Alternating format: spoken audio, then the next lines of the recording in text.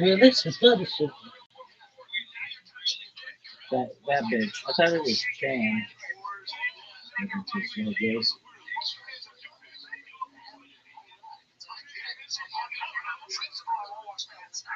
We're gonna talk more about SolarFi 100, the worst project currently having a chilling show. I think I should do Muay Thai. Is it Muay Thai or Muay Thai? Muay Thai.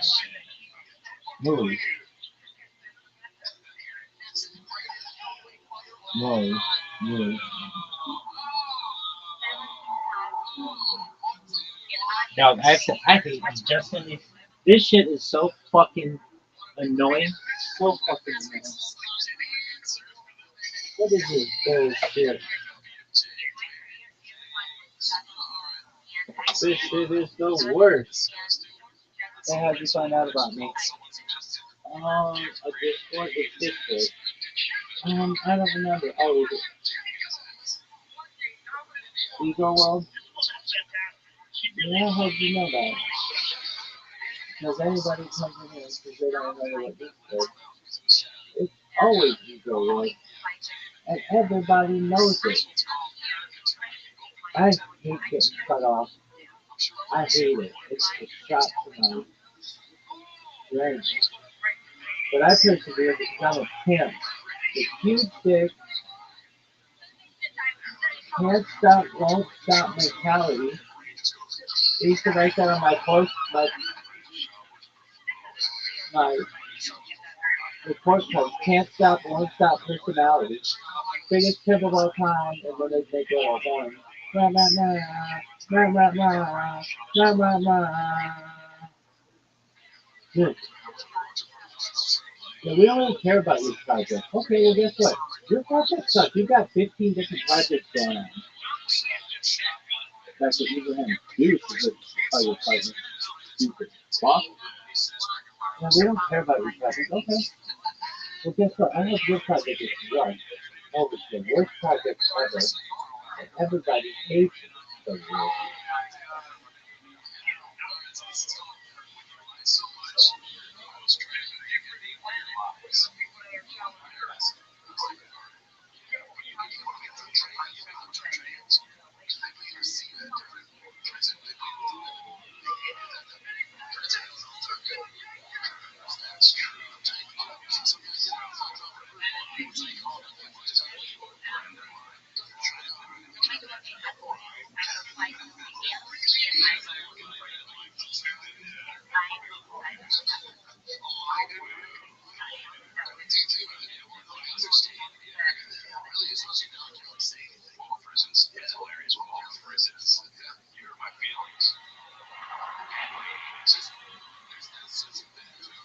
Oh, Alex, Alex, Alex. That's right, dog. That's a great Slavinese. Look at this athleticism. Look at online community.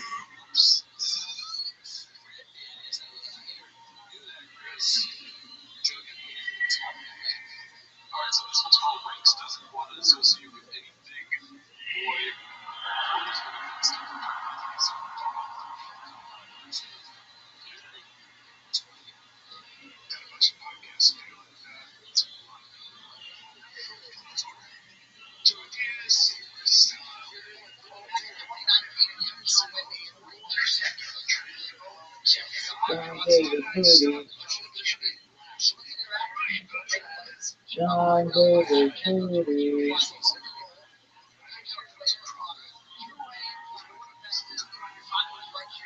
Ha ha. Clinton Dick. Ha ha. Clinton Dick. Ha ha. Clinton Dick. Come on, you little bitch. This is the worst. Alright, we're gonna go back to talking about Solidify 100. That project sucks.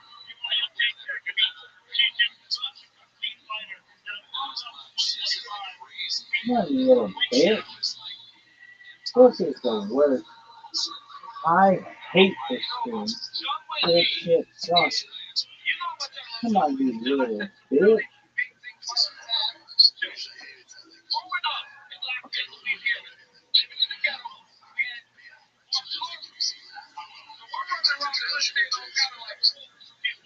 What is your bullshit? This shit sucks. Chinese, how would you say it? I'd say it like this. Yo, this shit sucks. In Chinese. West side. East side. Come on, you little bitch. Come on, you little bitch. I wonder if everything's west side to people in China. It's a big question, Jordan. I know. Why? Why the fuck not? It's Hawaii? Tibetan?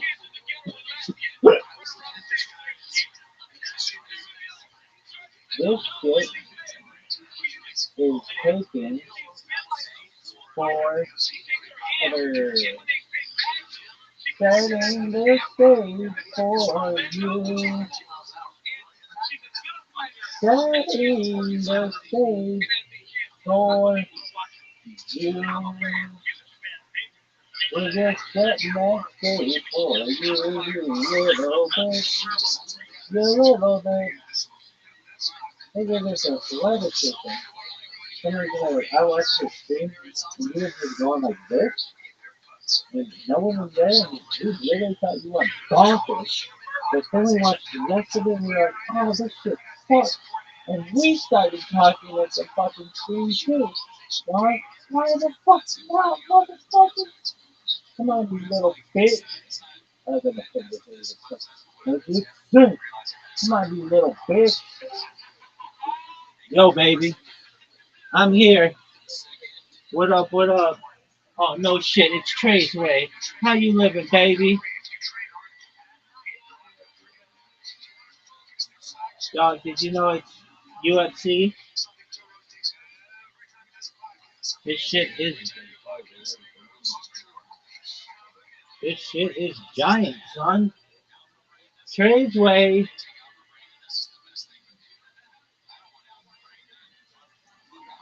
Trey's Way. Trey's Way.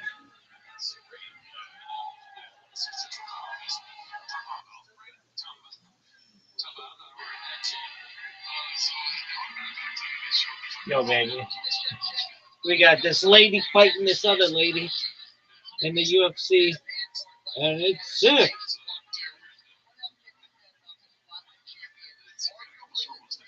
Solidify 100.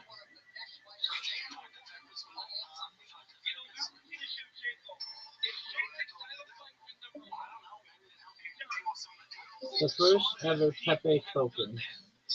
The first ever girl Pepe token.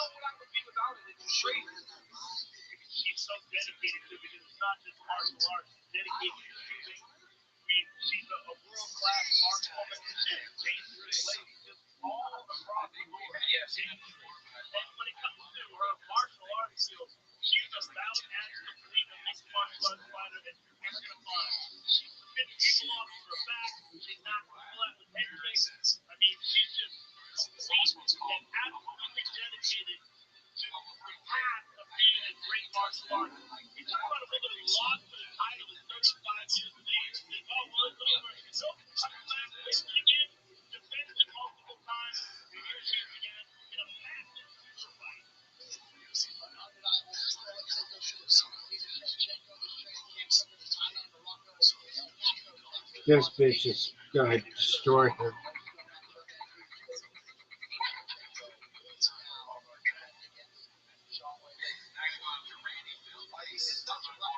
John Whaley, UFC 322. Two of only five fighters in UFC history with 3+ fights with 200+ total strikes. First matchup in UFC history between fighters who have done this. This is unprecedented. These bitches want to kill each other. Valentina Shevchenko is not bad looking. Zhang Weili. Okay.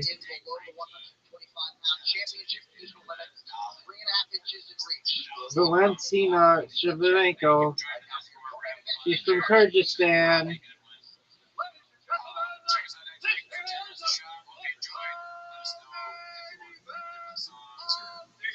Co-main event, folks.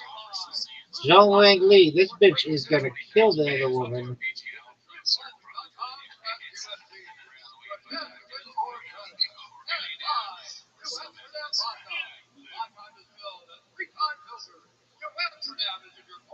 This bitch looks like a dude who's pissed.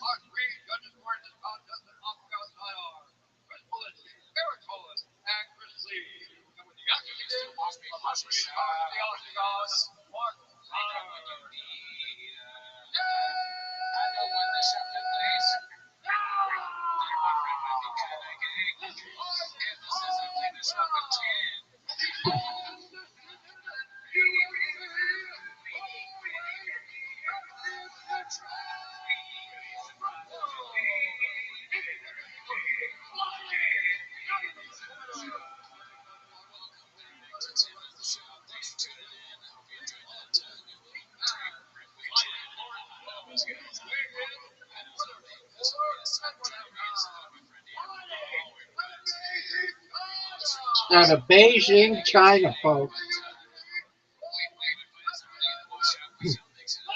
This bitch is General Tsang's granddaughter.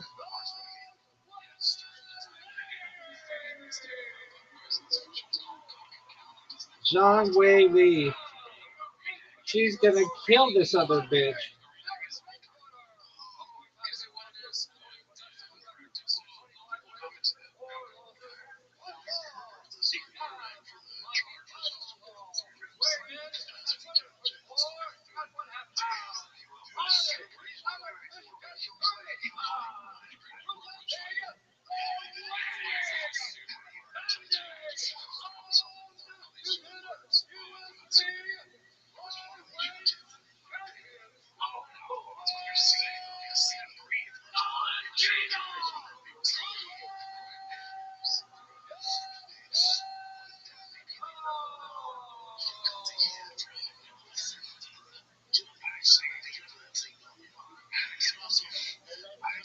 Live from the most famous arena in the world, folks. Madison Square Garden. I'm telling you, Zhang Wang Wei is going to beat the shit out of this girl.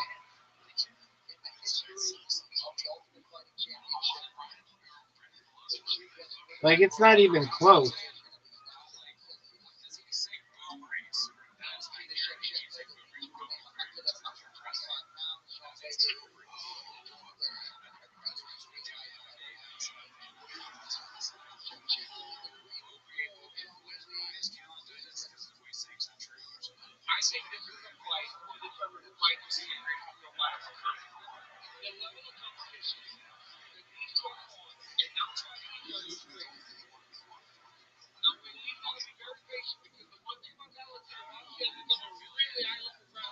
Oh. This bitch is just throwing punches. Oh, she got kicked in the dick.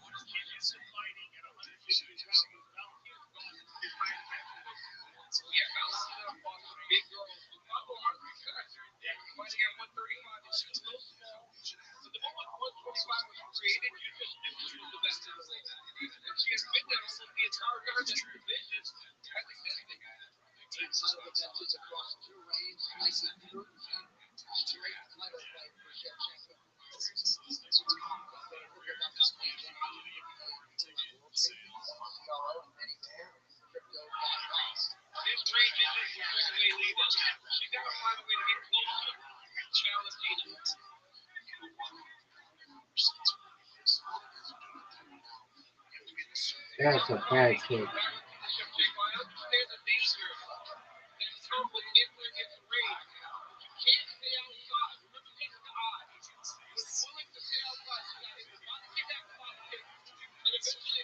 Oh, there you go, girl.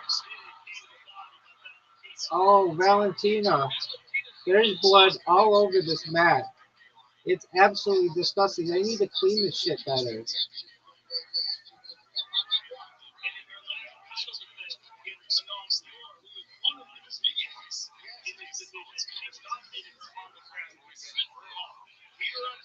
Come on, Jane. Oh, Jane's done. This Kurt is snacking and is whooping his bitch's ass. Come on, Jane.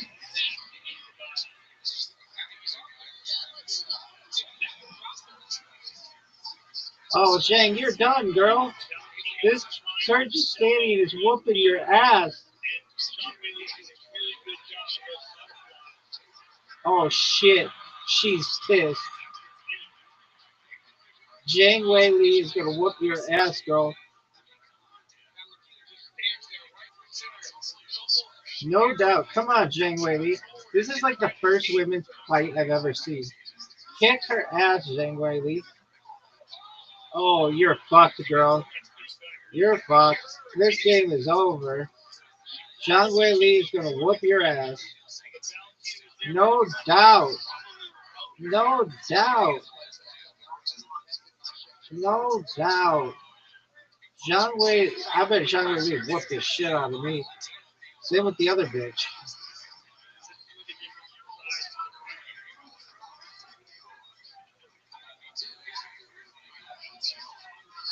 Oh, shit. Damn, this Shevchenko bitch. Shevchenko fighting like a fucking communist are out together. This motherfucker's fighting like the Cossacks are gonna kill it.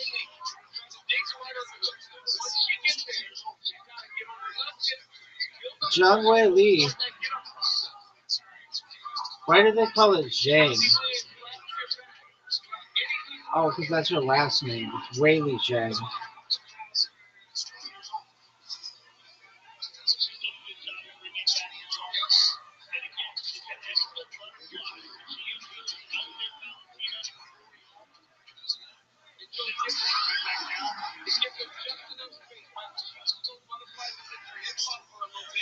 Damn, Shevchenko is just dominating this other Asian bitch. They're both Asian.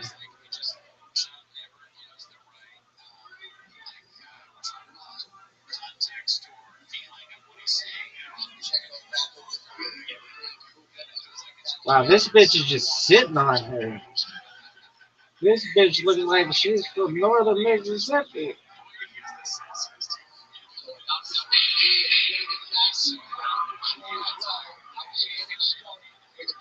Shevchenko, what a start. This is the closest fight I've ever watched. Zhang Wei Li, girl, come on.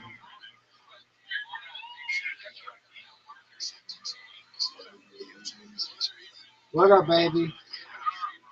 This is an intense UFC fight.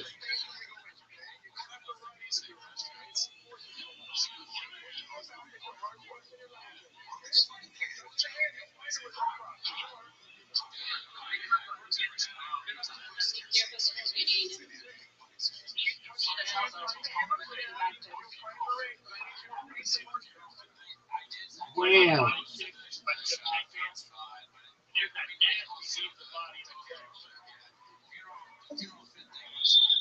Shevchenko. Ooh. Ooh. There's Islam. I like him. Who's this guy?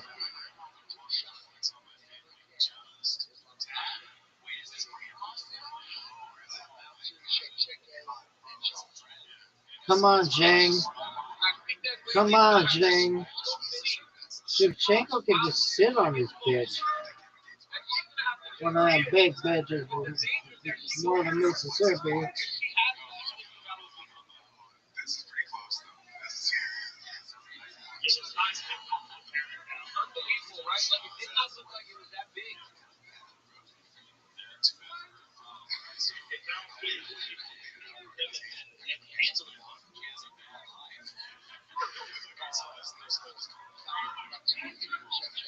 Get in there, girl. Scissor this bitch. Oh, they're kicking each other in the nuts. Zhang, you're fucked, girl. Zhang is fucked. Turn out the lights. Shevchenko's gonna whoop this bitch's ass.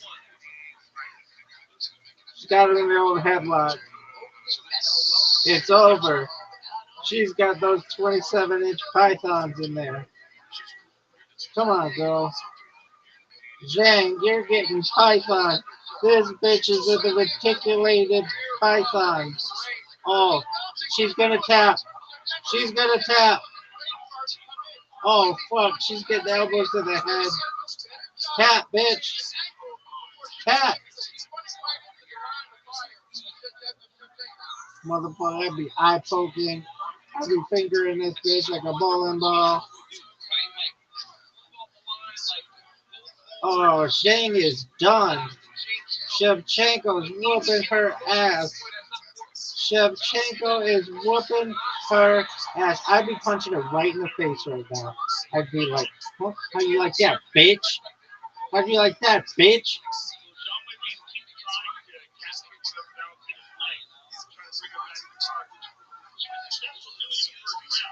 Oh, I'd be biting people, fish hooking a motherfucker. I'd be chewing their nose. Oh shit. Oh shit.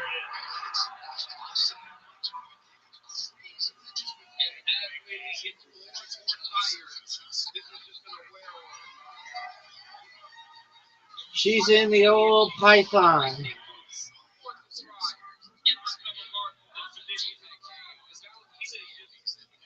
She's in the old python. She's getting punches to the head. She's getting punches to the head. 2-minute warning, Jane. You're done, bitch. You're done. Girl, it's time to grab an apron and pay up change because you are done, girl. With your experience, you could be a hostess, though. You're not meant for the backroom priors like the rest of the homeless cats. Them bitches are hostess.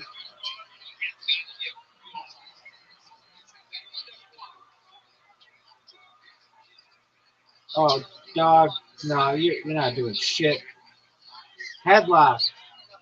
Headlock. Headlock.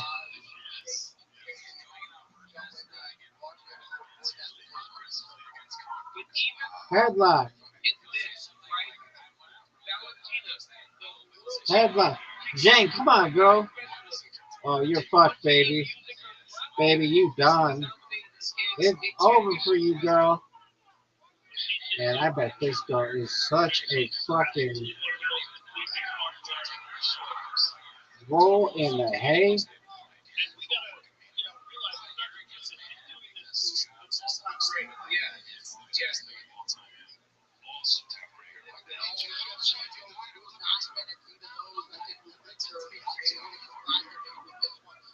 I would be headbutting.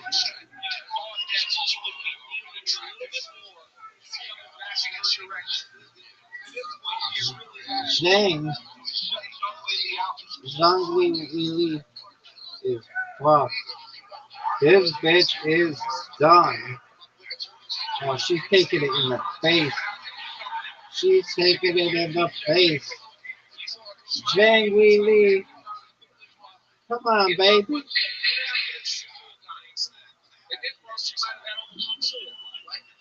I, Zhang, girl.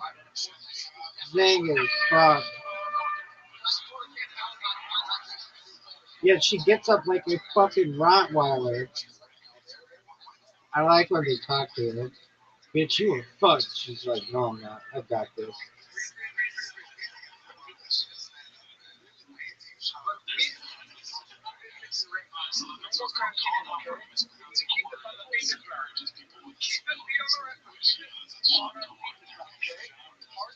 I'm amazed at how small these bitches' chests are. I'm bigger than they are.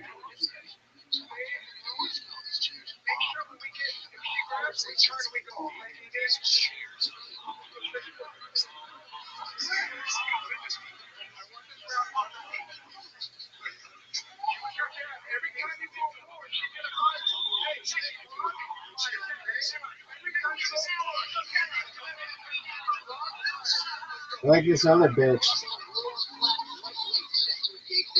Yo, Sarukian versus Hooker.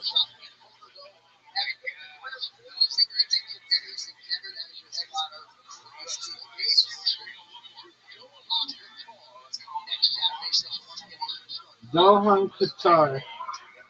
Qatar hero. Whoop her ass.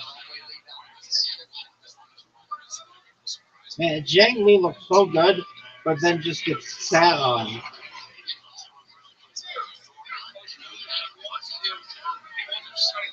Why don't they talk to the other girl? I don't see if I see the other girl. Like, they're still whooping this bitch's ass.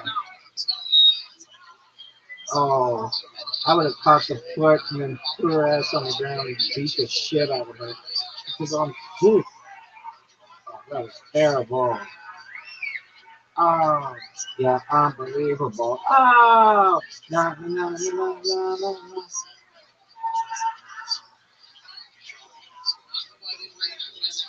Bitch. Oh, that was a big time lift. Thread sucks. Everybody knows Thread sucks. Threads is the worst. 2-0. Korean John. But this is Chin. Chin's like, this girl is fucked. Here goes MMA. Oh, that was a kick to the kidney.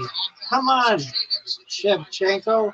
Get your shit together, girl. You were whooping this bitch's ass for the first 2 rounds. You got it. You got it, girl. Sit on her ass.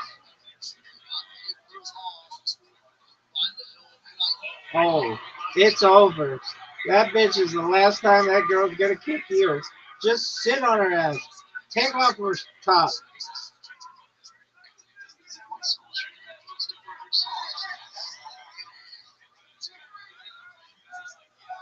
Whoop her ass. Ooh. Ooh, dang.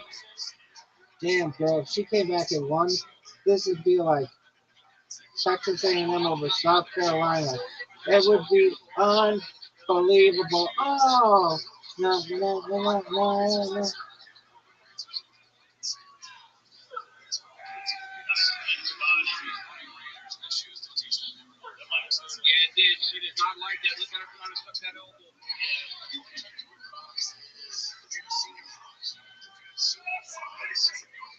This bitch is tucking her elbow.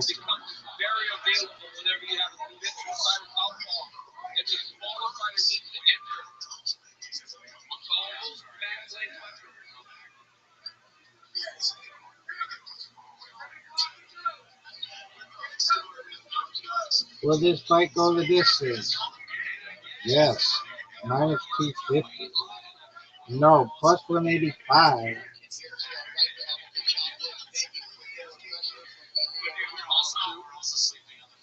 I think we gotta go the distance. Sorry. Oh, she grabbed her. She's fucked. She's fucked. She's in the bear hug, folks. This bitch is fucked.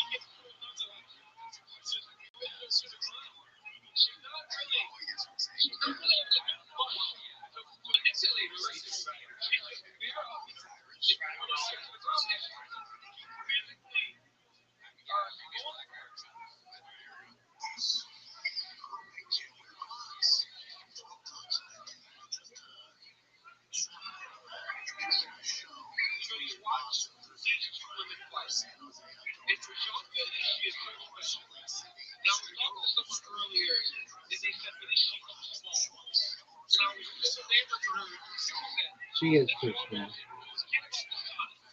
She's too small.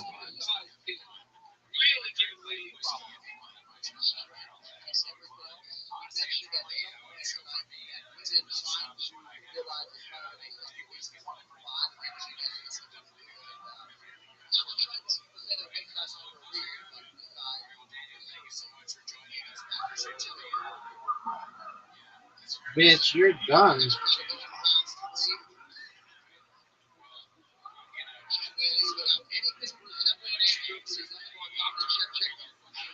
Dominant. Oh, you're fucked, girl.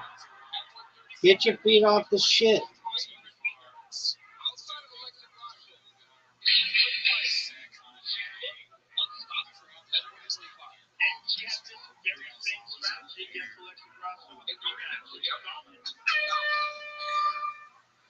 Damn. Get up, girl. Rottweiler time.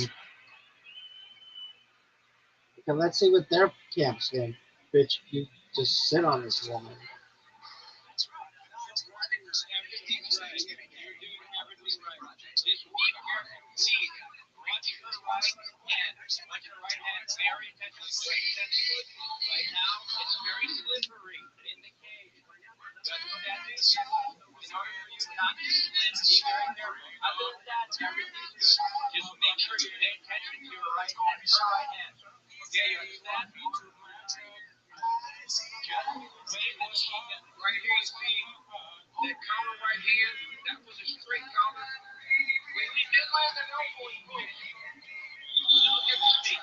Bam.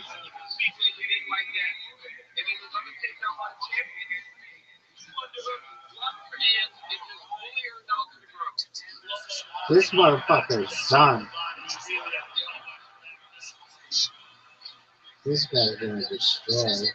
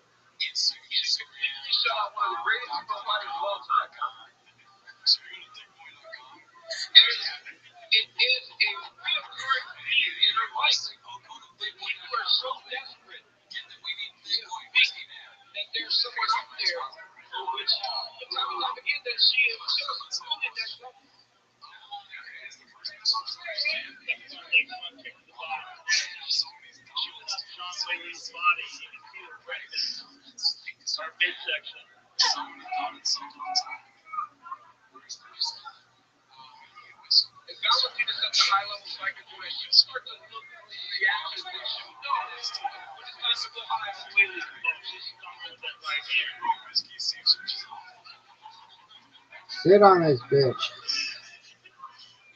I would sit on her.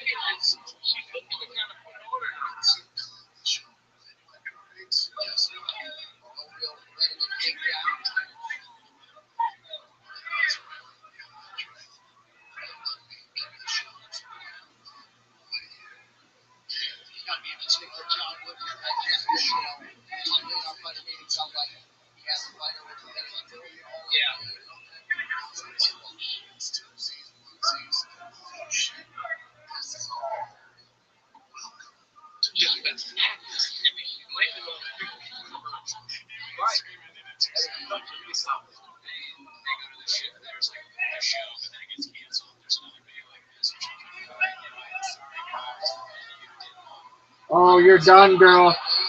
You're done.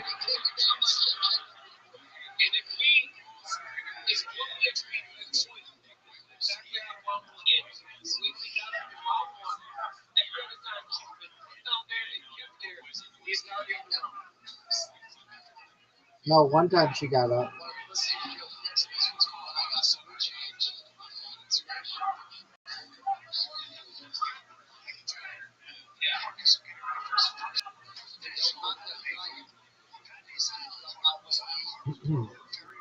Lizzie, you're done, girl. You better tell your girl fucking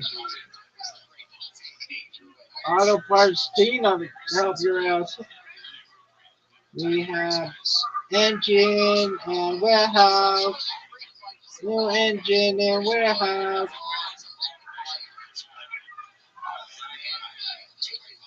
Auto parts Tina's not even gonna save you from this fucking Kyrgyzstanian. This Kyrgyzstanian is pissed.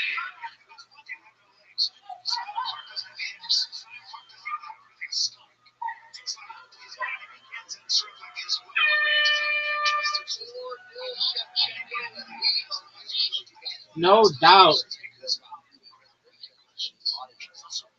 This bitch is showing that she might be the greatest female fighter in the history of females.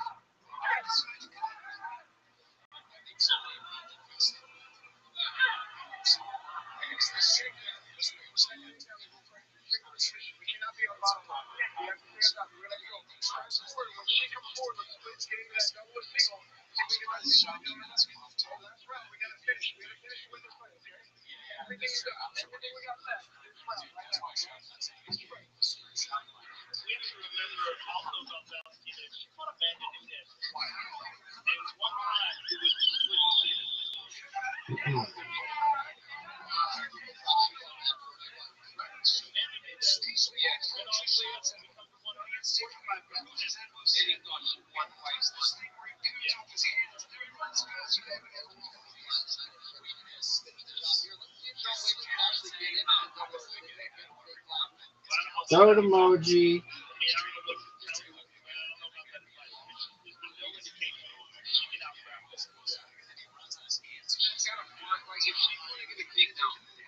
Third emoji.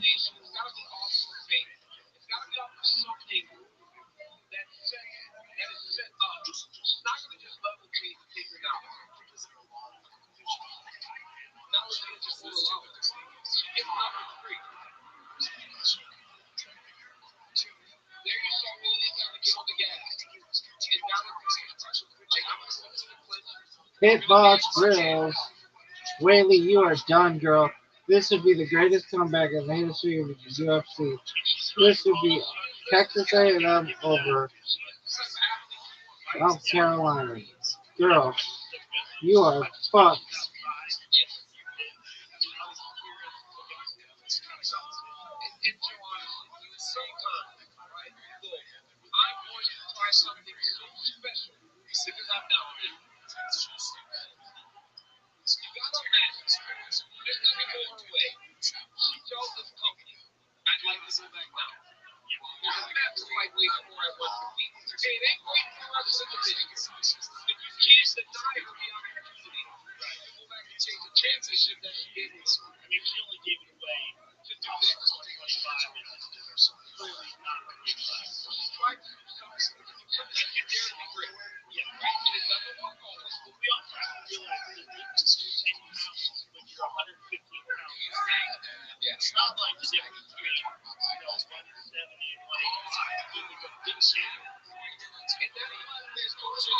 Oh, bitch, you're down again. Oh, this girl is done. And now she's gonna get in the fucking reticulated python for 3 fucking minutes with this fucking Kyrgyzstanian. This bitch is done.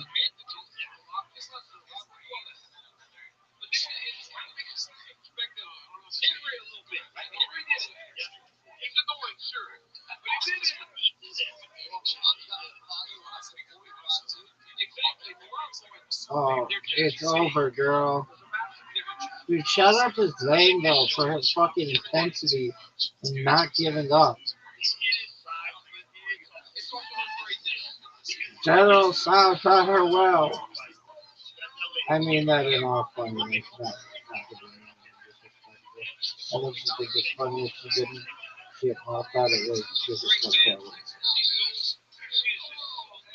This fight is over.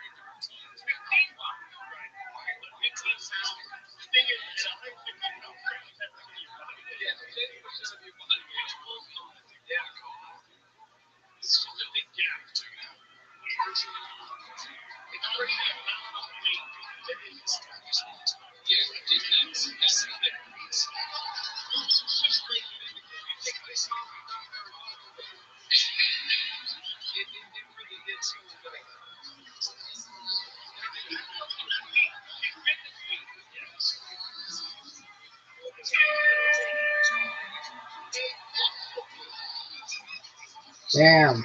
Good job to the Kyrgyzstanian. You took down my girl Zhang.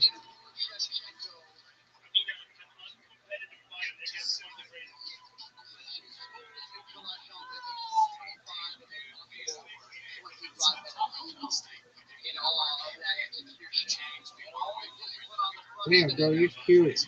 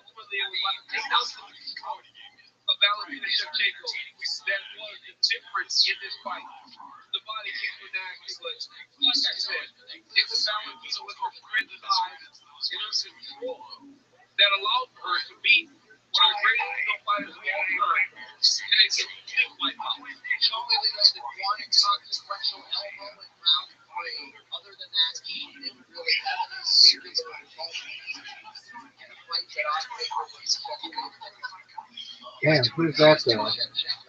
Yeah, shout out to Dora. Fucking Hank.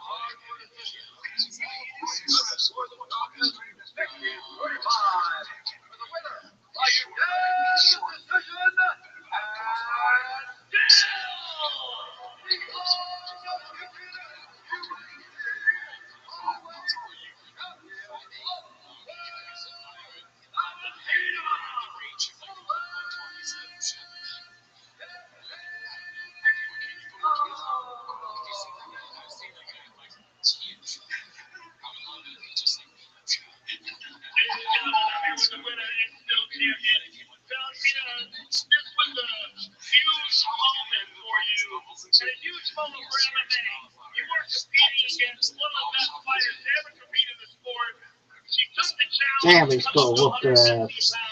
Like one of them big Mississippi bitches. And you speak English?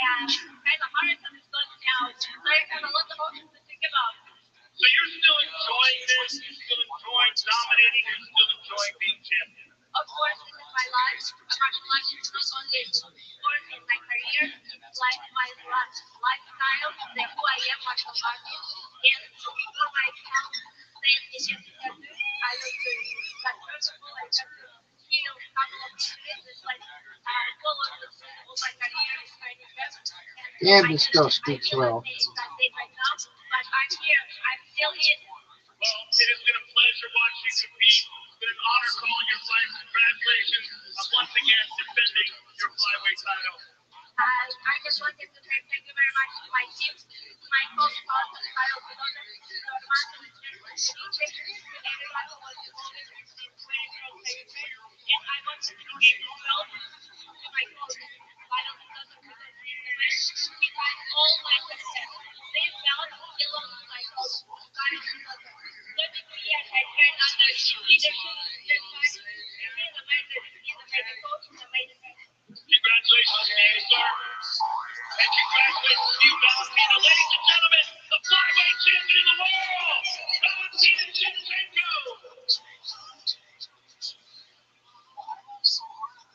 Damn, it was an ass kicking. Baby, you look at this chick.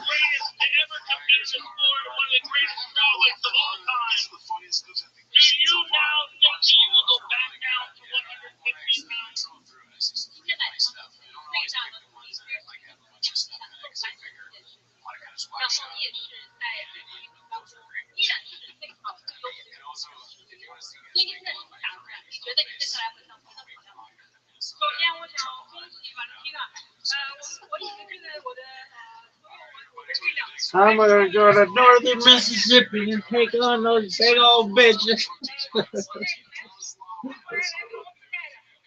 That Lop that took down Andy Kaufman.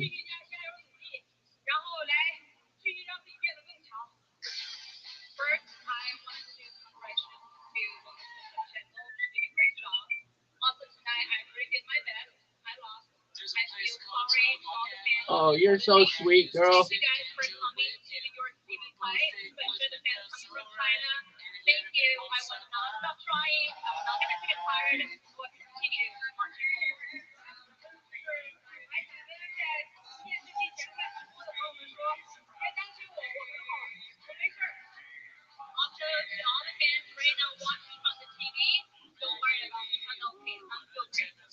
Good. We love you, Zane. You look unbeatable. You can kill anybody with a vagina in China.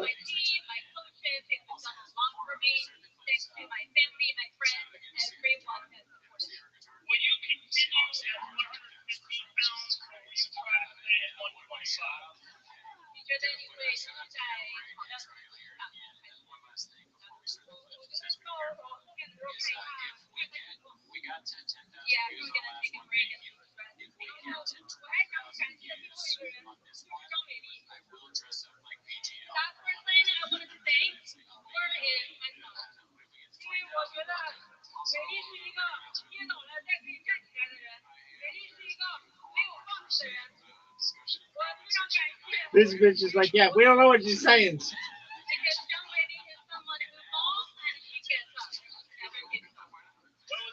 Yeah, you did really well, girl.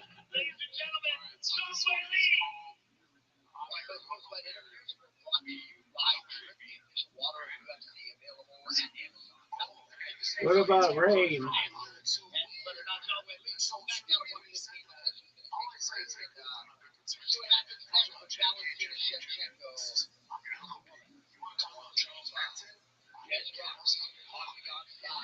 Who's that? Who's that? Who's that?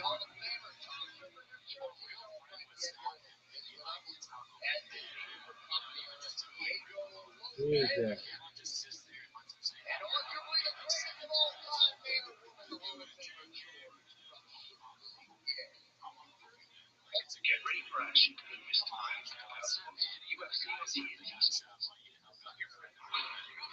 Big old Mississippi bitch.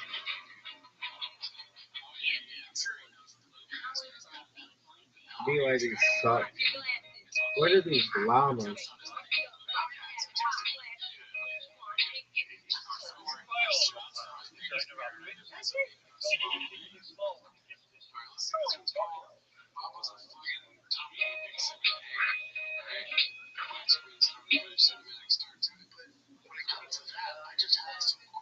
What is that? Gravy boat. Bistro. Shit looks like diarrhea. Ah, bistro. Chicken gravy. Looks like diarrhea. Lego. Fuck that shit is expensive. Done. Damn, that's expensive. Fuck.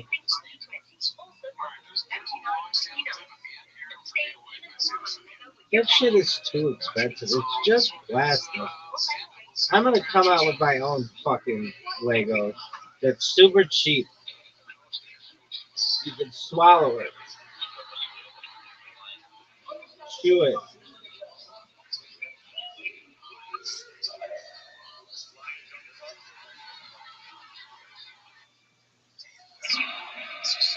Bananas. Pajamas.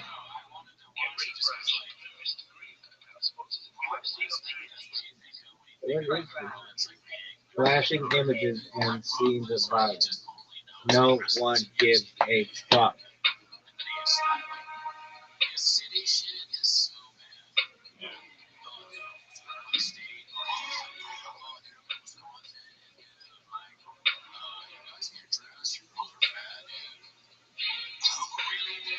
Hey, we have an AI therapist. Hey, guess what?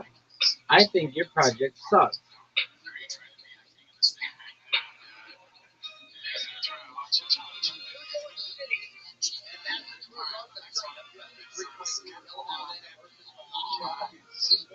What a pretty place. Shit looks sick.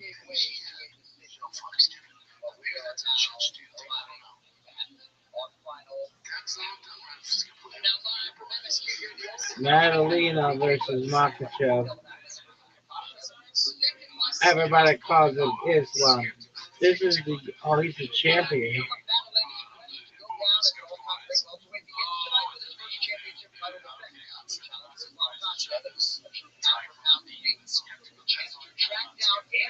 Who's this guy? Who's this guy?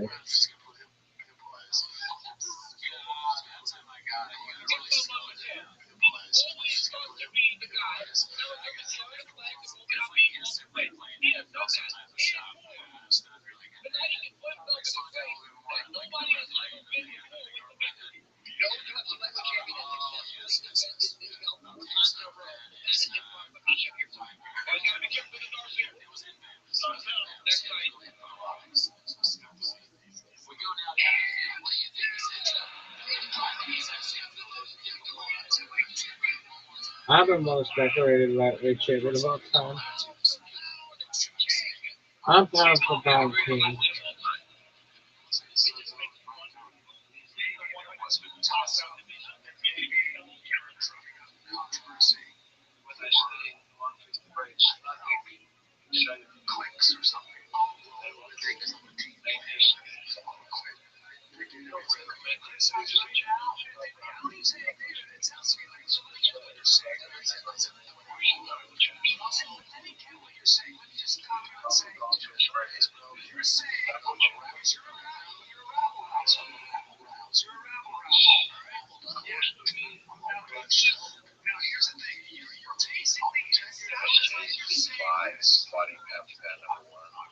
Pound for pound, number one. Stella Madalena. Guy looks like I'm punching a face a lot. I'm the best UFC commentator ever.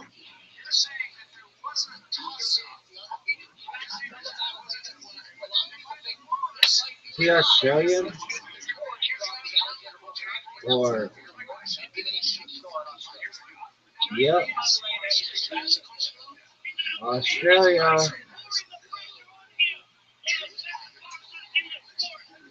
I'm one of the best boxers in the sport. Oh, it's over, son.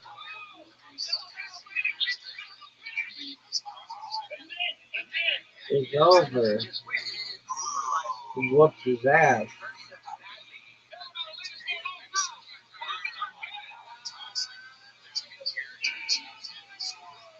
And still,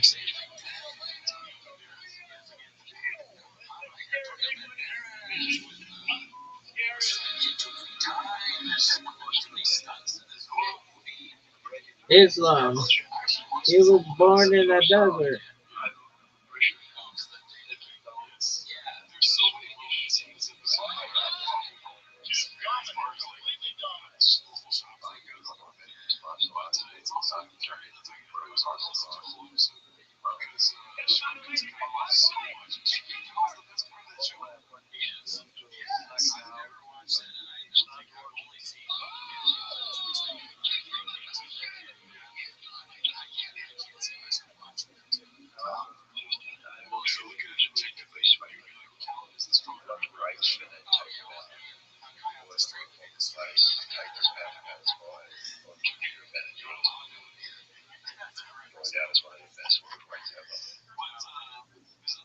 I'm the best welterweight ever.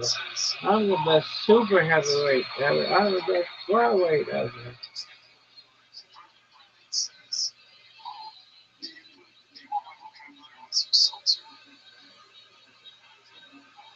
Octagon.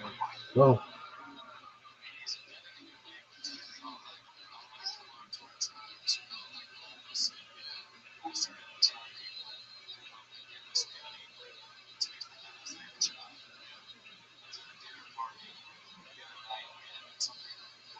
Madison Square Garden does not look that big. It looks kind of small. It's just a jet.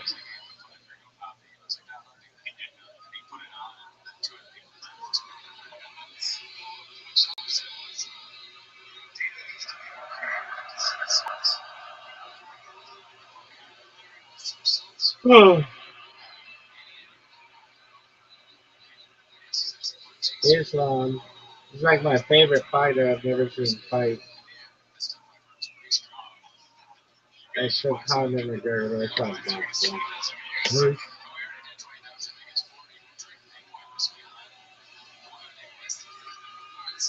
I like his beard.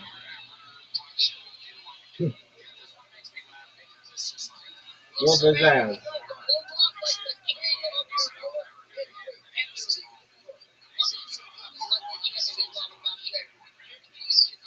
Islam Akasha. Islam Akasha. I like them to put Vaseline on them. They don't put it in their hair though. It's supposed to be shit. Make it shit.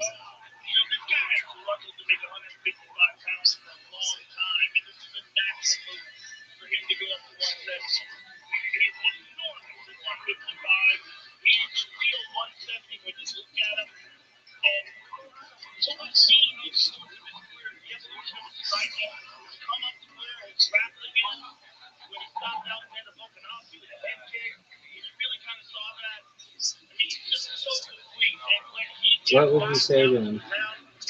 Dog, you're Islam Akasha. I'm Jew Rothschild. Sickest motherfucker ever.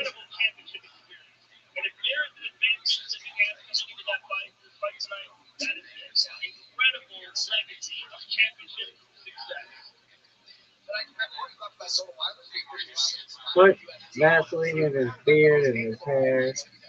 He's shit.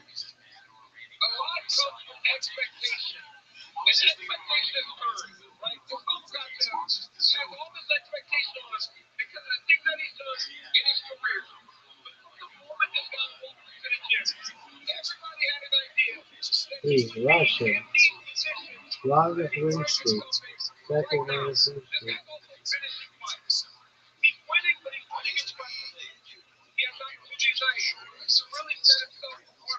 Go. Anderson Silva. What is up with this score? Go. Who's gonna win? I am.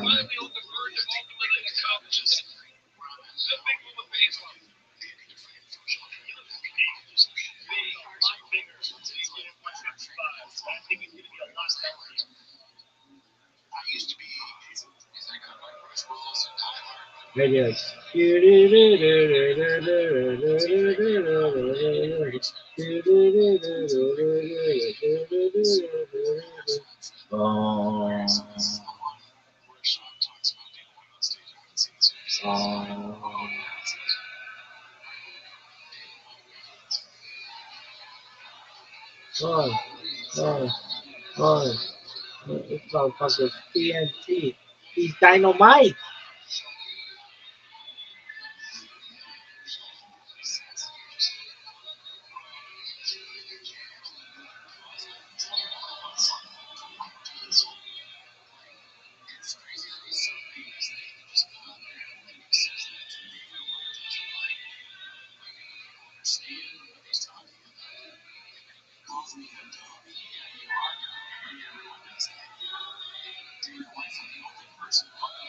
This man's face is like flat.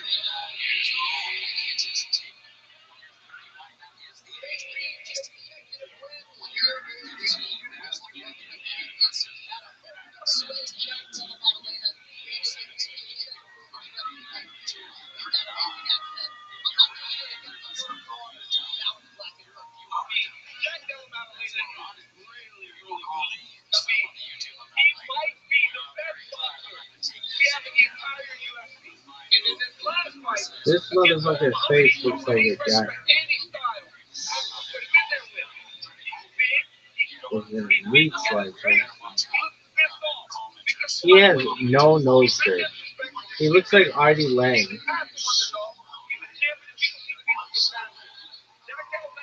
18-fight win streak. Has not lost in more than 10 years. That's incredible. He has no nose bridge.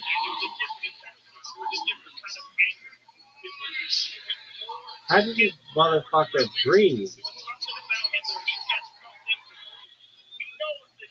Okay.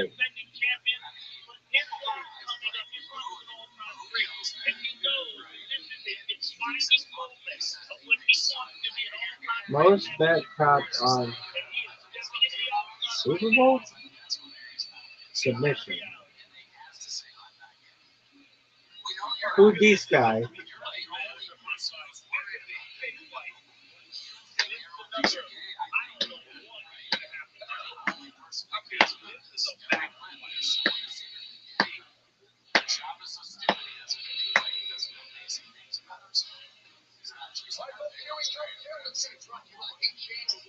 It's time.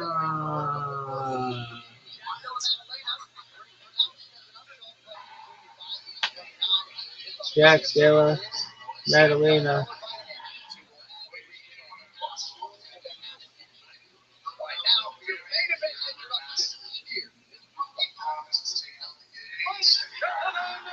It is the main event of the evening.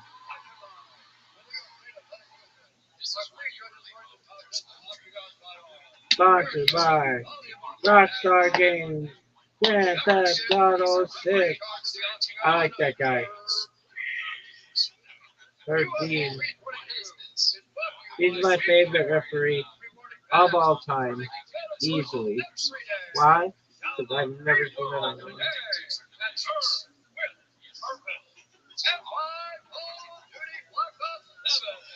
This motherfucker has no nose bridge.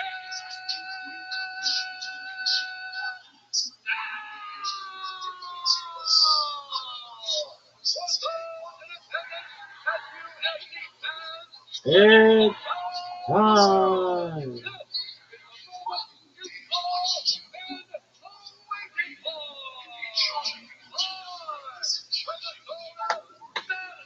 The Garden in New York City.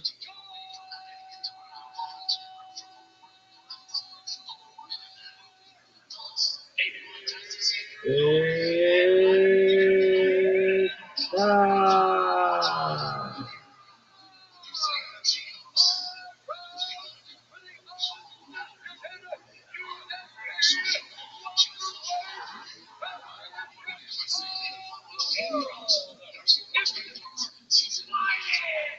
How does the recorder?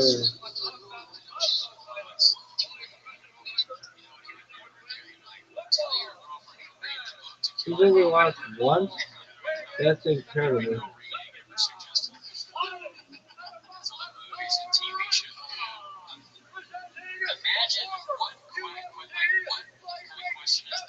Oh.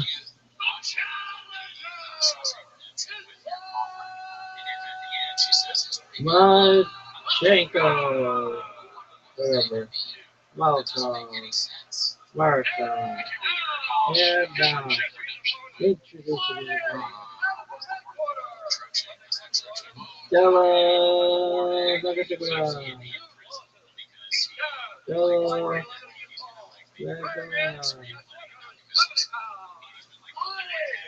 Terrible way to bite yourself. Terrible.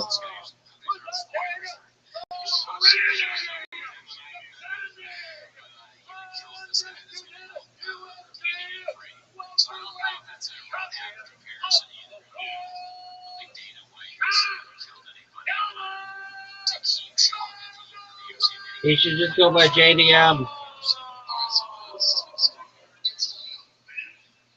And other guys go by Islam.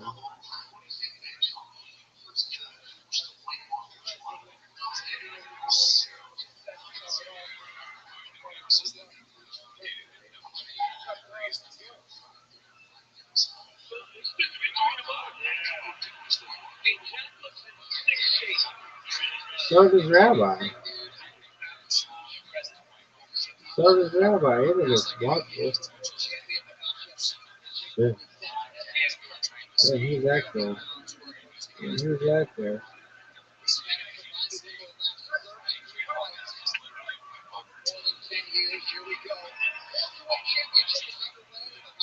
This is huge. Get him, Islam.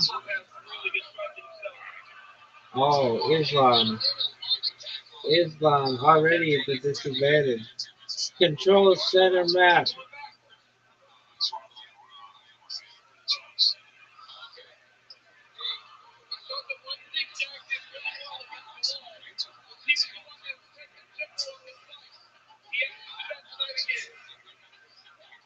Who's this guy?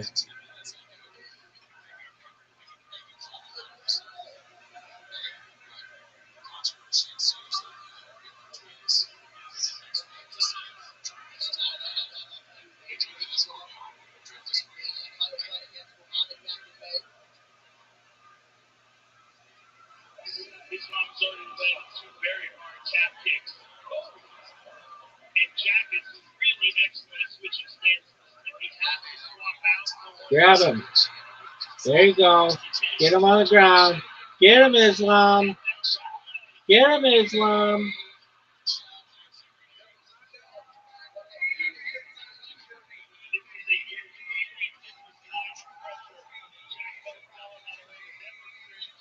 Put him in a headlock.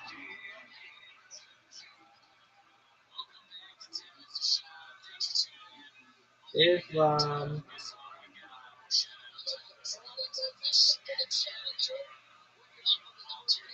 Islam.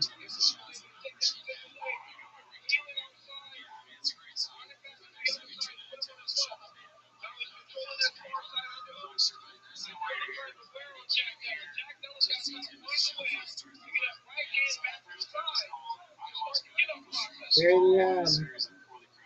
You fuck.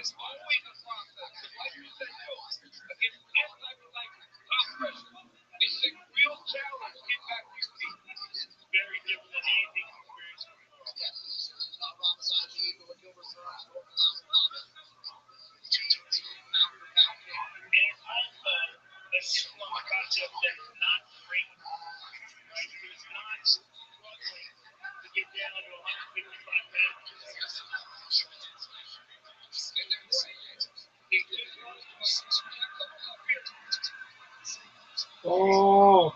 Oh. Rear naked choke.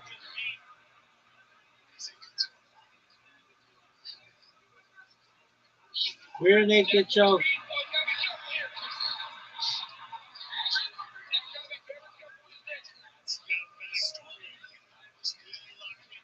Rear naked choke.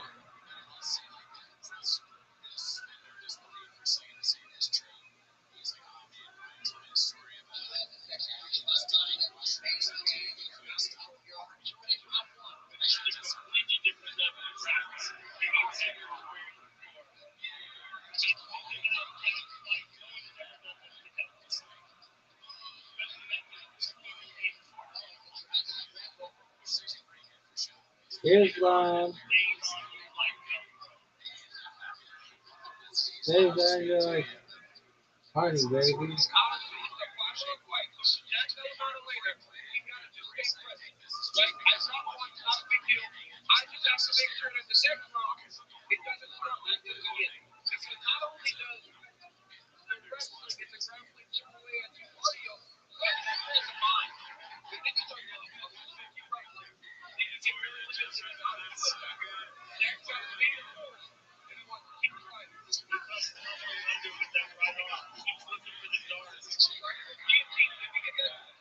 Guillotine.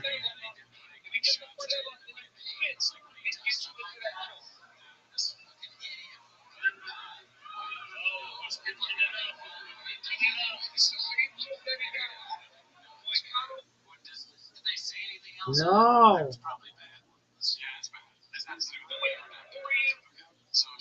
Fuck.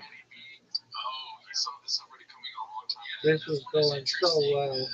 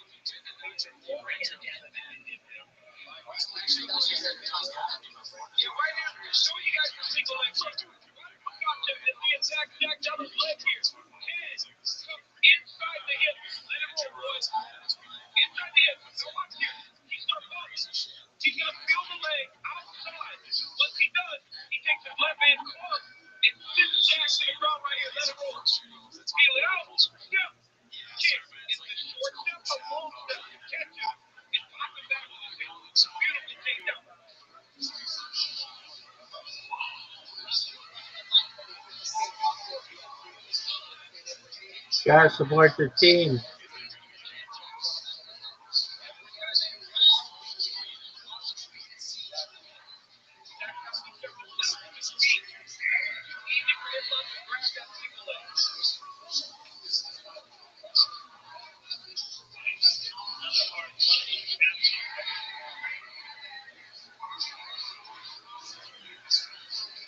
Grab him.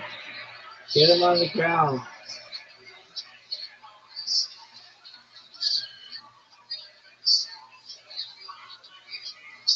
Oh. Oh. So good. Sean Bader. Suck. Hashtag Rabbi Rothschild. Happy to see Rabbi Rothschild.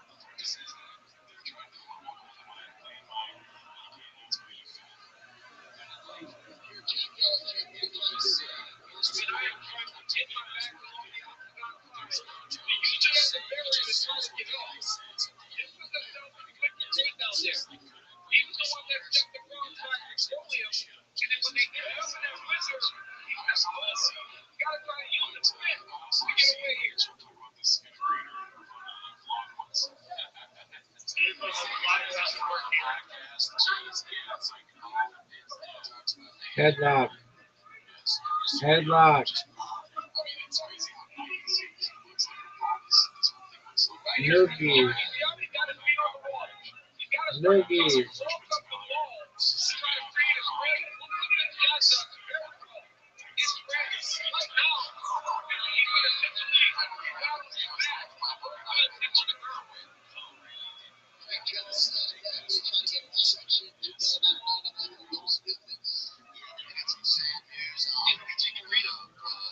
Look at this athleticism. Shit.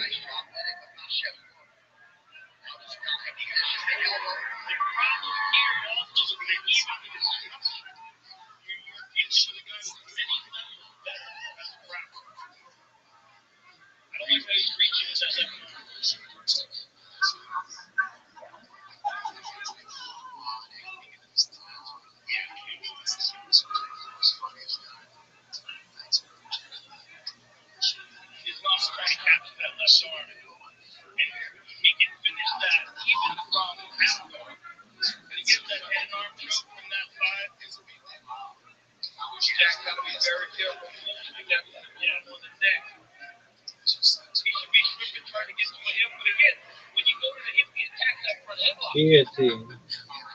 Rear naked choke.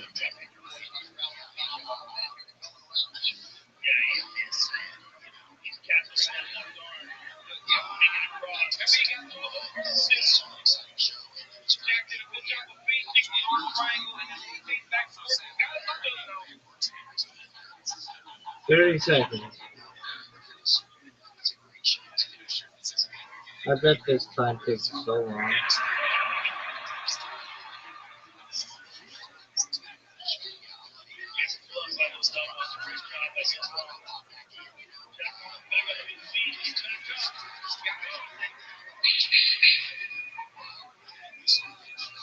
I want to be the guy who hits the wood together. That'd be sick. Hit $1 million.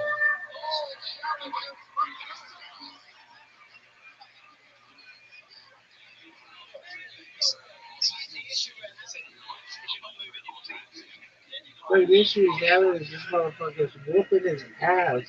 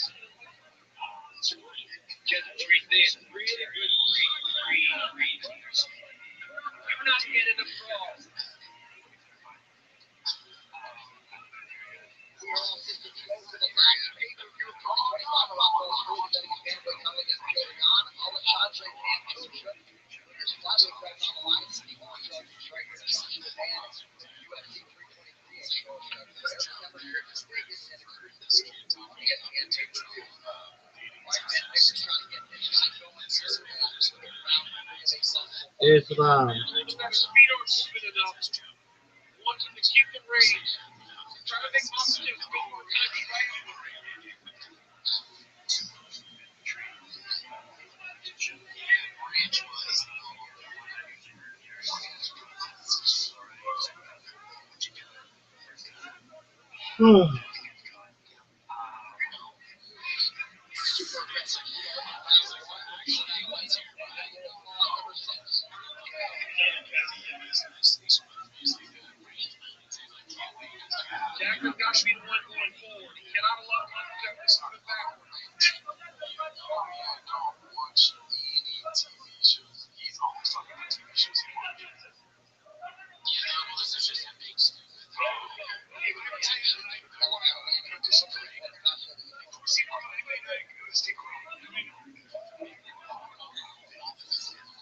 Grab his leg.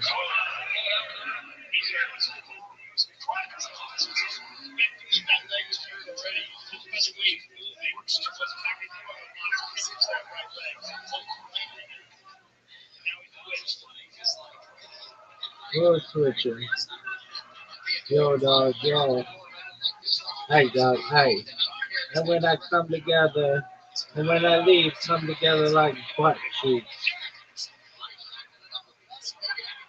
And when I leave, come together like butt cheeks.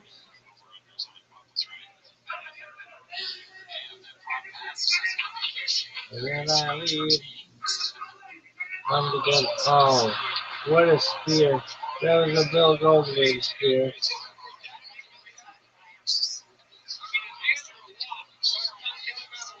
Ankle lock submission.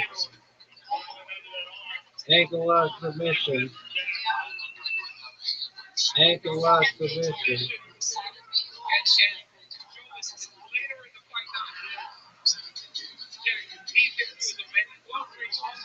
Ankle lock submission. Ankle lock submission.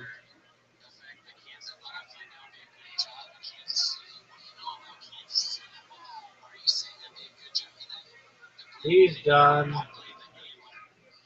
He's done. He's done.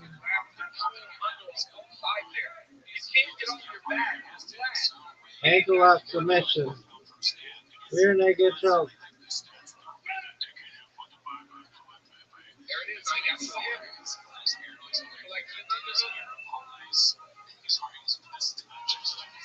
Islam.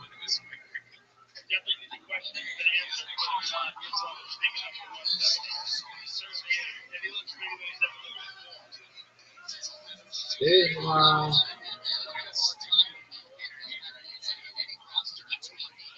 Ground and pound.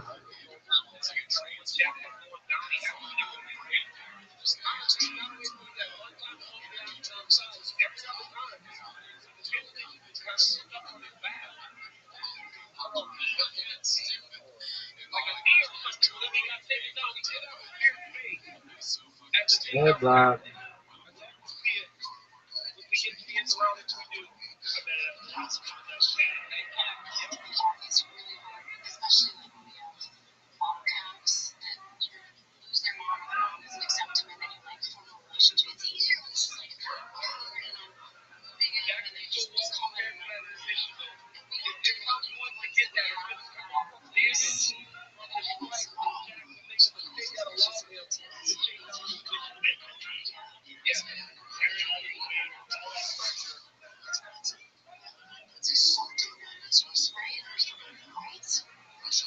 Ankle lock submission.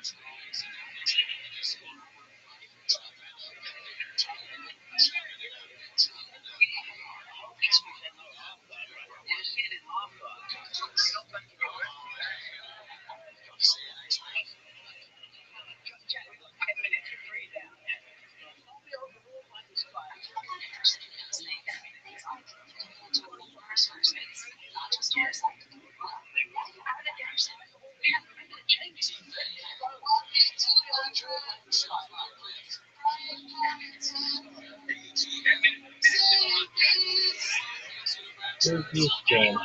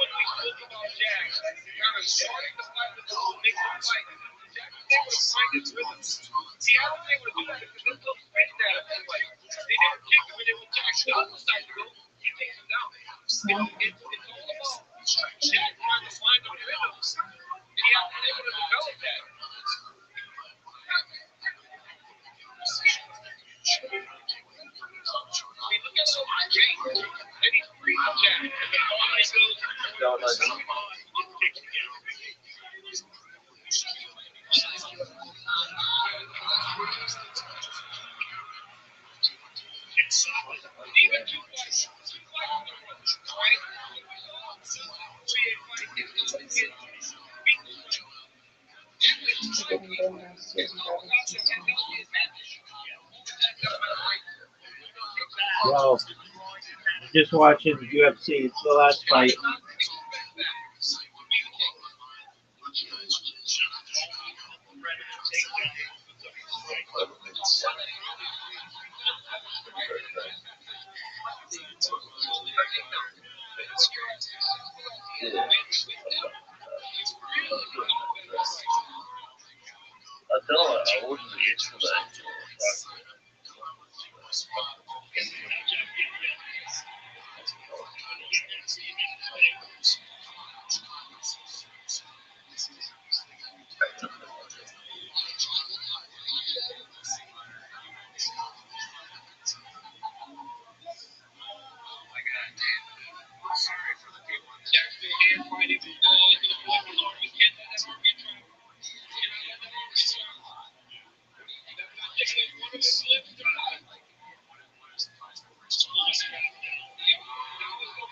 Rear naked choke.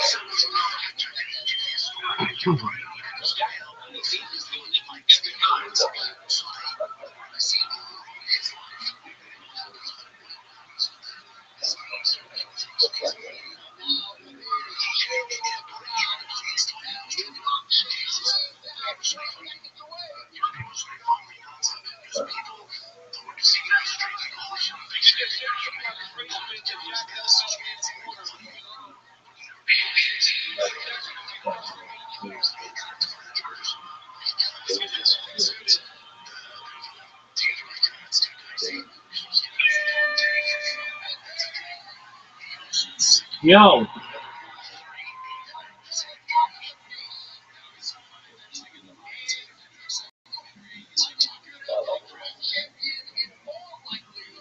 hey, how are you?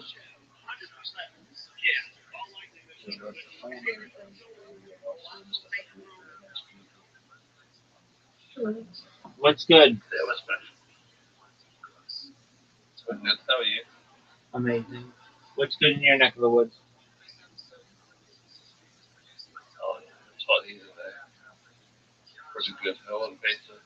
Amazing. I see you brought friends. Hello to your friends. How are you?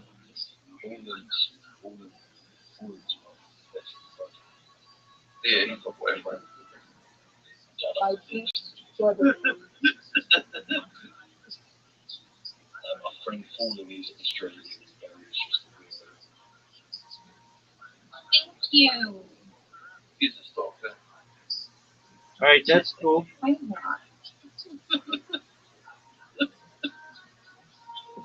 Trades, remind me, how did you find out about me? That's right. Okay, I'm gonna ask you that from now until we meet in real life, and then I'm gonna continue. I always ask you that because that's not one where people usually find me, even though I've been live in there for years. They usually find me in other ones, so I'm happy that you found me there.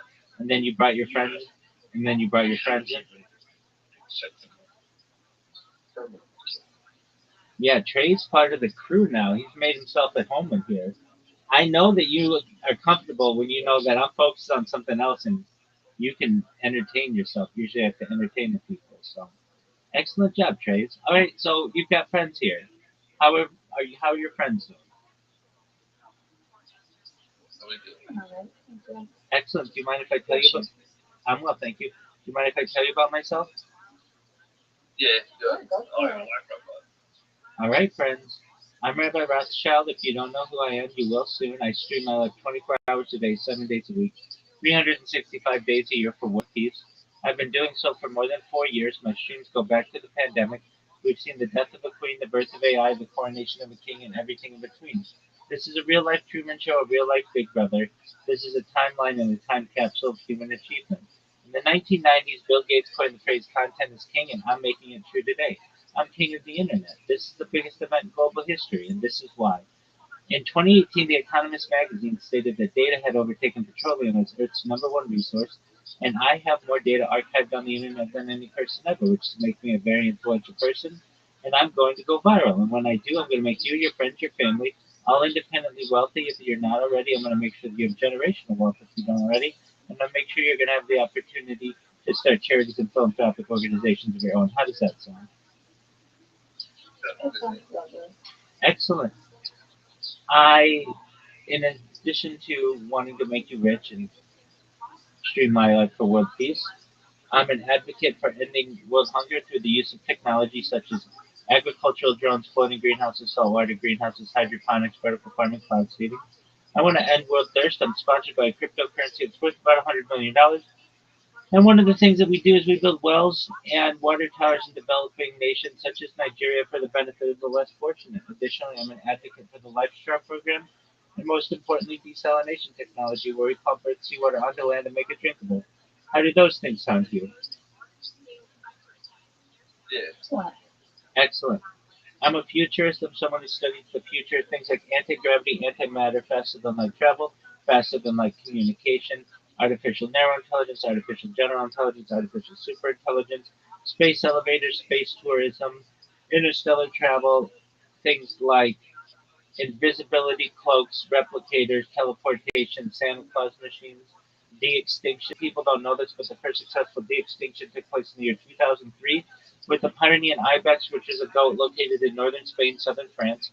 Fast forward to the year 2021, a company out of Dallas, Texas is founded known as Colossal Bioscientific. They've made it their goal that within the next 3 years to reintroduce the woolly mammoth into the Arctic Circle utilizing Asian elephant surrogates.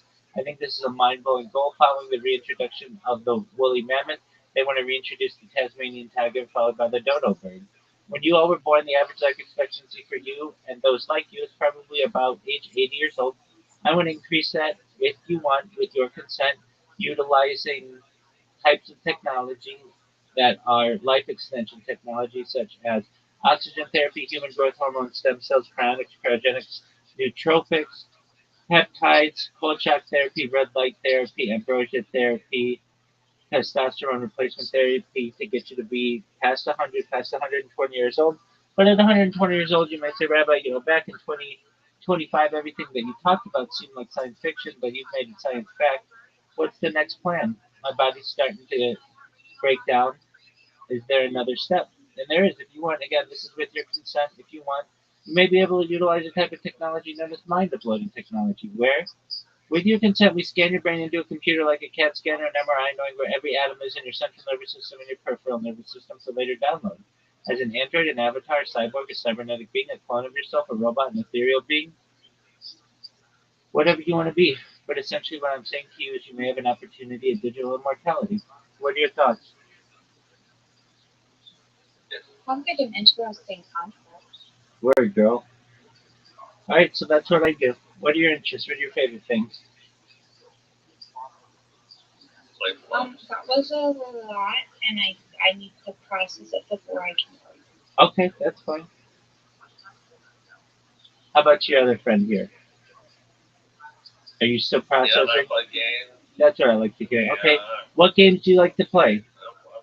Big Dog, what games do you like to play?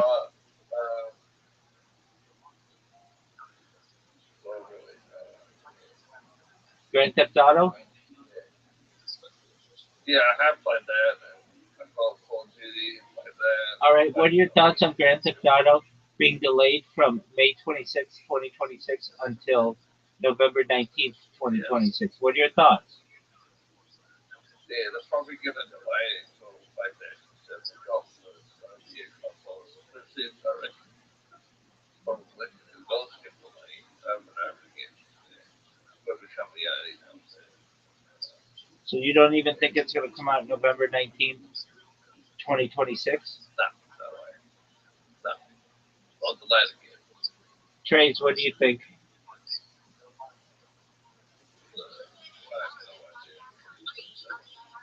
All right.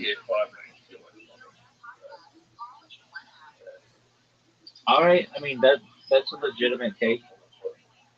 Definitely a legitimate take. Wait until the new console comes out, and then it's going to be on PS7, and then it's going to be on the next Xbox. But yeah, no way. At least another year or two. Sure. All right.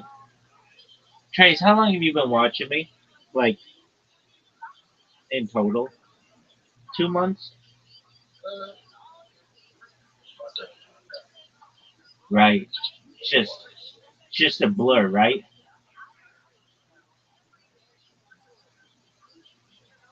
That's all right. Islam did. He dominated all 5 rounds. It was an ass whooping. And then the other main event between the two chicks, the the Kyrgyz, Kyrgyzstanian woman won. She beat Zhang, the Chinese woman. She dominated. I did too, man. I was rooting for her. I totally like Zhang. I thought she was unstoppable, but obviously she's like the best Chinese woman fighter in the world. You got to think. There are like a billion Chinese people. There are 500 million Chinese women, and this is the best fighter of them all. And she went up against this Kyrgyzstanian woman and got her ass handed to her.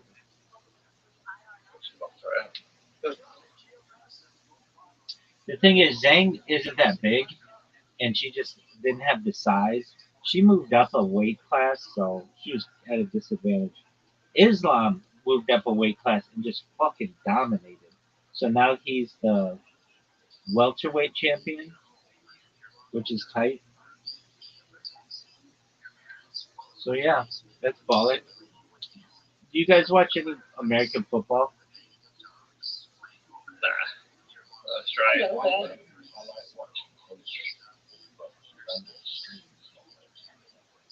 Okay, you guys are Australian? I am qualified with it. Oh, He's okay. English and Barry's American. Oh, okay. Rubber. All right. Well, shout out to my Patriot. All right. Do you like the All Blacks? No shots lines. All right. Do you know who James McCann is? Nah, He's from Adelaide. He's a stand-up comedian. All right. I think I've heard the name. Good on you. Excellent. All right. Do you know about Pine Gap? So Pine Gap is a somewhat secretive military base in the middle of the outback. You've never heard of it? nah. It's called Australia's Area 51. It's interesting that you've Not never. really. Yeah, dog. It's one of the most secretive places in the world, and basically it's like impossible to get there unless you're gonna take like a 24-hour car ride. I mean, it's like in the middle of the outback. Um. All right. My friend told me chicken in it. Oh, okay. Yeah, I'll jump over the fence. I'll let you know like a barbed. Excellent. So you like chicken? Oh, I love chicken. Chicken's my lady. All right. My lady. Chicken seconds. And then, All right. How do you like your chicken prepared? that is raw toast. Okay, hold on. Right. Hold on. Raw's disgusting, dog. That's how you get salmonella poisoning. No, chicken is not chicken. Not if it's raw. That's got salmonella written all over it. Have you eaten raw chicken? I would if I saw it. Yeah, chicken.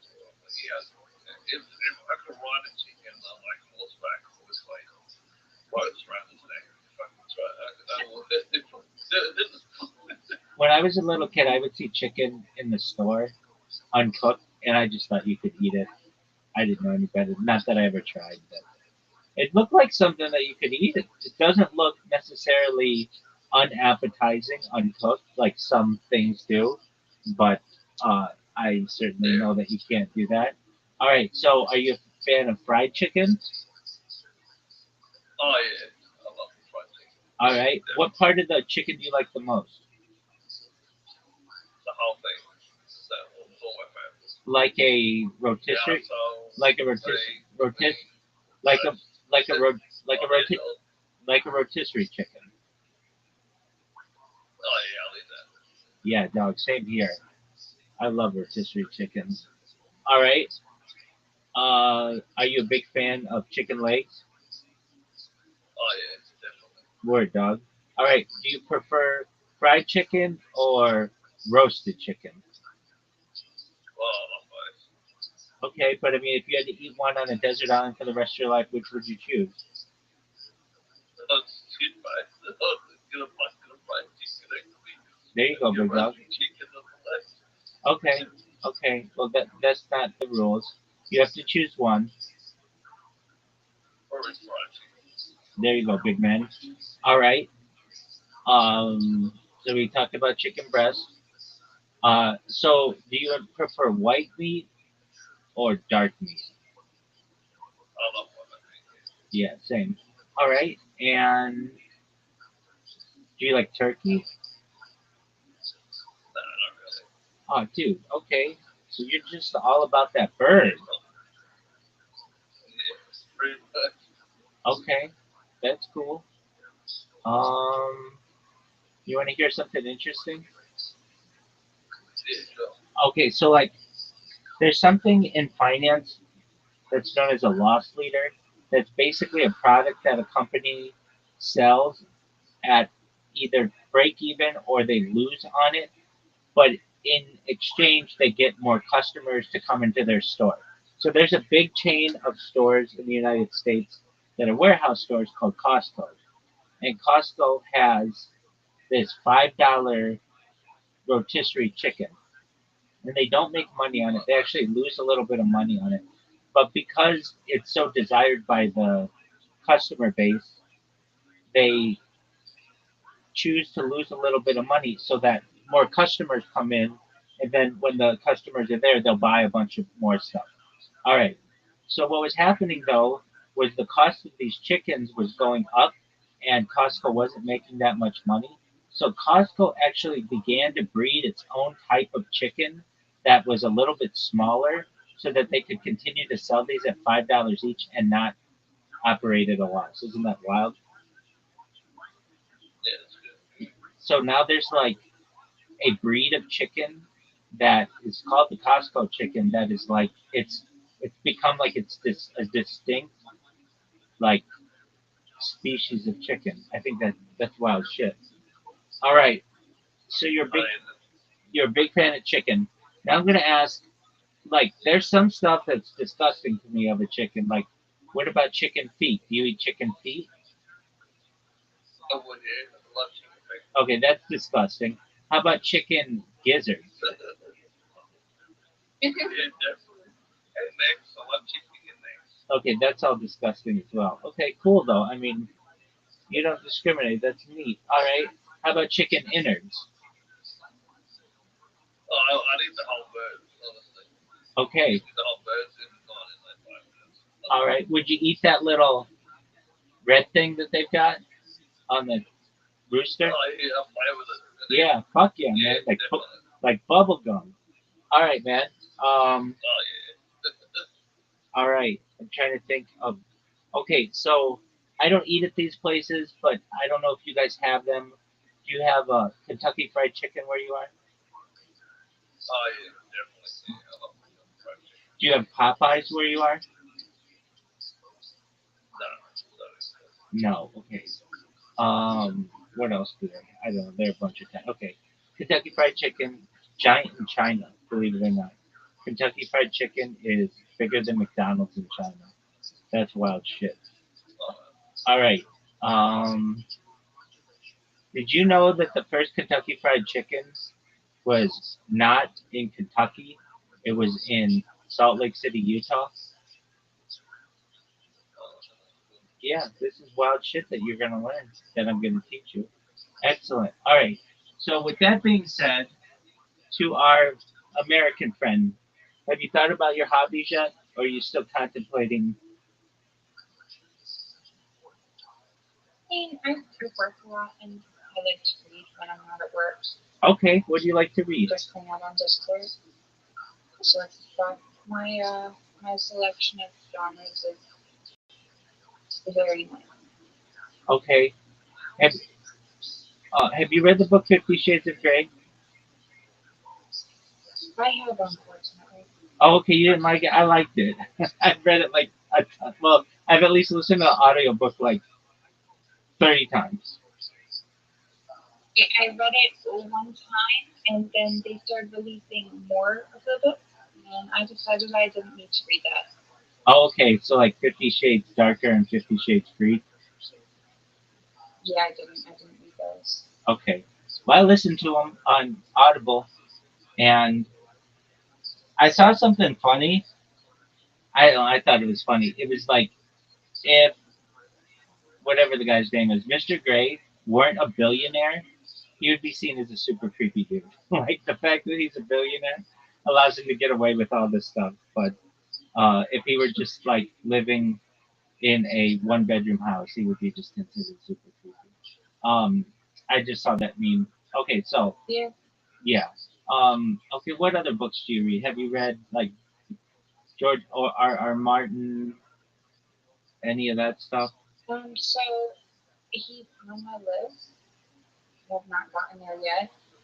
I have about 1,000 books on my reading list Okay. that I'm working my way through. I've read, hold on, how many books have I read this year? my spreadsheet. That's what I need. I need exact figures.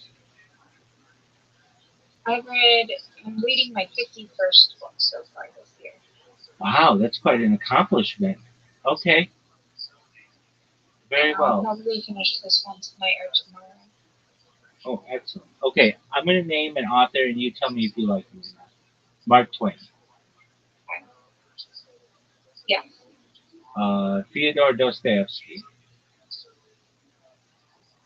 I haven't read, so I'm not sure. Okay, okay, definitely. If you haven't, make it put it on that thousands book. At least a few of them. There's some really good ones on there. Okay, George Orwell. Yeah, Okay, excellent. I believe. Okay, so those would be like 1984 Animal Farm. Those are the big ones. Um, Yeah. okay, Michael Crichton. I think I may have read one of his books, but it wasn't recent, so I can't recall. That's okay. He does Jurassic Park, and he also did like a bunch of law books. The the he did like Rainmaker and a bunch of them. Okay. What about Stephen King? Yes. Okay, do you have a favorite Stephen King novel? I don't know. I know I have a least favorite. Okay, what would that be? I can't remember what it's called. I can't remember what it's called. Okay. But it had shit weasels in it. Oh, okay. All right. Did you read the Twilight Saga? Okay. What were your thoughts? Um, it wasn't the worst thing I've ever read. Okay, very well. I don't know if I would ever read it again. Okay, Yeah, I've got you. Okay, what about R.L. Stein? Do you know who that is? I know the name, but I'm honestly not fantastic with names. That's okay. Um, They wrote the Goosebumps novel. They're like children's books from the 1990s. Okay. Um, what about Jane Austen? Pride and Prejudice, Sense and Sensibility. she's she's a good author, but it's not my preferred genre. Like that's not really my niche. I read a lot of stuff. That's just it's not really just like I don't really read. I prefer. It doesn't really say any specific genre, but I do prefer, generally speaking, slightly more modern writing. Okay. Um, How about Jack Kerouac? The Beat Generation. On the Road. don't think I've read him. That's okay. Um, how about? Oh, the Stephen King book that I was thinking about was called Dreamcatcher, and it was terrible. Oh, okay. All right, and it was terrible. Okay, excellent to know. What about? It was terrible. Um, who? How about Tolkien?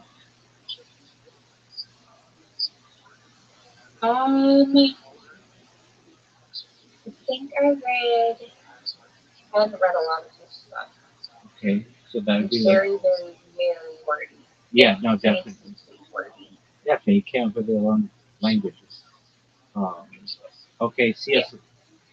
Lewis. I do like C.S. Lewis. Okay, what do you like? The Chronicles of Narnia. What? The I I grew up with the Chronicles of Narnia. I got the what is it, 7 or 8 books. Yeah, You the read the whole thing through. the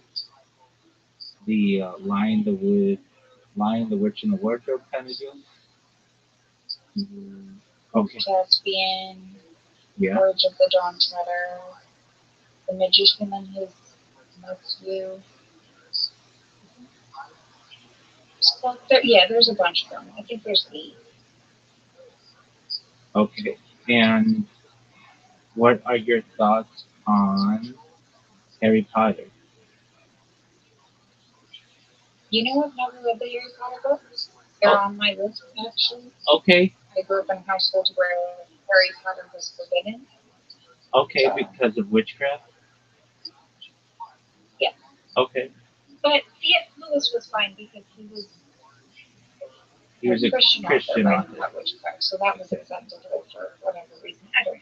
Sure, I get you. Okay. What are your thoughts? Have you read The Hobbit of J.R.R. Tolkien?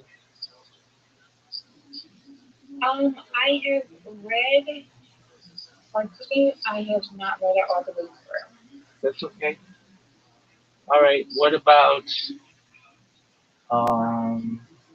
Okay, I'm just gonna name classic books, and you tell me yay or nay. The Great Gatsby. Mm, yeah, Okay. Do you like it?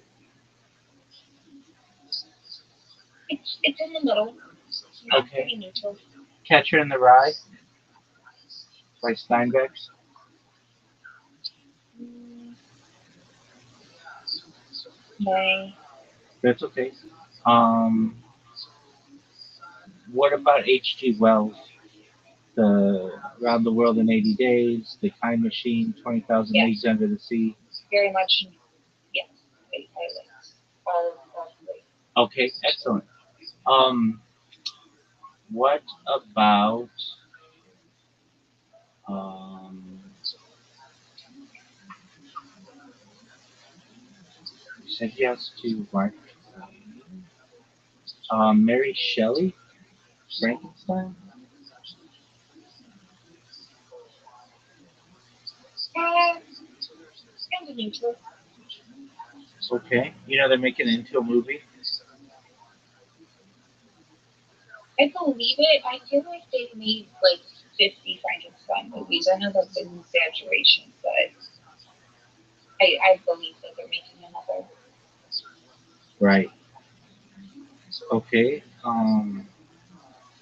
Here's one you may not know, but if you do, it'll lead us into some discussion. Philip K. Dick. Have you heard of Philip K. Dick? I don't think so. No. That's okay. He wrote a lot of books that are based on stuff like today. Um, so he wrote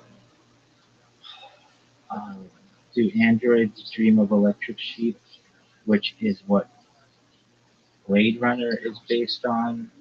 Um, he wrote The Man in the High Castle, A Scanner Darkly. He wrote um, it's like a lot of futuristic dystopian books that are very AI oriented and very popular with at least like I don't know if it counts. I watched the series and excellent. Yeah. That counts. Yeah, so that's the one where like the Nazis and the Japanese Empire take over the United States. Like it's a reversal on World War II, right? they won the war basically. Exactly. What did you think of it? It was pretty good. Honestly, once it started to get more into the futuristic stuff, I started to lose a little bit of interest. I think that was towards like the later seasons, so they didn't really show too much of that. In the I think initial maybe two or 3 seasons. I don't remember how long the show ran. Once it started to get much more futuristic, I started to kind of fall off the show. That's okay. All right. Um, So you read 51 books this year. What are a few of them that you enjoyed? Oh, let me go to my list. Because again, I don't remember names very well. That's okay. I got the figured. Um, it's also almost 2 in the morning, so it's a little late. Um, sorry, I'm still doing this. You talking about panties? No, I'm talking about books. Talking about Books. lizard bugs. Anything. So I really enjoyed.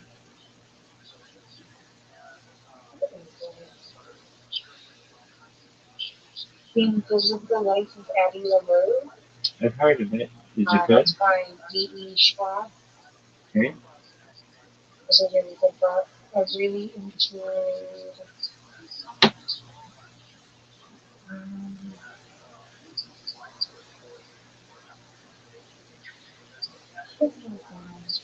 I'll know the name as soon as I see it.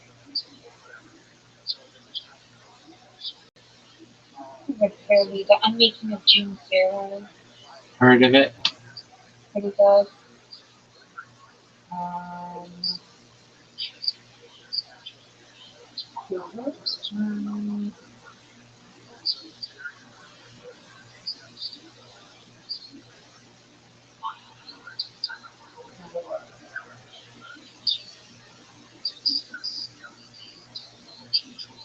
I really enjoyed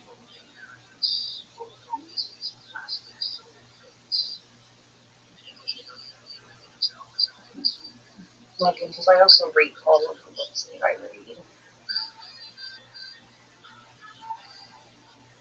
I enjoyed Keep It in the Family, which is by John Mars.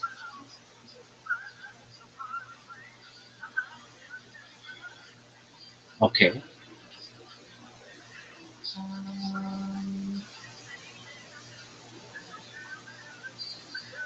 That's like Have you read the Iliad and the Odyssey? I've read bits and pieces. I mean, I read them for school more than just the text. Okay. Yeah, They're coming out with an Odyssey movie. Anne Hathaway's in it. Timothy Chalamet. Have you heard about this? Comes out well, next. okay, It, I think I have, yeah. yeah, and I think Christopher Nolan is directing it. The guy who did Oppenheimer and in what was the name of that movie with Leonardo DiCaprio? That's like in that's like in your dreams. Um, oh, how can I know?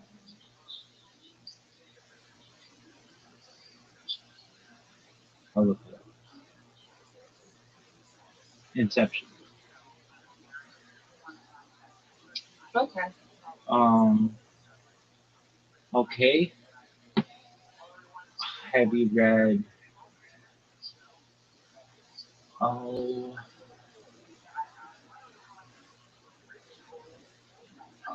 Charles Dickens. Any Charles Dickens books? I have. Not this year. Okay. Do you like Charles Dickens? Um, he's a good author. Again, I generally, at least recently, have looked more to the slightly more modern authors. I Um, understand. How about Arthur Miller, Death of a Salesman? That's more a play. I don't think I've read that. That's okay. Um,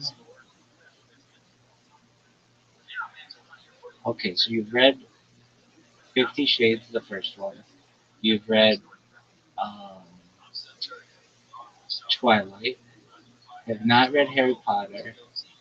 uh, Lord of the Rings, that little bit here and there. Um, some Michael Crichton. Did you read the Boxcar Children when you were little, or the Babysitters Club? Yes. Okay. Rothschild'S children. You know what was amazing to me? Nancy Drew. Nancy Drew, yeah, all of those. You know, they were all written by like a group of people, not just one person. Not surprised considering the sheer number of books there are. Exactly. They were a giant moneymaker for like McGraw Hill and Scholastic and stuff. And yeah, they were written by teams. Uh, so you had the male equivalent, which was the Hardy Boys, again written by a team of people, um, which is a little disappointing as well. All right. Yeah, my brother read the Hardy Boys. Right, and you read Babysitter's Club? No, I was Nancy Drew and the Boxcar Kids. Oh, yeah. Nancy Drew and Boxcar Children. Yeah, I read the Boxcar Children. Um, Children, there you go. yeah, that's okay. Um, all right. What other authors can I think you might have read? Do you have a favorite Mark Twain book? I don't know. That's okay. I mean, I like Mark Twain, but again, it's not my favorite niche of like, not my favorite style of writing. So I do like him and I appreciate him as an author,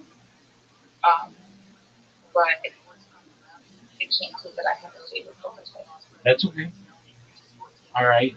And what is a book? What's your favorite book you've ever read? Oh, that's a really hard question. I know it is. I hate questions like this.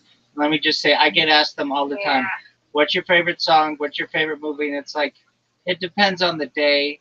And I forget about, like, I'll say A, and then I'll think about it later on, and it'll really be B, and then I'll feel like, yeah.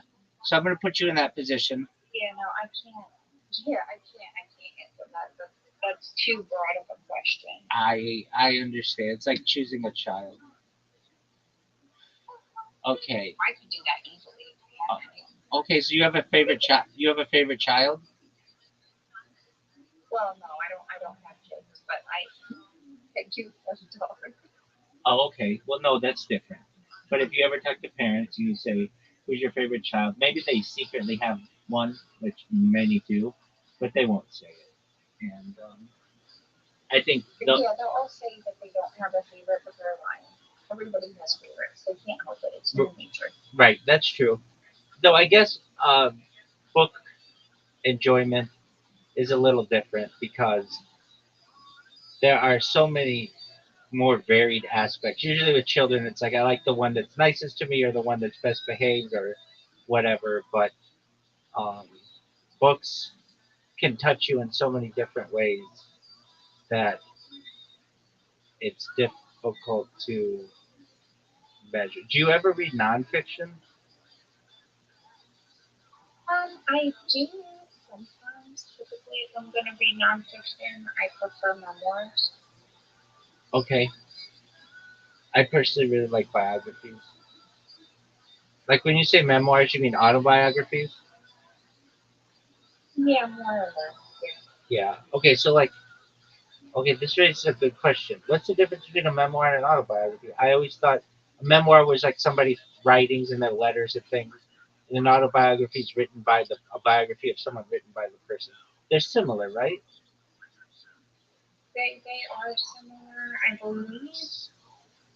I mean, I think they're typically kind of classified under the same thing. Right. Autobiography is maybe more the larger category. Okay. Memoirs are a little bit more conversational. Yeah. And I could see them as well being like between two people or like maybe not necessarily between two people, but focused on a relationship. Like these are my memoirs with my wife or something like that, which wouldn't necessarily cover someone's entire life,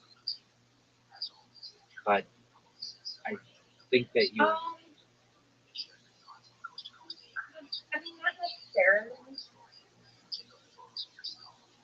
It might cover more of like a specific aspect of somebody's life. Oh, that could be too. Like a Um, presidential memoirs. it's a little bit, it's a lot less.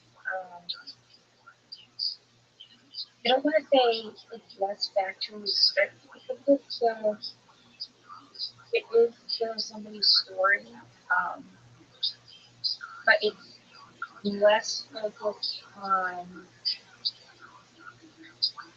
it's less focused on the facts and more focused on the story.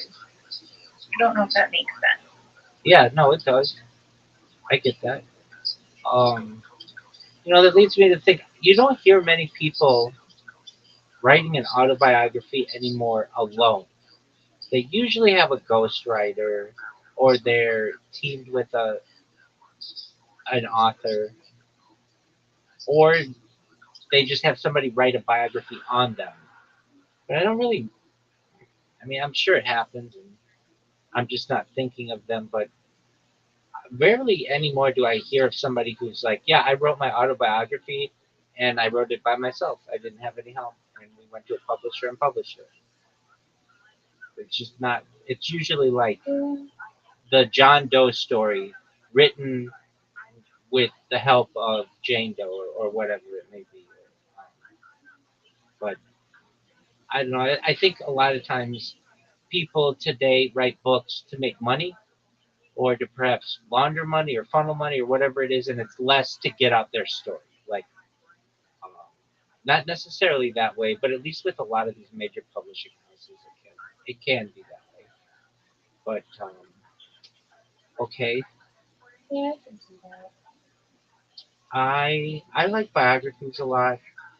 They're definitely my favorite. I they're probably my favorite genre. I really like learning about people and their struggles, especially when they're young. I like to hear like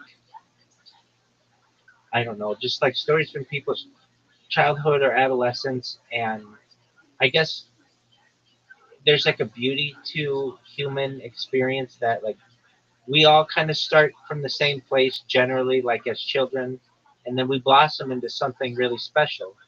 And it's interesting to me to be like, oh, and this person ended up being UN Secretary General, or this person ended up being a famous singer, or this person ended up being a global leader, whatever it is. And it's like, but they also got in trouble with their parents when they were a little kid, or didn't do their homework, or whatever it is. It's like that they're just interesting anecdotes that I find interesting. Um, okay, Yeah, that's interesting. yeah, definitely. But I'm gonna excuse myself because it is almost 2 in the morning, and I actually meant to go to sleep about an hour ago. That's okay. Thank you so much So, for sharing, and I'm glad that we got to talk about literature. Sweet dreams. Take care. Thank you. yeah, Thank you for making my thank you. Have a acquaintance. lovely evening. You as well. Take care. Bye. All right, boys. I'm gonna get some water. Right? There. Try it. What are you doing?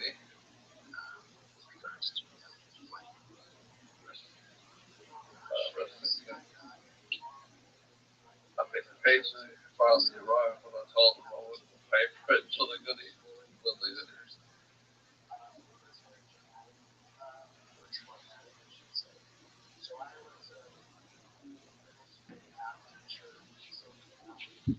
It's good.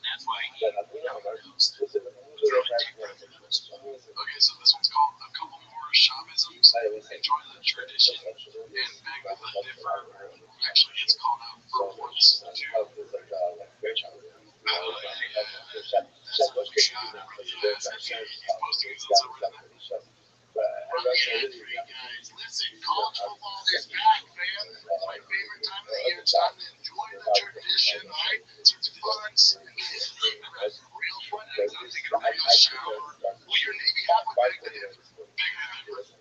He just has an angle. Just come on.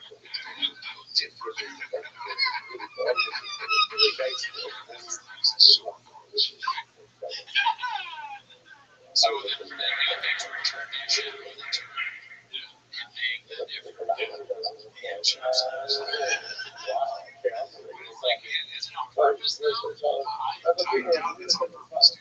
since it feeds into every one of these, like anybody that does work doing it right now, there's it's never ending. He watches things like Tony Soprano does on The Sopranos, but that's scripted TV. Yeah, they did that to make us laugh. Chop is like an idiot's mom. Alright, this one's called New Merch. Authentic NBA jerseys and dope ass hats. Whatever it is, we have new merch coming. They put that coming next Friday. We have legit NBA quality jerseys, shorts, and dope ass hats. We're gonna run the top next Saturday. Sign up for the coaching benefits on so Chicago, run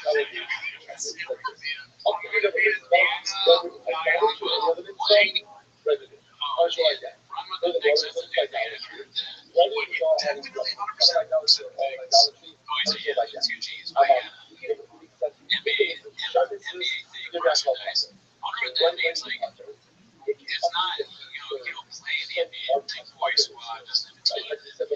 We're going to tweet fucking NBA merch, dude. Maybe we get Walsh to get us spread Walsh from the podcast. NBA quality t-shirts and jerseys. Dope hats.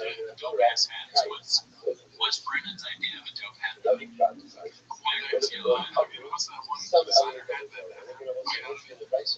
the hat with like a missing thing. It's like the easiest of hats. Streaming usually. Is it, we should give credit for going out there with stuff.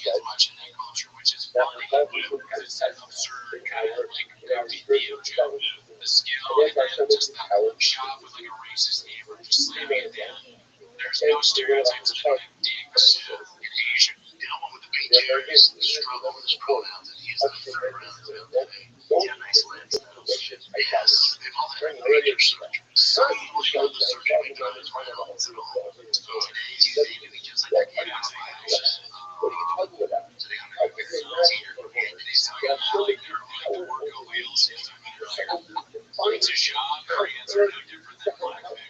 The documentary. Oh, John's watching this documentary on Korea, and it's just like some martial arts show. He's so stupid. I can't think of it. It's like someone that more as Asian I talk. Whatever it is, I don't want to know the end of it. Alright, the next one. I like 2 more minutes. I got some of that out. The next one is the stand-up. Back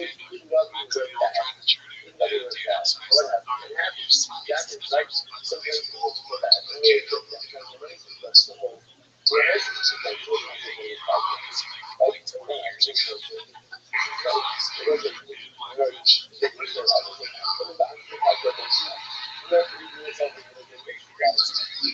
to do that space.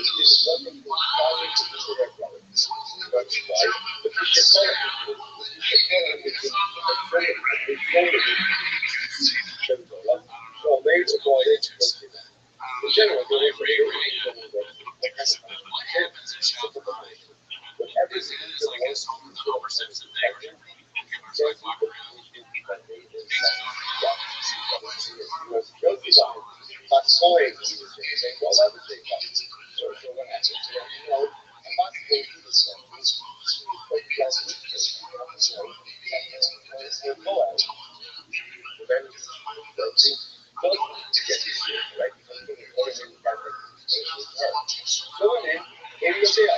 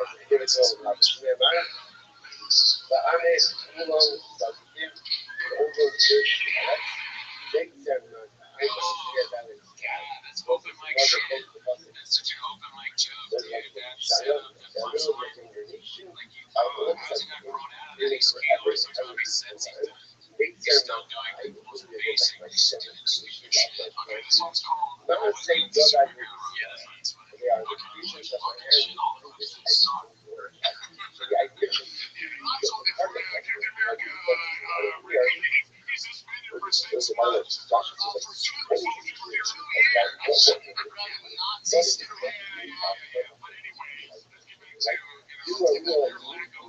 just saying, if I'm flying somewhere, there's a mission, and it's just me counting records, it's the rest of them. Like, storm it. I know that Jesus Christ too grand, or he was too great. Oh my God, come on here. Like the X-Men. Okay, you know what? Let's just go with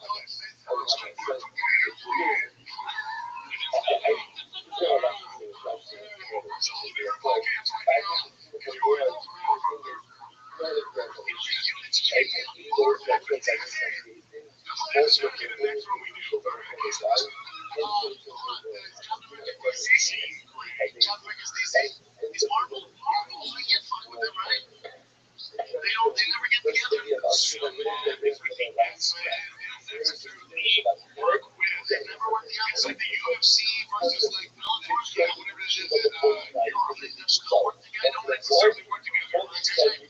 That's a shame. Yeah, but Captain America is outrageous.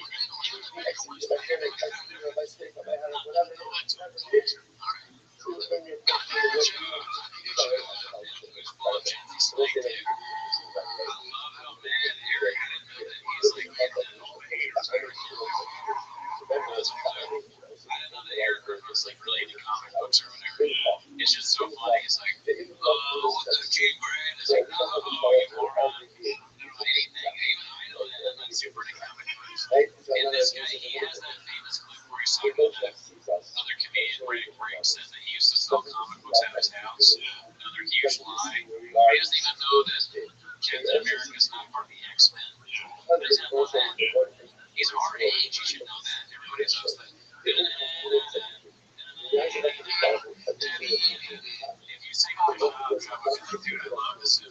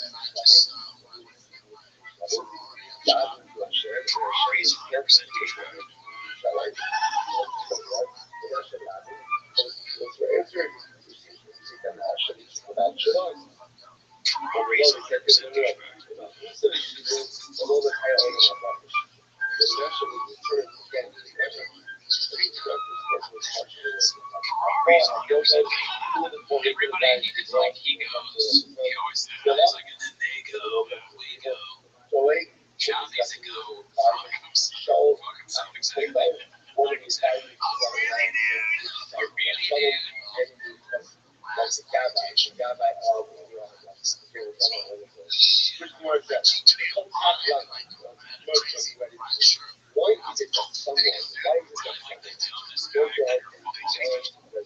Has like $1 million gajillion dollars. And people watching 10 minutes of shot. It should be 0 minutes of never. Instead, was that Joe Rogan's alcohol quote? It's really hard to not be disrespectful for it.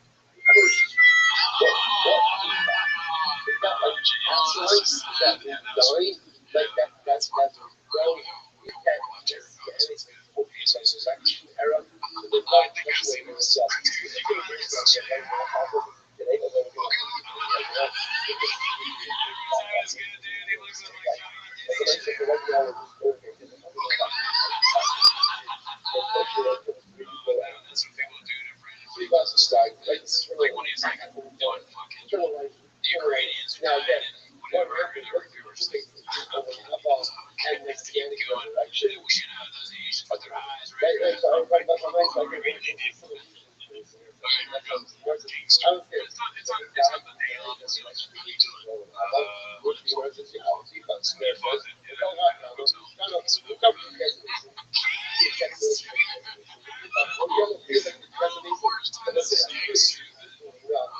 okay, the last one we have here is called You're So Redacted. You're so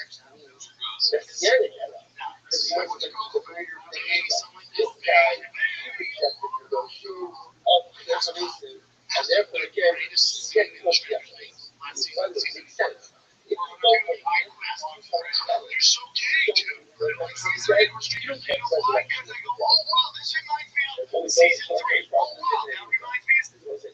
I just love that he's obsessed with Stranger Things. He wants everybody to like it, and it's not good. The first season was good, but almost everyone agrees after that it sucks to have. And he's just, no, dude, you're gay. Students in his shop. Yes. World Record Podcast shout out. I'm wearing the shirt. Check out World Record for the best.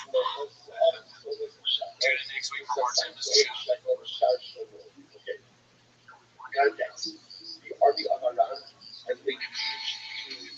Ranger knows when your alignment in charge of keeping lights on. You go to great lengths, and sometimes heights, to ensure power is always flowing, which is why you can count on Ranger for professional grade products and next day delivery, so you have everything you need to get the job done. Call 1-800-RANGER or Ranger.com. Just stop by. Ranger, the ones get it done. I got 10 minutes of cyber dice. Pack your chins, we'll be alright. Yeah. Welcome back to 10 minutes of show. We have a Discord now, so there's a click it if you want. But you're not here for that. You're here for 10, the new segment of 10 minutes of show. 10 songs, minutes. Okay, starting the timer now. Alright, so let's see here. Let's see what we got. First things first, we have this Beast of a Day.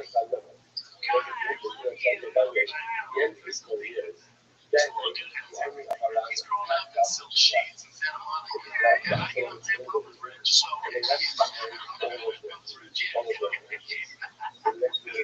so he has a good life, right? I need him not to be the cool kid at school. I need him to have something to find fun. All right, I can He's the most unaware person on earth. He needs a message to make fun of.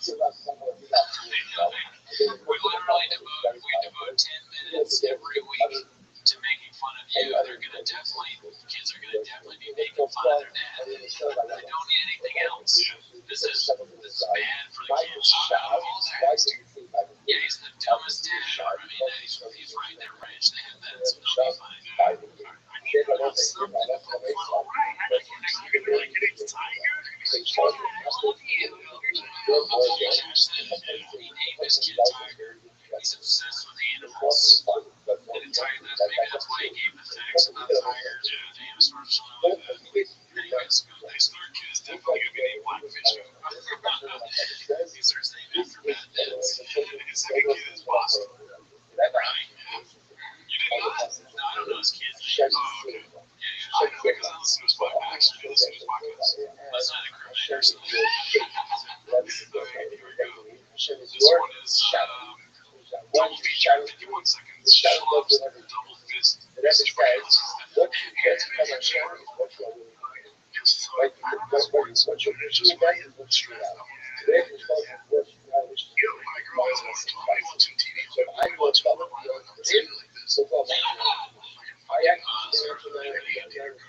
Of course, dude. Like, what did you think he was going to be watching? Of course, it's not violent.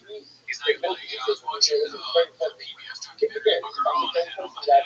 He's the dumbest show possible is what he's watching, but I probably also said, what is Love Island? It's not really some dumb dating show. Oh, you know what? I've seen Fuckboy. I have not seen Love Island. Is Love Island like girl Fuckboy version? I don't know. It's something where people date. It's about as much a shop as they want. It's like a whole spectrum with autism. Maybe. Okay, I've never seen it, so I really didn't do it. That's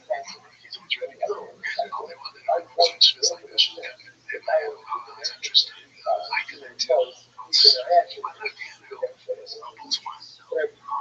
It's so strange.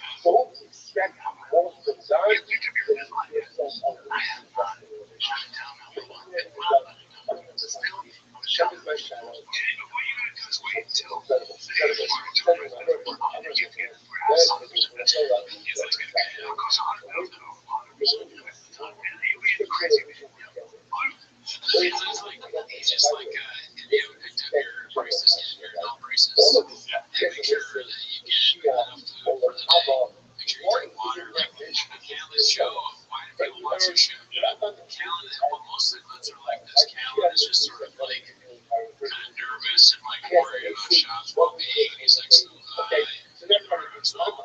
I feel like they're both about to get arrested at any moment. You know, Callan's got court cases, shops, everything seems to be piling up on shop. And they're going to do a podcast together. They're going to be so stressed out. They're stressed out, but shop still has time to like put on an Orioles jersey or like whatever sports thing and like whatever ridiculous ad jersey combination. It's just like we're really using that for right now, dude. He's stressed out. He's just like, you know what? I got to be ready to go to a game any second.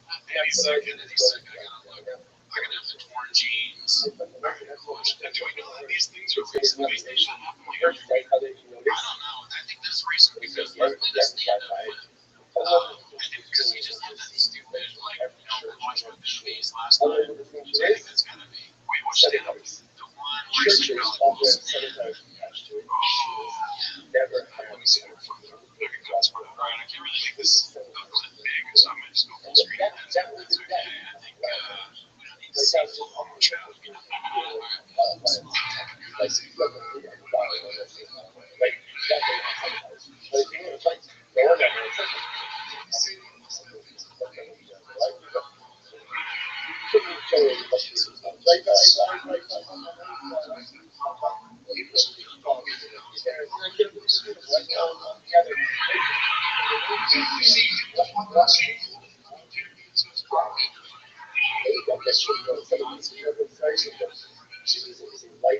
the people in the comments have been saying like clear audience laugh track. And I haven't really noticed that because I haven't paid attention to that. But this one seems pretty clear. Really? Yeah, I think so. Because like every time it's like, okay. And also the jokes, as usual, are very bad. I mean, it's I've noticed they're regressing a little bit because we're saying he stopped playing them in. Where he's like, and they're all like, oh yeah, and he's starting to do that again. Yeah, he was grabbing the pocket.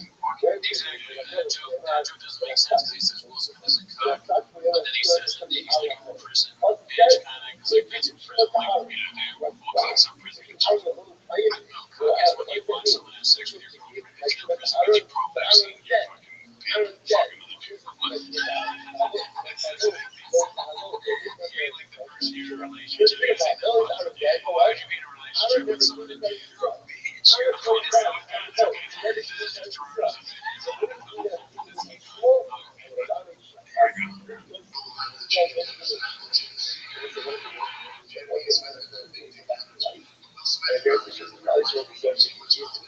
I gotta say, this fucking audio is terrible. Did he post this online? Yeah, this is he posted this and also the audio improv post this advertise.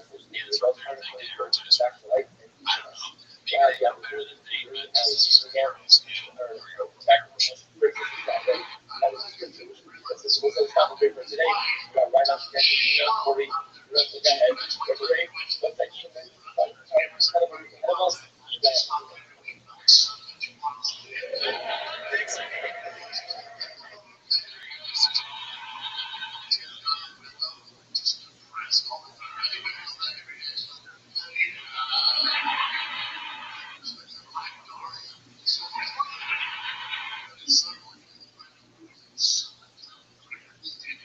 What's with the sucking dick? Yeah, I know, every time. We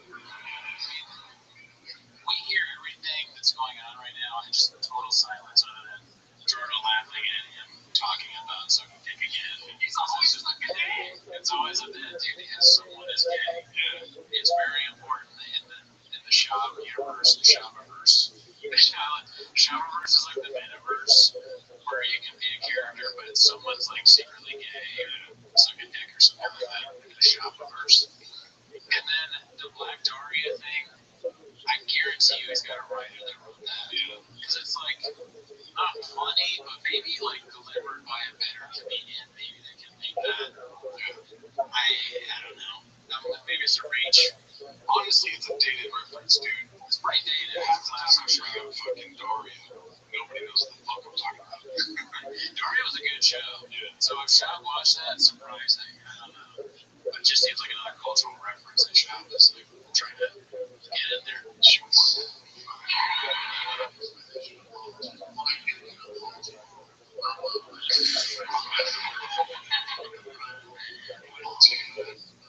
Oh my god, there was more, there's something, I guess I sent you the wrong clip, but there's like another part of it where he says something about Tyler the Creator and like Will Smith's son Jaden, and he also says that they're getting, yeah, that's what he said. Oh, I missed that? Oh, totally out of it. That's what he said, he's sucking dick again, dude. I could have sworn I was saying, yeah, that you laughed, sorry, so good. Oh, really, dude? Oh, really, dude?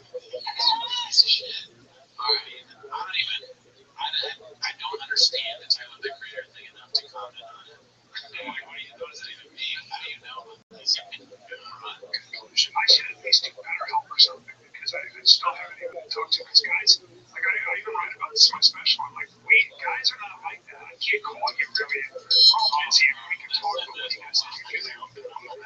Dude, I don't talk to the I know. It's like, call me and, joint conversation. That's right. Well, I can tell you, I was like, but it's like definitely happened. He's calling me, hey, Brendan, I heard my ankle used to be an athlete. You know anything about that? Brendan's like, no, man. He's so dumb. You might be gay. You were trying to suck in your own. I got suck your dick.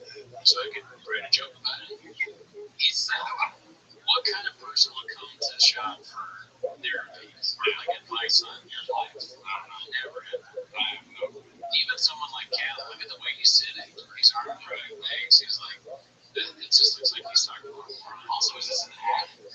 That's it. Yeah, they do like product placement so much. It's basically a product thing for, I guess, better. Did you ever watch TFMK? The show? Yeah. No, I've never watched it. I used to be a huge Fire the Kid video. Was it always these two? Yeah. Oh, okay. I watched it when they went independent.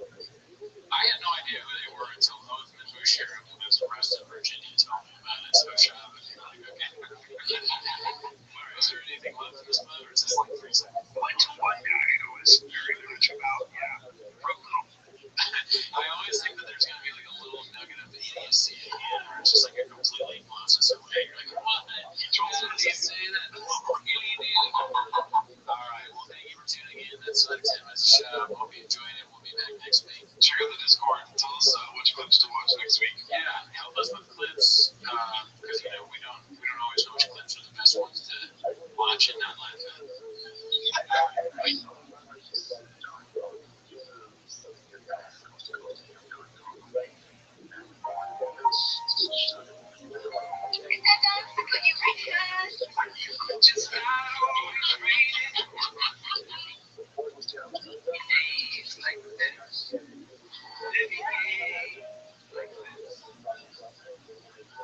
Out in the streets, they call him Baba.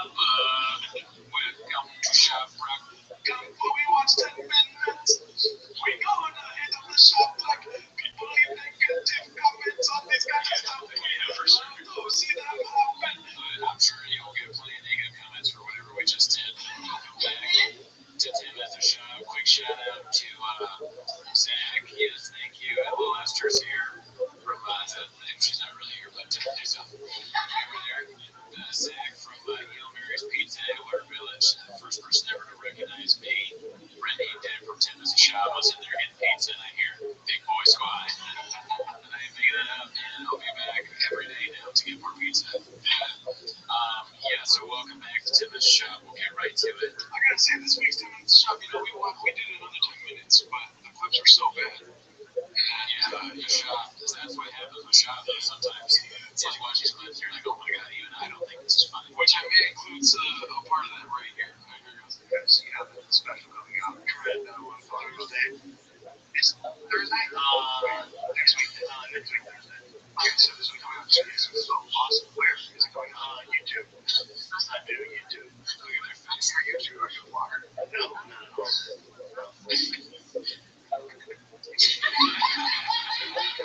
And so I'm in my closet. They're horrified by that because he's like on Showtime and they're shocked that he's literally going to put out that they don't even know it's going to be the Grego Poppy. Yeah. Because like think about back in time, this is like hearing about 9/11 before it happened. I should say 9/11 for the comedy community. Yeah, exactly. Not the 9/11 comedy. You're right. That's essentially what Grego Poppy was. Grego Poppy never forget it. These guys are like huge YouTube guys, and they hear that he's doing YouTube, and they're like, "What are you insane?" That's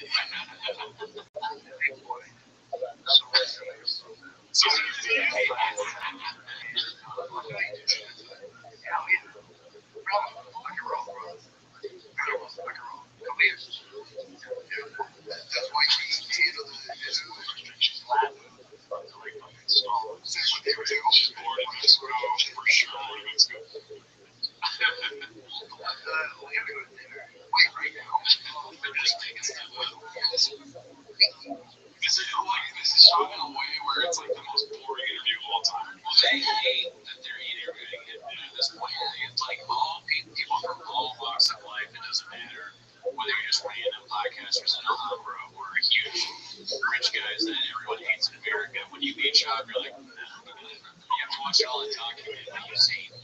As a first scientist, you know. All right, starting. All right, here we go. 10 minutes to start. This is something that was on Tiger Belly, one of Shop fans' most favorite podcast, and with Ethan Klein, and I guess he talked shit about Brandon John. A lot of people came out and support me. That's what's so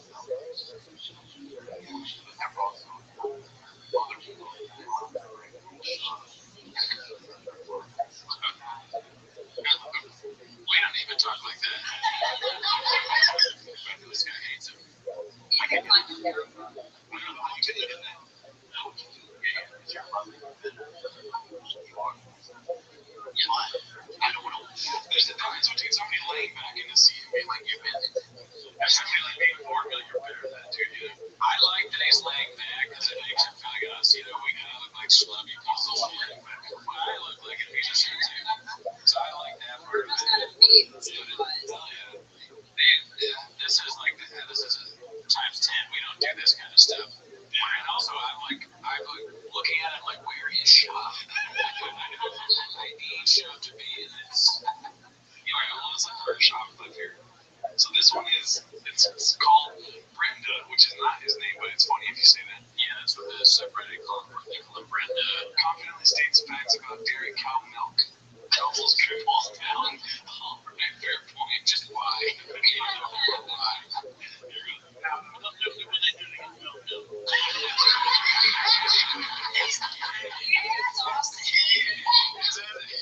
His face when it pauses. Oh my god.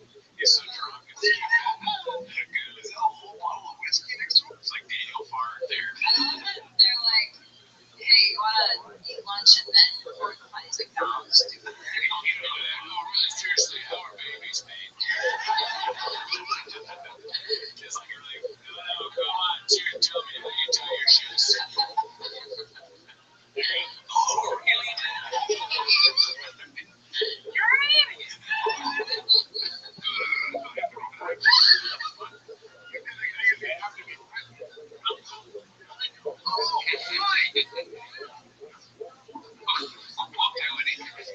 You're talking like you fucking know.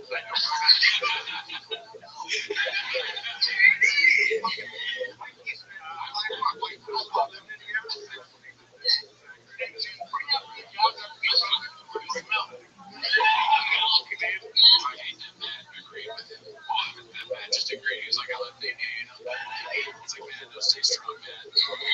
Don't be overly stupid. Just make sure I feel better. What are you gonna say?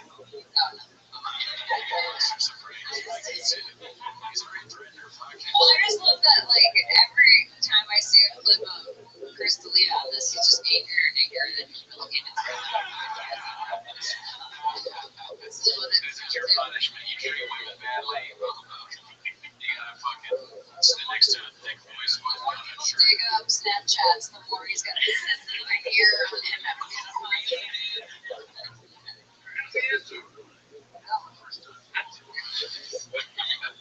No one will ask him. Wow, he's been in milk after they have given birth.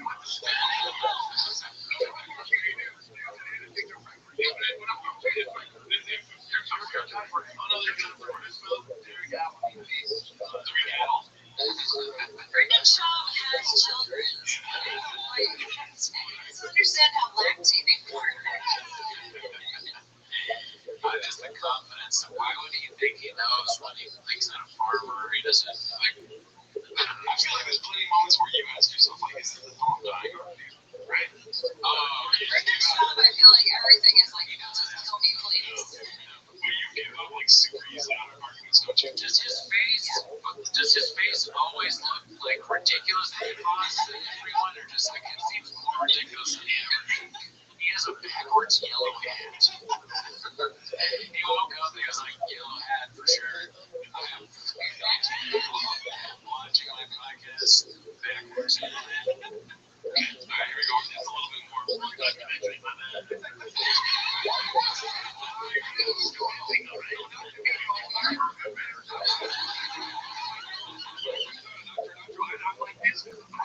Because of the confidence that you were using to To cover it up, he's like, yeah, but I sounded confident. And you, for a second, right? no one believes you ever. You lie and you're stupid.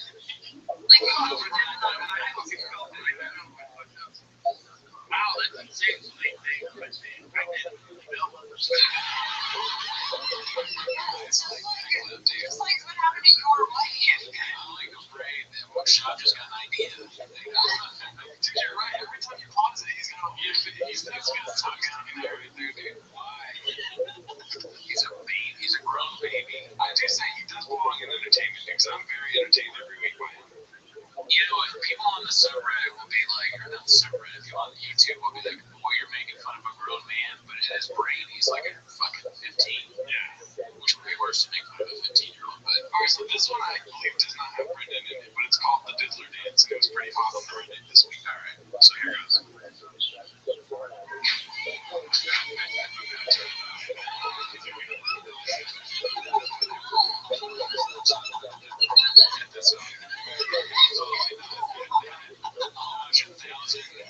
Stand-up clips before I ever watched that. See, a lot of the clips this week on the Reddit, I'm just hating on Brendan. See, I saw this one, Sports and this, like, talking about how, see, the problem with watching clips like this is that they're essentially what we're doing. to find out they're just like, I think he says shop can't talk, but yeah, come about shop can't talk. He's right. All right, then let's go to stand up for shop here. Yeah. Alrighty then, there's a black guy. David Lucas.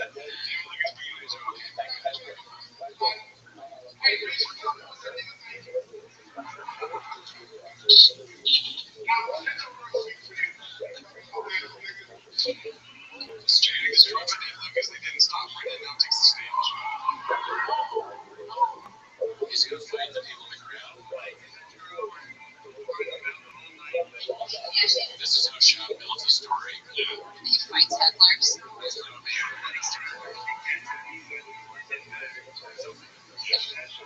Kit Kats, they can't even stop.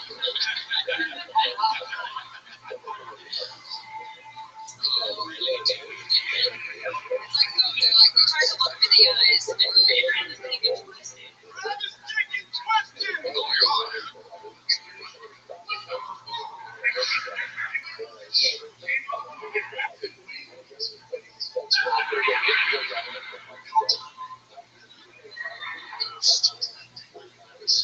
Oh shit, he's like, wait, are you talking about twisting dicks? Dude, let me take the stage,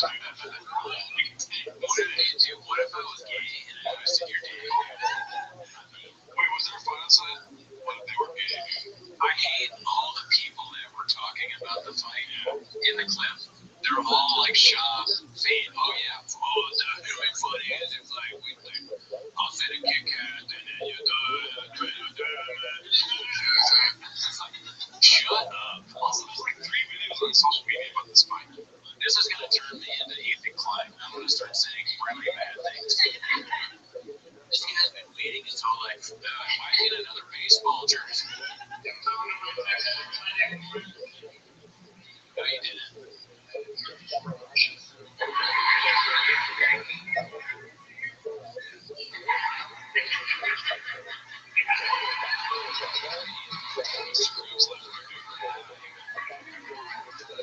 Shit show, so I don't know if it's bad or good. No, I don't like it.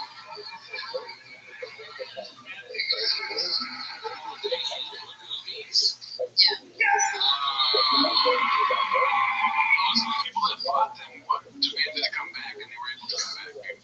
That's it. Larry Gummies, he's doing Jersey Shore jokes. It's not. There's East Coast, but Baltimore is not in Philadelphia. That doesn't really make sense. Everybody's doing the reason the crab thing is because Baltimore crabs. Yeah. Java, one thing I'll give him, he's obsessed with cities and locations. Yeah. He definitely knows some trivia. Yeah. So he did he can't speak, he can't get people's names right. He threatens to sue people, he harasses women, he's not funny, but he does know that Baltimore is known for crabs. That's something I didn't know. You didn't even know that. You knew what Magobius was. You're like this.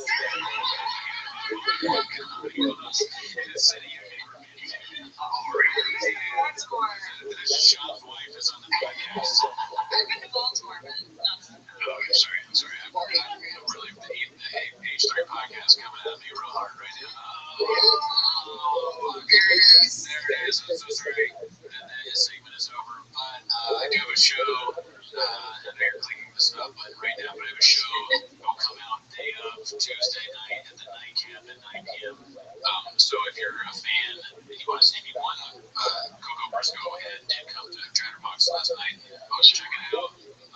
Thanks for tuning in. Have a great week. We'll see you next week.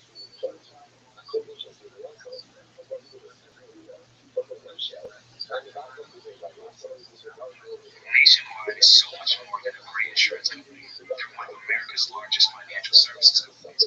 Like how more than Saquon Barkley, NFL's reigning leading rusher. I'm also NFL's leading rusher. Shh, hush up, man. Wow, I might have just said the hushing. Well, almost. For your insurance and financial needs, Nationwide is on your side.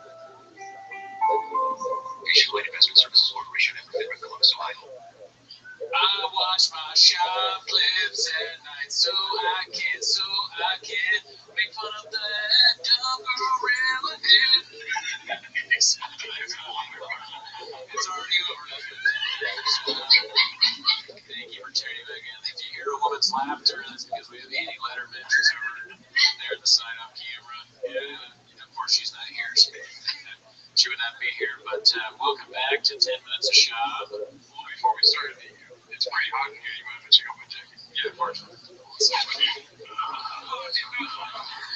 my God, I'm in the shop. A big Boy Squad team, a secret reveal. What? How did you get that? Mr. Brendan Walsh, thank you, Mr. Brendan Walsh. He got you a shirt too? Yeah, I just got 3 seasons in my bank account, dude. What Brendan Walsh is wild. It's really hard to predict what he'll do. You can never predict it, but I got him a t-shirt too. Yeah, who knows? Maybe we'll have a third person on and we'll also find out who that is. Record podcast too, then. Okay, shout out Brendan Walsh, dude. He said he didn't have t-shirts left and right. Go do it. Look, that's what we came here for. You came here for the 10 minutes of shop. We're gonna get started right away, so get ready, Jordan. Yes, sir. Yes, sir. So my first one is some stand-up back to our roots here. I don't know the last time you had my DC World, but I recently met my son. He's bald big and right? That is weird. Do not say balls deep and talk about your kids. Have you ever been balls deep in the fish? That's even weirder. Why would you be balls deep in the fish? Is that considered a bestiality or pescatella? Let's skip over the pescatella. So I get to the front door and I'm getting ready to get a podcast for the kind of stuff. So I'm like, what's up? So I get in front of it once I'm going to see it. I'll take 2 VIP tickets. Zero choose $19.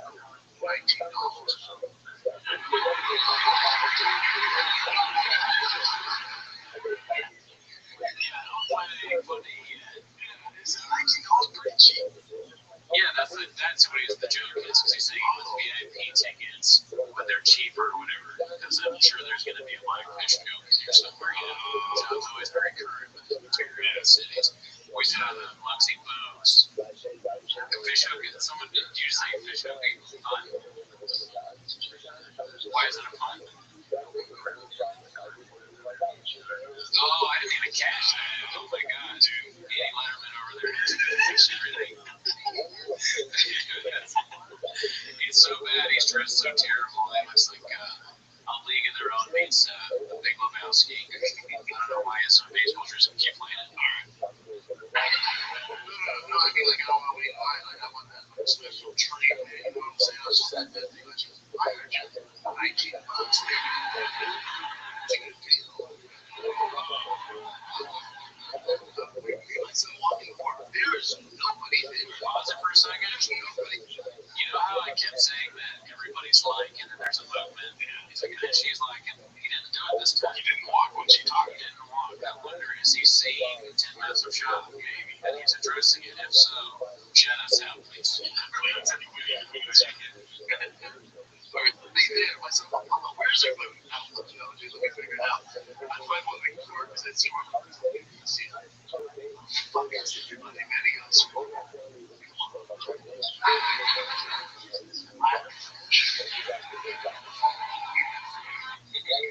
Timely reference of Blackfish. Do we know when that movie came out? I believe it was 2014. Can we have that? Like an Chris?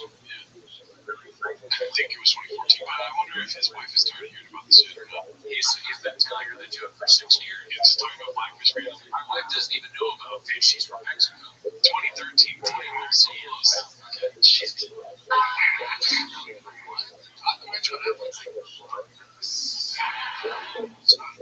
be honest, though,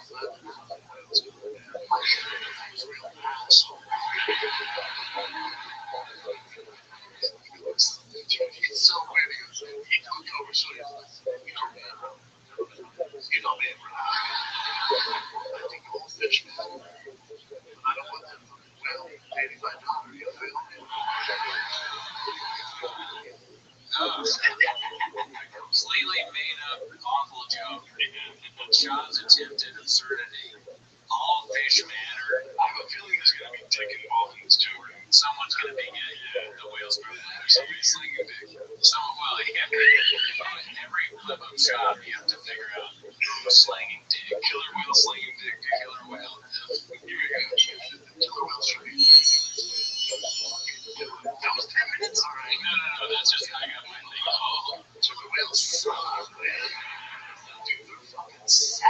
Jazz. What you want to know about? The 10 puppies of the ocean. They do. SeaWorld's a bummer. Shab has a connection to animals. Remember he did the dinosaur videos. All the dinosaurs are slow, but he respects killer whales a little bit because they're savage. You know, they're find them in diamonds. Oh, really? Gotta get it all out. We gotta get to the clip where Billy goes from an idiot. It's like a free market heading to the baby. Fish and chips.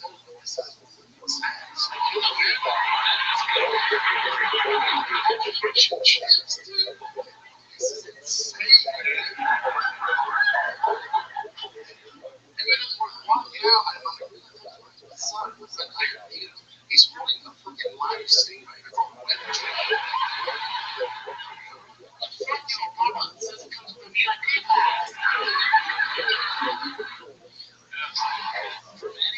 maybe somebody else could have pulled that off. It's like Shab saying that. I guess it's listening to a child, really.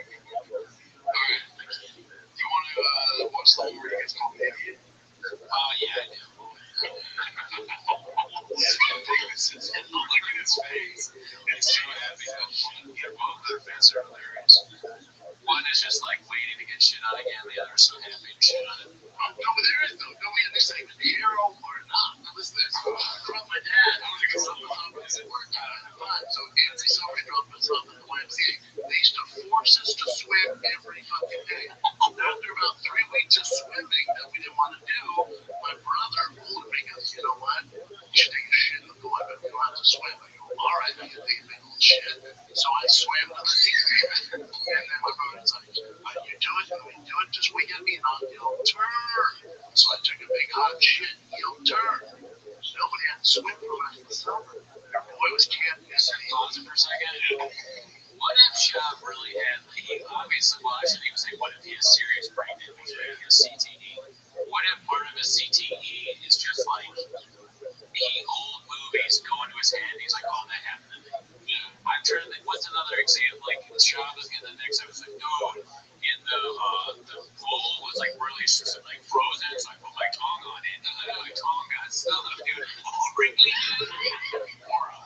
But the question, they don't believe him immediately. Do you think there's any part of that story is like that's everyone's reaction to what Shab says. What? They've given up. Oh, here he goes. This is the one where he gets called an idiot. It's actually like, dude, you guys want to fuck like that? You know why? Because you're an idiot.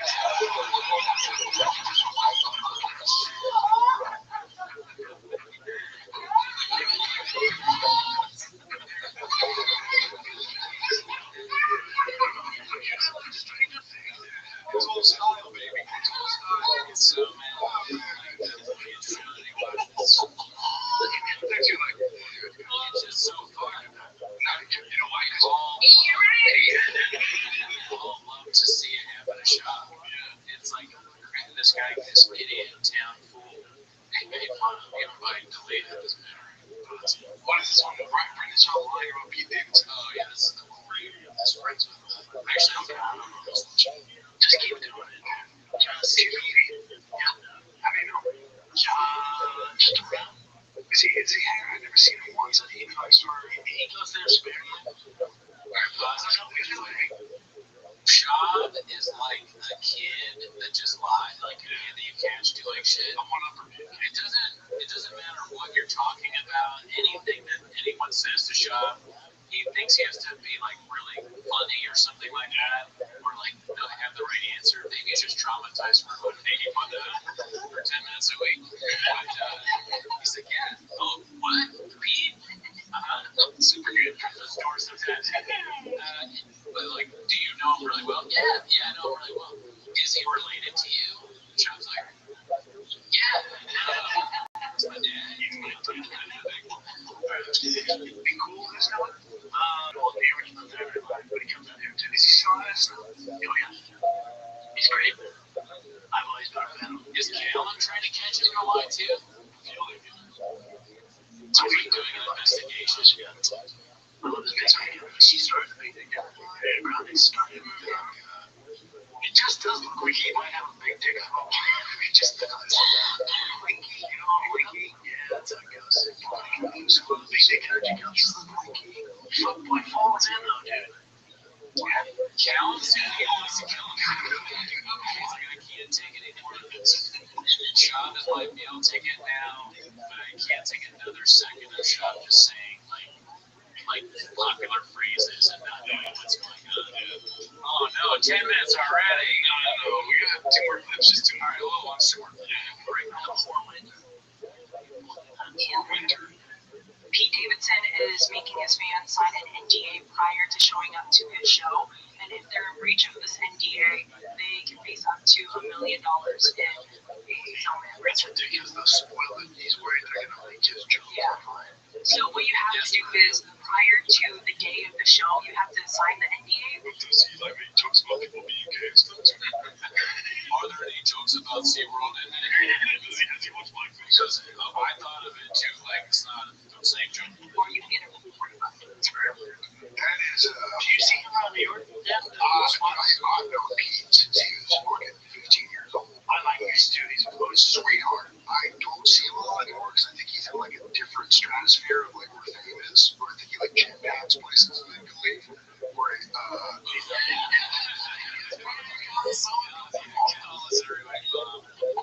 Shab's in there. He like interrupts everybody.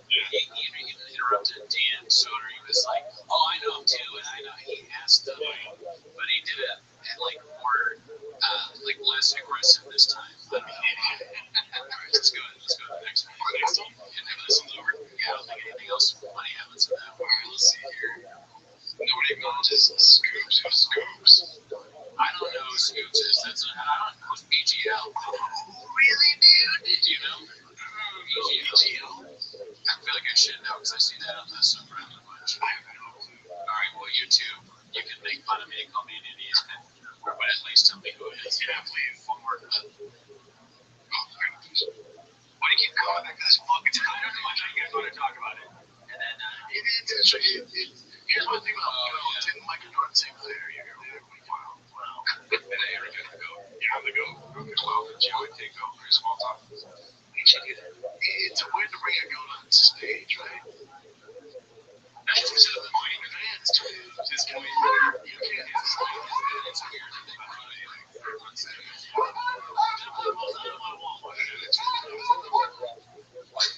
Why is it weird to bring a goat on stage? It's almost a point where you can't respond.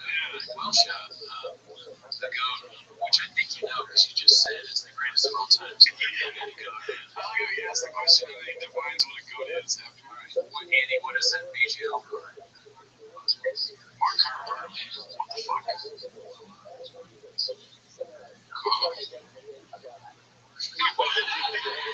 gotta be a shot that can give a break. I don't even know. Alright, well, I guess we'll find out in the comment section this week. Thanks for tuning in.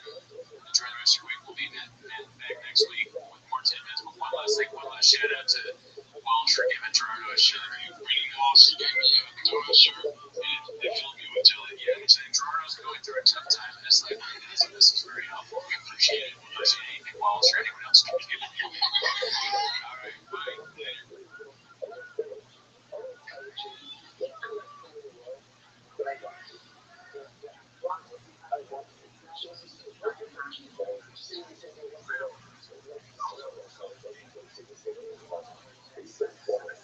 Alright, welcome back to 10 Minutes of Shop, a very popular segment that we pulled out of our ass. When you pull something out of your ass, it's not always the best, like the best produced thing, but we heard your concern and thank you for letting us know about the audio. We fixed the audio on the video from last week. You couldn't hear Shop talk, which is the way it should be with Shop.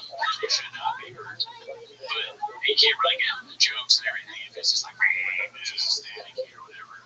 So sorry about that. Thanks for tuning in again, giving us another chance. I don't know if you noticed, I got the Thick Boy Squad t-shirt on. shout out to Brendan Walsh, a big comedian in Los Angeles that me and Jordan looked up to when we moved out here. So it's very cool to know that he watches this. And check out Brendan's podcast, World Record Podcast. We'll put a link in the YouTube description. So thanks, Brendan. Preacher. So I can pick anything I want. I think I made the right choice. What do you think? Well, 3 seasons, all I care about. So I like the tie-dye. I would wear this out to like places if it wasn't kind of embarrassing. It does look like a Aeropostale anymore. And kind of, yeah, if you look at it for older episodes, you can see me in an Aeropostale episode. You know, some people don't like that brand of clothing, but I think it looked whatever. You didn't come here for that. You came here for 10 minutes of shop. That's where you're going to get. So start to clip them. All right, This one's about reading comments. so, yeah, she's Hopefully, come up to the barbecue. She's not the top. I mean, I don't know. She's up there. They only caption shop. They don't caption calendar because shows like broken English that he speaks. You know the hotters have this is like, why would you do this? Your reputation is so bad with women, and then you're alright, I keep living. They don't know that Sports Illustrated looks at this Gosh, that was older. I talked over. I've seen the clip before. He makes a stupid joke about Sports Illustrated because of the whole. They put the it's a plus size model on the cover, and Jordan Peterson had to freak out about it. So of course, Shep has to agree with that. It's like what did Jordan Peterson say? he was like, "She's not attractive, and no way of presenting her as such would you be." It's like, why do you guys care about this at all? I thought she was not bad looking. I'm not trying to be woke. I would get with her, ask her if she's a model. I've heard so much about the Sports Illustrated Fat Woman, and I haven't seen it. She's not bad looking. But, Shab is, he only dates women from, women that will walk to his car with him and take the trunk back. Talking about Sports Illustrated, talking about, you can't play it. What's your stroke? What's your stroke? What's your stroke? What's your stroke? Yeah, stroke. Mountain range, like the mountain range. Scoutage. Let's go. Gotta get their head down. Hey, goddamn it, staunch underscore Emil Francis. Choose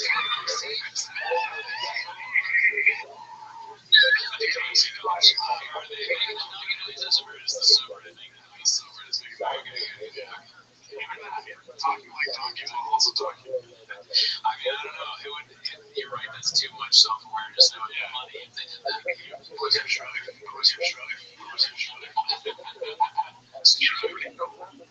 He's trying to say stroke. He says stroke. It's just another, to them, it's just another chick. So you can fuck, just another chick to fuck. Yeah. Sad. Alright, this next one's Wanderlays Silva is homeless as fuck. Yeah. This is a good one. Just from the title, which I'll explain after. When I was in the UFC, I went to like an X12 thing in Vegas, and I waited 2 hours to meet Wanderlei Silva. And I met him, and he signed the picture, and I was like, "Yo, my name's Brandon." He goes, "Cool, you're all Brandon," and I was like, "Trigger." You gotta have one of those names.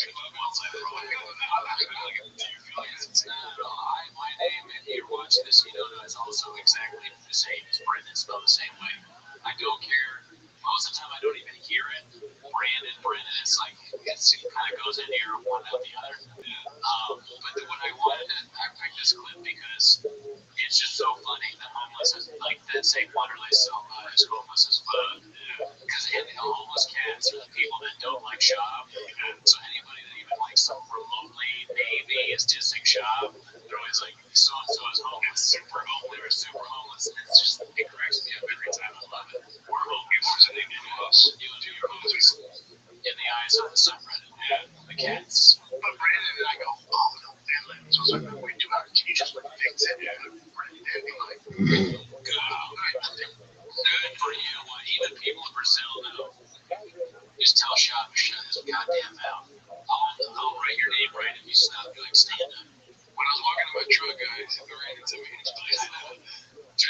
Wanderlei Silva is just another victim of the drug walk. Okay, what's this one about?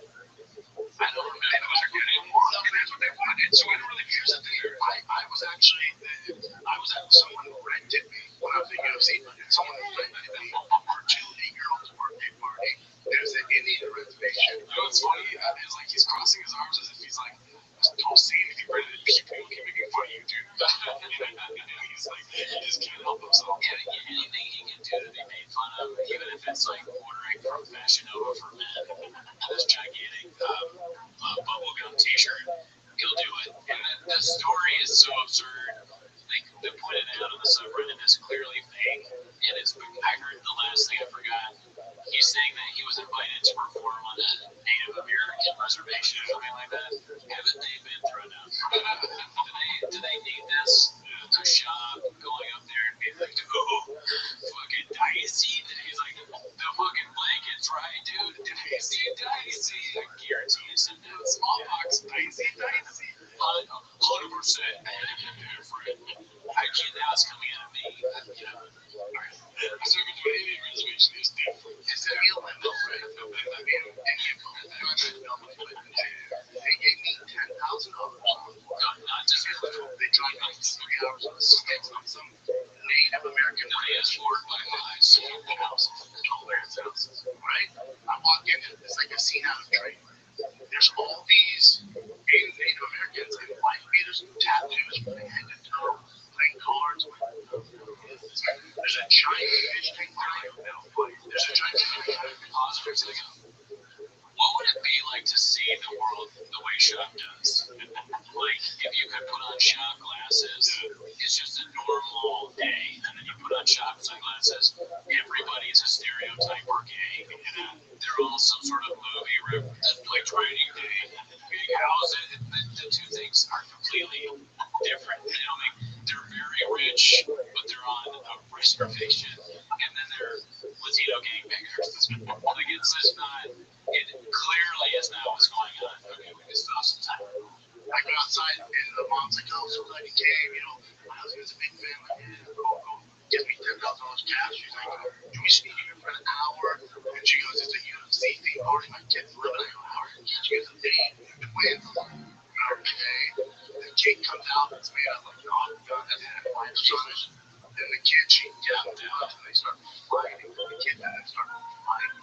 Jim, fighting. I'm like, oh my God, what the fuck? Where is this? This one's just wait. Where does the line take place?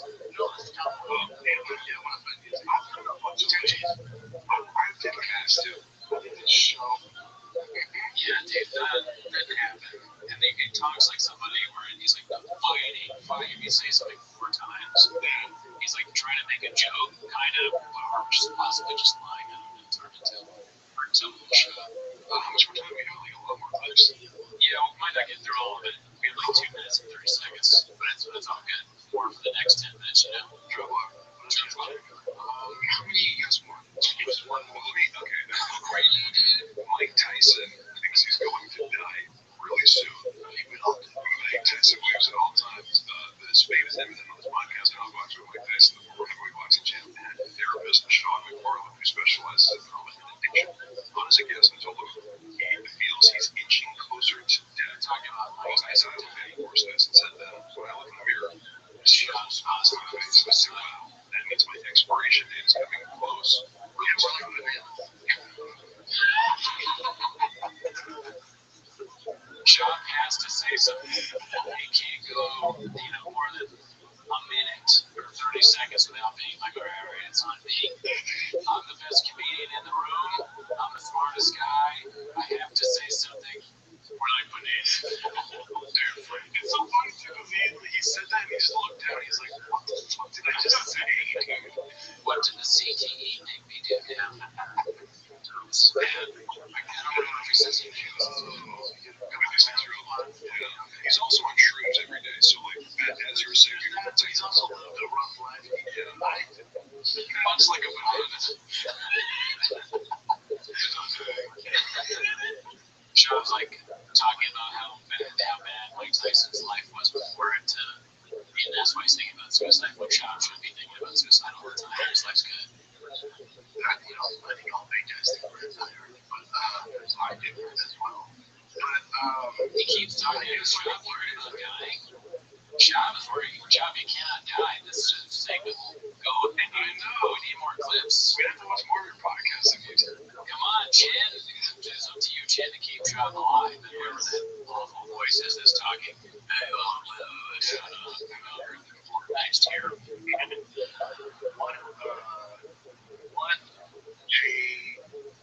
Take your time, shut up. What you said? What a fucking. How would Joe Rogan has changed the podcast game? Because you think about it, Joe has all these people on, right? Think about it. Just think about Joe Rogan. Just think about it. The idea that Joe Rogan, and it's about him, but the idea that Joe Rogan has made it so that you can have a therapist on your podcast is so stupid. He's not the first. He didn't make it. It's like, I don't even, does he have a lot of therapists on or something? I have no clue. Yeah, I guess the shop would know better than us, but it's like they pointed out in the subreddit, anything he can connect. You know, really, it takes it back to, like, if you think about it, Joe Rogan, yeah, he's the first guy to do. He had some other clip that we'll play where he's like, I don't know any follow guys are slinging dick. It's like Joe Rogan. And White's like, what? Slinging dick? What are you talking about? How do you know? Joe Rogan's married. Dana White's probably married too. Slinging it didn't move. It makes no sense. Like, the only person slinging dick was Juice Bigelow, dude. There you heard it from Jordan himself. That was my friend John Woman. They went a little bit. That's okay. It's still way better than anything. All right, we'll finish the clip. Break the rules. Just as points on. If Rogan didn't kind of set that platform for these interesting conversations, he's such a leader in the upstream. He's conversation with a therapist because it's nobody had a long conversation before. Joe Rogan off camera or on camera, it's just had different. I like how they say Tom Bell. Do they say talking about it? Yeah, Tom Bell. It's classic line. All right, Big Boy Squad. You know, I wouldn't recommend you get the t-shirt yourself, but I got it. It's very comfortable. It might have been the only thing that Brendan shot us down well. So shout out one more time to World Record Podcast with Walsh. Thank you. We got to shout out our sponsors. If you want to sponsor the show, all you need to do is DM me. This would be a wacky idea.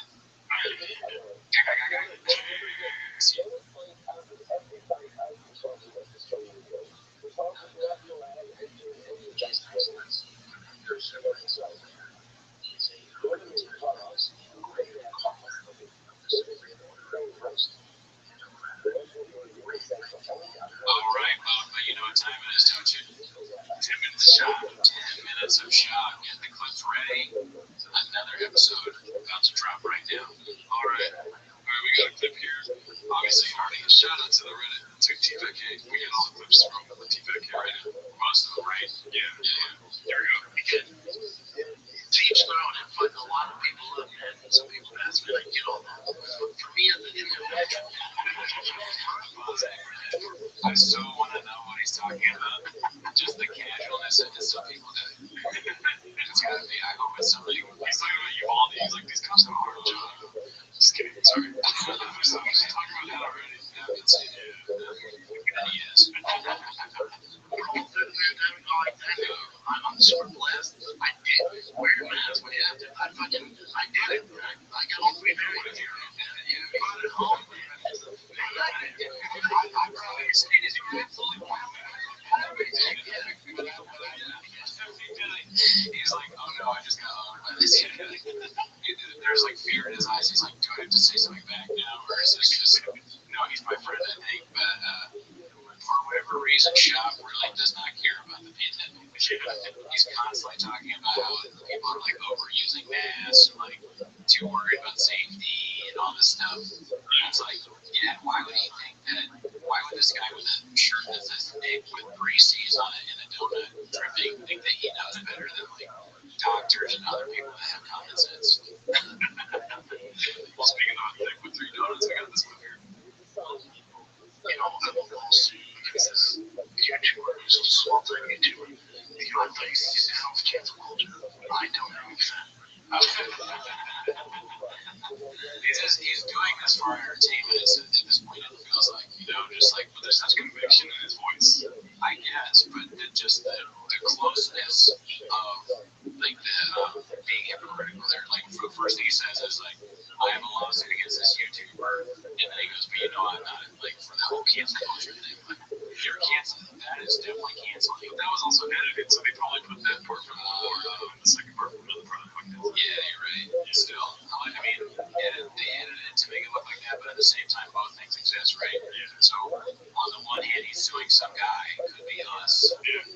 it's anybody making fun of Shop because everybody is now. Or, you know, and then fucking. I just lost my train of thought with shotgun in my brain. I just pulled the shot out myself. Okay. We will also Brian Callen showed up on your TV screen, so that's why. Yeah, I got a little bit to do it. So this is the top clip of today on Reddit. On the fire and the kid. Yeah. And so for 60 days, they have to go into jail. Like, jail. Like a nasty jail. Undercover. So, like, before they go in, like, the sheriff and you know, the warden, they'll, like, get occasionally straight on the air. They're going to ask you, why do you have to fucking cauliflower your plan? It's trouble. We gotta get you out. You start working your neck, we gotta get you out. We can, because every closed district attorney, but there's one thing there, clearly, that's the issue. He's married and he got a kid.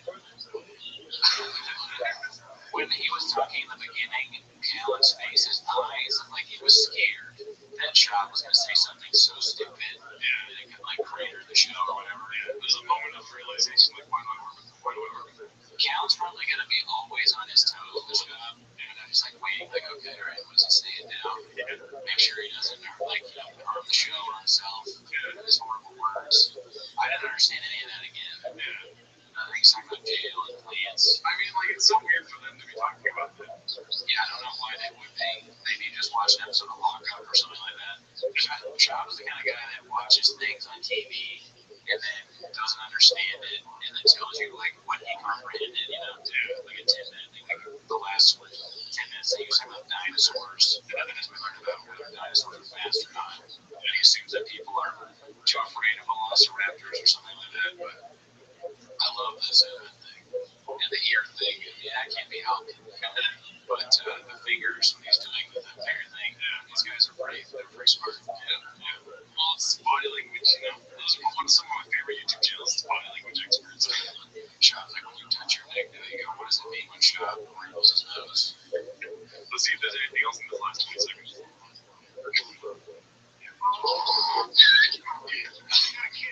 It's not up there. I think they just put it in a donkey thing. I don't know what's up.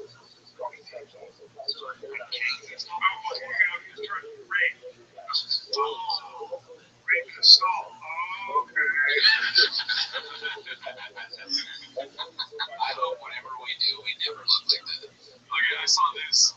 These two black dudes reviewing the Gringo Poppy. Oh, nice. I wanted to see it. Yeah, I want to see their junior. Let's see here. I think it's the salsa part where he's doing like the Mexican guy, the Mexican cookie, and all the words where he's like, because oh, there's even that's the worst part. Their faces.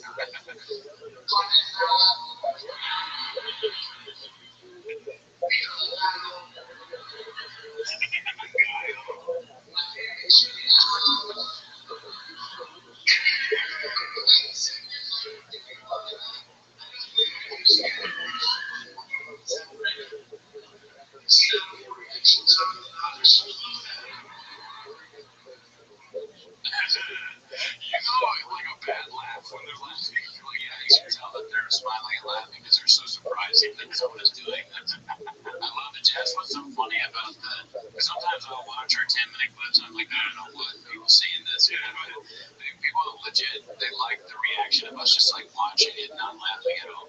You know, he tries these jokes, and then you and me are stone faced and not angry. And it's just enjoyable to watch like that. They look like two black guys watching like Bob Cousy play basketball instead of Kobe Bryant or something like that. Alright, so this is one of the highest clips of the week on the T-Fac here, so we're gonna, here goes. You have accounts. You have some accounts, you have other accounts, there's obvious accounts in your name.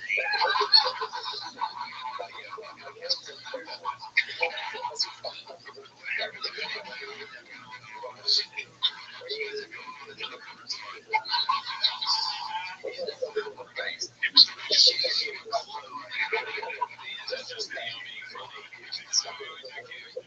see if we like it was 30 seconds left, Shop's in laughing.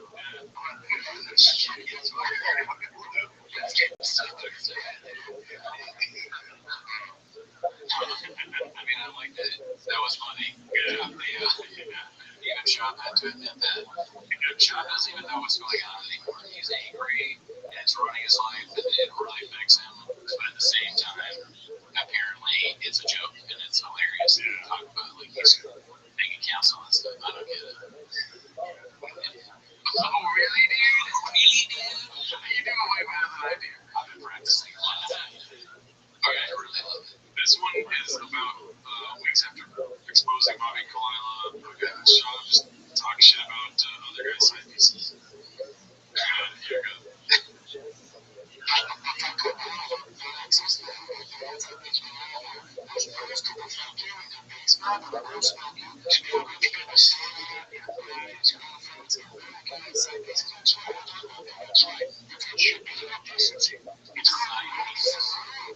Exactly. And so these kids are wrong. Yeah, one other generation is wrong about that. They're wrong about it. And that's where I get older people.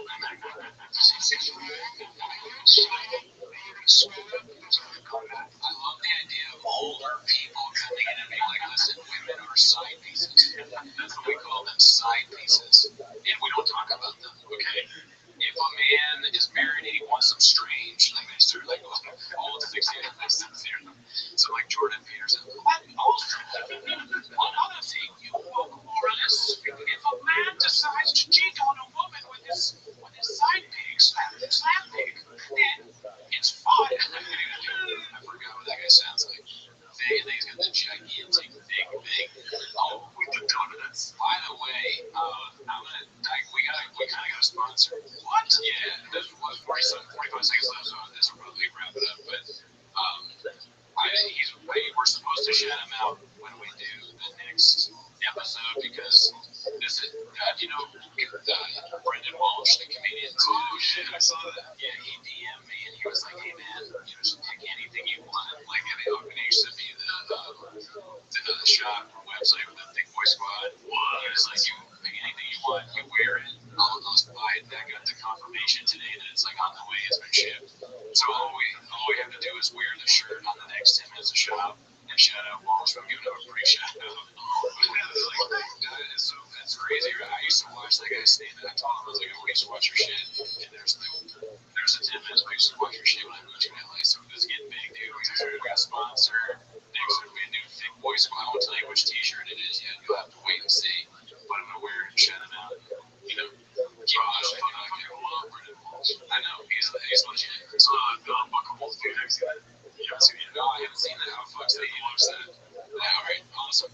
Thanks for tuning in. Fucking A, that fucking made my... I saw that he liked something or whatever on Twitter, and I was like, oh shit, Brendan Walsh. I know. That's like pretty much exactly the same. Wow. Tennessee, anything can happen in 10 minutes of shot.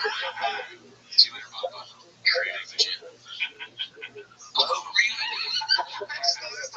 Stop recording. You keep going.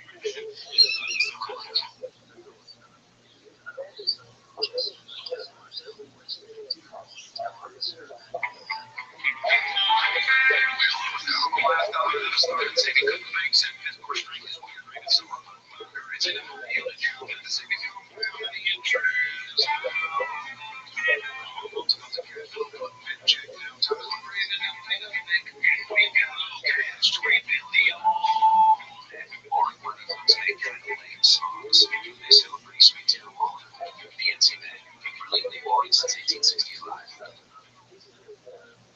All right, 10 minutes of shop. SHAB, baby. SHAB. We learned on the last one that it's SHAB according to shop. Alright, are you ready? I don't know, but I am. Okay, there we go. We're ready. So, you have the clip pulled up? Yes, I do. You want to put it up? Yeah, alright, starting the timer now. Here's 10 minutes of shop. You do put your neck on talk, man. You know what does that mean? Guadalajara's got a heart scarf. Yeah. Choke in the neck. Now, I found this clip and it just made me laugh because it reminded me of all the comments saying that she's not from Mexico. She's from Hollywood. If you ever saying she's from Hollywood. Does she? Yeah, she says she's born in Hollywood. Why does he keep saying this? That at this point it makes no sense. So many people commented on the first video. She was born in California to the point where I thought they were saying we said she was born in Mexico. I got confused. I was like, what? But then I realized I rewatched the Gringo Poppy. You did. I don't know, probably actually I did. I watched it with this guy. I was trying to make some more content. I was filming my friend watching it and laughing. He was high, so I tried to film him laughing really hard at Shop, and then I just became incriminating at my friend. So I was like, "Yeah, with this on the internet, he owed me a 10 minutes of Shop." What else we got? A lot of hard scars. So he said hard scar, hard scar. I don't know what that is. I like these coming up with sayings, though. I mean, it makes it more fun to watch and say stupid things. All right, here we go. Patter. Here's the thing about those dinosaurs, kids. You know, T-Rex can't run that fast, right? Did you know that? You know, they were slow as shit. You know, anybody who can outrun a T-Rex, why? Because they're the size of the Titanic. They're slow as fuck. They're not. This is like Shop being a substitute teacher. You would know what that would be like. It's so funny. Him in the office after class, and the principal's like, let's watch this real quick. You know what it's like, kids? They be slow as shit. You cannot say any of this, and you're wrong. How does he know this stuff? I always wanted these clips. I always want to know the context. Like, why is he talking about that? He's so confident, too. Yeah. They isolate on like the dumbest videos they can find that subreddit does, and then they play it out so we just see him being like a complete fool without any context, and it's great. It's like, why is he talking about this? Do you think you can outrun a dinosaur? Probably not. I definitely don't trust Dr. Shaw.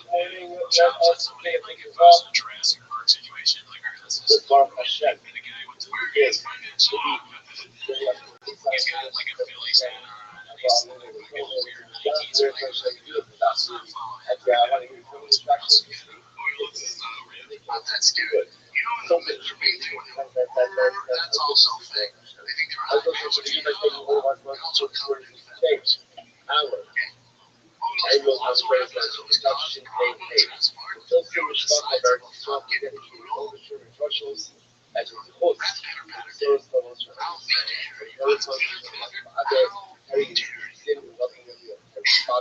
If his audience is like bros that are shocked by this or something, oh my god, you're shocked, dude. Oh, really?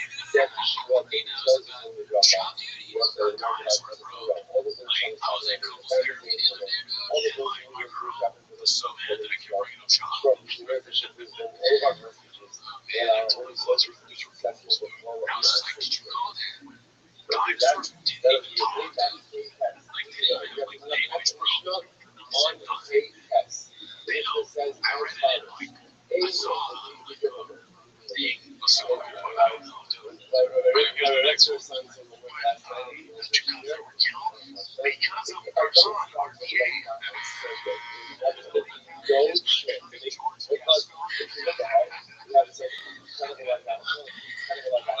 So that's classic shit right there. And then they just blatantly wrong and something else.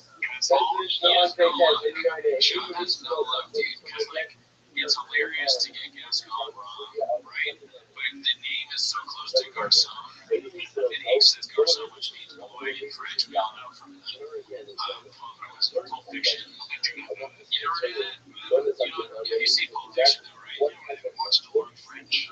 Just the famous scene where like the waitress is like Garcon, and she's like, Garcon means French, it means boy or whatever. Oh no, actually I remember that. The famous scene.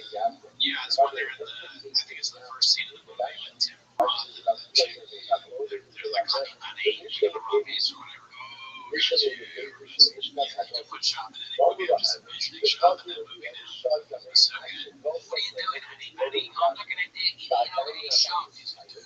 Gascon is the DA of LA, district attorney, and he's ran a big reformer. So, Shop, I would love to hear Shop's thoughts on that. Shop just gets like a little bit of news from somewhere, and I hear Rogan say something. So, in his world, it's very black and white. Shop had, Gascon, Garcon and George Carlton. Garcon's good. George Carlton, not so good. Actually, really good. Okay, so that's the next clip. It was a 7-minute clip. Which part was it? I don't know. I just picked that one and it's randomly. It's one we haven't watched. Let's watch for a while. So we can see what happens.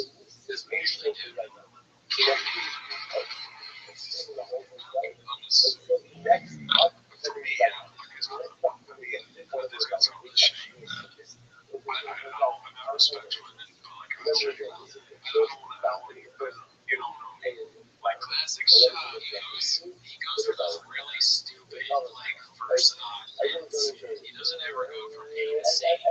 It's A to B. It's like something that's most people would not say. It's like the first person to talk about it. Yeah, and then I watched another clip that I almost picked a shot. It's from like 2019, where he's talking about Michael Jackson. And I have a bit, if you're a fan of my stand-up video, you can check it out. It's called Leaving Neverland on YouTube. His bit is also called Leaving Neverland. But if you watch the difference between the two, I have 3 minutes of like joke. His is like, he'd be like, dude, Michael Jackson, like, he fucked kids. And then why would you do that? Oh, really? Essentially, why would you do that? I mean, you're trying to fuck my kids though? Maybe I would have been drinking. It's so bad. Terrible.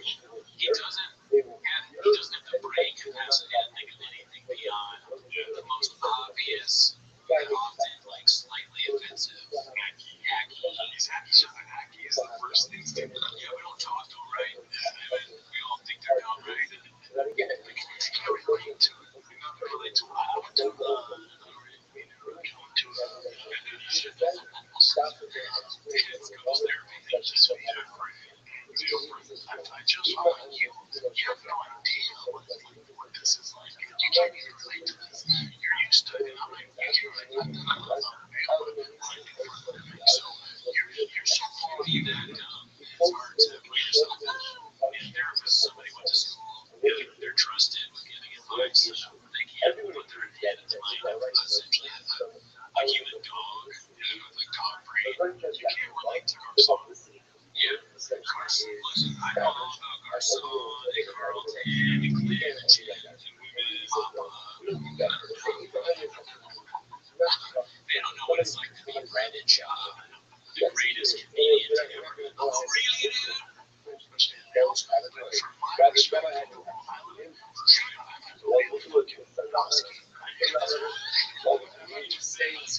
didn't watch this part. Dude, I'm predicting what he does, dude. My brain is starting to work in a shop.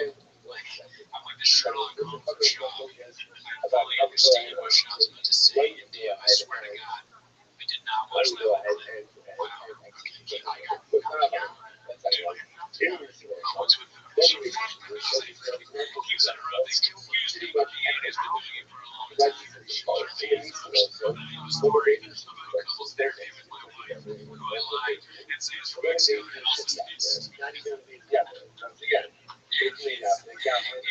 said that his marriage is failing and then he doesn't call couples therapy. We get this guy so well. I'm starting to think that we get this guy like really well. And you know what? I have to think that there's, I've been reading the subreddit a little bit. Maybe it's them. I don't know. Maybe they're getting into my brain. I don't know, man. All right, keep playing it. Don't answer this. I'm playing it for 30 seconds. If I give a number, I give a wrong number. I'm just going to turn it off. There's like 20 seconds left. There was like, I read through this subreddit and I just want to read this out loud. It's so funny. I go over like 20 seconds, but they were arguing about like new people in the subreddit and how like they're annoying because they don't get it or whatever. This one guy wrote, literally the new people are on some ish dog. They are a true cat papa. Just regular dumb bros. Alright, it's all just regular dumb bros that are finally realizing shop is a door after 5 years of us. More power to them, but you can't take them too serious. They try to hang with the weights they have, even wiggle their way back in the kitchen sometimes, but they just came to eat a James, ... They still got home to go back to, which I thought was really good, but this is the line that comes with this guy response. We were born in the James, they merely adopted it. This subculture is hilarious. I love it. That's kitchen shit. Yeah, I love that, dog. I'm starting to talk like shop and say, dog, how many chicks you fuck? Alright, thank you.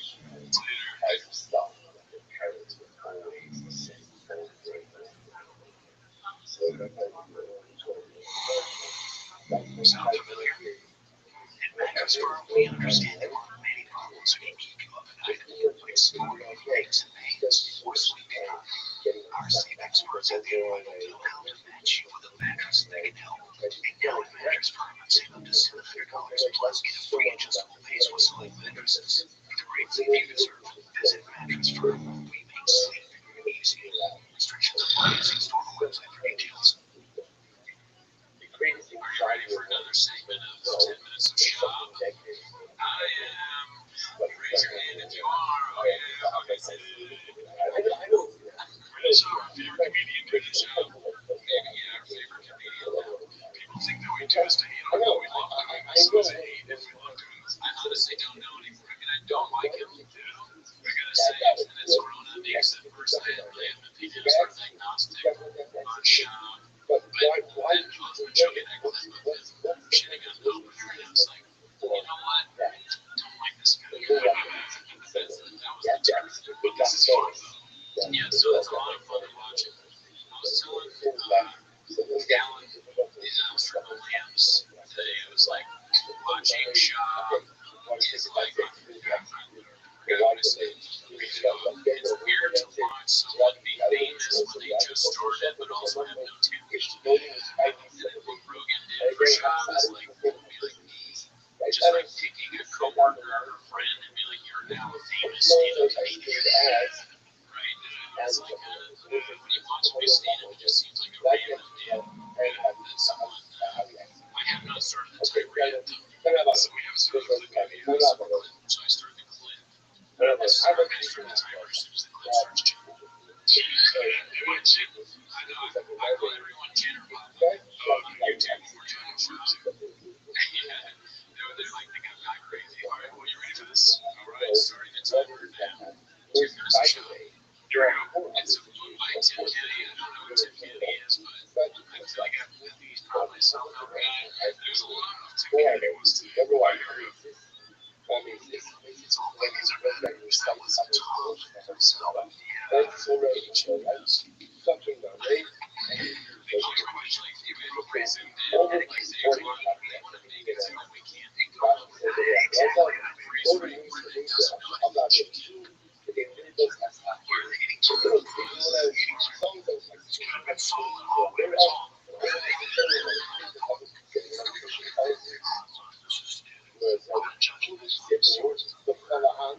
was the there's like a strong vinegar. It's not really salt. Salt fries. For you. So it's just that many chickens. We should have a video where we eat something and watch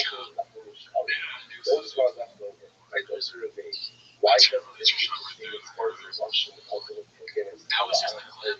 Their show just picked that. I guess. Well, this is Reddit. Oh, this is from the Reddit. Did it get edited? Yeah, that's edited. Oh, okay, I'm so dumb. So they did edit it specifically to make one stuff. This is a video. Let's go ready for some Japanese. So he's like, hey, can I have a sweet station?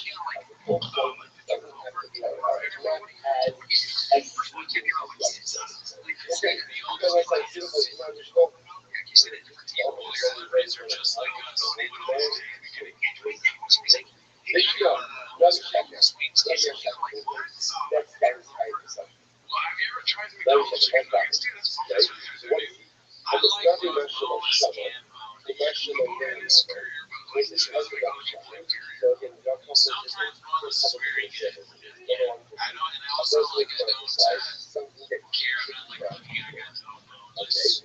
Or something that would you get a phone for Kumama here. That's what he's like. It's like a penis. And he doesn't have any confidence except later. He says it like a conservative guy in the airport. He's like, you don't need an ass. Just need to inhale. So again, telling cause if someone is not confident what they're saying. Insurance is Korean too.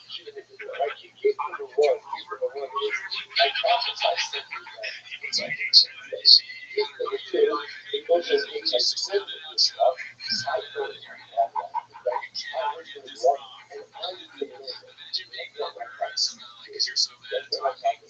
I can't get this wrong.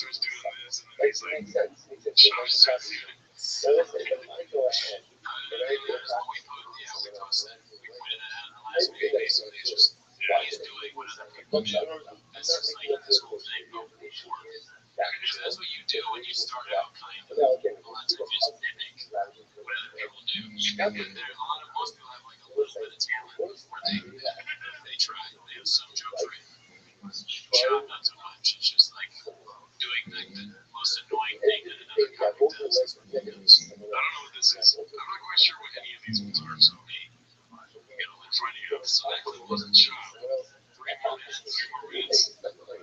You can customize the perfect system for your home just with simply safe.com/SeanHBB. Built with the perfect theme for your home. So use the safe .SeanHBB.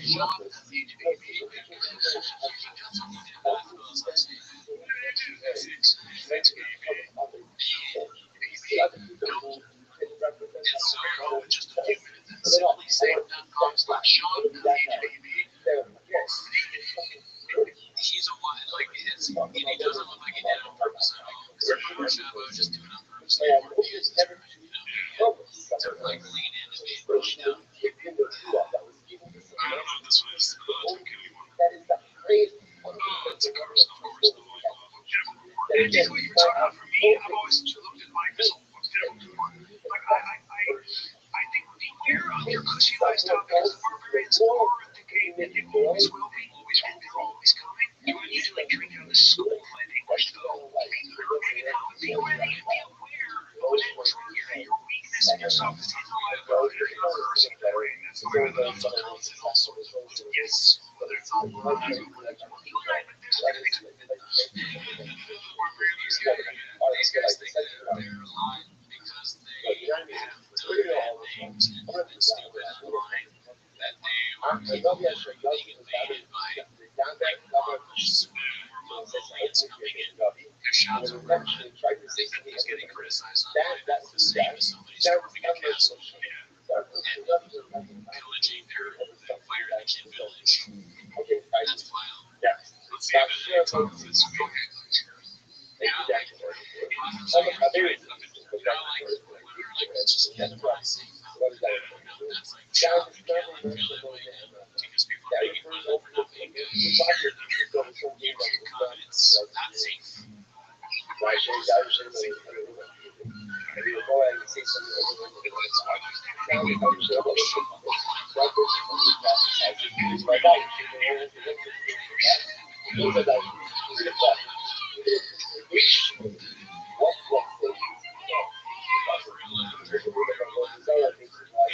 Too much on his gigantic.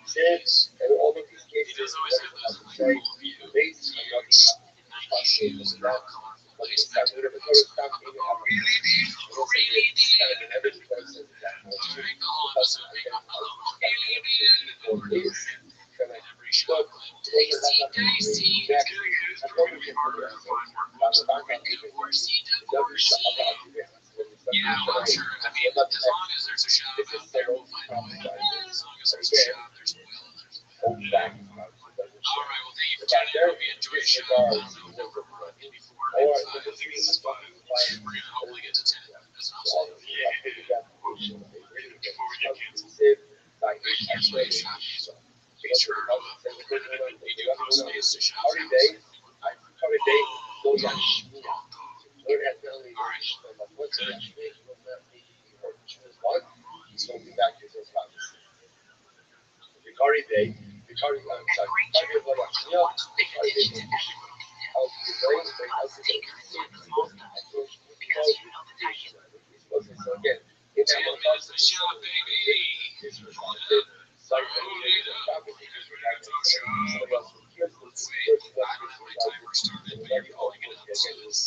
I'll start the timer when you have the clip. Jonas is Instagram. You know what? You pick dealer's choice, baby. Dealer's choice, Chad. Yeah. I wish I had looked at more shop needs. People are living shops. Taking it out so far. 10 minutes to shop. Wait until it's started. I'm not going to start until it starts playing. How much shop do you get outside of this 10 minutes? 0 minutes. Yeah, I really, well, I mean, every once in a while, Reddit gives me like alerts on my phone. So it makes it space and like a funny title. So sometimes the titles make me jump. You know, people are because it's all from the fighter they can. And they should have it even in the title. Right? I mean, he is full of So as we know from all we learned something kind of new every 10 minutes. In the last one I thought was interesting, when I posted the 10 minutes of shop, this one guy wrote, and Shaw has like too many, like he has like designer hats, and he has like a hat for every football team, sports team. Like someone wrote there's an off-white hat for RIP Virgil had logo, and when Shaw is wearing your hats down, and it's got a Virgil shoulder hat. Alright, dude, I got some stand up right now. Alright, so let's see what this is.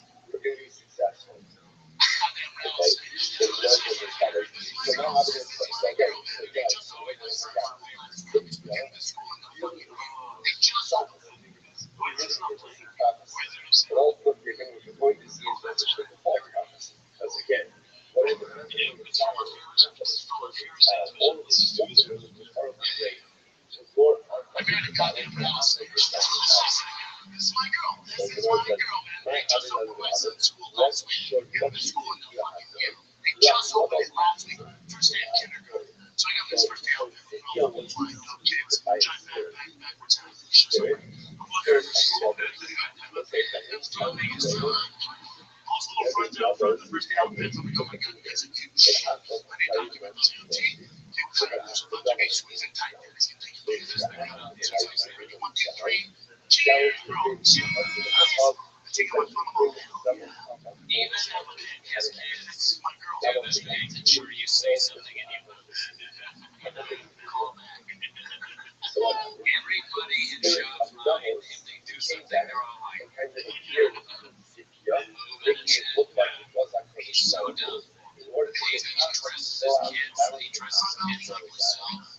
Like, I thought about that. Like, if I had kids, I want them to look cool because my parents put no effort into me looking cool. But I mean, his version of cool is much different than mine. There's skinny pants. Look at that. His caption has been in more than 20 minutes. I've changed. You know, I'll give it to him. He sticks to hack. Yeah, he really likes shitting on Portland.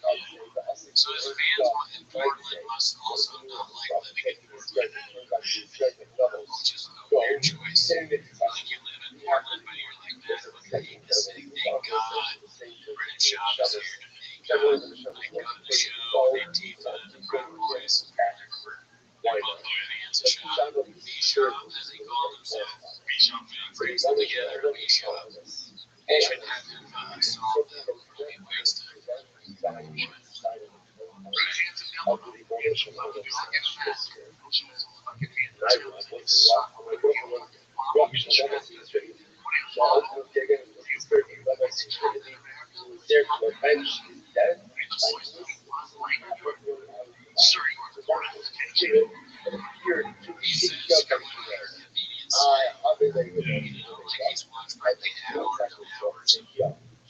terrible comedians in this country.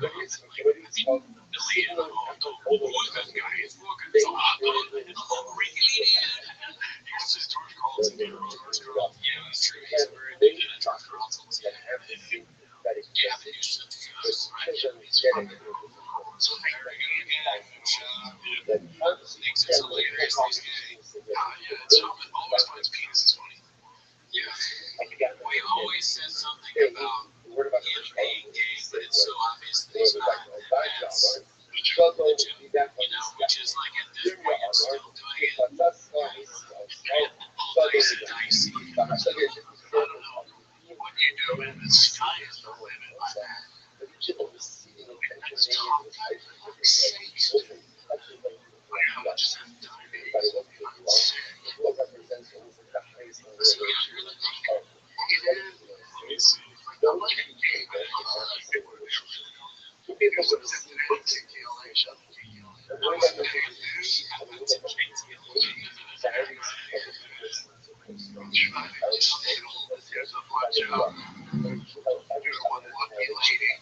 He's 39, man. He's 39 years old. Okay, good. Shout out to KPCC. Took me so long to remember that. It doesn't. It's a segment.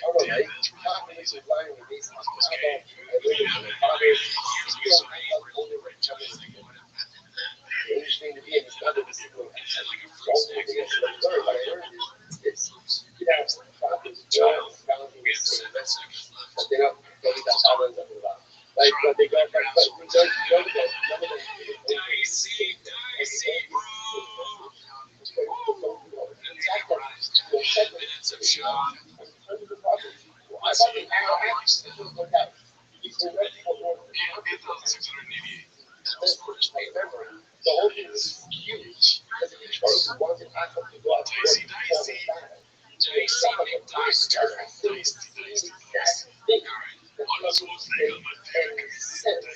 Therefore, yeah, you're you know, like that. So much that you can stand up to I'm working on right now.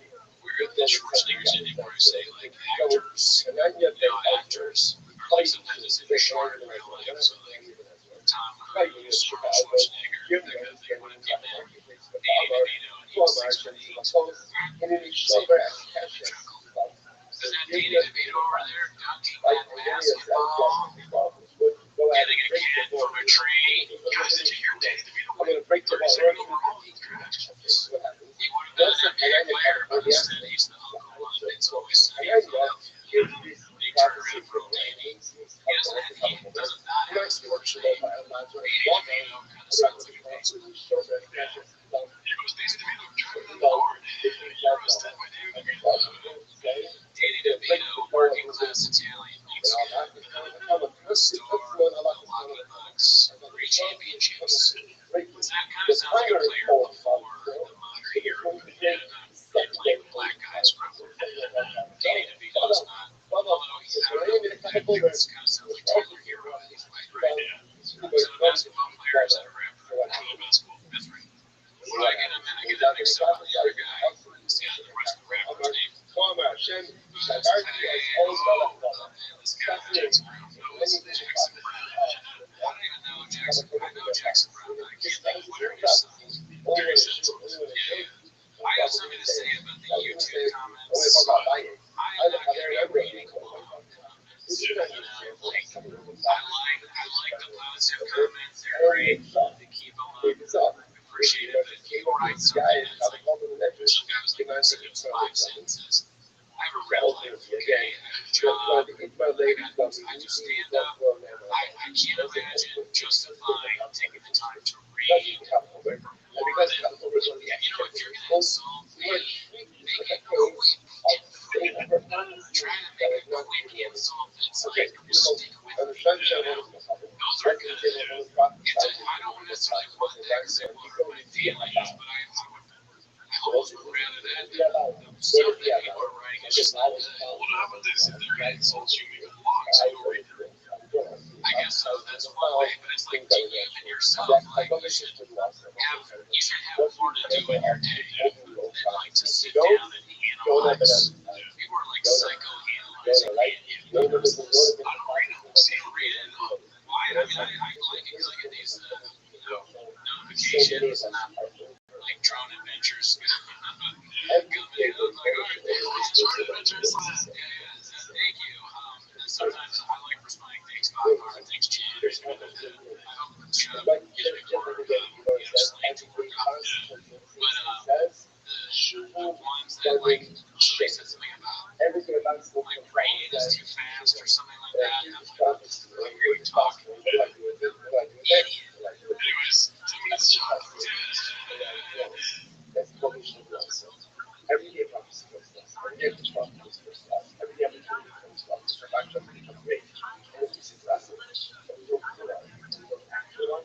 That's called ovation.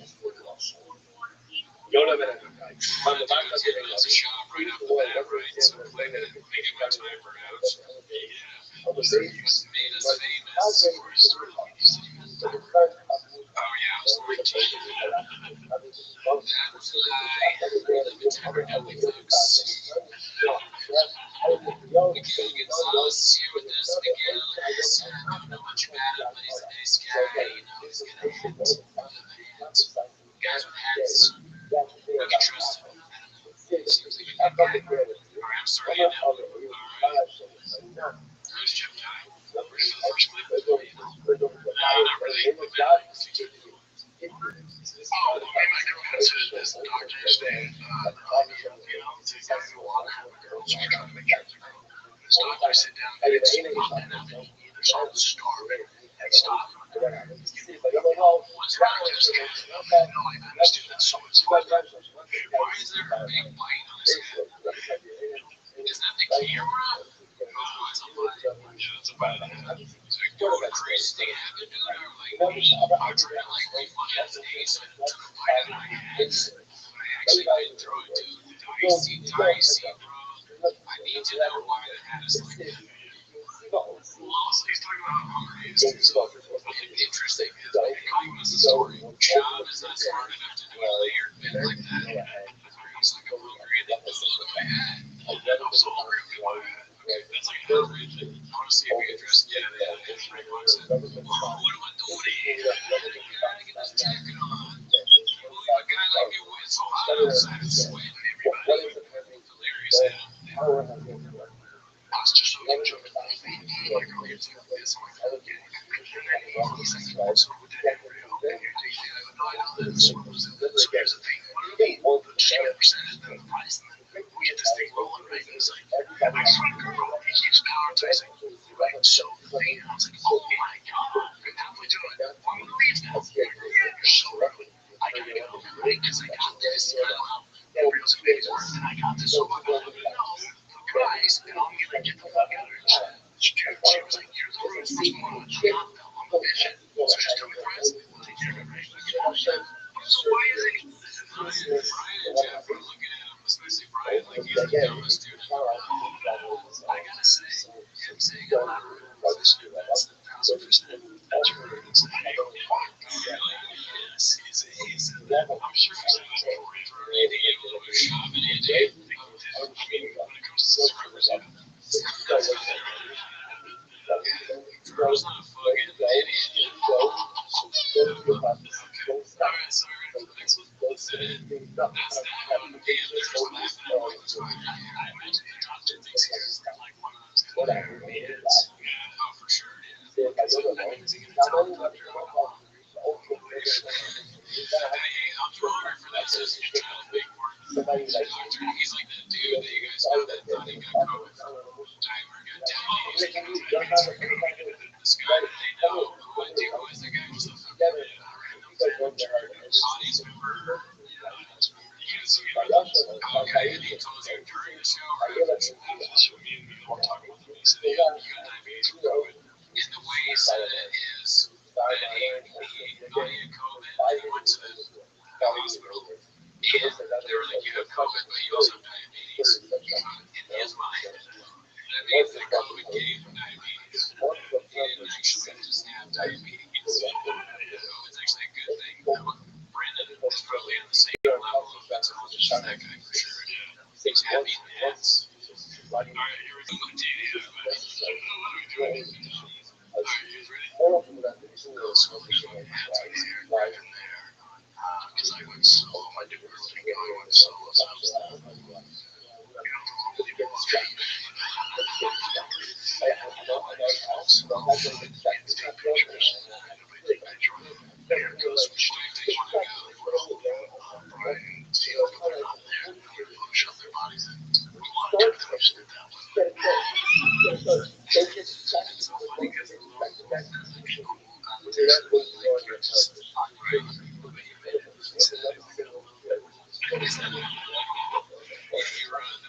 for sure, and he's not cold like a lone wolf. Sean, as a lone wolf, is a dangerous thing because he's so stupid that he can hurt himself. He needs somebody walking around with him to make sure he doesn't fall over. There's no shame in isolation. There's no shame in eating that. Damn right, that's why there's the three of us. We couldn't do two anymore. If Funny Bush is one of us, we'd be lost. Just like Sean was in that wedding. I wonder why his wife didn't go.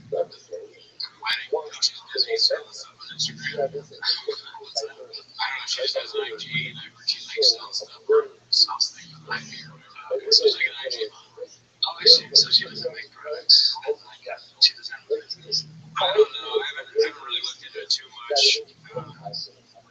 She's like an attractive woman. Maybe. Yeah. But the last time I looked at it, she's her kids. So I don't know if she's selling her kids now or what. Yeah. I'm sure you were to talk about Boston. Tiger and Boston are their name. Dicey. I don't want to talk about it. The kids, though. I think that's Sean is threatening people left and right. Or, I don't know, whatever it was like that. Alright, here we go. Saturday morning is just me on the stroll on the street. We got food and coffee.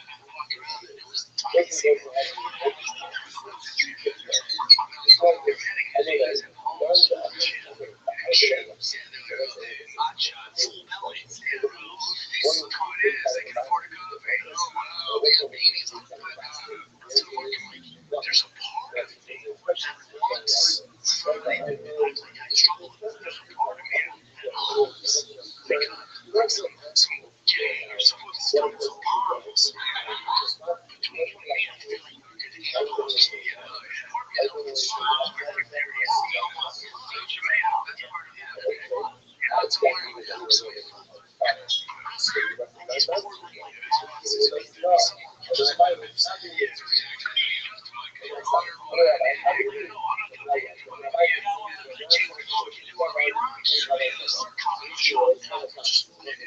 sorry, I'm pretty sure that's their producers. Okay, yeah. Job is changing. Oh, that's Chin. Oh, shit. I haven't watched it ever since I've never actually seen Chin. You know, Chin, I never seen him before. We used to talk about, you know, the phrase, what else you got, Chin? It's like what Japanese stuff. So, like, when you're bored, or we both want to talk about something else, or you just want to, like, make a joke, you know, Chin, what else you got, Chin? So, we call you Chin. It's not like a making fun of you. It's just like, that's just how me and Jordan communicate now. Japanese. Japanese is what we speak fluently, Miguel. I like that. That's actually we used to listen to that. That's a good bit. Brandon, what do we have? Chin. What else you got, Chin? He's like he's still on through my or whatever. I was with him too. It's like this is a whole different show. So I don't know why the fans always just beat the shit out of this guy. I don't know. I get the feeling like when the fight, there's haters out there when Conway or whatever. I just feel like you can really just sit down and have a conversation. I guarantee you they made it. At least they understand where I'm coming from. Yes, comes from Rats and Tweets. You know, talking about this nonsense. Miguel sitting here kicking your ass. Very good. I'm kidding, obviously. I said Miguel so you can kick his ass. Miguel, what are your thoughts on Shab? I heard you say one word about Shab. I mean, I don't know much about him. I mean, he's probably not the best comic, but he's probably not the best comic. You're on 10 minutes of Shab. Now's the time to be honest. Give him a minute and 30 seconds, because right now you sound like a big fan. Shab, I mean, he may not be the greatest, but he's pretty good. The thing is, there's 6 good salsa, man. He's a comedian. The thing is, I have said that. So, yeah, you had 5 minutes of shot, or how many minutes did they give you? 2 minutes. 2 minutes. What did you guys talk about? That's all it's up, dude. That's all it's up, yeah. I guarantee you, dude, if you like sit down with me and then they show a clip of you and him together, I wonder what do you turn on? What would they talk about, Miguel and Child? Traveling. What did Miguel and well, humanity threatens to kill people. I don't see that at all. Have you been to Portland? Because you know, I was about Portland a lot. I actually been to Portland a couple months, but not until I go to Portland until I check out the job. Even after, Chubb and Jeff Ty and Brian Kelsey, there's almost too many homeless people there. What do they say? They don't have jobs. Their stereotype, no shoes. You guys are very stereotyped. They're like a wing of like the government or something like that. But these Antifa guys, you go out there, they don't have jobs. They're gonna bother you.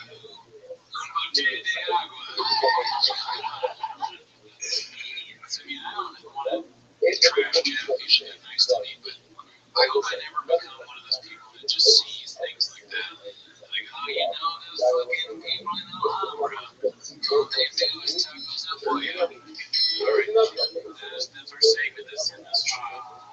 So, Miguel, great job. Thank you. Thank you for taking part in that. You've now chosen us to go to Rim Shot. It's 10 minutes of Rim Shot.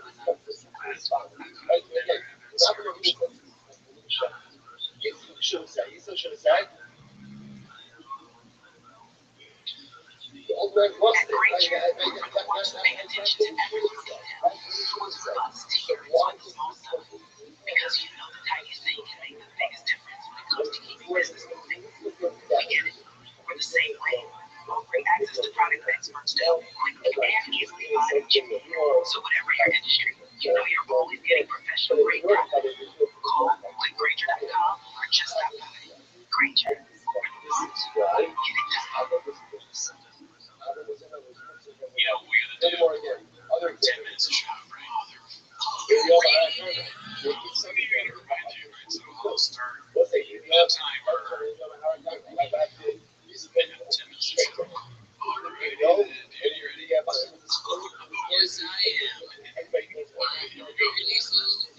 his face tattooed. I'm obsessed with neck tattoos. I wish, are you? I wish, what the hell's he doing? Why are you so obsessed?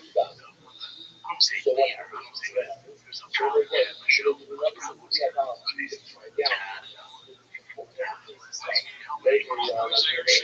if I ever do need that, yeah, man, last time I was there was during the Rothschild'S lives, like they were building a way to get to like it's a much higher intensity version of what's going on with our lives. Countless thinking about some of the court case he had.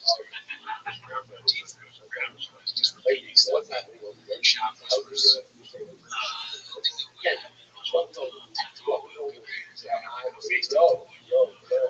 Proud Boys. If they're on their leaders, riding outside my hotel, the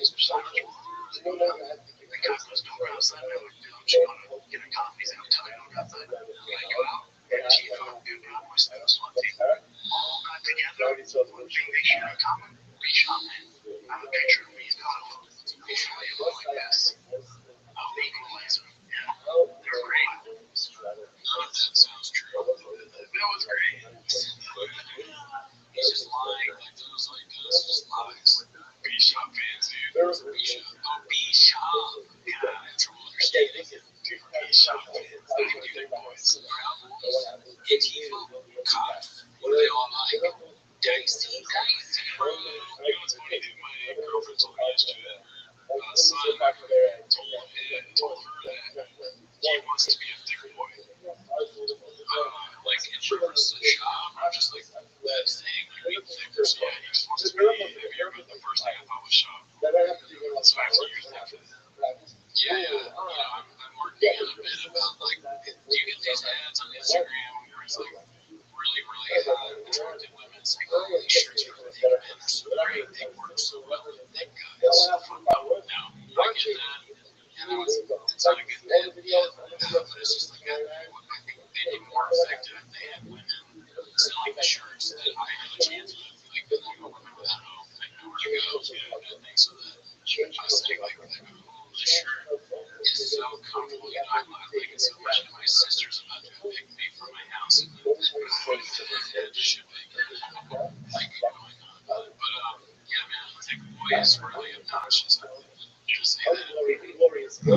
Just, I don't think there's anything wrong with being a little chunky or whatever, but you know, you don't need to come up with like a saying to make yourself feel better. The guys that are like, you know, they're real like, oh, he's fat, but he's fine. The guys that are like, they're never actually say, I'm fat, I'm fine. They just work because they're confident, I'm fine. We love a fat guy, don't we? Okay, Travis, fat, I'm funny. I actually opened up for a shop. Yeah, that's much more about I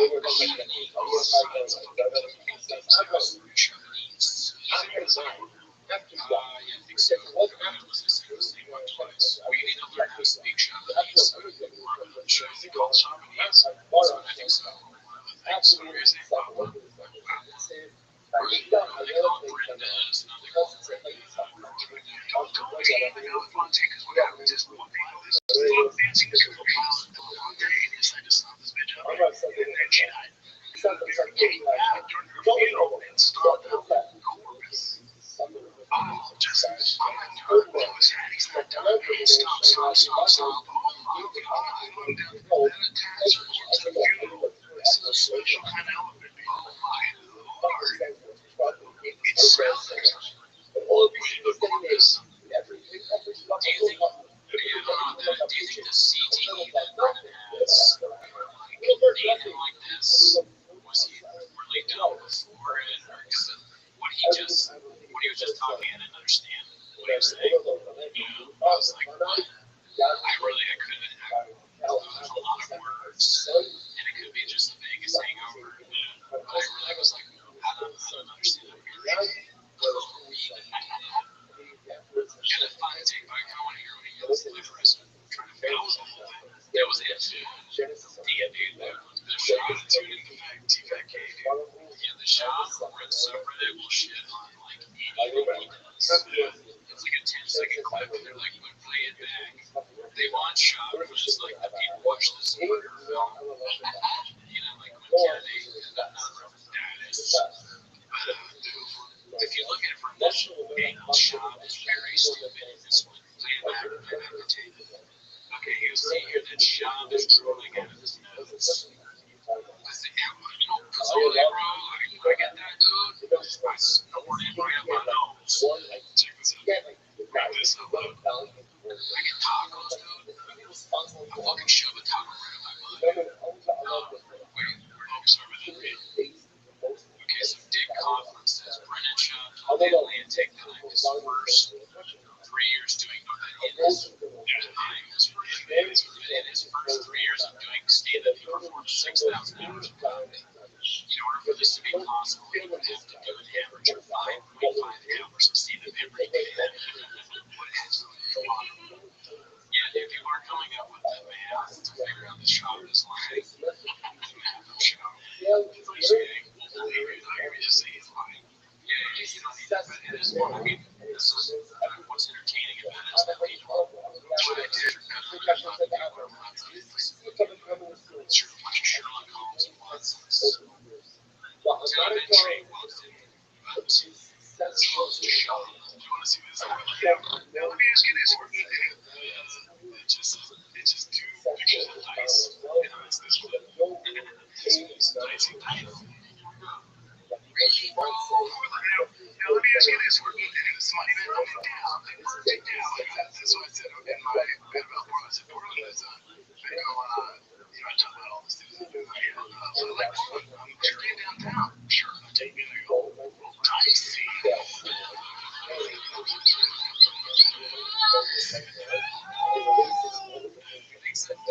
Dicey is like a great, very intelligent man, and he's creative. He's like, and you know what I did next?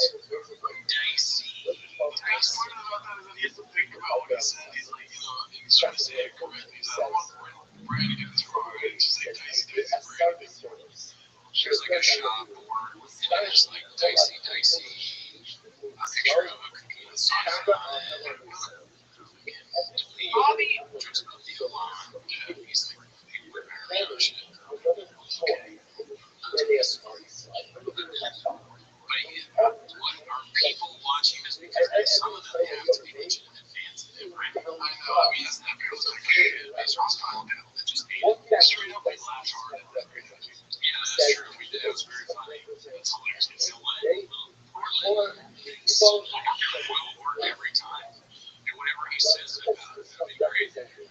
So when I say restaurant and they pull out the guy comes out and reads the specials.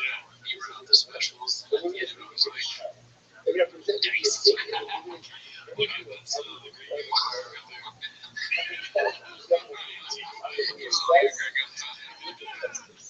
This room is so good, dude. If you want to see it, he was reading. It's a great picture. We have 50 seconds left. Yeah, so that was a picture of the guy that he was like, they went around like meeting secretly his members and then making like them, and then like they were like, I'm done with the plan. That's essentially what Shab is doing with the Great Copy and the Showtime special. Shab is confronting racism head on by working with Brian Callen. Alright, here goes 16 seconds.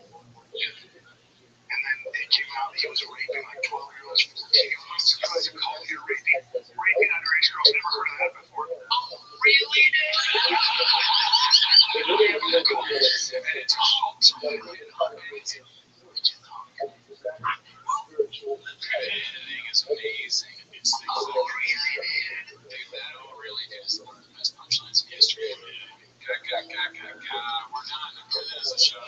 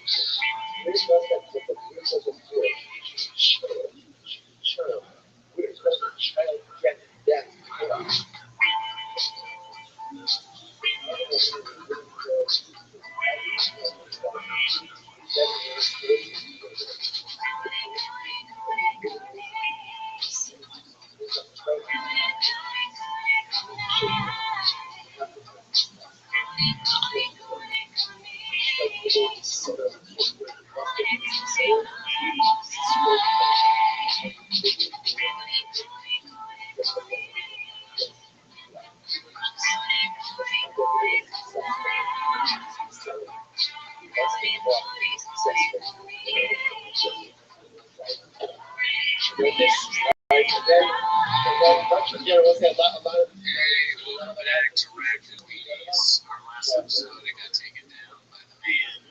You know, we tried to put up the video of it. It was live. What does premiere mean again? Premiere just means that the episode is premiering. Premiering, yeah, okay. I thought it was like live. I don't know how to even know what that means. It's basically the same kind of component as live, but it's live. It knows it's not live. Yeah. Well, anyways, it got taken down, but not a copyright strike. Yeah. Just a regular old strike. Yeah, no, just clean. Just a couple of so it made a claim against us that it was not ours to use, but the audio episode is up, so you can listen to it on that. And you know, we came to an agreement. No more. Well, unless Sean does something really crazy. No more full shop episodes. Yeah. Actually, you know what? I take it back. There could very well be in the future. I mean, who knows? We came to an agreement. What if we are? Yeah, I know. Well, we're gonna do the agreement we came to is 10 minutes of shop every episode. Yeah, you said that. I didn't know you said that, and I denied. Yeah, well, 10 minutes of shop. We watch a clip or something like that of shop. But like, what can he do next that we can? Like, he did a 25-minute YouTube special. What could possibly be the next thing? I'm fucking, definitely like a racist tweet. You know, of course we cover that. But how long can an IGTV video be? Like a TV, IGTV? It can be long, right? I think it's like an hour. You can make if he did a special on IGTV next. I would be proud of you. Dicey. It's so fun to do that shit. I saw shout out to Alistair Williams, who's on my chatterbox. And the entire night he was like, people go up and be like, Dicey. And like, what else you got, Jen? And, you know, Blockbuster, we're having a good time. It's very, and that's support. Look, I don't know, you probably can't see, but got the Gringo Poppy t-shirt. Thank you, Austin, Sheriff, and Blue Shirts for sending his birthday gift. I like how I didn't ask. Wait, you shit me a picture of the shirt? Yeah, you said, oh my God, for me. Yeah, well, I mean, I kind of wanted you to know that I didn't pay for it. Every time I run it up, you make sure you blow us on Thick Boy Nation. I don't know whether it's more Thick Boy Squad or more Fighter in the Kid subreddit. I think you're getting thick because you had some steak today. I know. I went on the firm stall. I went to Houston's. Got a wood grilled prime rib. Very wine and dine and favorite. Got some key lime pie. That was pretty good. It's been a good day for me, some might say. Best day of my life. I was at a burrito at Spanglish afterwards. Yes. Feeling a bit full. I have an update, by the way. What's up?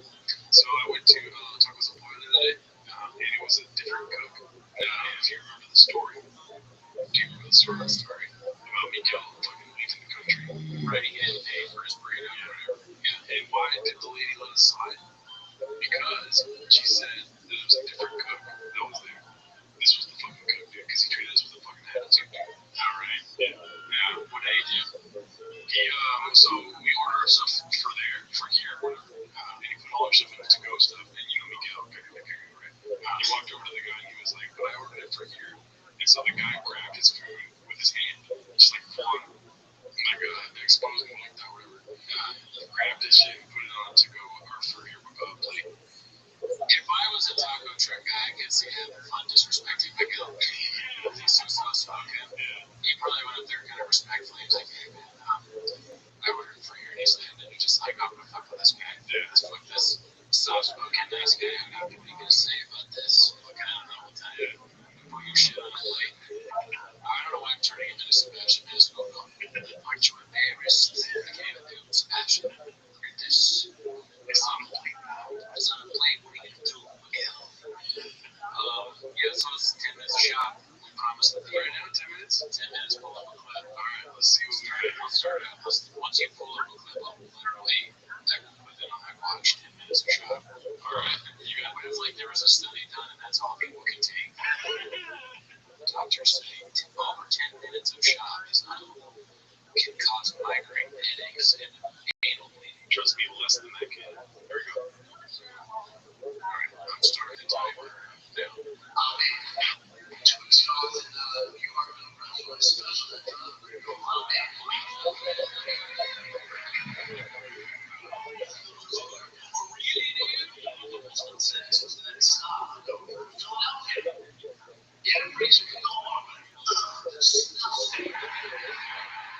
Who said this was I don't know. I think he's saying just like people like that he talks to. And right after the South Street shooting, he's doing this. Oh, really? Wow. Damn. There was a shooting. There was a shooting. That's so crazy. That shit is insane. Three people started just shooting people randomly on South Street. They have no idea why. I don't think there's been any arrests or whatever. Maybe it's because they were trying to prevent shot for the next day out there. Jesus Christ, Roger. I will leave it to you, dude. I did not have that pre-written. That was just so easy. I'm sorry. Oh, let's go.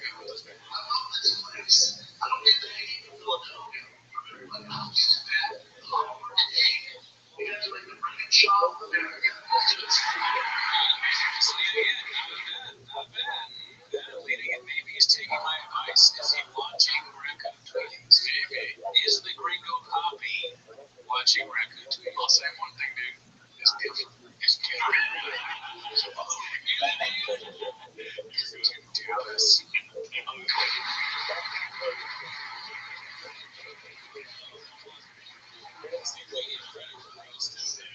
We're not just haters. Oh, jeez.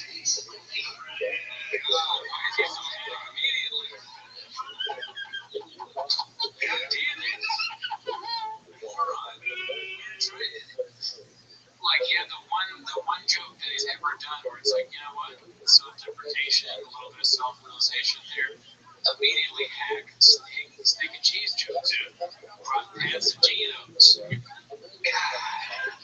Moron. All right, put it back. Nice. Very nice.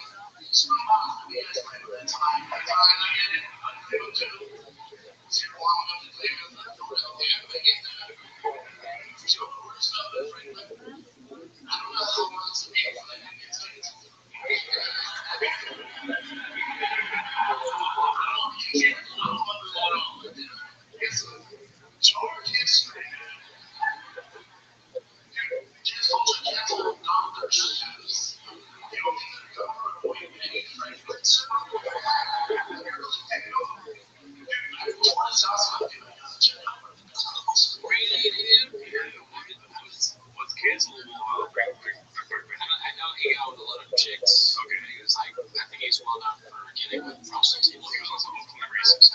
Oh, well, he wasn't. Yeah. Maybe back in the time, that probably makes sense. They all were, they're in the time of slavery. He was more openly racist than Johnny Connors. Than others, so he's more racist than the others. Like Thomas Jefferson was having sex with his slave, but he was also trying to abolish slavery.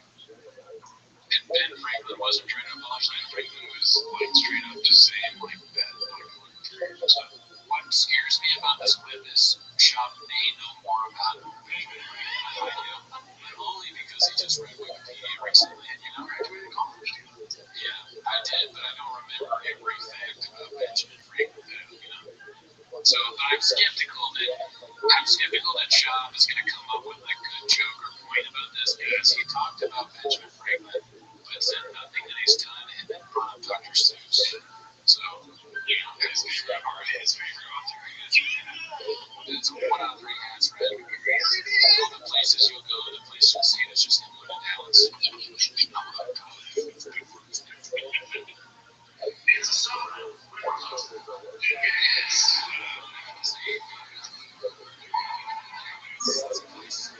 That's too inside. I don't like that.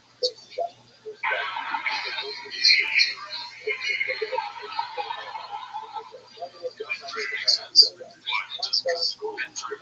Benjamin Franklin does not have a subreddit. He couldn't have a subreddit. It's just not funny. It doesn't really lay in for me. Also, Brendan Schaub did not invent anything. Inventing electricity. Also, Benjamin Franklin also paid somebody off to invent electricity. He saw some dude doing a trick with the guy, and he was like, hey, that's pretty neat. What do you think Benjamin Franklin's Brian Callen is? This is Jim. Who's that one guy? Alexander Hamilton was not the same Alexander Hamilton. Yeah, he was. Oh, he was. Yeah. Oh, no, I was thinking of the badass, the President John Adams. But John Adams at the same time. John Adams. You're thinking Jackson. Yes, Andrew Jackson. Yeah, I don't really know the band at the time frame, but Andrew Jackson was what, like the 16th president or something? That's Abraham Lincoln. I think Andrew Jackson was the 10th. Jesus Christ, Brendan. I'm tired, man. I'm tired, dude. I'm like shopping out. That was a shop on it. Oh, well, you know, judge not unless you be judged. You're acting different.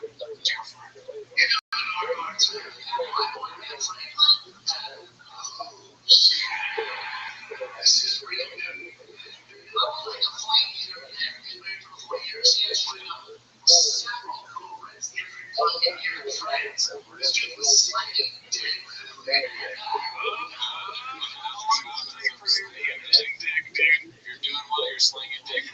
That's not Reddit.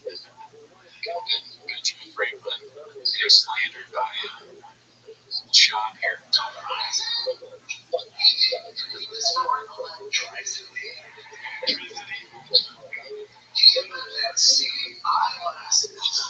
Really? That's what like historians are saying it right now. It's so unfactual. It's on the history teacher subreddit. They're like, oh, really, dude? Yeah. Shop.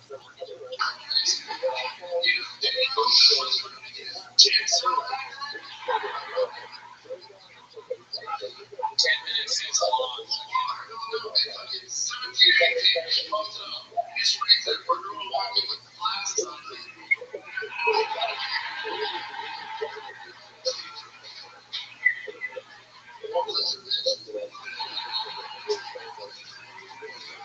I will say, British John would be a whole lot funnier if you didn't laugh at his old mom jokes all the time. Yeah, he definitely shouldn't be laughing at stuff like that. It's not funny. But it is interesting that he talk about Benjamin Franklin sort of being a creeper. Because he has the whole thing making Letterman walk to his car and just like, I'm not gonna suck your honey dick. When Benjamin Franklin, they're like, I'm not gonna suck your fucking guy with an electricity dick. Okay, so you don't think it's funny that Benjamin Franklin goes up to a girl with glasses on and he's like, how's your vision? That's pretty funny. Because he's gonna hit on the girl by saying that he invented eyeglasses. I guess. I don't know. I mean, I have to explain it to you. It's not funny still. It's not good. It's beautiful.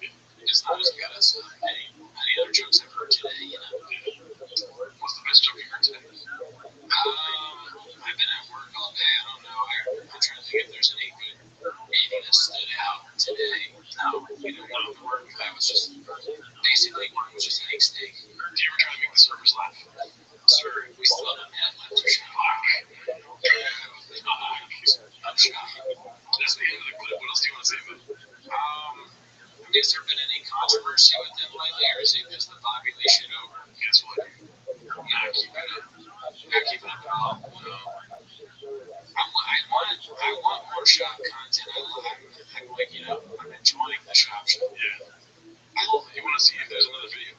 Yeah, well, we can see how long it takes you because we have 1 minute left. Okay, I'm right here. Let's see the first video. Boom. Let's go. Of course, the videos. I heard something. We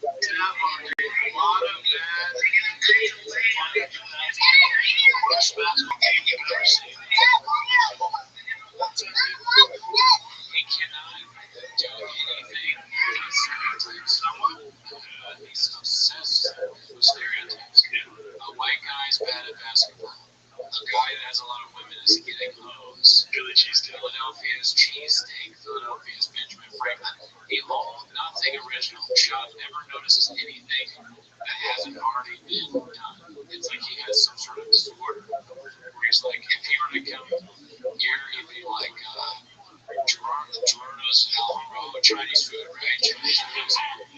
He would talk about tacos El Pollo nonstop, probably. He's slinging happy dick, dude. He is slinging dick to shop is actually a good thing. That's what we learned that from the shop Reddit. You're slinging dick, that means you're very cool. Oh, okay, 9 seconds left for shop. Alright, say something very funny about shop right now.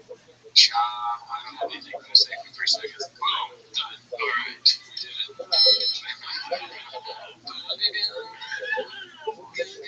That's all you get, shop. I feel like I'm in hell. I feel like you're gonna be like, now the next segment is 20 minutes on shop. Yeah, now the next 30 minutes. A full hour on Brian Count with shop.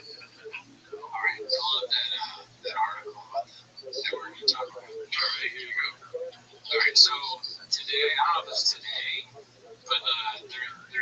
Washington Post writer Dave Weigel. Dave Weigel.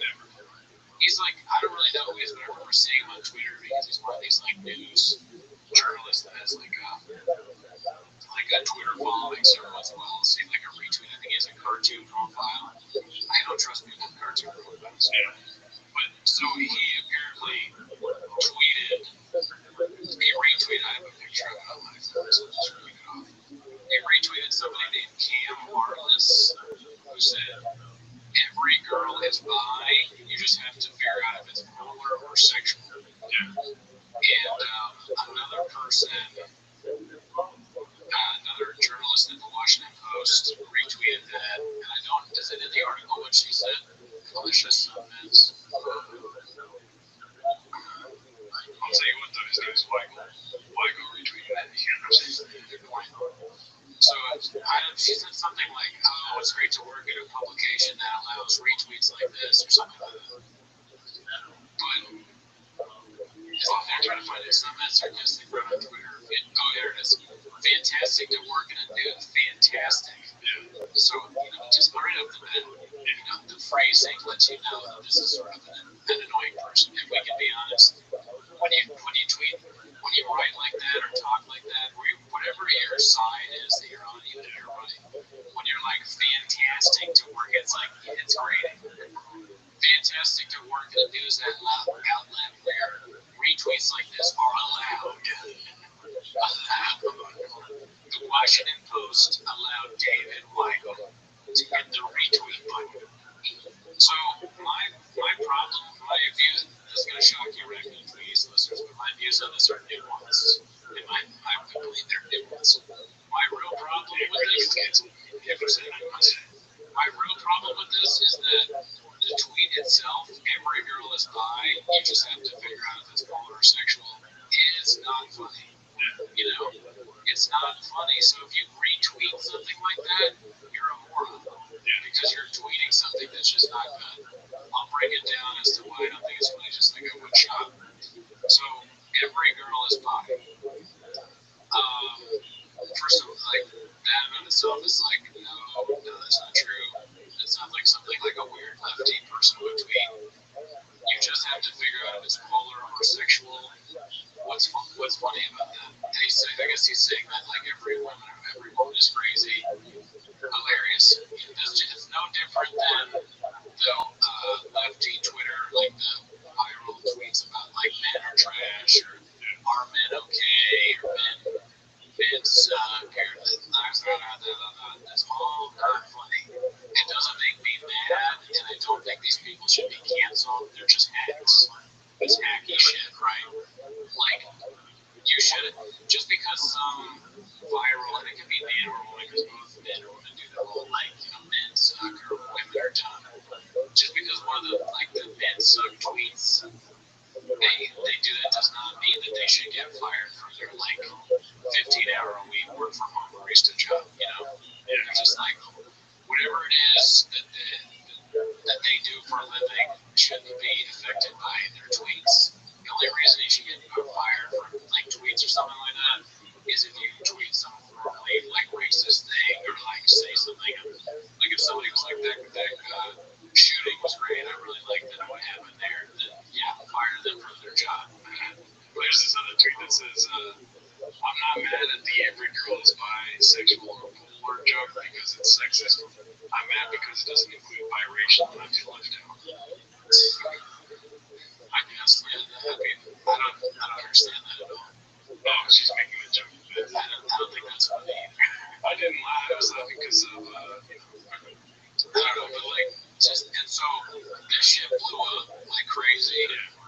This guy, the guy who retweeted it has been suspended from his job. And then this woman, Felicia, what's her face or whatever, is going off saying that she's being attacked or whatever. And then nothing is happening to this guy, Cam Marlis, who's the one who's tweeting it. He's the one who's not funny. So in my opinion, he's the most guilty out of all of them. Again, if you find this tweet offensive, should it not be the person who did the tweet that you're angry with? I still don't think that you should be that angry with it because it's like so dumb that it's like it should be below. But you like when I hear like a really bad joke from a comic that I don't respect, I don't think about it for like all day. I'm like, I cannot believe this comedian who's not funny said something unfunny. I can't believe that this person who I've never seen do anything good, who I dread seeing at open mics, who always says something offensive, is shocking to me. And they would again say something offensive and unfunny. And that's why I look at this guy's profile picture. He's a big fat guy, big beard, cowboy hat. His name is Cam. What do you think is going to come out of his mouth? Dude, David Michael has a tweet from 2015 that says you shut your whore mouth. No way. Is he replying to somebody or what? Yeah. But you know how he's replying to my Angelo. He's replying to Jesse Birdie. Who's Jesse Birdie? But is it like a joke? It was in the old days of Twitter where there was no reply, it was just your adding people, you know what I mean? See, because that sounds like a joke. You know how you joke with your friends, you say you shut your whore mouth. Yeah, you know, you say that to your friend. I do that. I call you a bitch all the time. Yeah, exactly. But he does though, and I think it's funny. Sometimes with your friends, you say you shut your whore mouth. You're not serious. That's what I don't like about today's world. Is like when people get in trouble, they read text messages and tweets, and I can't believe you said that you would sever them in half. But they're not really gonna do that. They don't literally mean. It's just shit you say. It's logarithm talk. It's logarithm. There is some truth to the logarithm. I mean, what Trump said was a little bit. That's kind of crazy. I've never heard somebody say, like whatever he said about what they say, you have to like grab by the pussy or something like that. I've never heard another guy say that. But shit, like right before that, yeah, sure. This guy, Cam Harless. Cam Harless has a show called Soup Can Anarchist. So Soup Can Anarchist, basically. So is he like a doomsday prepper guy? I don't know. Let's see Soup Can Anarchist. I briefly looked up his profile, and he seemed like he was just like a conservative guy who's retweeting like Jack Kubasek or whatever. I was just looking at Jack Kubasek right now. Yes. That guy's like a professional right-wing troll or something like that. I remember he had a thing I saw briefly where he was going to the Pizzagate place, which is just a pizza restaurant in DC, but people think kids are affiliated. Why would you do it at a pizza place? Because kids like pizza. Well, exactly. Don't expect it. That's what you don't expect it. Yeah, which where you least expect it. A place where children always are. That's where you least expect it. Looking at the TV. I'm looking at that. I'm expecting to see tweets up there like to react to. I tweeted that the whole time. You didn't look. No, I looked at it. I also had it on my phone. We gotta let's look at Cam Harless and shit. Okay, Cam Harless. Oh, I'm gonna look at it. Or let's see what kind of guy he is. Because I looked at it briefly and I think he's the same kind of guy. Twitter.com. I don't have a problem with somebody who's conservative. Like, I'm not conservative for the most part, but I don't hate people just because they're conservative. But a lot of times, they'll be like this guy Cam, not funny. I mean, well, what do you think they can do? Because according to Alice Hamilton, the Republicans are trying to kill us. So she's gonna be outside of Cam Harless's house when they go. Stop people like she has an AR-15 on stop the Zucchino or anarchist. All right, you want to see this dude here? And this is a tweet. This is what Brave Boy looks like. We gotta come up with a list of people to shout out during episodes. I can drop their names in like jokes when we look up this stuff. Because they are Josh Watt. What's up, buddy? Yeah, what's up, Josh? You're Schwartz. No, it's not as funny as Cam Harless, Josh Watt. We should have a list where like you do your Patreon shout outs with EC Band. But I'll just do it as like insults. I'll drop it in like what I'm talking about shout. Okay, so listen to the show. Simply objecting to a retweet of a sexist joke and a calling false accusation of bullying leads to this. For instance, this tweet, bisexual or bipolar, it's like Rachel Freeland is both of those things. She's not either one, but as far as I know. Were you just thinking of what to say while I was talking? Was that fun? You're tripping me up. I was reading this tweet right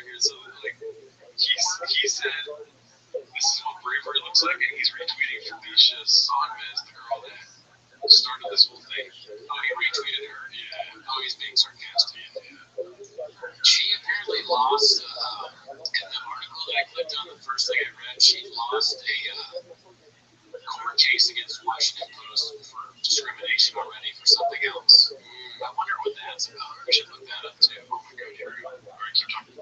So this, what bothers me about this is that she seems like one of those people that just likes to start shit. Like, your colleague retweeted it. If it really bothers you, why don't you just talk to them about it? Like say, hey, why did you retweet that? If somebody, like, I do think it's kind of weird to, like, follow and care what people tweet. I don't, like, really think that's great or, like, mentally healthy, but if it's your friend or colleague and you're worried that they're doing something stupid, just mention it to them. If you know me, if you're people that listen to the show, Jay Lai,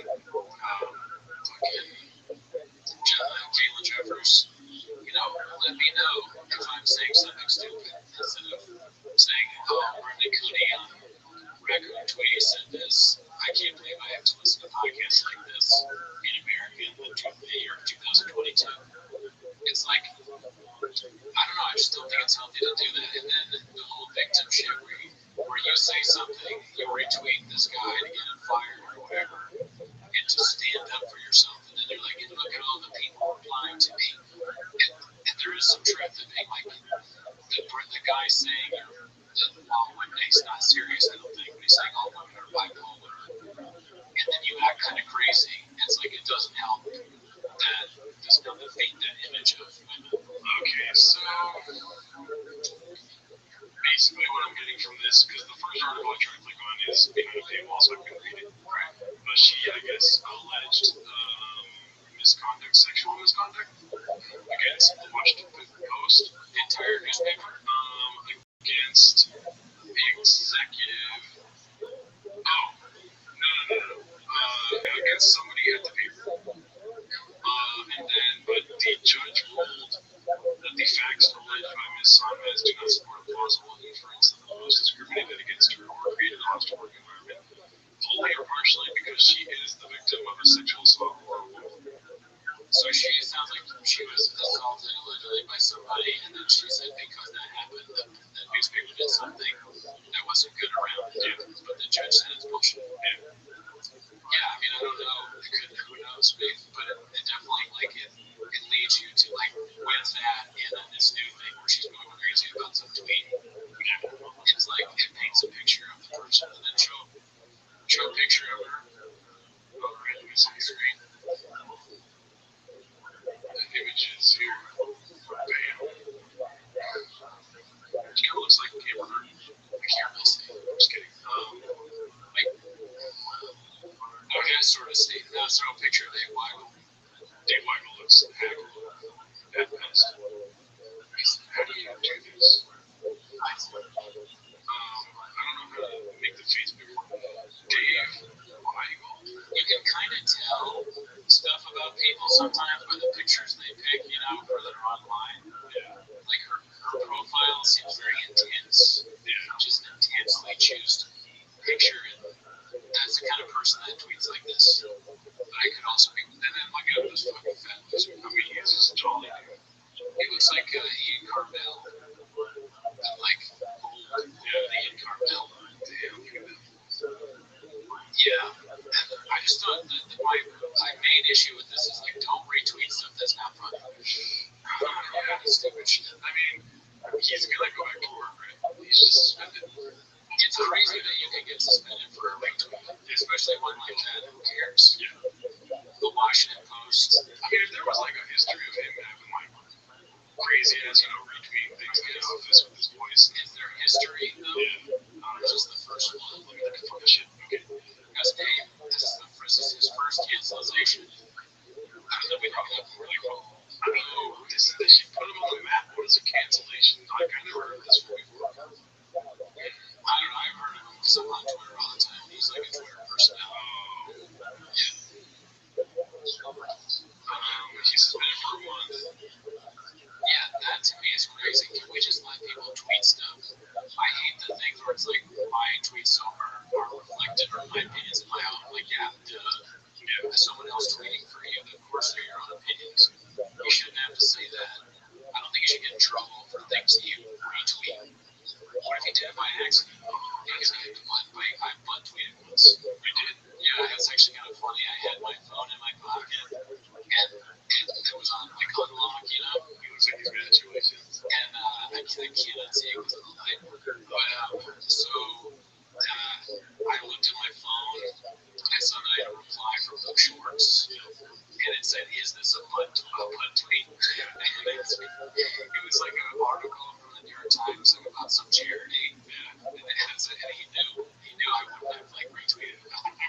So that guy, man, he should straight up just go for the butt tweet defense, dude. I mean, you could, I guess. I mean, you can do that, but then no one believes you. No one believes anything men say anymore, and women. If you're not on whatever side that's angry, even if you're telling the truth, it's like, fuck you. Fuck you for, whatever I think, whatever I'm mad about that day. It doesn't matter. Also, if you want to retweet something racy, just go to Britain's Twitter and get a couple flappers tweets. There we go. That's Dave Weil could have retweeted any number of flappers tweets, but instead he chose to retweet some juggalo. It looks like eating soup cans and is an anarchist apparently. Follows fucking Jack Polisek and whatever the hell was the guy was the rock star guy with the guns. David Navarro. I don't think David Navarro's political. I'm thinking of the guy who like threatened Obama. He's like, I'm gonna shoot my AK-47 up Obama's ass or whatever. The Dixie Chicks. The opposite. I think those are the worst cases. Oh, okay. Yeah, I said, who's the southern man that threatened Obama with a gun? And he said, the Dixie Chicks. I remember the Dixie Chicks were all political. I'm not political, dude. Yeah, I mean, I'm not that political. I'm historical, dude. I'm all about history. Yeah, but you didn't know too much about Benjamin Franklin. I know that was some fucking weirdo. He knew less than shop. He had a hole in his head, didn't he, from fucking syphilis? Damn. But that time, syphilis was the thing that was going on. That's the thing that happened. Yeah, there were plenty of people retweeting syphilis. They're like, I can't believe I have to work in a place like this where people have syphilis. I just don't like that anybody at any time can cancel you for nothing. I don't like that this guy's working with me and he already sued. There's sues where they work for and then stays working for them. Yeah, that's stupid. The Washington Post sounds like a horrible place to work. You go to work, you think you work all day, writing whatever in the news. You see a tweet that you think is funny and it's not. You retweet it the next day you go to work and you're fired. Somebody saw that you work with. Somebody at the other desk was like, you know what, I don't like Dave, I don't like this tweet, so I'm going to tweet about Dave. And then you're out of work for 2 weeks.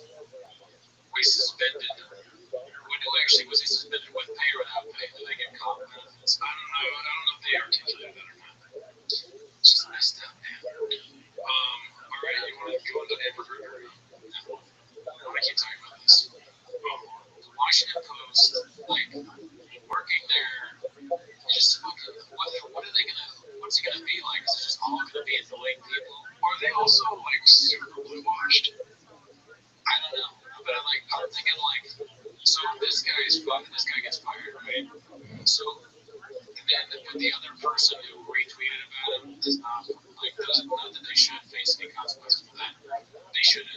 But is it going to be all people like her now? How are we supposed to trust the news? Yeah. How can we trust the news if there's a bunch of people that are just getting angry if your coworker likes a tweet of somebody that you agree with? So you may not think that it's funny, but is it clever? It's not clever or funny. I wasn't asking because I think because I was wondering. Yeah, definitely not. Why would he retweet it? Because he's stupid too. Because he thinks it's funny?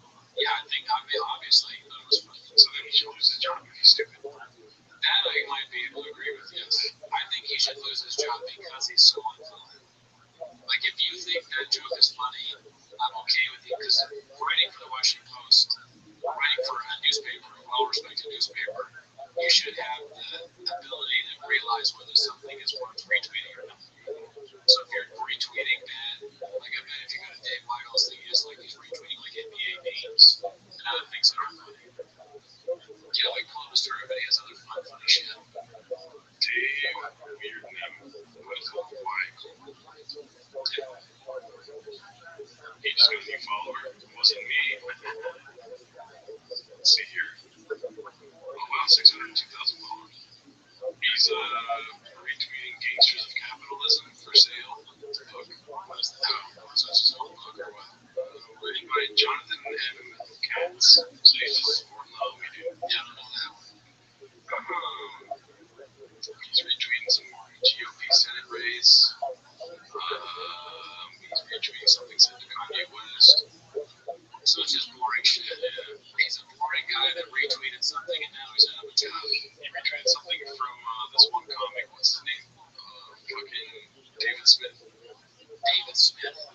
Legion is agency. Oh, you retweeted that guy? Okay, so why somewhat of a libertarian? Yeah, I guess. I didn't know that. I'm surprised he still has a job. Turtle names, he retweeted the little paper naming a turtle, so he's wholesome too. You can't spell sucks without SEO, which is just not factual, I guess. It's all retweets. All he does is, let's go see Felicia's profile. I want to see like she says that she's getting attacked a lot. That's another thing. Is like you can't say anything now without being attacked by millions of people either, which is also annoying. So why even make a big deal out of this? Oh my god! I mean, she's tweeting at the Ying Yang dude. I'm looking at look at this dude. She's tweeting about being harassed online, which I'm not in support of, but also just stop tweeting. Mexican president snubs Biden's invitation to summit. I mean, that's kind of racist. I don't see a French president snubbing anything. Long COVID is creating a mess.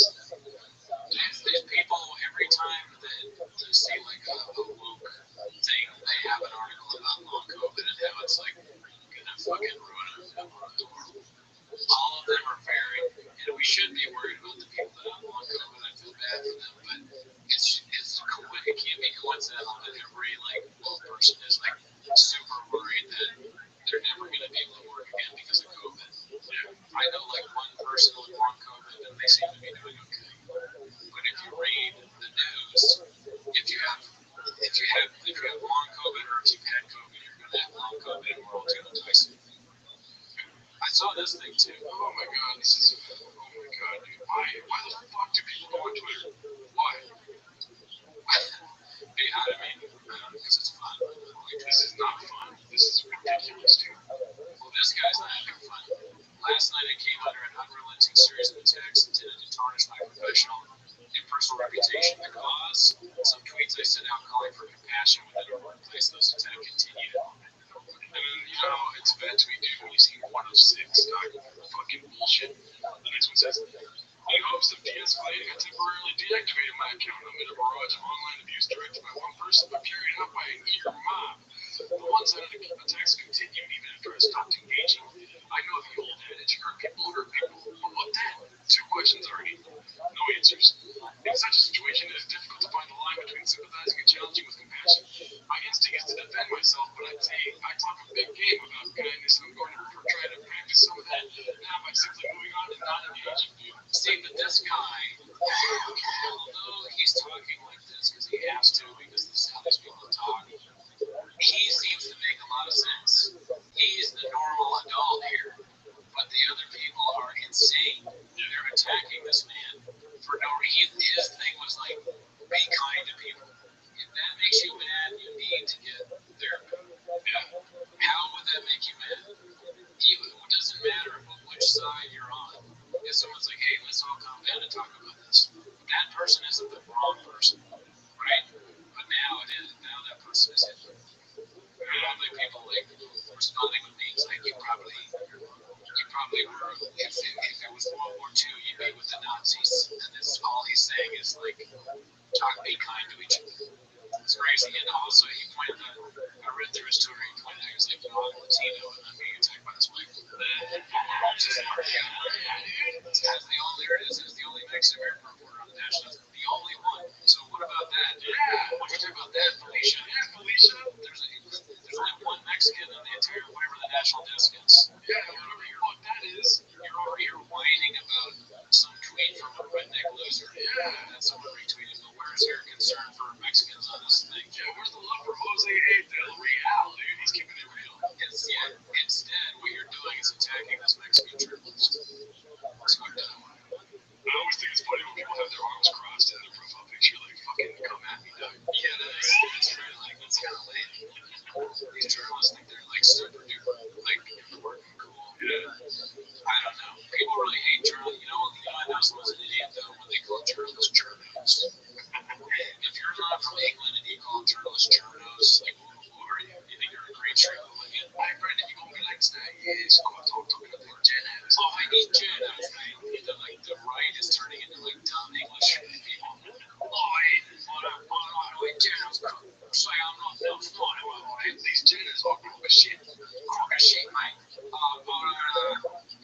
I'll fight women on your sexual, bisexual. Oh, really, dude? Oh, really, dude?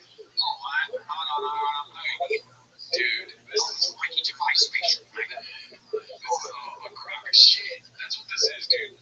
All of this is bullshit. You just basically said that, but on a lot more words. You agree with me? Somewhat, yeah. What's your opinion? And what you get on Twitter? Twitter should fucking die. Eat a dick and die, dog. That's my fucking opinion, dude. Why do you say that? Because I don't do well on it. No, I really just, the humor base of Twitter does not make fucking sense to me. And in my opinion, is killing people slowly. So when I say flappers Europe, you don't think that's hilarious. I mean, that's on Twitter. You can say that shit on fucking Instagram. You can say that shit on Facebook. Yeah, but it's not the same because Instagram has pictures. Yeah, caption doesn't even matter. You can no cap. That's where it came. So you're telling me Instagram has a third dimension, dog? Yeah, like text-based shit? I don't understand what you mean. What are you talking about? You can share a story post of this fucking flappers Europe, dude. I'm there for it. I'm retweeting that shit. Can you share stories? Yeah. No, you can't. I know you can. I do it all the time. I just don't. The stories are like, I don't know. I don't want to film something. I don't want to have to like edit whatever the fucking thing is. I don't understand that. I like writing. I'm a writer. Oh my God. I'm a writer. Oh my God. I know. I just. It's people like you that create sexism in the fucking work environment as a writer, dude. Yeah, I get some retweets of people I can't hardly just. I put up on my phone. I say 140 characters. Actually, it's more, right? It's more now. Dedicating all the I don't know if I don't know. You know better than I do. I'm treating you like that guy that has everything on my like, so look at your movies, all these six books. I have a fucking shit ton of books. There's like 40 books in there. Oh my God. A lot of like, 30 books on like the history of cookies. That's how you know you're losing an argument in my apartment. It's when you fucking attack my books. There's more pinata than there is books. That's true. There's a lot of them. It's a big pinata, so there's a lot of books. Yeah. I had two shows this week. I did Nightcap. Pretty good. Pretty good show. Really anything crazy after Nightcap. Nightcap's back inside. It's not outside anymore. Have you ever been there? The big thing that Aaron Hunter runs? It's a good show. He's building a brand, which I support. And then I did the brunch show with Josh Adams. Josh Adams brunch show, Mark O'Bell. It's hard to do the 1 p.m. show. Yeah, it's hard to do comedy early in the day. But the audience is chill. I had like one giant beer, which created me for the rest of the day. Oh, that makes sense because you have beers in the morning. Yeah. I do not have beers in the morning. Everybody was having some brunch, go right in wine and stuff. Yeah, I would have beers and I'd have bucks in the morning. It's not very easy to do. So I'm seriously going to have beers. I asked for like the Australian lager or something like that. They gave it just to be a regular beer. And they gave me this like giant glass. I was like walking into the show like, okay, that guy's a problem. Yeah, this giant thing. Oh yeah, good beer show. But did okay. Also, you're forgetting a major plot point here, dude. You didn't fucking you did the potluck at Flappers. You know what I'm saying? Oh yeah, the comedy at potluck. That was funny because I was like, I was driving to record Doom Scroll. So yeah, you can also check that out Doom Scroll.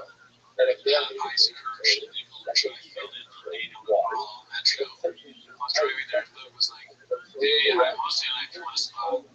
I don't know if you're supposed to say that. Oh my God. But I'm just kidding. Luke was like, oh man, you made potluck. I thought that I was kidding. I didn't really understand. I was like on the way to the podcast. So I filmed the podcast and then I went and did the potluck. I did okay. I did great. Yeah, I did fine. But it was cool to be there.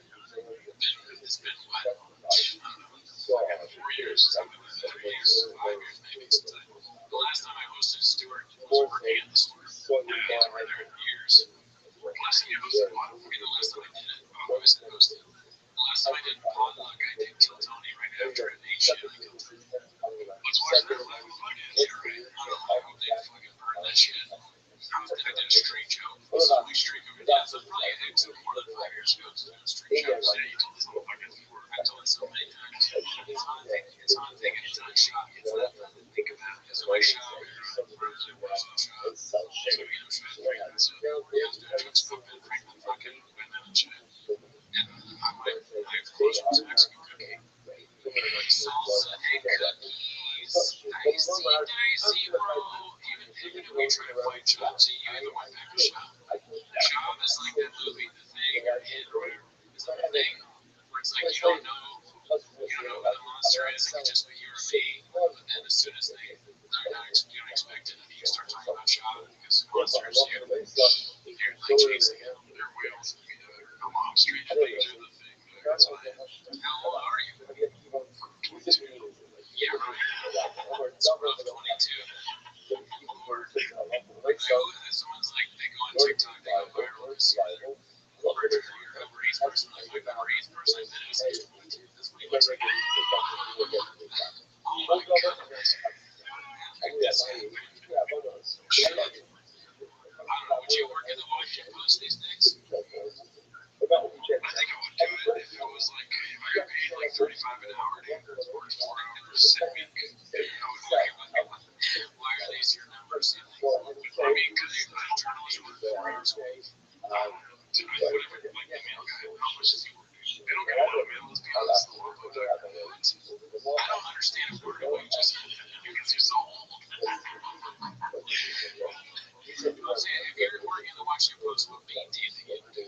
Oh, like a rare. I would love to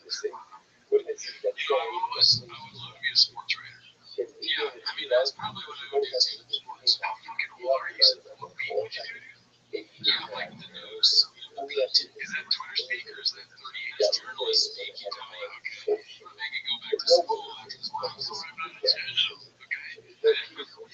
God. I think I'll do sports, but dude, we canceled so quickly, man. You can't even retweet. Can you imagine? I fucking like things that Kenny Lyon tweets. Somebody would be like, look, is this where I have to work with somebody who likes the tweets of Keith Johnson? Well, this is how much fucking Twitter sucks. Dude, yeah, this is the pony I'm writing. Twitter fucking blows. But you have not. Why do you think this? Because I don't even have a job and I'm scared of retweeting things. I think it's fun. So you are scared of it? Yeah. So when you see a tweet, sometimes you're like, oh, that's funny. I won't retweet it. I'm worried about the consequences. Yeah. And then even then, too, whenever I like something, I fucking unlike it because I'm like, fucking shit. People can survey your whole fucking existence on Twitter, dude. Keep talking. I want to survey things that I like. No, I have this one tweet. I'm just going to show it to you if I can find it. It's so fucking funny, but I would never retweet it. It's so fucking funny, though. Life on Instagram is so much simpler. There's no surveilling people's activity on Instagram. Twitter, you can see everything I like, everything I fucking look at, dude. You can see my fucking algorithm. You can't see stuff else. You can definitely, I see celebrities all the time. They're like, so-and-so like their posts. They're like, oh, these two celebrities haven't liked each other's posts in a while. Yeah, but that's people that have no fucking life that continue to like refresh pages and see if there's things that are being liked by fucking Cardi B or whatever. Yeah, find it. I tried to I want to write it out and show you what it is. It's so inflammatory in today's world, and it shouldn't be. So you know what? I can't. It will take too much to hear. I'll show you. It just sucks that you can't. Stuff that's funny. It's funny because it's a joke. It's not serious. You know, like I understand we shouldn't bully people and we shouldn't be overly mean, but you know, I get made fun of all the time, and it's fun. And Drew gets made fun of too for his thing. Everybody has things you get made fun of for, and like you've never seen.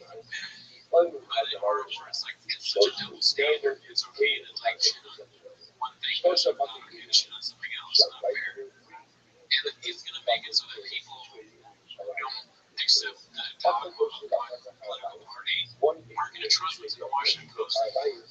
At some point, if all your reporters are fallacious and they're all angry, then who's going to do news? The good news can be bad. A person reading the weather is like it's 90 degrees today, and that's white people's fault because of global warming is caused by people watching Friends.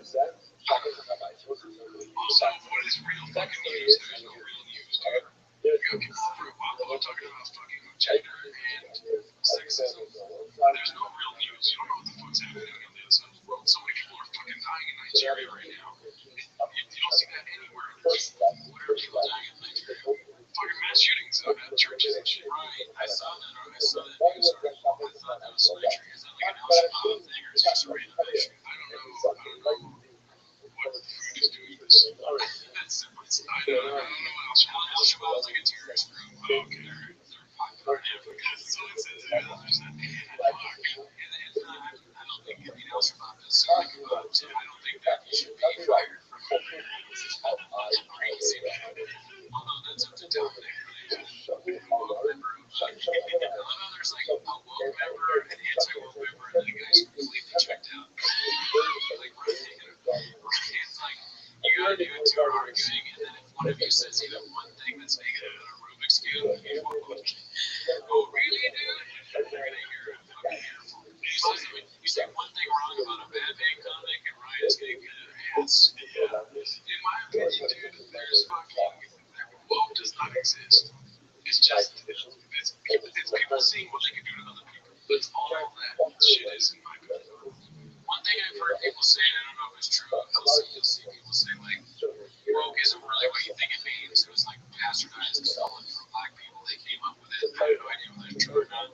But whatever it is, and whatever it popularly means right now, I very rarely agree with it. It seems awful. So, I mean, because it leads to shit like this. Here was Brendan told me to come to our podcast. I want people to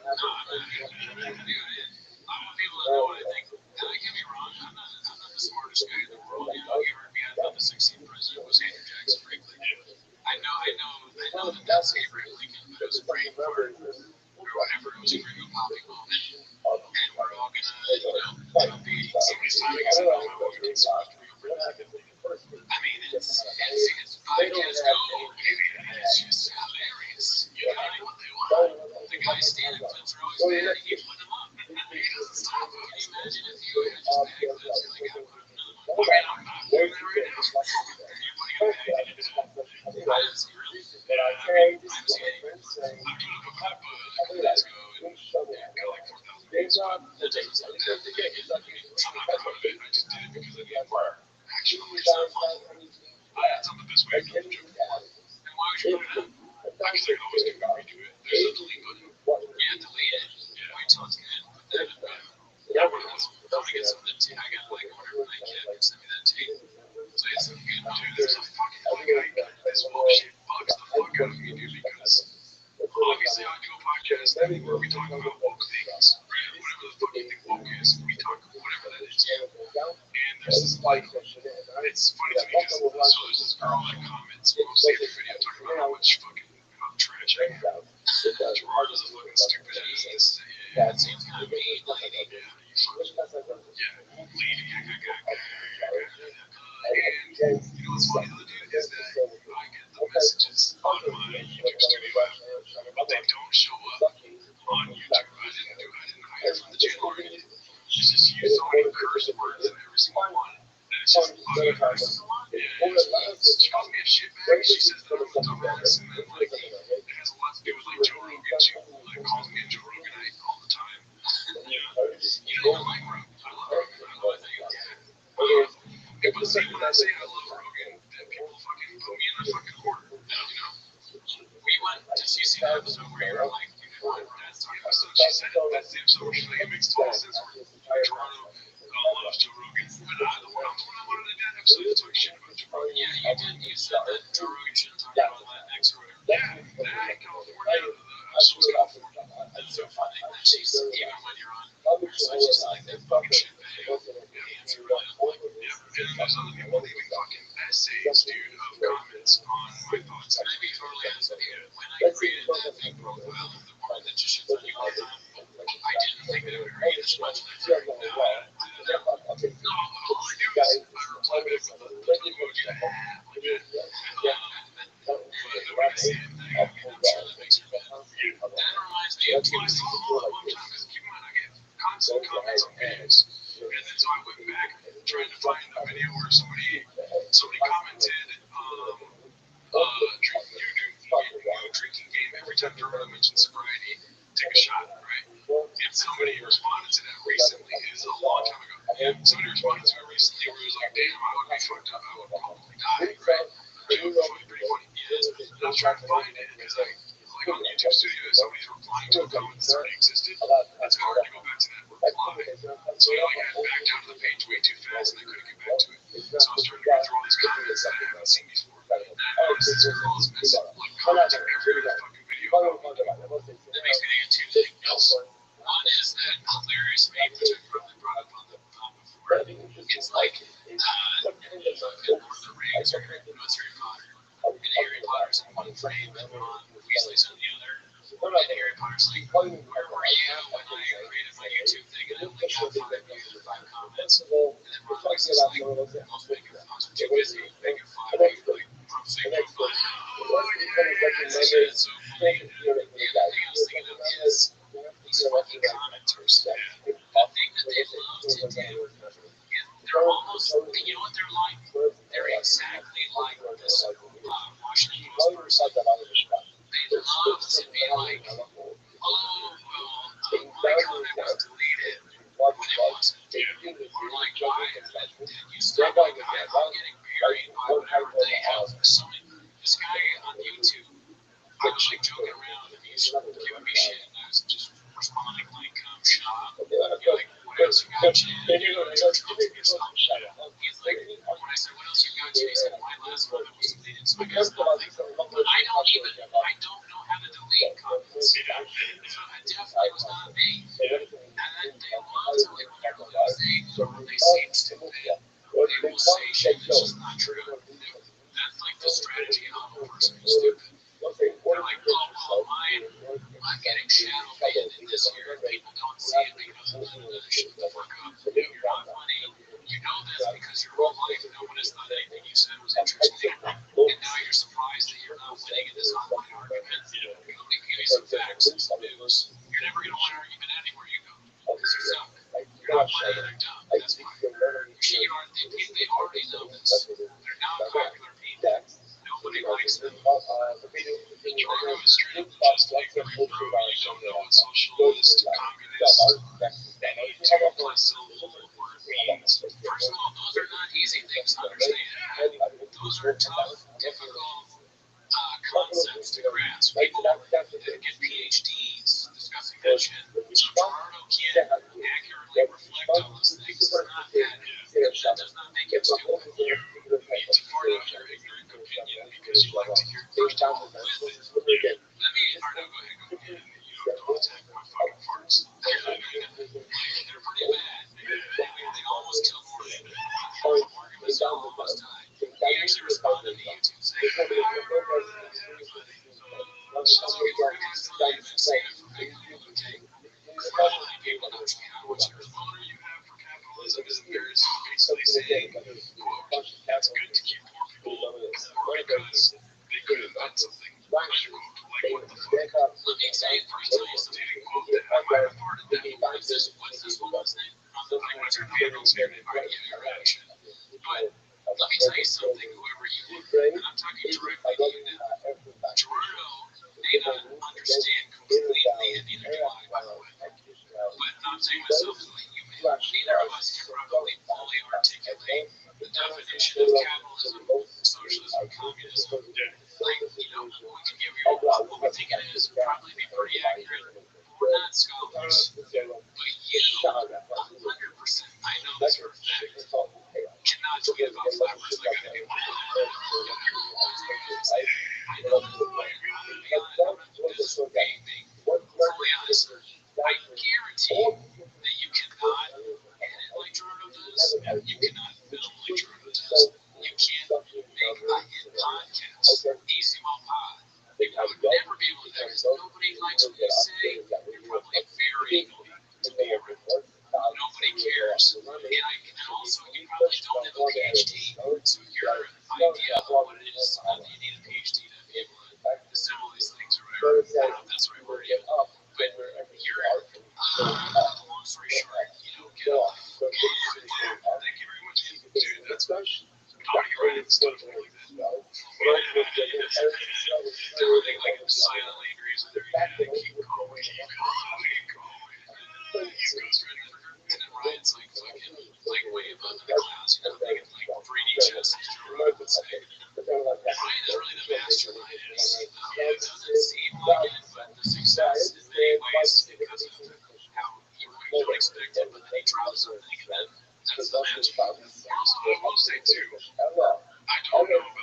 capitalism and communism. All I know is that I don't like socialism and communism. Yeah, I mean, I don't know how much I want to get into the politics. I don't even mean that.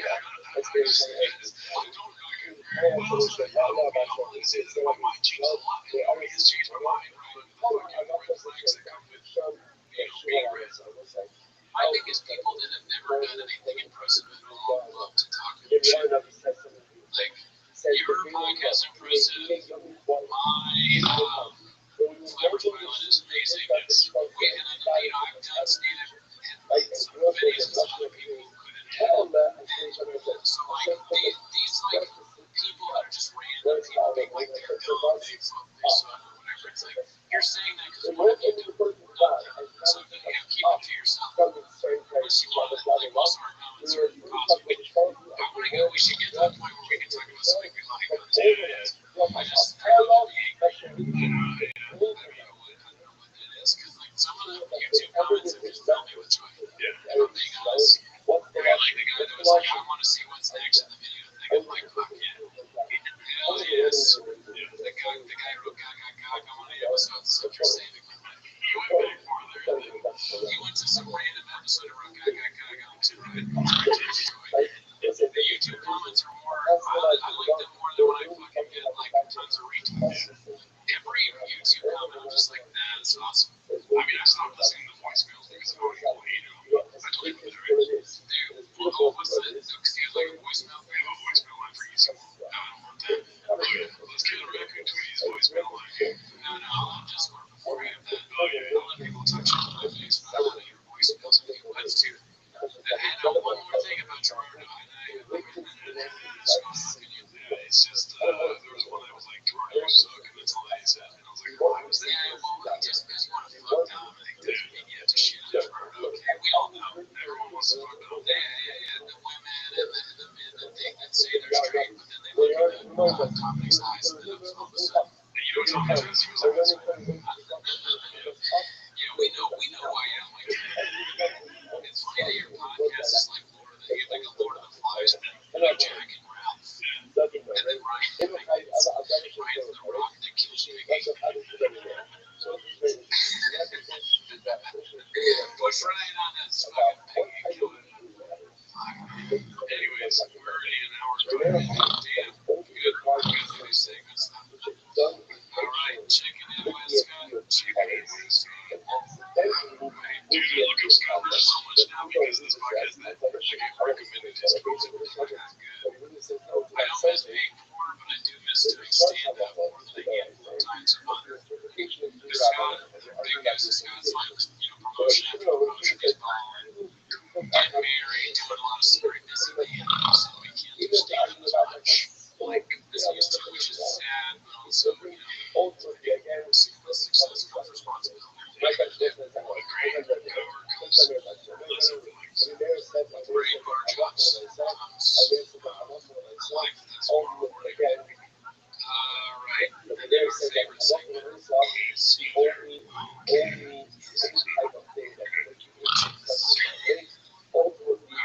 Heather's before the pandemic, I wanted to do things, and now after the pandemic, I don't want to do things because it's really hard. You're like, oh, like, it's kind of like, I saw your like, I use it live on screen. I'm not retweeting it. No, not this time. I don't think it's worth a retweet, but yeah, I mean, the pandemic did make, like, it's like you being inside an hour or something, and then, you'd be exhausted from work when you're back home and watch all these shows, so many shows now, they're so bad, just watch it. Real City on HBO is fucking awesome. I think that just ended. I love Chicken Trees on Real Basic. There's on Demand.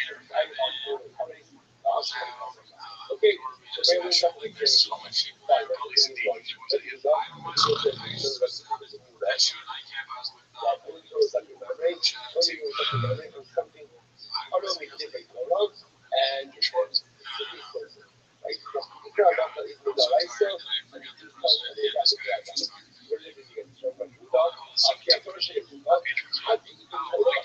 Mikey Shack was at fucking he was over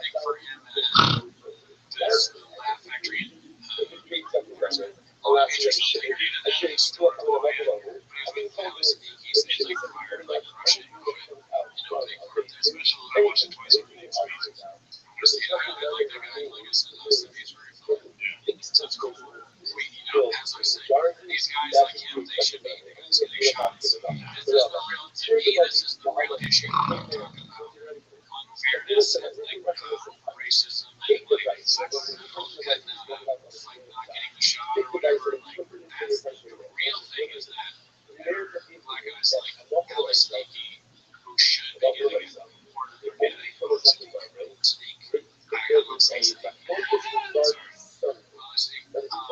there's guys like him that should be getting the shot and they're not. For whatever reason. That's what I was trying to look for. On the same token, he's creating his show. He's creating some shit. It's not basketball. Like creating his show creation. I don't get it. I guess what I'm saying is that I don't understand what you're saying, but I always want to know if like, let's say you're on, you see one person, like, there's, like, about to fall off a bridge, right? And like one hand, like, how big, like, one hand is reaching up. What'd you say? Joe's can guard. Diego's gonna be like, I was hoping you were gonna say yes. And then,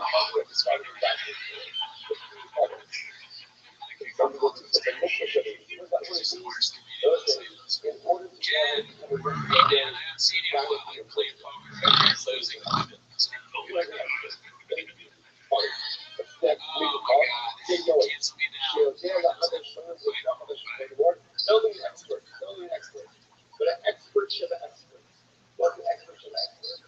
Someone who knows about interconnection of the moon. You know what I'm saying? None of us can get moves to know about your social moon. First of all, none of us really know what interconnection is. That actually, like, or the words for it, right?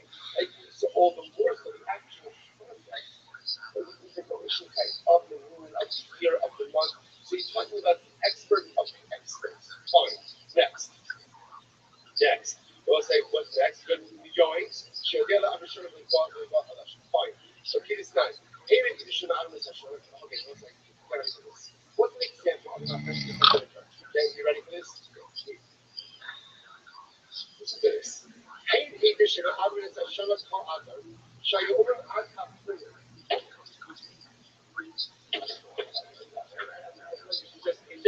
follow the day.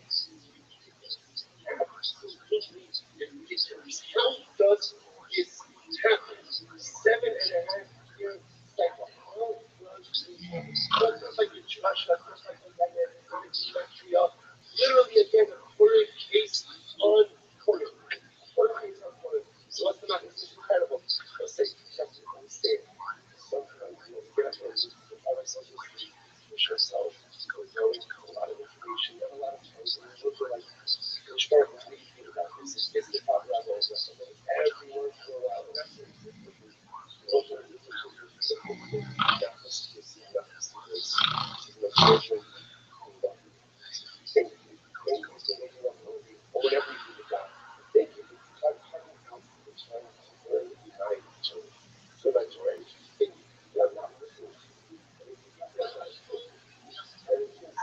However many blocked dollar shots that a person should come up for us, one later will put on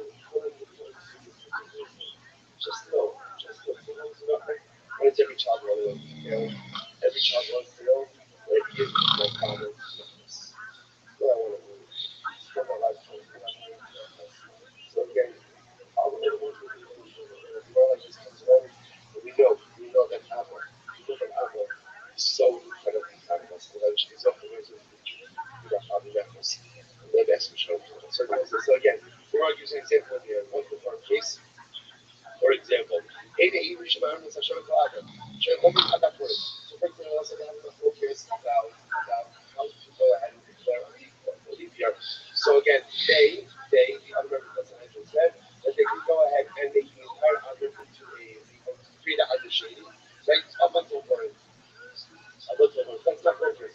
Up until the point after point, you see the high piece of your showing comments today. The high piece of your showing comments today. So also have ramifications, of course, of that focus as well. Ramifications are you going to end up coming from the But remember again, depending if it's going to be a leak here, and after shading and after base, the things that falls out. You have covers now. There is an example of a program where again mistakes are kares versus hatas. Good, where goes like the davar, zehalacha, zulachas akadasar.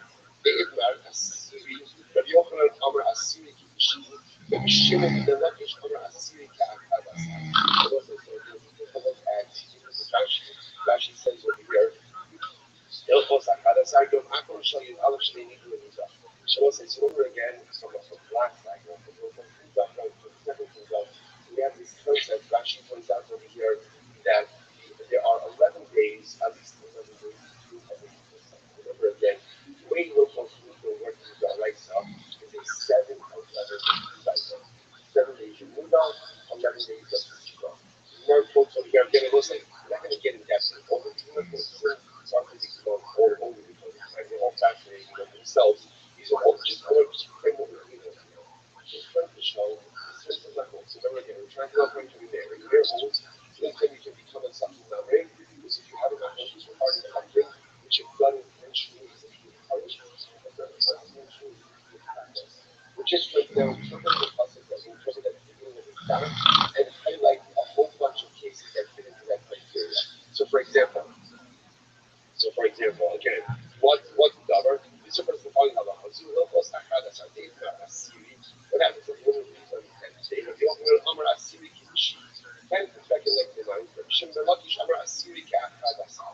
So again, remember, the different amount of focus about what happens is there's nothing about the status of the person. So the 11th day of the 10th day shows does that make her nida, does that make her a sabah, and the result of notifications which could potentially lead to a few colors. When you open Amar Asiri Kishi, not the Shi by Shimer, Abasiri by Shimer. Fine. Rishlakish Amar Asiri Ka'akadasar, not Akadasar by Shimer, Abasiri by Shimer. So let's say, so again, that gave me the focus right now. Fundamentals much more about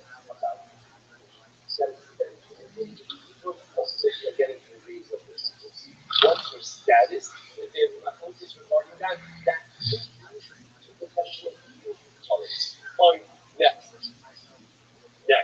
Zed. So because it's Zed Hadid.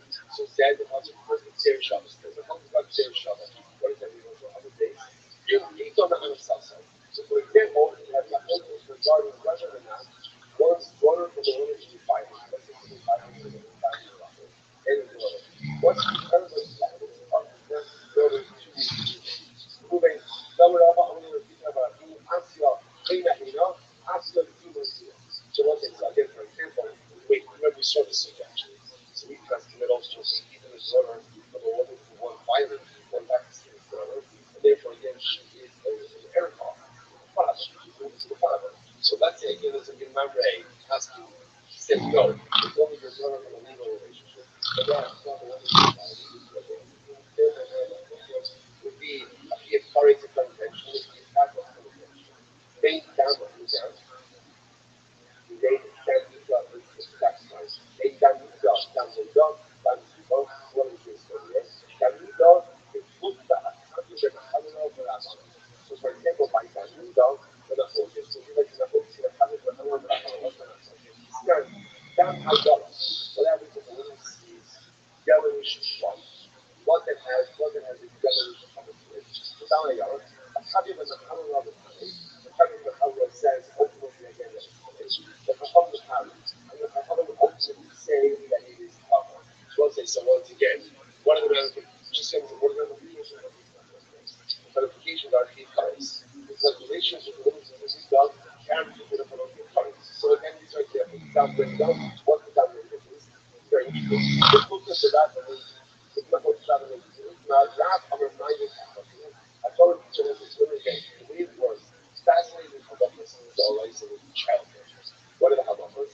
What are the halachas?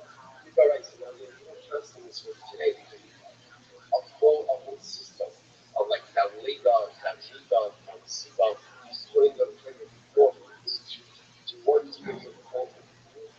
But again, we got away from the way it works. A woman needs her, and after she needs to serve certain amount of time, so she wants to try, and then for a certain amount of time afterwards, I mean, boy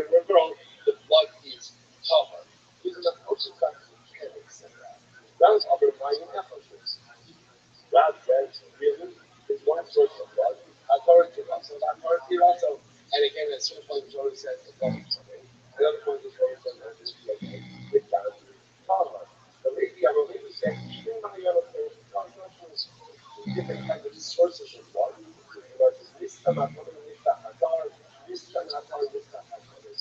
Again, if the coming source is closed off, the Torah is open. This comes to Torah is closed off the Torah. Look up in the case for earthquake, now going ahead and stop it. The switch is over, but it's all down coming down to us. So once again, the ramifications over here are the colors. All we're trying to show again are these samples. The reflected numbers are the of the case are current to conventionally process of preparation. Again, what that is the case. The book is the Rosh of Yeshua. The Rosh of Yeshua is not just the question of the song. That's how you know the golden went ahead. So literally again, Krishna actually says over here, the Parsha, Zava, Takara Sem Shkeli from the Middle, Shemai Rabbi and the case. So the Shek gets himself the law, so get a look at that Shek, which is called. But usually, it's being called by the people. Big shots down in his face, if he stops and it's sort of go, hardly 11 years old. Stopped for 25 days, and she gave birth during that time, which is close to 11 years old. So, technically speaking, a woman can give birth while she is in a state of fetus. Okay, so that has no ramifications like that. Here, Rabbi Loza. The short Shua says, the life of Yom, the name is Shabbos Yom Yom. One is a reference to Shabbos. One reference to Shabbos. Again, Rabbi Yeshua says, "Life is the only name is Shabbos." Now you know what I'm saying? Okay, the third one probably can share the Shabbos day and the Shabbos day. But it's what I don't know. Right? This one, probably not going to work well. Right? So the race again. So Rabbi Yeshua said, if she stops, right? If she stops, ultimately again, not just for 25, not just for a day, but ultimately again, like a Shabbos, namely a night and a day. She shoves something outside, the woman not down. Assume that subsided, right? The liquor booth has subsided, not the blood. Painting with okay, so I'll say once again, just all examples of cases where the stakes are higher than the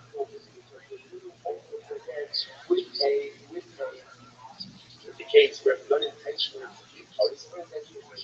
next, they deal with him, they do him over the conscious if the focus is on one side, again, by capital cases, monetary cases, multiple cases, so what are examples of these cases for the government? It's very interesting. Hopefully, the table also looks like a monetary case. The book of the Shmuel Rabbi Yavon. Listen to this. The book of Shmuel Rabbi Yavon. The Shmuel. Shnayim Shedon named this. The Shmuel says that the two people act as a person. So their judgment is a valid judgment. However, Ella Shini Kohen David Huff. They're called the constantly based. Okay. Rabbi Yavon to give a called David named. Rabbi Yavon says no. Everyone agrees that what a basement of two people can't issue a lack of that will say, how does okay? I think the first, how does this go to the politics? So let's say, watch how Rashi is fascinating. So remember again, let's say you have a basement of two people. Basement of two people, adjudicated case between the winner and shooting. Like Ruben claims that shooting over the phone. Basement of two people, constantly say Ruben's right, and they extract money from Shimon. Now what happens? So now Ruben uses that money to establish a right? The problem is what? According to one opinion, the punishment is money that does not belong to you. So then you create a potential patient right? A regular situation, which again could result potentially in adultery and also a whole variety of different things.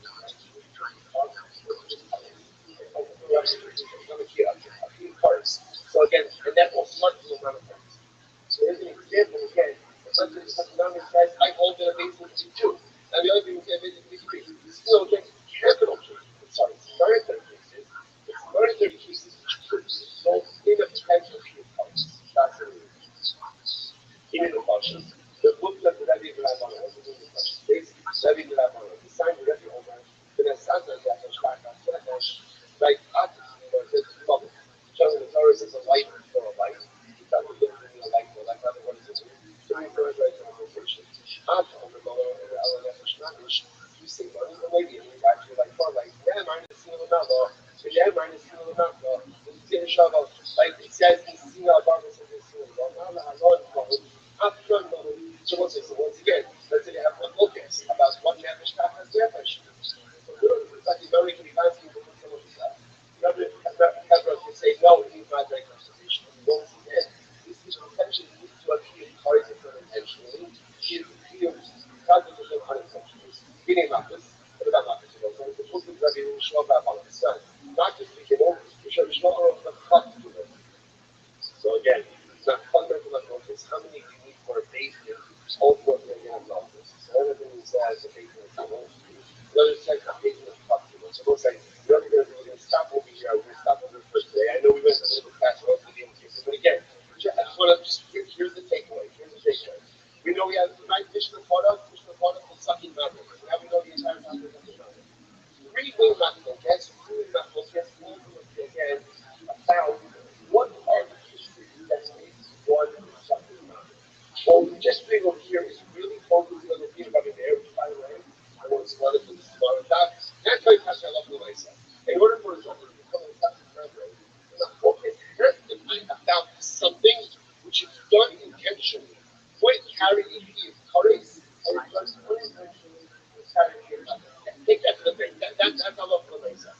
All your intention is doing was interpreting the concept that we started with that today, which outlined all the different kinds of cases and showing how each and every one of those cases could potentially use between courage slash so it's like, and again, in the midst of all this, we got Purim, in the midst of all this, we got Shabbos, and I will say again, friends, before we're going to dive into the Rishon and make sure, should be Shvach, should be speaking in the Shabbos.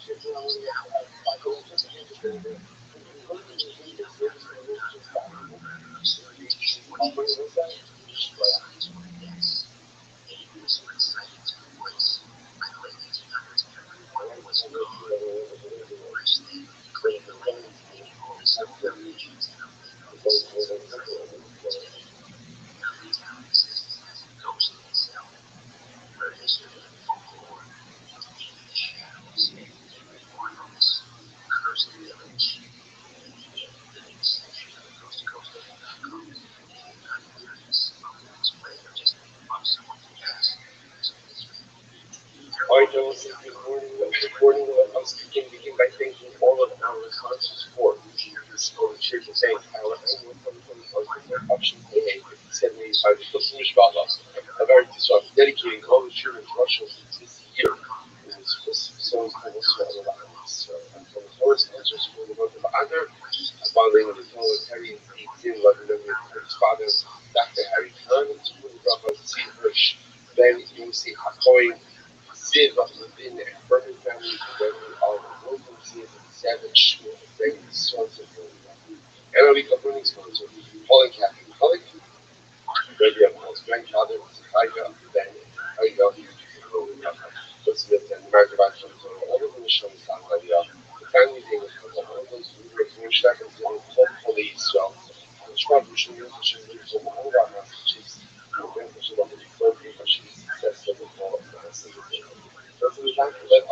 a lot to do today and a little bit less time than usual to do it in. So today's topic is Dave Bob. He has the Mishnah on a man of days 85b. The Mishnah says as follows: only nefesh nefesh. So it's now talking about of kidnapping. Kidnapping. So literally, they're going nefesh nefesh. A person goes ahead and kidnaps a Jew. So that's what we got how incredible it is to learn this Mishnah of Hannah's Esther. Like the entire part of the story, Esther Hamalka was kidnapped. Esther Hamalka was being forcibly removed, taken to the palace of Ahasuerus, totally against the will of Mordecai's will. But again, one thing we see about the Hashgacha Hashem, divine providence, that even from the darkest and most difficult of circumstances, Geula and Yeshua comes. How incredible it is, really, again, Hannah's Esther. Again, only nefesh Yisrael. Person kidnaps you, one kama, one, and this is how one kama. Even I check with other issues, and so it's in general, again, the halacha for kidnapping, when the person is kidnapped, this is punishment. It's that penalty. We're not going to discuss the parameters of that. I go in nefesh Yisrael, someone goes ahead and kidnaps you, even I check with other issues.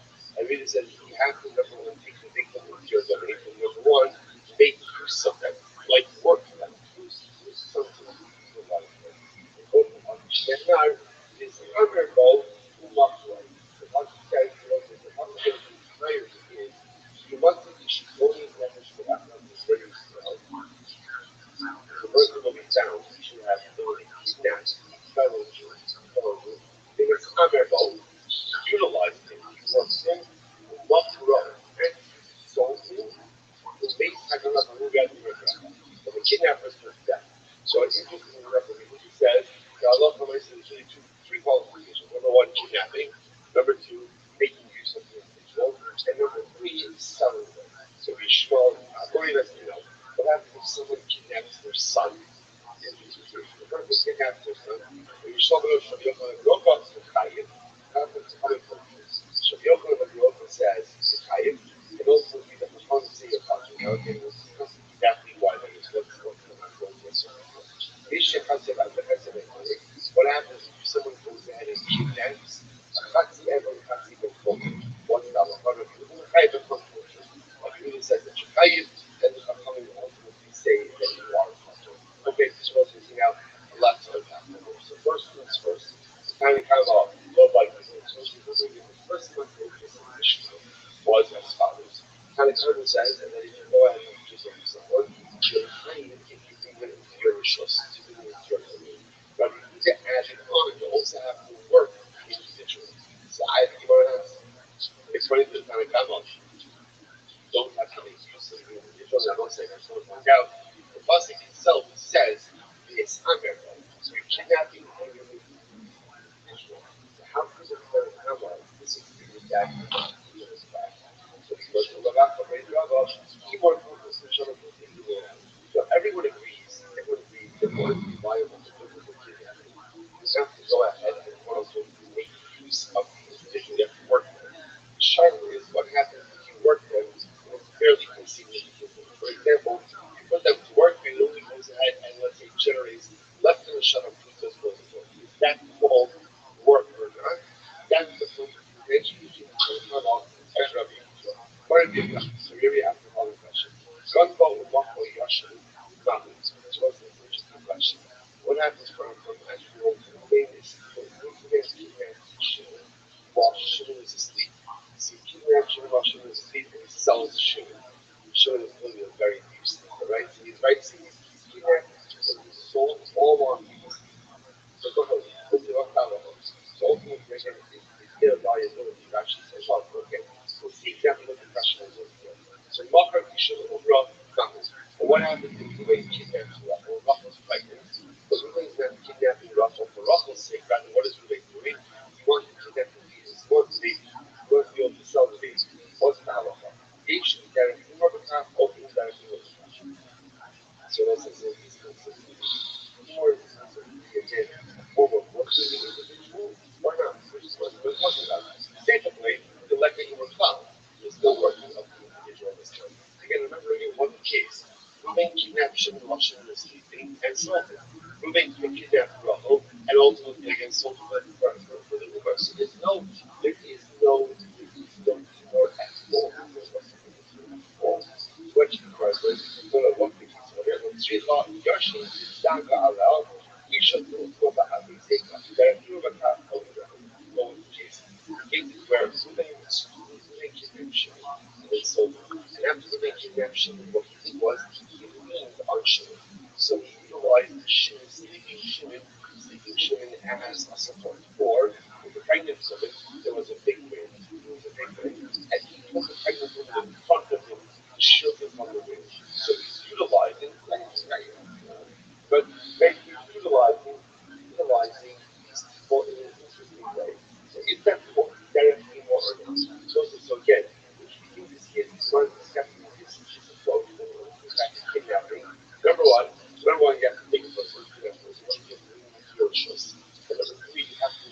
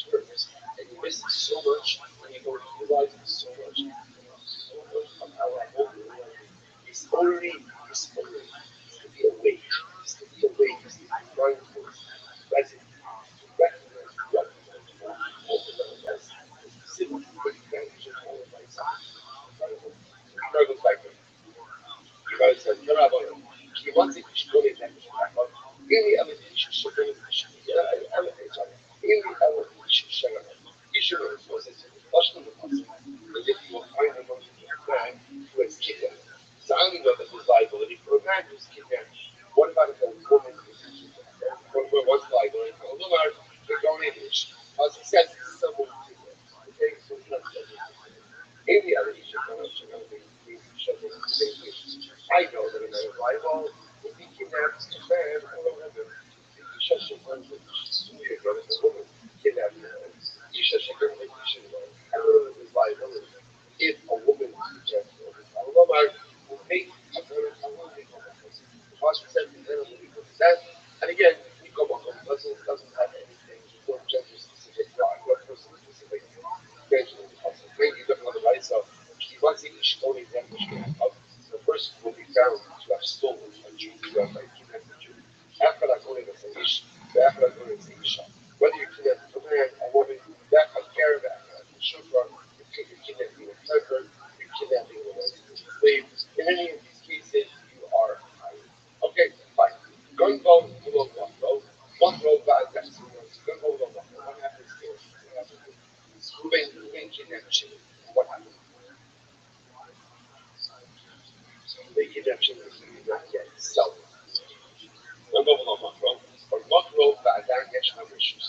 Or Ruben sold Shimon, but what? He did not get delivered Shimon to the fire.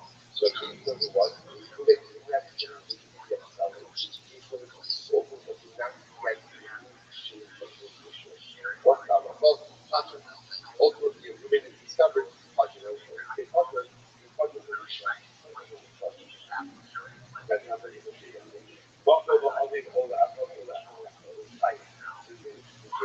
What happens is today goes ahead and kidnaps Shimon, and it sells Shimon's father, or Shimon's own father, or one of Shimon's own relatives. One fellow, both proving his side. We will discuss all of these. According to time, one goes ahead and one goes ahead and kidnaps. That is partner. Okay, top of page 86A. Many relations. One day, and we show the machine holds his fathers. Be'achot, and she goes in the Shus Achot, the act of the client. So let's say specifically we must focus on the case of when moving to the Shimon, it goes ahead and sells Shimon's father, or to one of Shimon's relatives. Okay? So now, interestingly enough, so Shishis said his father, the time of Shabbos is one of Shishis, but Shimon holds that in general, in order to be liable for selling someone, you have to sell them from their family, which sounds like you're kidnapping someone from their family and selling them to someone else, which would seem to indicate to us that if Reuben kidnapped Shimon and was sold Shimon back to Shimon's own family, that Reuben would not be liable. Yet the Raisa says he can't be liable. So what's going on over here? The Muslim very popular. No, you're right, no one changes the popular. So Reuben would kidnap Shimon and sell Shimon to Shimon's own family, Shimon's father, Shimon's someone else, that ultimately again Reuben would use a partner. The Muslim looks like my question, what's the problem here? Dilma Rabbi Shimon, Dilma, Hot Rabbi Shimon, Harabanos.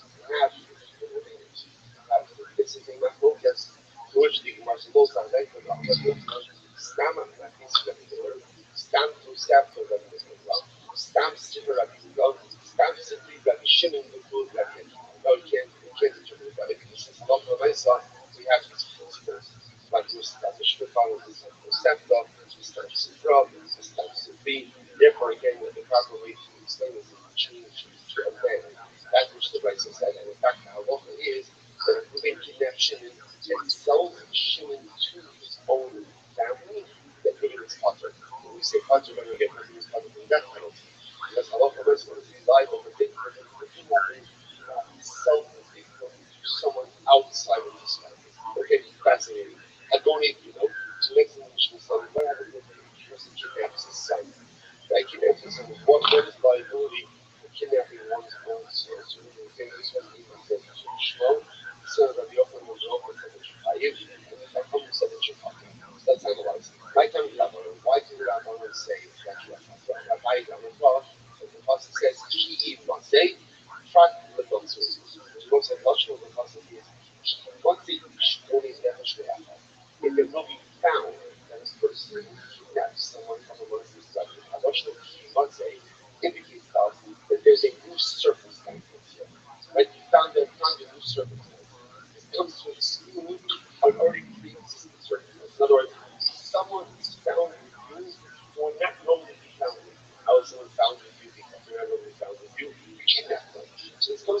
someone who normally is with you. Who's normally with you? Your child. Your child. That's the language of that who opened the school. Okay. You want to only talk about my so now what you're trying to tell me is he must say means only in circumstances, some things that will not appear in circumstances. If that's the case, he must say Isha showcase in Isha who lost power. Once it talks about adultery, it will be found that a man is sleeping with another woman, right? With another woman, he's married to another woman, he's married to another man. Often now he must say talk about this, so that to exclude a situation where another married woman suddenly found with another married man. What's the example that you don't? Guy is basically forming the Shlichus Gavai. So Rashi goes out over here. Rashi goes out there based only what this living arrangement where a number of people share the same house. About one not a like the married couples husband and other. It is a recipe to be a recipe for disaster. So therefore, there was a situation where the married couples shared the same house. So the Mark is here telling them that they're not liable for adultery in such a situation they can apply. Because since couple one was going to allow the couple two and couple two was already couple two. So it's not it's not like a new circumstance. You won't be liable for adultery. Which the Gemara says, how can I be hearing? You say this husband was in a first have been in a situation. Of course not. The Lord just first is going to be liable in one case.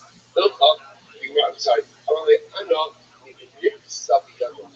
I'm not learning it out only to get what rather it means something. What does the Pasuk say? A person man kidnapped, right? You don't need issue mahalo. The name sabiyadam. Right? One person kidnaps another person, and the victim is found the perpetrator. So the name indicates that what? There's like something evil, right? A circumstance that would not normally have taken effect down in that. What does that come to exclude? That comes to exclude ultimately I get a situation of a father and a son where the son is normally with the father. Again, the verse of Rabbi, I don't say father, I just want to point out that's how he passes. Rabbi passes like Rabbanon, namely that if a father kidnaps his son, there's not physical liability for kidnapping. When we say there's not physical liability for kidnapping, what does that mean? What does that mean? It means you're not deaf, you're not executed. It does not mean it's good, but of course, it also remember it, we hold on to the so remember, a lot of these really come back to the back of the book. But if you live in a foreign country where there is a whole land, so God's own laws, we are governed by the law of the land. So it might be true that Allah says that a father kidnapping their son is not literally kidnapping, but if you know what Musa says it is kidnapping, Allah says it's kidnapping. Yeah, but that's not Allah. The verse of the Rock brings based on the Surah, when we make these directly, must be back on it.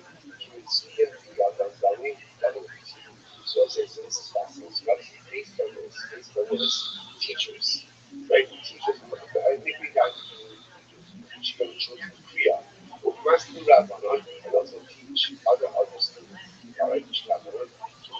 These are people who spend a lot of time with these children, and therefore Allah brings up they are never going to be able to have much of an issue over here.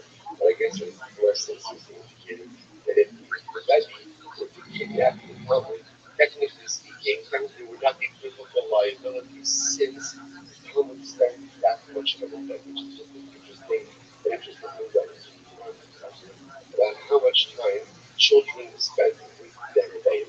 Fascinating idea. Once you need to see this motif a number of times how the Rabbi common relationship is very much like the father-son relationship. You see that again in many different circumstances as well. Okay, and then even take away from this, and then also what we saw, like a consequence of that.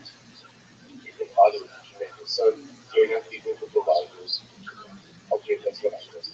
Gonna Misha comes up, so remember the next one the Mishnah was, if you steal, if you kidnap, that's the evidence, that's even told.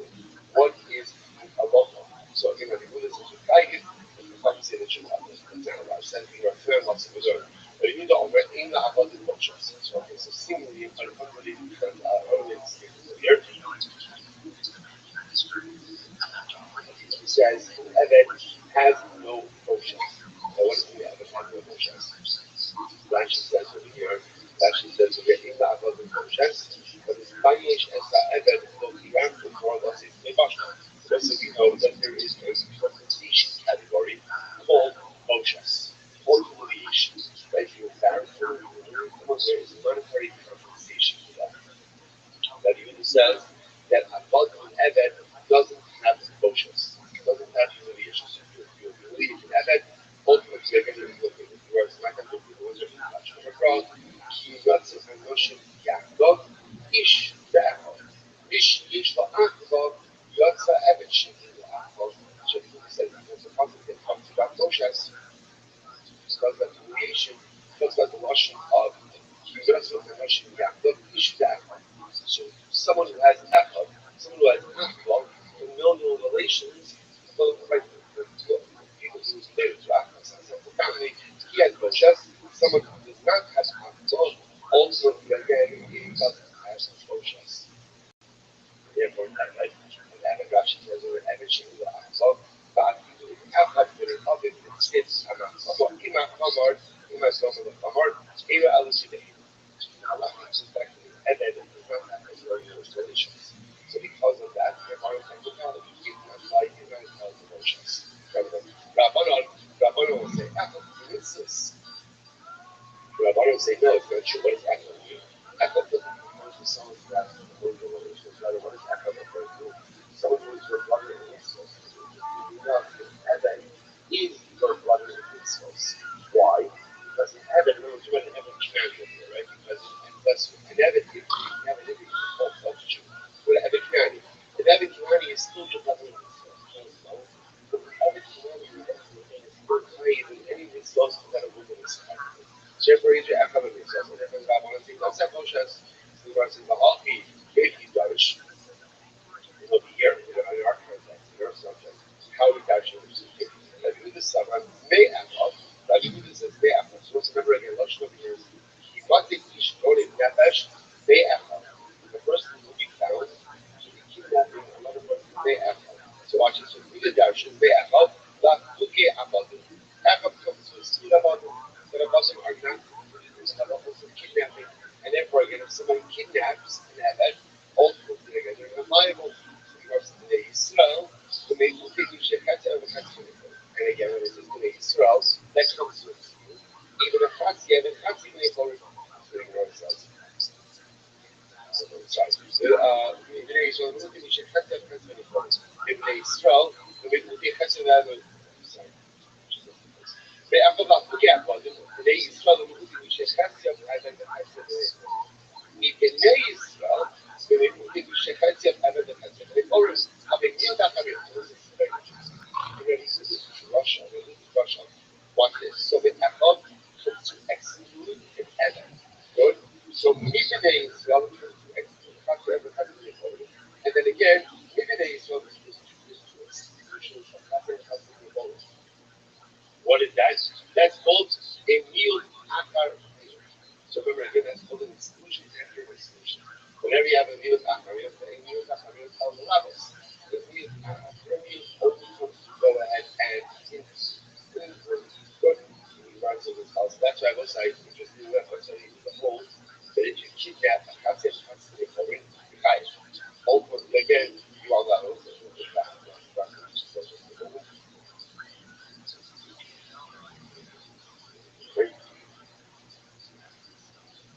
Okay, so let's say therefore again, mild akar is ultimately again is an exclusion after exclusion, and that was that mild akar comes to conclude. What is it comes to conclude? Ultimately again it comes to conclude by only for kidnapping of a Khatsi and a Khatsi. That's a new destruction. Rabbanon, what will they say? Rabbanon, they act up, the Rabbanon comes to hold of the act. Remember here, as we saw before, the Rabbanon use act up to teach me well. Use act up to teach me act up to mitzvahs. So therefore, they don't see act up as an exclusion for Rabbanon. The whole thing is mitzvahs. The whole thing is the evidence by other mitzvahs. Israel. And again, when it's Bnei Israel, Bnei Israel, Chalani with the Abed, wanted to exclude Abed, the Chalani with the Chatzi, Shekatzi, Abed, Chatzi, wanted to exclude Chatzi, Abed, Chatzi. Okay, So it's like, so ultimately, again, just to go on the left over here, is our fundamental muscle interest. If you kidnap a concept and have to get it are you high in purpose? That really says, yes, you are. Where is everything you get it from? Essentially, it's Miyot Achamiyot. The Yisrael, even a Yisrael, exclusion after exclusion, Miyot Achamiyot, the level. What did it come to include? Ultimately, again, has the Achamiyot. Rabbanon ultimately, again, rejected that Shosha. They fasted, they exited, ultimately, again, like the and therefore, in order to go ahead and kidnap the forward, one would be okay, incredible.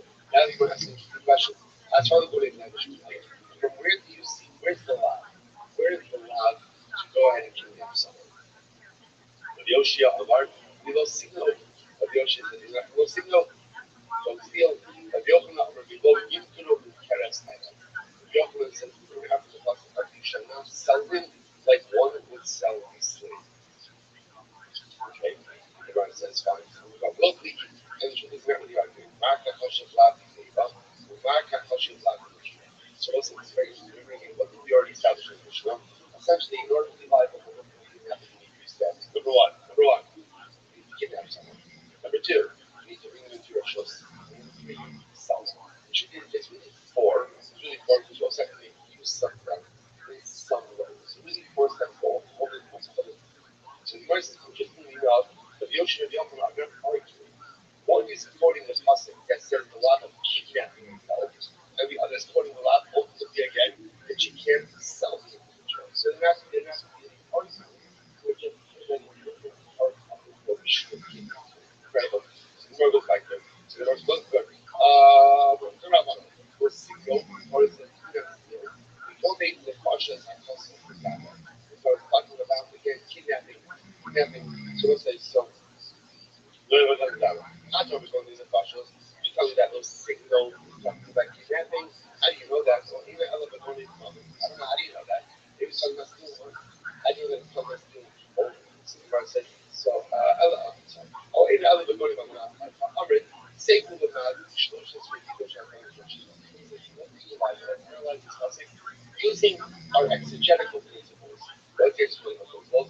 Dover Halami was so sometimes the way people talking about is how the analyzation of context in which the person is doing. That's what's called Dover Halami. Something like that. Good context in which this was stated. The miracles of the Daber, so it says the consequence said, was noble, was Takashu, was the Shaka Ishkak. What are you talking about? So the Gemara says, no, sorry, that was the wrong passage. That was the passage about the Sirtza. Sorry, I'm sorry. The Sirtza, the Sina, the Sino, the Sino, the Fanabrechai Shaka. So that starts with the context. The context is don't murder, don't do adultery, don't steal, and don't be a false witness. That's the context in which the signal is friendship. So now listen to this. So the Gemara says, not talking about what is the Torah talking about over here?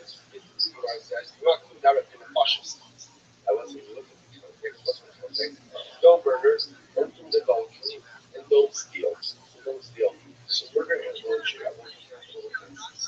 And those signals, don't steal, capital offenses. Therefore, you already see that the Torah is talking about capital offenses.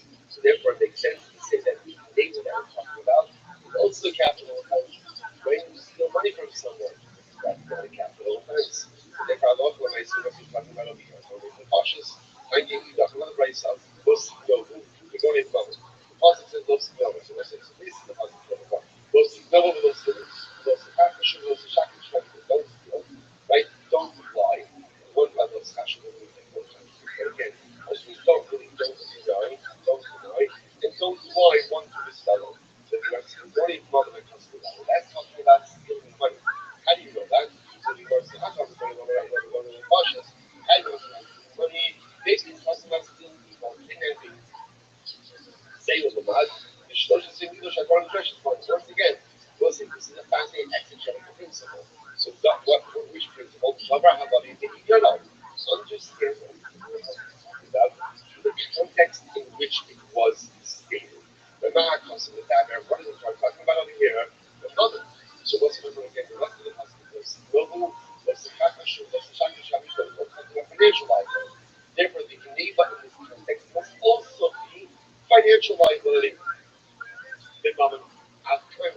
So this is very important. Therefore, those signals in the assertion of the rose is talking about kidnapping. In terms of those kidnapping. How do we know that? Context. Since the other offenses mentioned over here, no murders, no commit adultery are capital offenses. Therefore, I'm also going to say this eighth one mentioned over here is also a capital offense. When the Torah says no signals, do not steal, that's talking about stealing money. How do I know that? Context. Because the other offenses over here, what's the proper shoot? Do not deny a claim. Do not lie about a claim. Very, very confrontation. Therefore, again, neighbor is talking about incredible. It might was actually so there aiding you got the net machines. So say I watch the past 20 years. Yeah, I remember we've established again that I love the West Wing Bible for kidnapping. Rabbi said to kidnap an individual, you have to take them to your shoes. You have to go out and do your life for someone. You have to sell them. You have to sell them. Now this piece over here, just moving on, right? You have witnesses who come forward. One set of witnesses comes along and says, we saw Ruvain kidnap Shimon. Second set of witnesses say, we saw Ruvain sell Shimon. Now, one thing, under normal circumstances, how would you generate liability for kidnapping? How would you do it? One set of witnesses, right? Eight those witnesses, one set of witnesses who say, we saw Ruvain kidnap and sell Shimon. You have two sets of witnesses. So now this is going to present an interesting halachic issue. So it's not anything of anything if you love that measure shows. The problem is both sets of witnesses related to anything. Right? So again, another set of witnesses says, hey, you can kind of see Ruvain sell Shimon because you're sorry, steal Shimon, kidnap Shimon because you're with us that day. And they think the second that you could look at the same set of us who were trying to about it. And they say the second one of them is tell Shimon why to throw in us that day. So okay, so now look at actually just a little bit. Snake Eden, Echad says it's Rashi eating of the Eden, you know. Snake Eden, Echad is the Shishon of the Nefesh, so two sets of witnesses, each one set testified that Ruvain kidnapped Shimon, one set testified that Ruvain sold Shimon. So the most says that they're both related to Eden. So remember again, what's how does Eden so with right when witnesses of Eden? So what their punishment? What's the punishment? So therefore, again, how should these witnesses be punished? How should they be punished? Remember again, if their testimony was accepted, the result of it was death. So we should put these witnesses to death. Here's the problem. What's the problem? Neither set of witnesses delivered a complete testimony, which would have resulted in the death of Ruvain. Right? Because one set testified that Ruvain kidnapped Shimon. Well, that's not enough to put Ruvain to death. The second set of witnesses was might testify that Ruvain sold Shimon. That by itself was not enough to put him to death. So what's it? You see what happened over here? So therefore, the Gemara says, what so Rashi says over here, in there, like in Parshat also, keep on the Elohim, the country, Nami, who's the Lord, the Abba, Eidos, Shakalachas, the Mishkachas, the Makta, the Kantachas. So the most things is okay, so now let's see, that's the context. Essentially, neither side of witnesses delivering a complete testimony, which would have resulted in the death of the witness, delivering partial testimonies. What's the halacha? When they made it, the children says, "Hey, now, Rabbi, you can't put the witnesses to death." If you open our dinner, Rabbi, if you open it says, "Yes, you can." Yes, you can. That's the number. Yes. His kid never can be a kid. Never can have a fancy number. So we say, "His kid never can be a kid." Like this is what we're going to be people. That the Rabbi, when Rashi comes out over here, it's a focus on our last one. Because so ultimately, again, but that also again, if they are only delivering partial testimony, partial incriminating testimony. Rabbi Akiva says right. Rabbi Akiva says, Davar means testimony. Therefore, witnesses will be put together so if their testimony was complete. But if they only delivered partial testimony, you cannot execute them with Hazama based on that. Rabbi Yochanan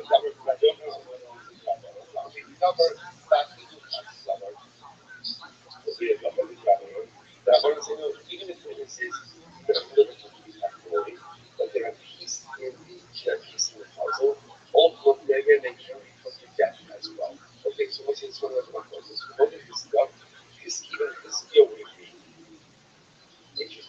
approach than solar or mobile. Was this we actually just saw to the laser. This was actually, I think, it was a new situation. That solar or mobile, the first time getting first money by me and more expensive, right? The first time was in orbit, that was in office. So it's the second time hopefully you get first money than solar mobile. So watch this. Let's say then the second London is security, they even have London Sheldon Sora ownership in Chanel Rogers. So let's say that we have second set of witnesses. So we'll hope we can do it. Right? So second set of witnesses come along and say, so they still money from his father. He eat meat and to purchase meat and wine and he ate that so forth. He ate the meat and wine in someone else's rishos. Someone else's rishos. So what's that about? And those witnesses, now what is now imagine if it's second set of witnesses show us. So they steal money and purchase meat and drink wine. Then let's say witnesses come along and say, witnesses, you cannot have seen that to go with us. So now we're going to put them to death because they're going to put who they the kid to death. So say, they can claim 1 second, but we only came to kill them. So by something, so we need the second person of witnesses. Even this going to be that in this case those coincidences is that right. Because she called him short because she called him Lobar and we showed him on the days. Now told somebody but he asked me to reach Lobar to have all our testimony was to make living kid viable to politics. And therefore the entire black penalty is rested on the testimony of second. Okay, incredible. So that's the about so let's say this morning, just short thing the leaders still here saying that 2 sets of witnesses, both are delivering the information, but neither were able to ultimately convict the death penalty with their sole testimony. So therefore, you should not conclude what can you put them to death or not? So this is the combination of both between Piskin and Yochanan. Piskin says no. Piskin says no. Piskin is based on Rabbi Akiva. Rabbi Akiva says, Dabar to the Kasika. The only thing he can put so that was the only testimony was complete for putting the defendant to death. But if you're only delivering partial testimony, you can't convict them. You can't give them a certain punishment for death. On the other hand, Rabbi Yochanan holds that no, as long as their testimony was part of the discriminating process, right? And had they been found to be collectively, they would have had a hand in the execution of the defendant. This is reciprocal punishment upon them, and ultimately execution. So what they gave out on the second one, they're not going to have the hockey, Asian, and the Korean, the guys who survive themselves. She shows you testify about it. Shows you what that's like. Why? You told me she told him to leave a robot. Now told somebody, remember again, he gave him notice and look. All he came to do was to make him hide him off. And it looks like and technically does the self. So ultimately, why was he doing his office? But there was something. I love the way that she did it. She's trying to go to invest in her. If you give it the cassava, it's just one who goes ahead and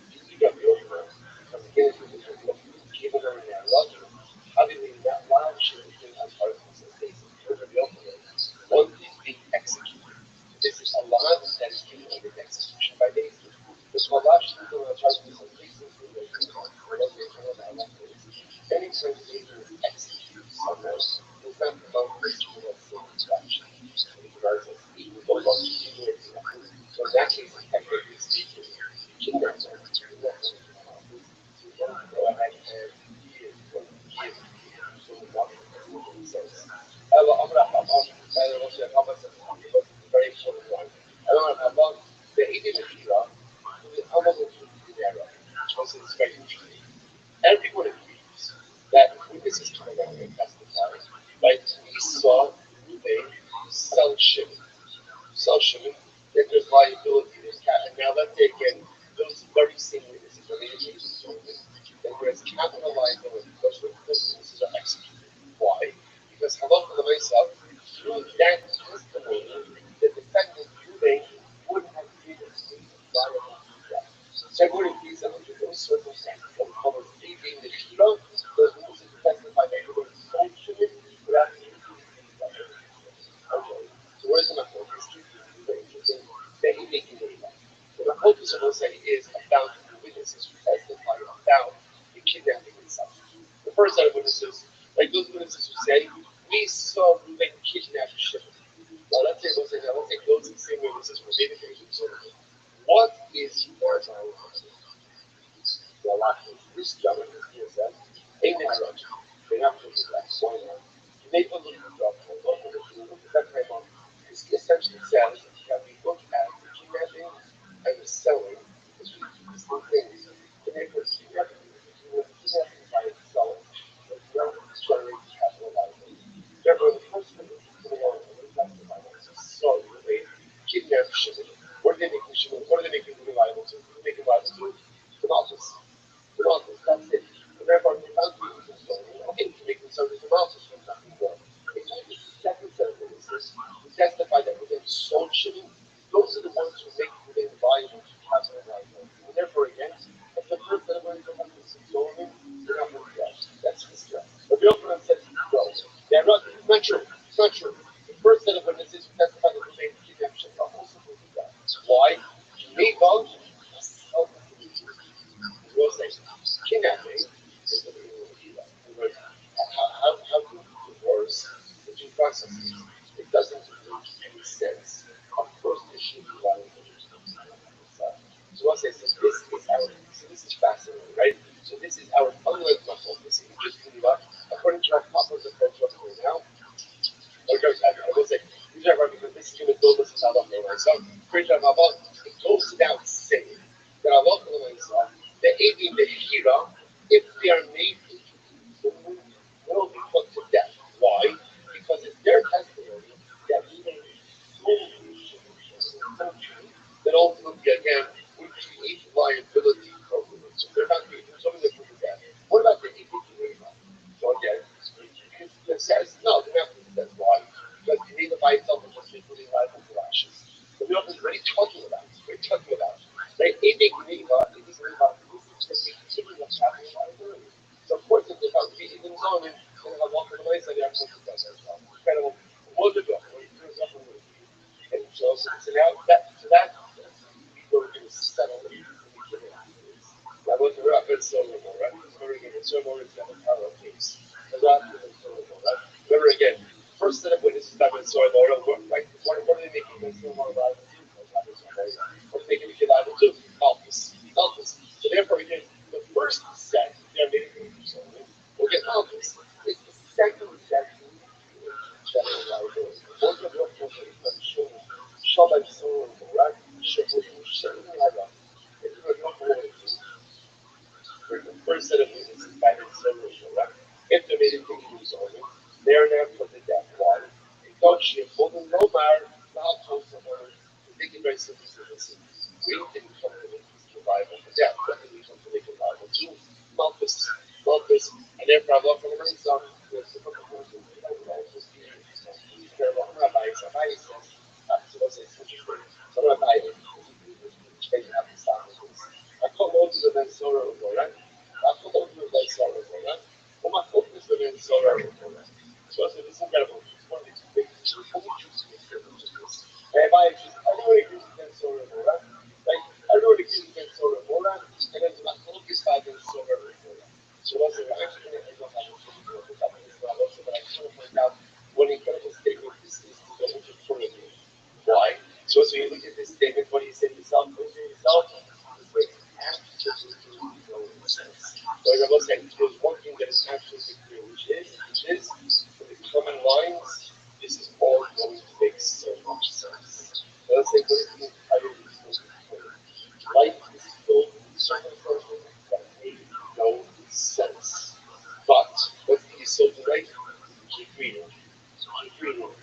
moving forward, keep learning, keep growing, and somehow you see how all of the beautiful and moving pieces fit together. We'll stop over here for today. Tomorrow morning, in your Hashem, right near 5:40. So, you like to come in at 4:30 and we're going. All right, stay tuned. I'll post on the WhatsApp chat. We're going to Hashem, but that can shift tomorrow morning at 5:40. Just again, we'll be learning in here research. We'll be adapting. We'll be on one side, Shibaya.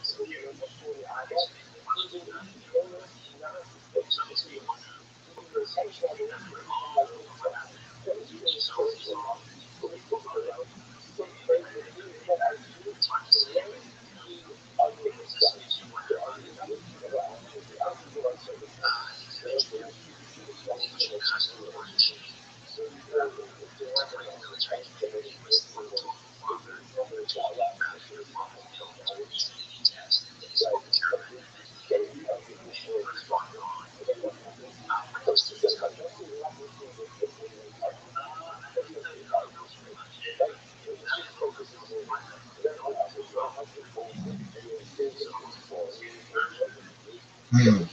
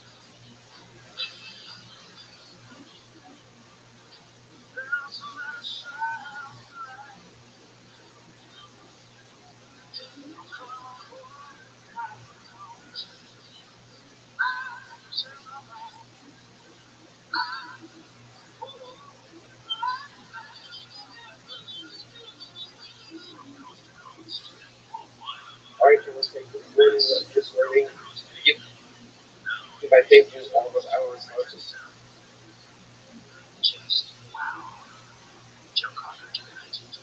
For this morning, thank our sponsors. I know some sponsors, so dedicating all the sugar specials this year. I think the first of those sponsors, so I'm going to sponsors for other quality of the Toba Tari is the like his father, Dr. Harry Khan, Steve Birch, and Josie, going on vacation to 12:36. Save up for the vision as a brother families and memory of William Grid, Dad Shmuel, and sons of the Rahab, but because learning sponsors, Toba Catholic College, we have both grandfathers, Harry Up, and Daniel, and Rahab. And Dr. Willie sponsors for today, Adam Rosas, in memory of Moshe and Moshe Franklin. That's our indication of his yard site, looked at in merit of our Torah. The Shabbos we are the family thing will come up, strong children, children for the rest of our health teachers, and the soldiers should be successful in all our lives. With that, negotiations as well as publish. Everything that could possibly go wrong is 5:45 in the morning. So let's begin. Incredible time ahead of us today. Any time to take 885 turn up to the direction left off of the balance of the days 14. And you left off 6 minutes of spot. Remember again, we're dealing with a very interesting case. the question that Gemara had is his son allowed to one time from his father? That was the husband of the Shaila. So I wanted to discuss the issue of the idea that his son is his father, his Chayyim Kanai. The Shaila is what happens if he goes ahead and does bloodletting for his father? Is that the end of it? So interestingly enough, we had two opinions from Rabbi and Rabbi both seem to say yes, but then in Mark one of the stories of Rab and Bar agreed to do not allow their children to take out a splinter, to add some oil, but here ultimately again it has to be Gemara goes on and says the understand, this is the understand, not actually out, we tell us after there's a thing again now switching to the two for Shabbos. So the Mishnah says as follows, if you have a small camp, a small needle that's used for sewing, you're allowed to go ahead and use that on Shabbos. Why? Because ultimately, again, everybody uses it to remove the splinter on Shabbos. I'm saying if you remove it on Shabbos, if there's no problem, don't you have to be concerned with anything now? Again, technically speaking, there's nothing wrong with removing a splinter on Shabbos. What's the concern? The concern, unfortunately, wasn't concerned with injury. Ultimately, especially one that's wrong blood, ultimately, again, is the issue of the license. So when you have this sheep, that's still up. Sorry, maybe you'll come to the sheep, that's still up. Again, although it'll be a show, it's not intentional, but nevertheless, it's a show. It's still up, which the words are putting up possible helpful. That's different, because if there is a couple of things that will help them, that's the whole destructive act. Because it's putting from under the help of other. That's why the that says, the help of other. In general, on Shabbos, if you do something destructive, but if other, Alan of the Chayyim, like the great thing that says, the help of us, something destructive on Shabbos, I'm a locker with a locker. What is there to say? Which was the Lord said, when Shabbos, you know, the help of the Kabbalah, would be said, but the help of my Kabbalah, because of Kabbalah, it's still destructive. That's your Chayyim. That's Rabbi Shimon. Rabbi Shimon, Amar Kurach, Shimon, Kubach, Kachara. Because Shimon is also the Jews, right? And the Malach of Shimon is just like the Kubach of Jews. Any Malach that is done, that it's not needed for that. The Malach that results, that's not the Malach that I want. You won't get your Kabbalah. Okay? So go ahead and talk. She wants to say, so bottom line, so what happens is that she's going to just rejected. And even if you end up talking about more about how these splinters, that'll be the law of Shabbos themselves. In general, they say the local Shabbos, what do you know for Shabbos? The lack of Shabbos. Because at the end of the day, you feel the law of Shabbos is something necessary in order to get anything on Shabbos. So that being said, don't sleep, you don't use that for Shabbos.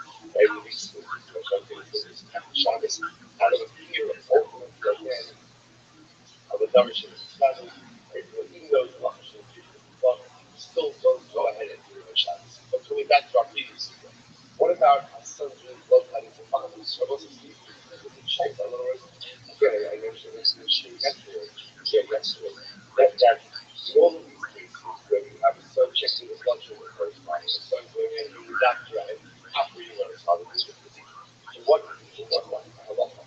Shouldn't our pastors, look at the whole section of the people not made. That's the halachas. In your idea, so the ratio of olive. So Shulchan ratio of olive give us our loss, we give us. Shulchan says follows.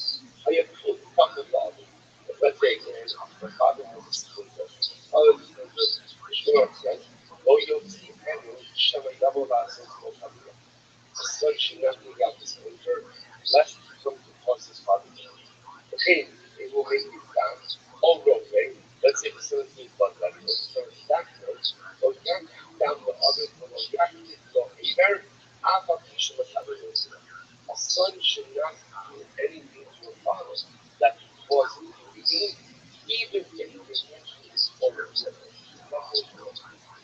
So they say, I remember, I'm not very qualified. I go, one of this job, that's true.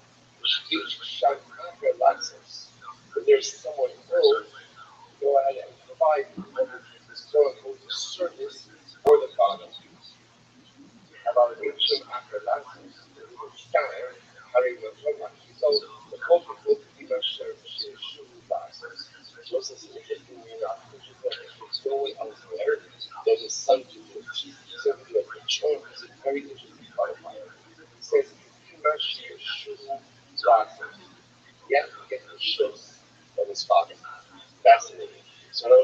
look at Elon, is that his son should not do these things for his father. Right? That's the right? If the evidence is there, a son can do it, he should get wishes from his father before going ahead and doing anything that's going to cause a world or cause the world. Right? I will say, it's also just the case that the son and the father is also the capacity to get wishes from the father. Let's say, and the father is not the mental capacity, the son is the character. Yes, again, what I will say is understood. It's understood. But although I believe very much some of these conditions, but again, there's no one else there. I can't give wishes to sons to the kids. Okay, we'll come back to the forward. So it's a couple of 85 to 8, second line, and 30 interpretations. One way of Rothschild'S. That's the function of Rothschild'S. Then, from not to get the Shliach of Abraham, also is a color. Wow. So the son is agent of the court to strike his father or to curse his father. Now, what is this issue with Rashi? Rashi has a Shliach, Rashi says, in the spite of it, doing Kumalkus. So what we're assuming now, the question is like this. Let's say again, we have like Avram and Yitzchak,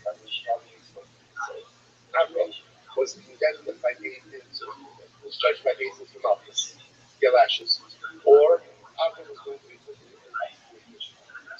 Remember again, the Shaila is that Yitzchak, the son, is employed by Nathan. So Yitzchak, go ahead and carry out these sentences against his father. So again, not the son acting on his own volition, the son acting as a shliach HaMeizim. Gemara says, Amalei, va'achamiyatiro.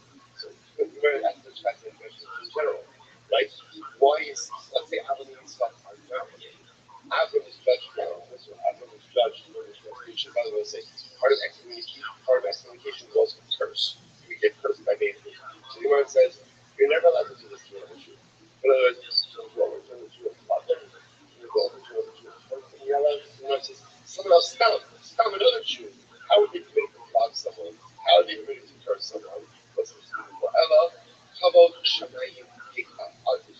Another will say, so why is it that Beis in general, right? Anyone who is allowed to flog another Jew, curse another Jew, because Kavod Shamayim Aziz. Because the covenant that we are obligated to slave back to Torah trumps any other covenant. That's it. So therefore, again, if someone thinks something against the horrible and they're deserving of Malchus, we're going to flog them. We're going to flog them. Or someone is deserving of they're going to leave them in conditions. We're going to curse them high, but into the front ritual. Covenant tribe from the Shkara who goes in from before the covenant and the other person. Akanami, Rothschild'S. That's the logic that ultimately, again, the son should be able to go ahead and flog his father, or essentially able to go ahead and curse his father if he needs as well. Okay, that wrote the stories. So they say,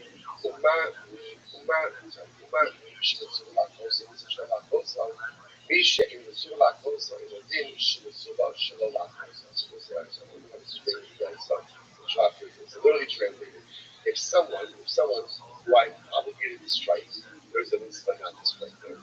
Someone who I'm not obligated to strike, certainly there's a mitzvah not to strike them. So what I do is so much as my level so perhaps in cases in the place, I try to help with this stuff. There's someone who's serving that phone. Like if someone is serving the flashes, and what happens? If one price is talking about the son, and one price is talking about someone else, the price is in this. When is the son, even though the father is serving a phone, nevertheless, the son should not minister to the father versus someone else.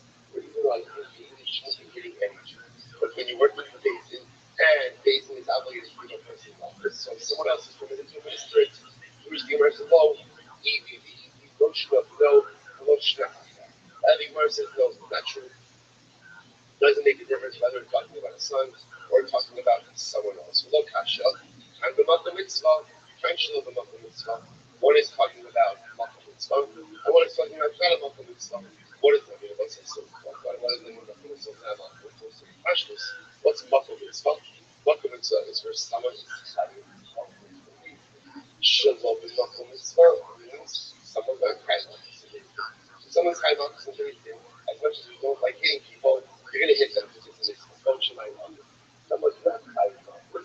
Yeah, Because halakha l'maisa is prohibited. So my Savali Kata, this one is here we go. Kuma b'makom mitzvah shemitzvah la'akoso mitzvah shemitzvah mitzvah shala'akoso. So what's this? Even in the case of Makam mitzvah, but in the case of Makam mitzvah, it's like this. Like Avram, ultimately again is chayiv nafis. Avram's chayiv nafis. So now Yitzchak, but he will decide that Yitzchak is his son, not his son. Yitzchak is going to enlist with an office. Even in that case, what is halakha? Yitzchak is not permitted to deliver more than the mandated number of lashes. So Daraisa, as long as someone, even one more lash, then they are chayiv. So that's what it means when it says, even in the case where a person is liable for lashes, right? So mitzvah shalom.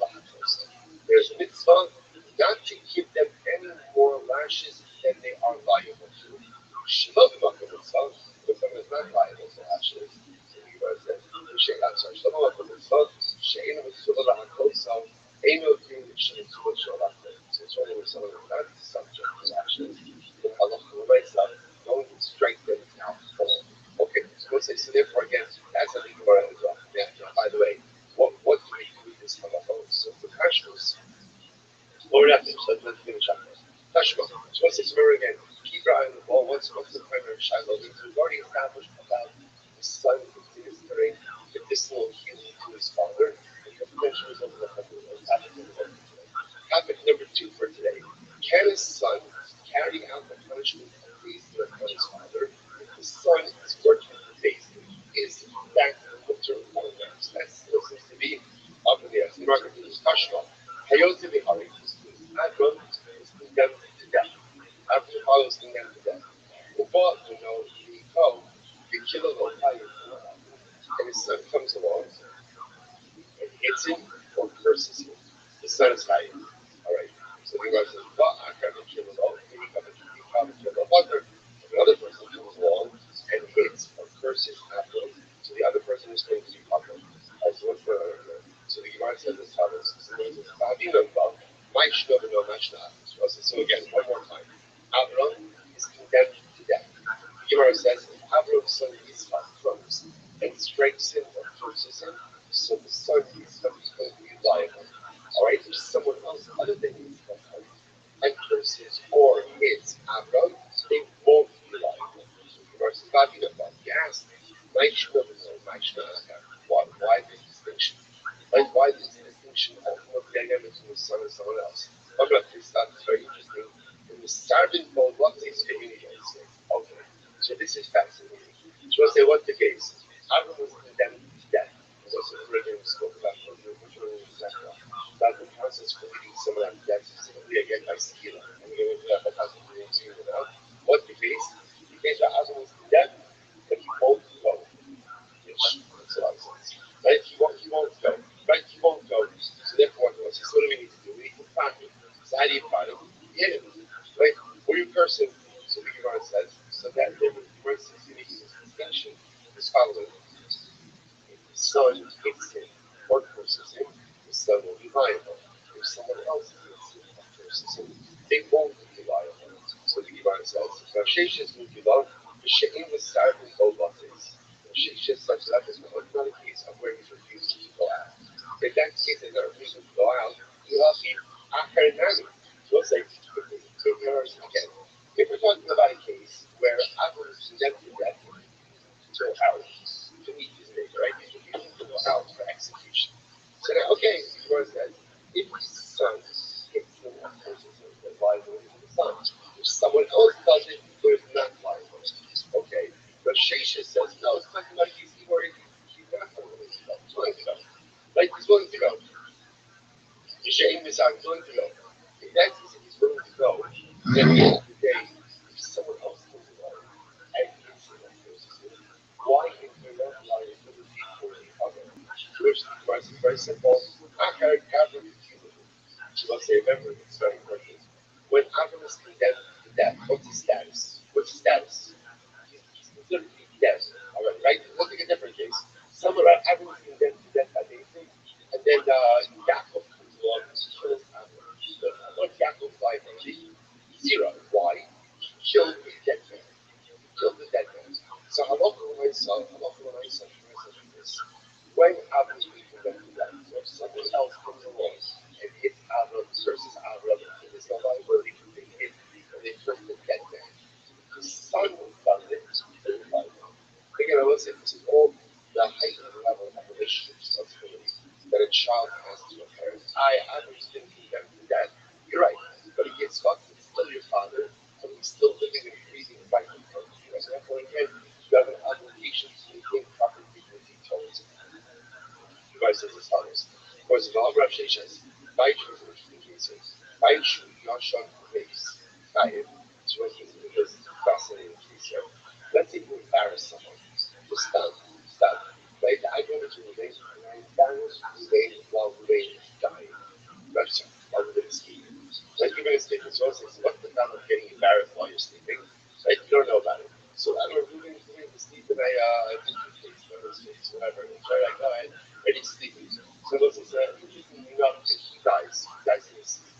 So Ruvain never woke up to realize the embarrassment that was caused him. So what's the halacha? If I show Yashim's face, Chayiv. And Chayiv. Now what's it? Who by Chayiv? And Rashi says over here, she's actually right across Chayiv. The Spike Shulchanov, the Hayim Nami Loshna. So as I said, the halacha l'maisa are obligated to pay Moshes to the heirs, right, to Ruvain's offspring, because they were embarrassed in the second. So I said, what do you see from here? What do you see from here? That halacha l'maisa, even if you go ahead and you embarrass someone who's dead, there's still liability. Now, why are we reading someone here? Because the Gemara wanted to say that if Yaakov comes over to Avram and hits him or curses him, the Yaakov doesn't really have one because he hit or he cursed a dead man. Hit or he cursed a dead man. But what do you see from here? That even if you do something to someone and that person is dead, they never realize it, there's still liability. So all right, if I embarrass someone while they're sleeping and they never wake up, I'm still liable to go ahead and make the embarrassment. I'm straight. I'm going to ask you, what the case over here? Where what happens? Where again the injury to Avram is an injury that's not Shavakruta. So therefore, again, there's no liability. Right? So damage is less than a Fruta. Ultimately, again, there's going to be no liability.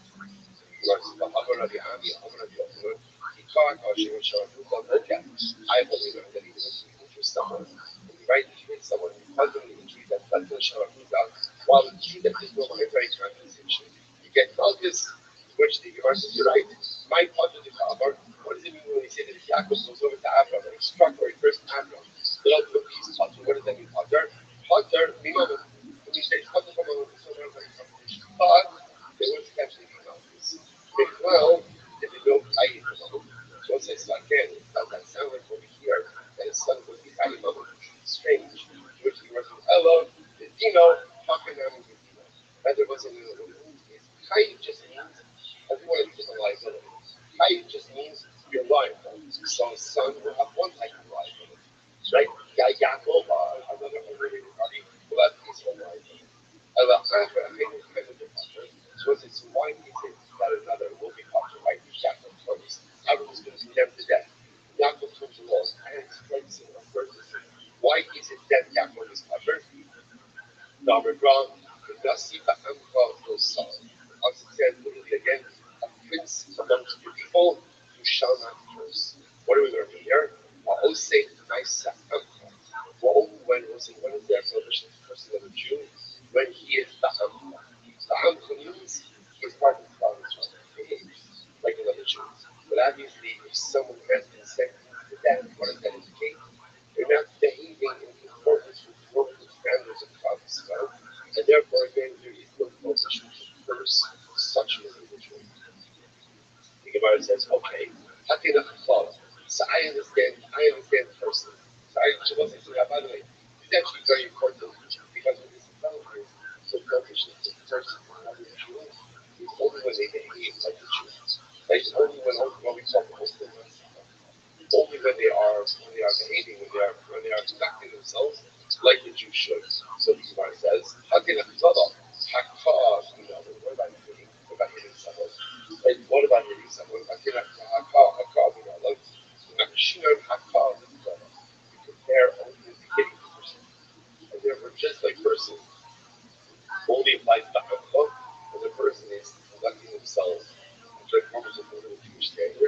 So to our God, getting up as well. We are Nami. So what's exactly the image to fight for herself. So therefore, even when it's fought, right, Abraham is going to condemn to death. That means that's what? Abraham is not conducting himself like the member of God Israel. He's not conducting himself as a member of God Israel. Then Allah himself, there should be no prohibition to eat him or to curse him. And therefore the son should be exempt as well.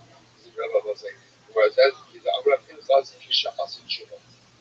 But the case is where Abraham did tshuva. Abraham is being condemned to death, but he did tshuva before his execution.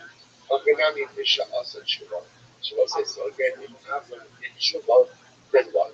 He is included back in Ankar, and therefore again, the son is not permitted to person or to him. Tshuva says, this is a profound Gemara on a variety of levels. So first of all, what do you see from here? You see from here that halach l'vaisa, you can eat tshuva until when? You will eat again until the end. Like the Rambam writes in Rothschild'S tshuva, even if a person is on deathbed, they have the ability to perform the tshuva. So this is just a really dramatic case. Abraham has been sentenced to death. Abraham is literally again being led out to be executed. That's a possibility. Tshuva is still hoping, that he is executed. Such is the power of tshuva. You don't need to affection yourself or one's life, literally until your last breath. That's the power of tshuva. What's lesson number 2? Those who say, oh, it's about tshuva. It's about tshuva. It's about tshuva. What should we do? What should we do? What should we do? Stay the execution. Send it back home. So what else do you see? Those are just because of those that's tshuva. That's what Sanders means. That over the actions. Sometimes we do things in life, and often we do things in life, and there are irreversible consequences. If you behave a certain way, especially for a protracted amount of time, you can't simply undo that. It's the incredible dialectic of tshuva. On one hand, tshuva itself can really undo everything, right? Like the Rebbe says that if you do the highest level of tshuva, even Sidonos narcissism disappears. Even your intentional adoration will become like mitzvahs. That is true in the spiritual realm. In the physical realm, sometimes the things that I do cannot be undone. There are realities of our actions, realities of our circumstances. So let's say, you see this all the time, like in relationships. So, it can happen that we offend someone, we hurt someone. This happens a lot, especially in marriage. Right, do something that is hurtful and destructive. And then what happens? First, let's say it happens in the argument. Let's say argument, right? For illustrative purposes only. So then what happens when a husband finds it and he'll stand with his wife and says, I'm sorry. Now it's interesting, often the husband's expectation is that when I'm sorry, what happens? What happens? Like a magic moment, right? Like magic erase marker, right? I said I'm sorry. Here in the corner of my eye, like I'm really sorry. And so it's interesting that sometimes the hypothetical husband thinks that certainly everything that just like snaps back to what it was, right? Everything is fine.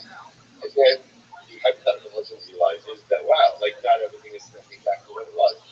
So once again, our actions have consequences. And our actions have reactions. And when you hurt someone, they may even accept your apology, but it doesn't go through the pain. It's all there. There are consequences to our actions. It's one of the most important souls living the life. This is why, again, living with mindfulness, living with fearfulness, and contemplating about the effect and implications of our actions before we do is so incredibly important. Because to understand everything I do has a reaction. And even though I realize the error in my ways and I want to put it back, hey, I'm going to be about tshuva. Everybody be about tshuva. What's going to happen after I'm going to be about tshuva? What's going to happen? What is the amazing thing they say to him? What thing they say to him? Incredible. But now we have to finish. Like, in other words, that you can't undo. In other words, that's it. You did something, and there's an irreversible set of consequences that you have to set into motion. More about tshuva. And Shemayim, they will absolutely accept you with open arms and great about tshuva. But we're still going to execute. Because in life, when you make certain decisions, there are irreversible consequences. And it's like, how often do we do certain things, thinking in the back of our mind is not a big deal, but let's kind of dial it back afterwards. What do you do? You dial it back. and stuck with the constant. Tshuva always helpful, but the only reaction or the reactions of my actions often cannot be overcome. Incredibly so. In other words, Yagi, that is everything about choice. In other words, it's not only for setting up like this. You want to know what is so this high accumulatory versus his father, we're talking about Tshuva. It's after the Tshuva. If that is after the Tshuva, Yagi, I can someone else should also be liable for hitting and for cursing Avram. Rabbi, the alcohol, the motivation of Avram. Very interesting. I don't know when you find a lot of rights of a person or for any other Jew, but ultimately, again, a Jew who is going to live. Meaning, again, I want to say this whole circles back to the idea that someone who has been condemned to death, ultimately, a lot of almost as if they're already dead. It's as if they're dead. So therefore, it's hard to really liability for someone to be dead. Right? The son is different. The son is different obligation. Right? The son is the son. Right? So always have not read over again. How is it because has nothing to do with whether or not your parents are good parents. It's incredibly important. Right? In other words, a parent is a good parent, not a good parent, doesn't make a difference. I'm obligated to go ahead and have help. So your parents, we thought this is not others. A son's not an obligation to honor his parent. But the rest of everyone else, Abraham is considered to be dead. It's hard to turn his liability for that guy. He obviously could know that. I mean, if that is against the such law for this national obligation. Really, the hard to laugh at his son. So I love the way son. No, this as well. Remember, there are elements of people that are in effect even after the parent dies. As we're going to see, for example, one is now again, hit your parent after the death. There's no prohibition of being a corpse. Right? But the myself can't curse your parents after their death. So for example, right, the color of the ego applies after the death of the parent. It's fascinating. Even if you look at Avram as a dead man, right, because he was sentenced to death, even so, cursing him, right, it's cursing him will fully prohibited. Because you can't curse your dead parents as well. So I'll say, by the way, there's a lot to say about this, about people about even after death. It transcends after death, right? This is why Allah might say again, this is one of the interesting ideas. Saint Kaddish is one of the forms of keeping Avram. There's a lot of stuff like your father says, parents says to their child, I don't want you to say Kaddish for me after I die.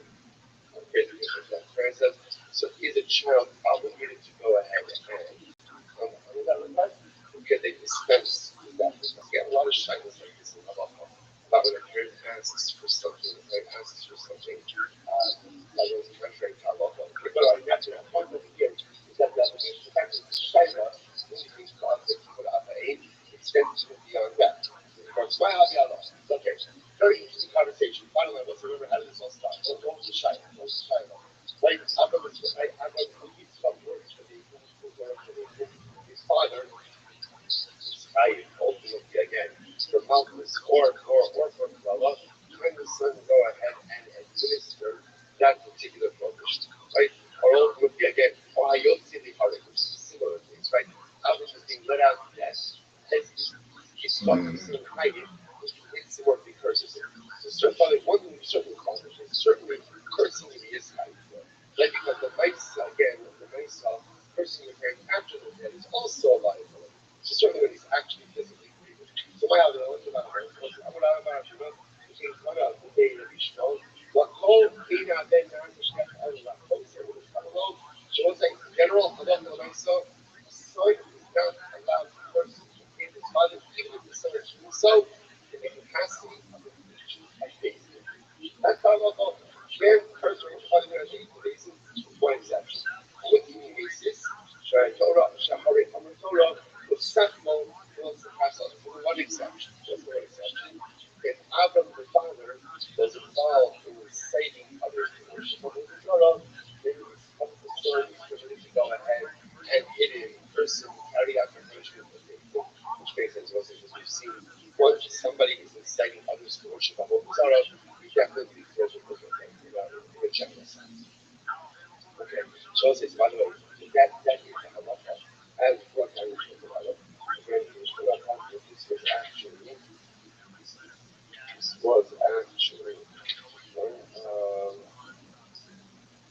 original advertised schools. So this is also very good. Two halachas. So how you other people with shine to over Abera. Let's say one's parents, but now we should shine right over Abera. I give them Mickey Martina Lahazi, but you don't know how it. Even if they're literally being let out to be executed, also you know that other stuff in the country. You're not related to your parents, you're not related to first ones. And he calls them a Kallah Potter. Now, if you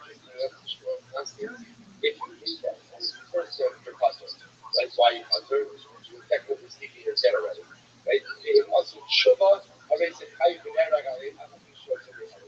So this is fascinating. Right? One parent, right? So let's say he's got, right? He's got other animals being let out to be killed. First of all, that's he's a Russian. Even though he's a Russian, he's got still can't hit him, he's got still can't person. If he's got does hit a person, he's got is technically under because he hits the first a dead person. Okay. Says, however, if Avram did Shimon and they hit up subsequently hit a person, he's got his chayiv for hitting a person is incredible. Avram that Avram shows in our even though he's got to be right in the that killed nevertheless about Shubha is about Shubha is about Shubha.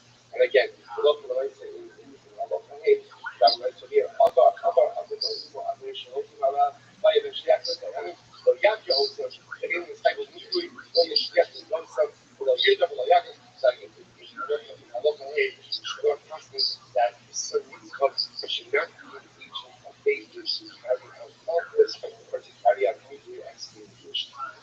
okay, let's go back to Mishnah. Not the Mishnah. Amakia other things, I actually asked about it. What we actually do with this or in the last when you is actually doing the heart. If a person meets his father or mother, he's never chayiv unless a person causes an injury. You have to pay the couple of. Zeh Omer ben Kalal B'Lacher, Shalom Kalal Acher Sekayim, Amaki La'acher Sekayim. But when I was a hitting a person and parents together, there is a stringency that the person has over hitting that hitting your own higher than the parents' life. Person and height when the parents is dead. Okay, incredible. Second about what analyze. So what's this? So kind of part of what it means is, right, he's coming to his father Adam, like he's like that, still attached. It doesn't get a word, doesn't get usually. Not good. Not good to become any single other liability. It's only liability with respect to the parent when he was a couple. Obviously, he will kill out the actor himself. So what the Rothschild says, obviously, he will kill out.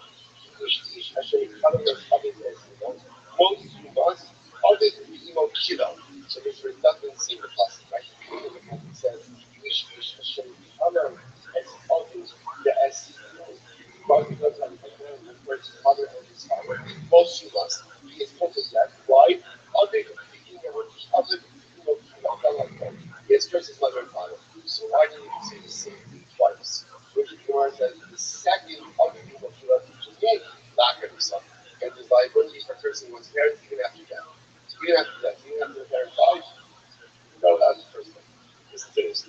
Shiyako, I would have thought, holy of the title, not the title, since her reside until the go dead any ways, hitting and cursing. I'm not getting a kind of kind. I have a color in the kind of kind. They were just like striking the parents. It's only liable to the parents in life. So to the person the parent is only liability when the parent is alive. So we'll say, so therefore give an extra phrase. All the people keep out. She has a liability for the person's parents, even once they are dead. Furthermore, the own. Kalvakover. There is a Kalvakover. Uma, Makia, Sha'asa, Roba, Amfa, Kiba, Amfa. He runs in low fires and Bola. So it's a friend more again. When it comes to Makia, when it comes to hitting someone, so what does it mean? Also, Shaloba, Amfa, Kiba, Amfa. So what's the meaning like this? It doesn't matter whether a Jew ultimately again is living in Jewish life or not. His liability for hitting him, his liability for striking any other Jew. The Gemara says,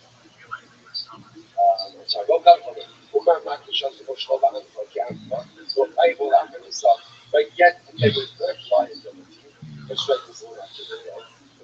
שלא עושה מאוד שלא באנפון, שלא טייב on after. So when it comes to Rothschild, interestingly enough, the kingdom of Rothschild is only for Jews, according to the Jewish law. But if somebody is not called, Allah said there's no liability for going ahead and certainly there should be no liability for that. The Lomar, obviously, back and stuff. So it looks like any extra phase other than what teaches you that what? There's liability for a person, a parent. Alright, so let's analyze. So I'm here for the I saw the drop of the kilo. So I saw get it. You see this device just broken. Interview on son. I don't place of the kilo extra. But the first part I said before, in the earlier part of the topic, that you can't curse your parents. What do I do with that last phrase? Of the kilo? After the death of the parent, there's going to be liability. All of Yoshia, Yoshia, who holds that phrase is not extra. What is there to say? What are we talking about? Here we go. Sidewalk. Ish. The Bible says ish. Ish. Actually, other why do you need ish? Why not just say ish? Why ish? Leftover ish. The rabbis last tumtum bachelors teaching that even if the father is a tumtum or a virtuous, ultimately again there's no liability for the child for person of marriage. A shade kavah as other for a person's mother and his father. Amy Allah I only know that the liability first both your mother and your father. Other shalom. Ego shalom. I don't know that the liability is. In fact, that's my father that my mother. My mother that my father. Which is why it's Alomar Aviv Emo Kilo. Because it goes on to say Aviv Emo Kilo. Aviv Kilo, Emo Kilo, Yoshia. So let's say something like this happening over here. So Rabbi Yoshia said like this. Rabbi Yoshia uses that last phrase. When you look at the beginning of the concept, the concept is like this. Ish Asher Kala Es Aviv, the Es Emo. So what that means, it sounds like the reading of that pasuk is it's only liability when you curse both of your parents. Rabbi Yoshia said, remember, the end of the pasuk says, I'll give you, will teach me that what? Your liability to me curse both of your parents independently. That's what they should do. That's pretty small. But Jonas says that, Mash Mushling, Yaakov, Mash Yaakov, and she gave God the five cups of Yaakov. Jonas says, well, that's not how we read this in general. Whatever the pasuk reads, the assumption only here is that the people mentioned together are still reckoned separately, unless the word places them together. Not the key to the color of it, most the Bible says ultimately again, God right from the color of the most stuff, and we find in the Bible stuff that's good that after the microgenous, able to visit the color, particularly the ish, learning after the ish. In regard to Russia, really other, Lord is just talking like this means over the Makia in the color. I saw why not highlight the idea that there's a Buddha that Makia is over the color also. Shem the Makia is something like Shem the Makia also goes Shem and Makia was any identity any Jew. Whether the Jew is Amkar or not, but the time of Russia came to the color, ultimately again with that thing about the color. Because the color you only fight the person who is back. A Sadar, Bakshir, Akbal, go ahead and ultimately prepare right when shoes. Prepare the look of my thoughts. But just like I call you Friday for going ahead and Lema, 2023. Since he said he's kind of like so Johnny Haga, very interesting case here. Kusi Hata Musula Hata also, Yako Todd also Kusi. So we're saying again, remember, we're going to do Kusi in general. Kusi and Shas one of two ways. Sometimes Kusi just needs a guy. That's what I mean, just needs a guy. In order to Kusi is the same as Apple, right? Other terms for Kusi refers to are the Kusi. What are the Kusi? Right? Remember the Shari International exile the French tribes. So he had a good strategy. What was his strategy? His military strategy was whenever you come for a people, look for you their natural homeland, and you sell them somewhere else. That they would go ahead and rebel. So we exile the French tribes from in their place. The Gusim, where are the Gusim from? They were all devils and they converted. There's a whole shaila down here.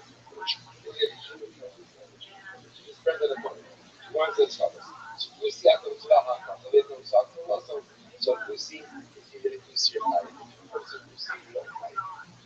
so yeah,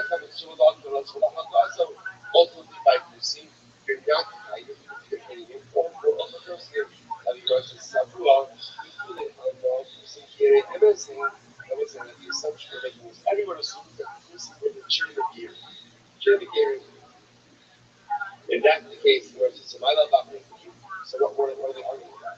So the Mar Sarah should have called it Lala. One of the things is that we compare treating someone versus someone who Mars and therefore there was liability. Well, Mars suffered full much should have called it Lala. The other thing says, no, we treat them separately. Whereas says, well, not true.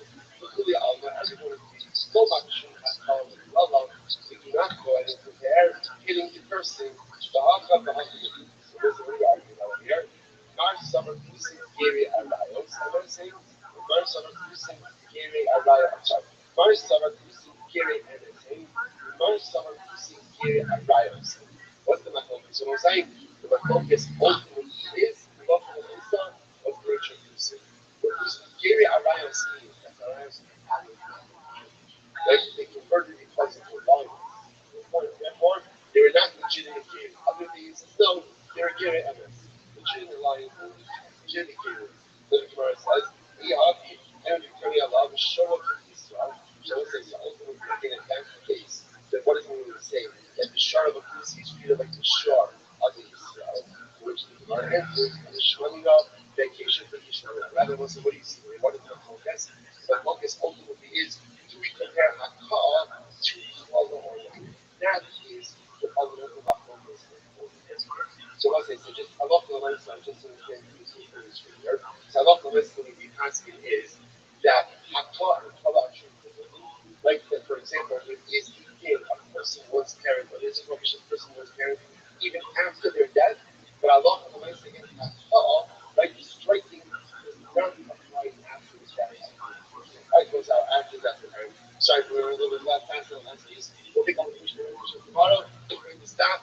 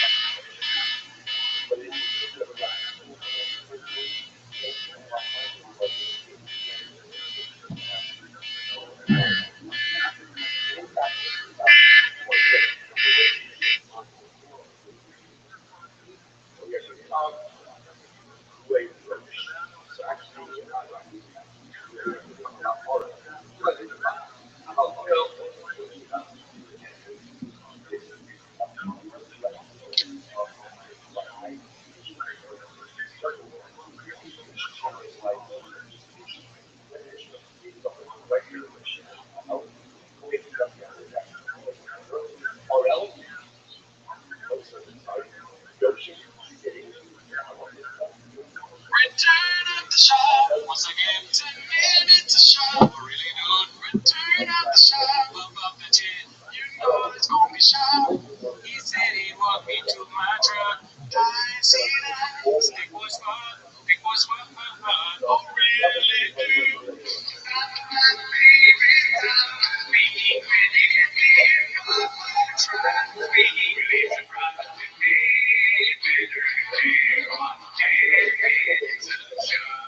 Alright, welcome back to 10 Minutes of Shop. Sorry, I just got out of Randy's Hellface show, and I'm a big fan.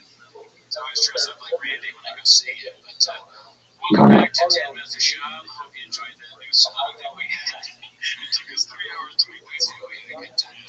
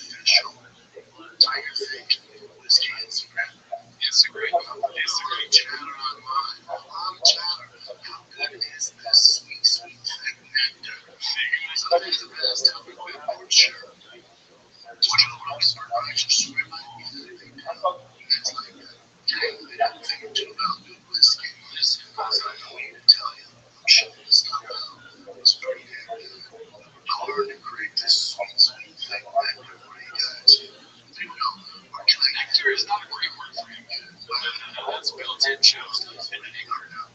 Yeah, bigboy.com. Go to the right to your house. That's easy. And also, if you want to come see a comedy show, why is this so long? I don't know, it's a long advertisement. Is there room deposits? Yeah, I don't know, but he's got the Celtics thing on, the coach is good. Everything around shop is crumbling. Instagram.com.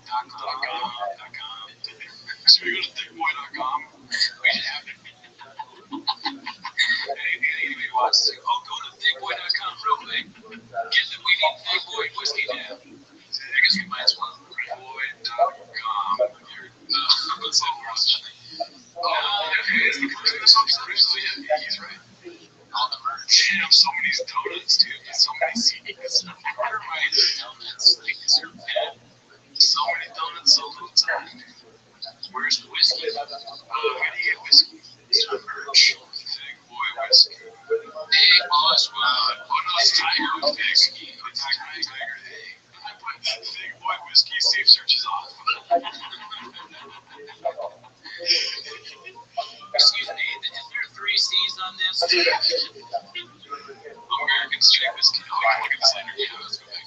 No, these C's are weird. That's easy. Also, if you want to see a comedy show, then you might do it. Yes, all the venue, Canary, Tiger Fin. Invite you guys around. Yep, that's right. Round up meeting the shows. Round up right here. Okay. So welcome to the official Tiger Fin Instagram here. But it doesn't come from here. You know where else would it come from? It's 2 C's, 1 C's, bullshit. This is all welcome to Tiger Fin Whiskey. You're screaming at it too soon. You're like, you gotta stop. They got this shit, and there's like a show, but then it gets canceled. There's another video like this, or something like, I'm sorry guys, the venue didn't want, they had this thing where they didn't want everyone to get COVID, and they canceled it. But hey, look, sorry guys, again, we tried to do another show with Big Boy Whiskey, we found out it's poisonous. I blame my staff, it's their fault. They hadn't known it, poison the whiskey, and it's like clip after clip of it failing. Alright, let's see, so this one's called Why the Sudden Change of Attitude, Papa. Like the Joker. The Clarkers are getting ready for his first professional MMA fight. That'd be Silent Clark. Silent Clark was born with a very rare spinal condition. He has no lower body. He has no lower body. It's really I'm sure Shop is going to be very sensitive and appropriate in talking about this guy's issue with his body. I'll tell you something Shop's not going to do. Call him gay. It's a bold prediction going on Shop. It's quite possible. But he's also about to explain the medical condition, which I'd love to see. Literally, pictures of Rothschild'S, he's being quick. Yes, like if you looked at him, it's one thing to have no legs. Silent Clark doesn't have hips. Silent Clark doesn't even have a stomach. Inside his body begins at sort of like his lower ribs, his digestive system. I don't know. I didn't get into that. Yes, no, I didn't want to ask those questions because I'm not going to take questions. He's also jacked. Yeah, he's jacked. So now he's getting ready for his day off. It's fun. Okay? And then I decided to kind of grab. I think somebody wrote the quick statement. Really? I think so. Yeah, because this show definitely has writers. They have to. They have writers. I'm sure they do. It's a popular podcast. And anything Shop says that even comes close to being a real joke has to be real whistle. I'm surprised Shop didn't ask him off top if he has a big dig or not. Yeah, that's true. I'm surprised. That's why Shop's not saying he's gay. In Shop's mind, you have to have a dick to be gay.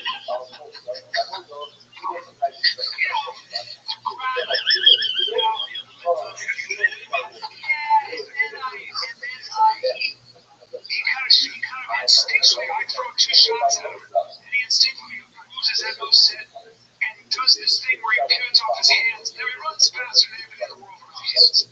We missed this. Is Callan saying that, I missed the beginning, I don't want to rewind, but is Callan saying that he fought this man? Yeah, he was training with him. Okay, good. And that guy beat him up. He was in the middle of it. Okay, yeah, he was. And he runs last year. Yeah. So I'm not even trying to be a dick in the dick. What's the pool look like? Is it a deep pool? People know. Yeah, just because there are a lot of and what else? That's not stupid. They're vegans. But here's the other question. I'm trying to figure out too. Some people, I think he runs 13 miles an hour in his hands. It's ridiculous. There's folks putting something out there, man. When you're and you're, like you said, you're throwing punch-ups. I'm not making fun of any fat. You say it a lot. Yeah, it's a funny on your knees.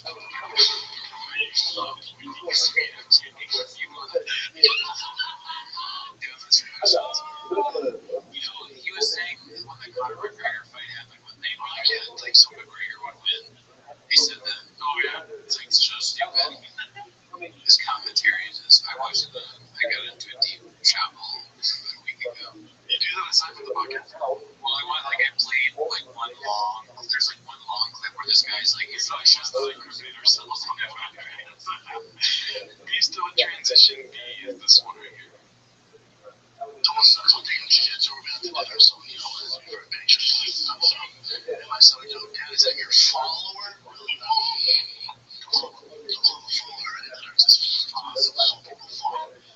Do you think that Shop told this guy he can't talk about Black Lives Matter? Oh, he did that about a show. He did that to Malik. Malik said that Shop would be funny if, like, before they eat whatever this is, like, it's like fried shrimp. And so I don't even know what that is, a big thing. He was like, listen, we're going to eat this food, but, like, don't talk about Black Lives Matter. Unless this dish is called BLM, dude, don't talk about it. Is rain, and then another shoot, is rain his thing?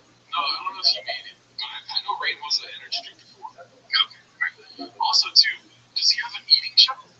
He must, because we watched those other people, the woman that where he was like, I'm so able to he's a little good. It must be a good job in Kansas City. You know what it is, dude? Shop is recording too much. It's getting to his head. He's losing brain cells. I don't think he's recording enough.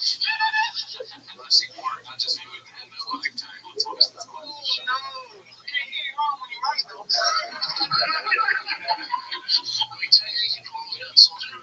You know what, man? It's not cool. Just pipe down, man. Oh, man.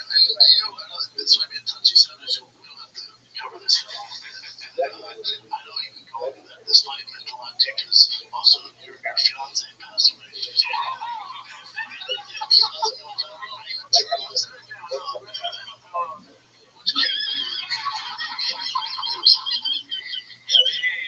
want to get married to just die. He eats whatever that is. Oh, Shop is a fucking. That's hilarious. That was pretty funny. It's like the biggest smile I've ever seen. Shop okay. To a fault. Jesus Christ. I didn't even listen. Okay. Why does it look like they're standing in front of a green screen? Is this one? Right. These boys, sir. It's already dog. You're saying to have me, sir. I wanted you on here the minute you won that fight. So when you did that big, thick boy, people were tagging us, being like, you sponsor the first big boy athlete. So I was like, I'm like, get a hold of him right now. Right this second. Where does he buy these clothes? I don't know. Where do you get a shirt like that? I don't know. Somebody in his life should be like, nah, don't, come on. Before you go to the store, let's talk about it. We have to stop it. Now is the best time for what you're allowed to buy in the store. So he's like a huge Boston Celtics fan. I know, since when has Brandon been into the Boston Celtics? He's in every single team. I don't mind people wearing different teams, but like, why dress these completely matching the whole green? Like, at that point, you gotta be a fan of the team. You're a Taco Bell and Big Boy collab? This is for real. Check it out. We heard you loud and clear. Only popular demand is Daddy's all-time favorite. He's sick and beats. Spicy cookie. Ingredients included.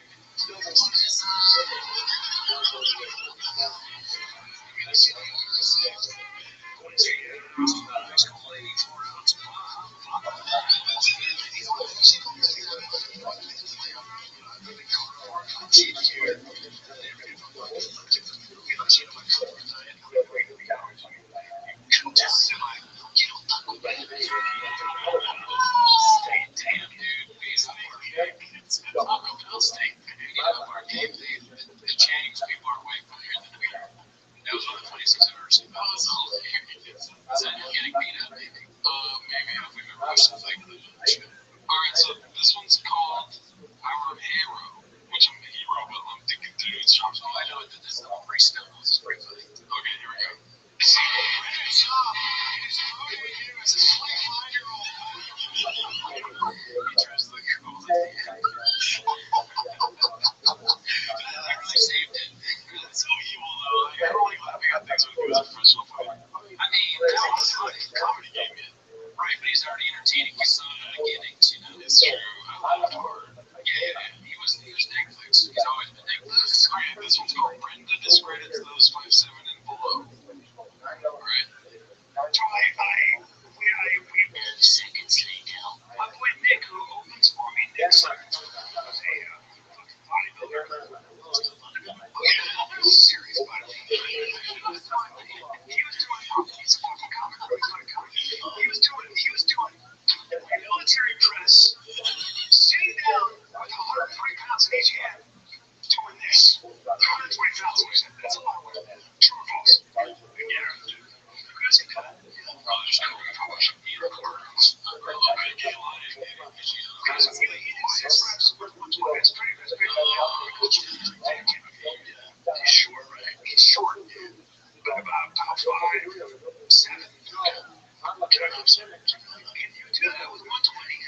How tall are you, Brendan? 5'8". Okay, you guys in my mind, I have the reach if I can put 120s up. Shut up, really?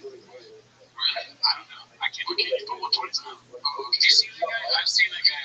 It's huge. I would love it if he just like beat up Shaq. I don't know. So, but it would be very funny if he went like, where's the bench? Isn't Shaq like here to the fight? He's doubles and shit. He has serious cauliflower. I just noticed that. Oh, Shaq legit. So you know, I guess we'll watch the rest and see what else other slander happens. Oh, thank you. 5'7", 5'7". Okay, but don't get dick, because the point is this. I want to know what it is. I use his numbers. Give the rest of it.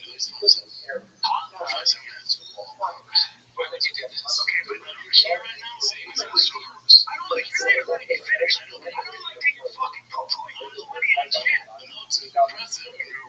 But the thing is you're here right now. You said bodybuilder? Yeah. He's a bodybuilder. No. So there's bodybuilders. There's people that do it for a living. Yeah, there's like fitness.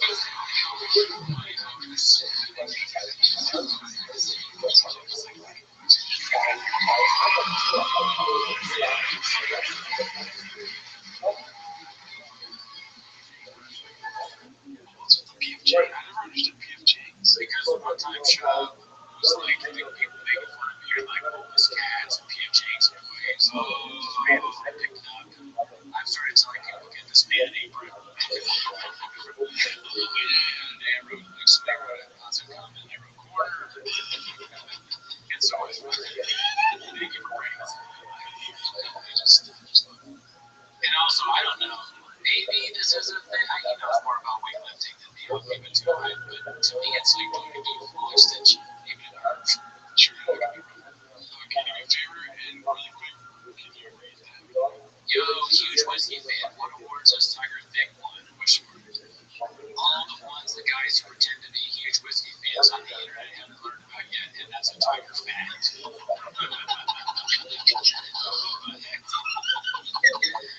So, yeah. No one's heard of, you fucking bitch. Tiger fact. That's a Tiger fact. Hashtag Tiger fact. This one's called Papa takes a page out of Tiger King for his porn references. Alright, let's see what this is all about. Also, my brother's like, I know you're gay because fucking Joe talking about some Wisconsin. Like, I don't watch porn, that's just a big dick. I don't know if that's gay, but not me, bro. I need a big dick. So, like, I'm not sure if it's gay. I don't think it's gay. Like, what's a queer porn is if you're saying, oh,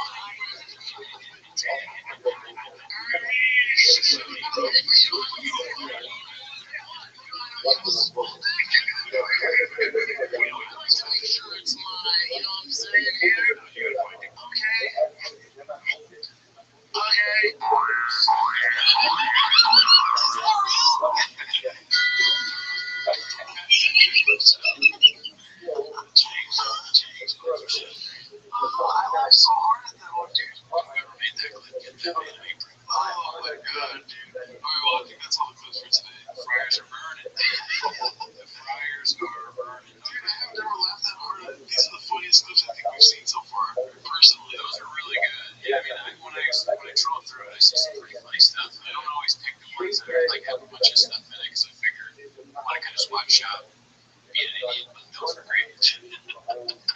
Also, if you want to see this week, I'm opening for Randy's Little Face all week long at the Minnesota Truckle Hut. Alright,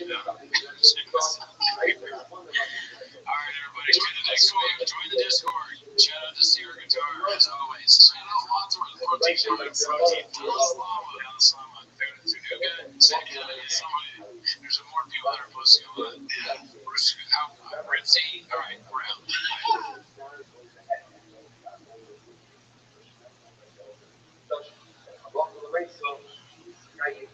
What's my swagger deodorant?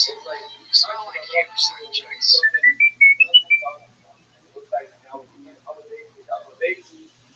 There's a place called Truck Avenue where I used to sit and joke with you. We were both big boys and it felt so right. Any Letterman won't suck my pie.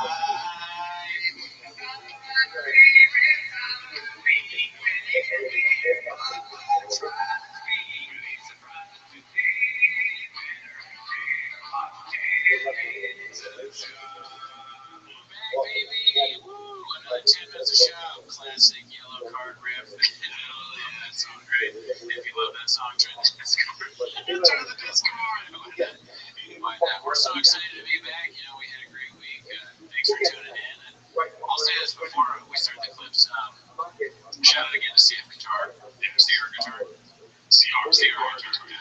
Jesus Christ. I'm out of it, man. What am I shop? Okay. Do it. But shout out to him. Great intro. You'll hear it again. And then one last thing before we start the clips, because that's what you're here for, is if we got to 10,000 views on the last one, thank you. If we get to 20,000 views on this one, I will dress up like PGL for one of the 10 minutes. Like, oh, maybe Halloween. I don't know. But if we get to 20,000, I'll do it. Also, I wanted to make an announcement. There's been a lot of controversy and discussion in the comment section, and I am a fan of British. And now, 10 minutes of show.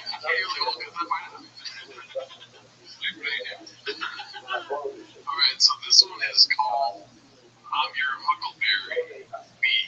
Huckleberry Bee. Alright?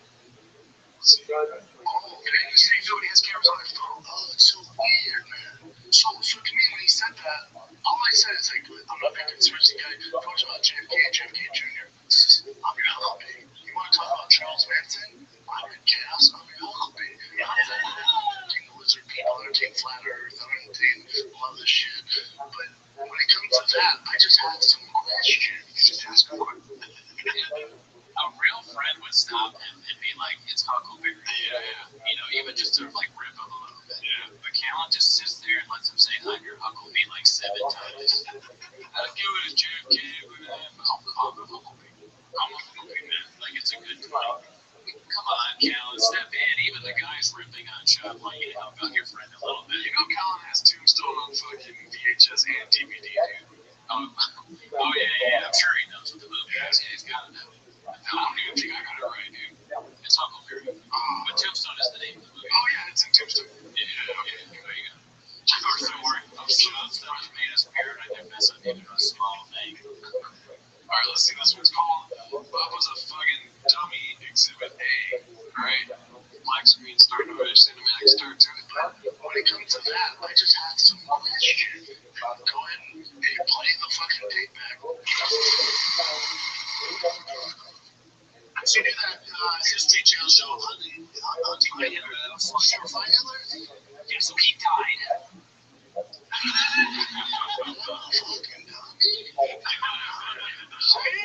I just have some questions.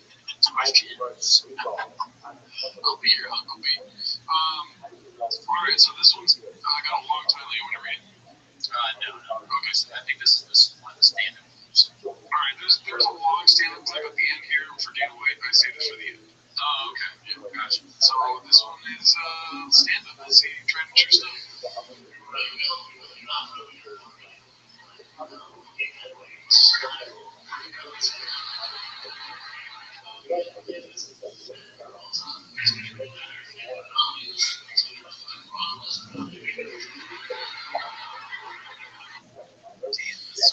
This is so bad. That might even just be a bad clip. But I don't know. I wanted to watch it just because, like, Brock Lesnar, that's what you think of when you think of a girl that's, like,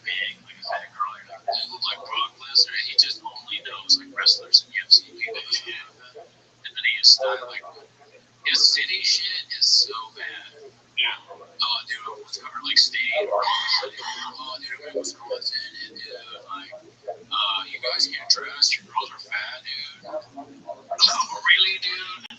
Why can't you just say, like, your girls out here are thick like Vikings or something? So, Broncos, I don't know. Are you trying to be a king of the state? Yeah.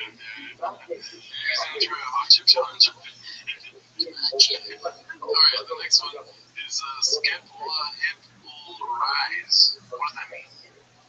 So I feel like I just said the thing about something. And she had no fucks given. Maybe that's a judge thing, I don't know. That's not what that word scapula hip was. Hypothesize? Skeptical hippo eyes. Skeptical. You know that meme of the hippo with the skeptical eyes? Oh, it's a meme thing. Okay, I'm not surprised that Shabbos trying from a meme, but skeptical. That's the only time I'm skeptical. Man, skeptical. Wait, one more time. That's not what that word skeptical hippo was. That time I got it. You gotta really slow it down. Hippo eyes. Skeptical hippo. I guess it's like instant replay in NFL sometimes with shot stuff. You're like, and then like slow it down a little bit more, and like the referee and the hand thing over my head. Okay, all right. Oh, yes. Yeah. Okay, so then it's 5 yard. It was inbounds.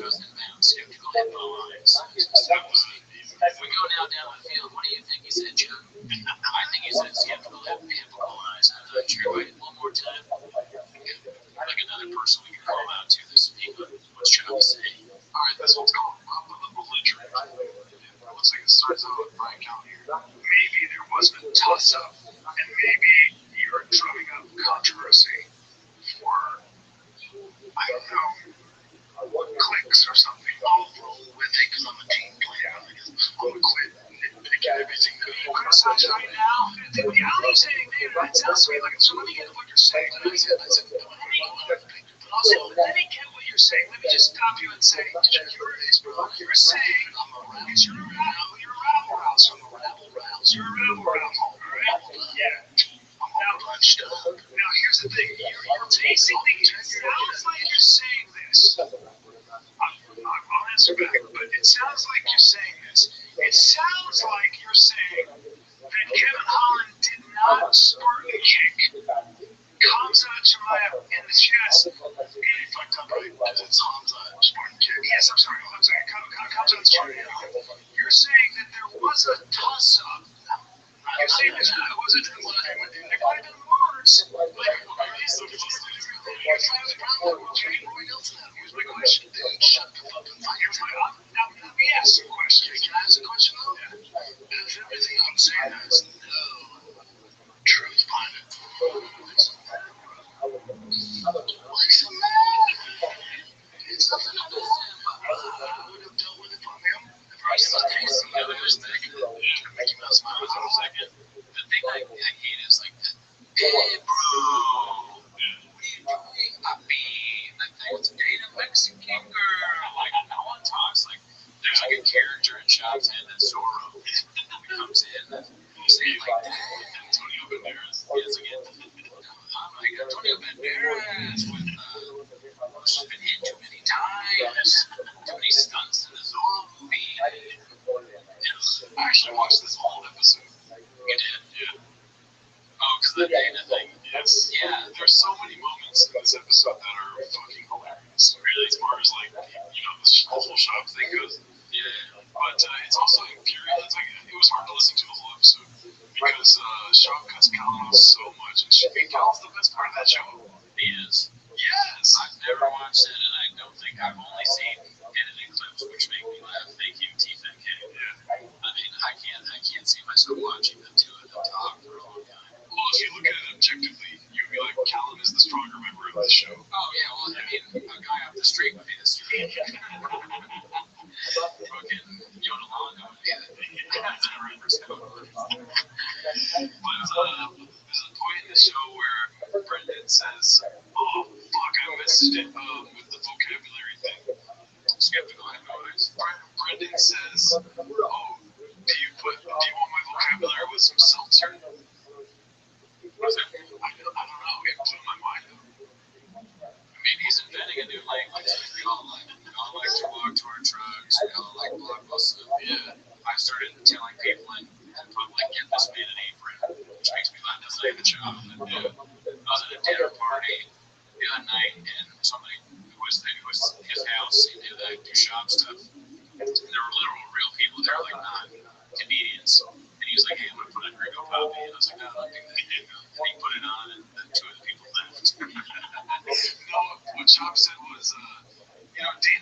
more creative with this insults. You know, can I get a little bit of vocabulary with some seltzer? I don't know. Any idea? I have no clue. I guess he's asking for a chaser. I don't know. He's probably drunk off the Thick Boy whiskey. Yeah, that stuff I've heard is pretty strong. You should buy some. Yeah, I'll buy 20,000 views. Oh, we already did 20,000. I guess 40. We'll drink Thick Boy whiskey on. Alright, so this one's called I'll Never Ever Talk Shit About Dana White Again. Yeah, this one makes me laugh because it's just like he said this before talking shit. Like, oh yeah, he said I'll never do it again, and then he does this whole thing. So you saw the whole episode was about Dana White. Really? Yes. I won't let him. No Joe Rogan, which again has had some companion. Do I know exactly what happened? Sure do. Is it my story to tell? Nope. But when it comes out, you're gonna love Joe Rogan even more from this and that. I'll say that. Man. But you also love Dana White even more. I will never ever talk shit about Dana White again. After him, him going to bat for his guys. He's just a real one. He's a real one. He might not like me, but I like him.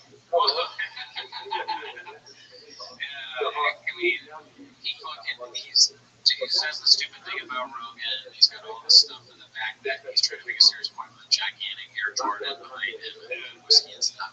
And then not only does he say, I will never talk shit about Dana White again, he says after that he's a real one. He's a real one, which you think is like, you're saying that he's really good, a really cool guy, a good dude. And then this thing where he just shits on him and has a whole episode of Adam and calls him a moron and all that shit that you've already seen. He's just mad over Randy Philface selling out more tickets. I was just thinking about Randy Philface because it's like he sponsors the show with the purple color scheme. Yeah, we're a little bit like we're a little Randy Philface, you know, Randy Philface just because and then this one is from Jumper and it's like 6 months ago. He's talking about Dana White, I guess. I think so. Yeah, I think it's like a similar kind of thing. I can't remember. I used to be, people have chips on the shoulder. I still fucking stuck up Pringles against Dana White. Thank God he made some of those choices he made that, I silently I'm grateful for now. Is it really all that, or are you just kind of like accepting like whatever it's in the past and just gonna not care about now? It's all good. If you've not had conversations and shit. No, but I think being a dad and just where I'm at now, like fucking Andy Dufresne from Shawshank Redemption, I do some shit on the Shark Tank, man. It's all like Shark Tank, it's all good. You know what I'm saying? Like, I used to be. He's like, I'm like Bruce Willis and Die Hard, but Andy Dufresne, and then the TFK went off on the Andy Dufresne shit. I'm sure there's probably tons of like things of him coming out of the sewer and that shit. Okay, so this is the one where Shop talks about Dana White on stage. I haven't seen this yet. Have you seen this? Oh, yeah. Oh, okay. I haven't seen this yet. All right, here we go. Dana White means for no reason. I'm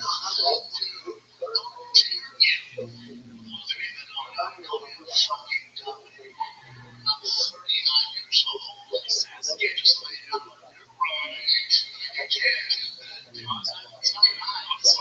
Why would you get so like, it's crazy that he's so famous that he can just go out there and he says that so Dana White doesn't like me, like, and the people understand what he's talking about. And then he calls me a dummy. Yeah, you are dumb. Like, everyone does that. Yeah. Dana White's not the only person. The majority of people think you're stupid. And then he says, I'm 39 years old. I can't just take. When you're 39, that is the age where you can just take. Yeah. When you're 15, that's when you're getting mad about stuff like that. 17, 18, like you can, 17, you can get in a fight and maybe not go to jail. At 39, if you're really angry about someone calling you a dummy, you are a dummy. That's moronic. People call me and stuff on the YouTube about like, well, I'm 35, I'm not going to take this sitting down. I'm going to find who this person is with a fake profile picture and knock on their door. Yeah, when I'm 39, though, we better watch out. Commenters. My theory on using news of the night is so outlandish. Like, so bad. That's a little too aggressive. I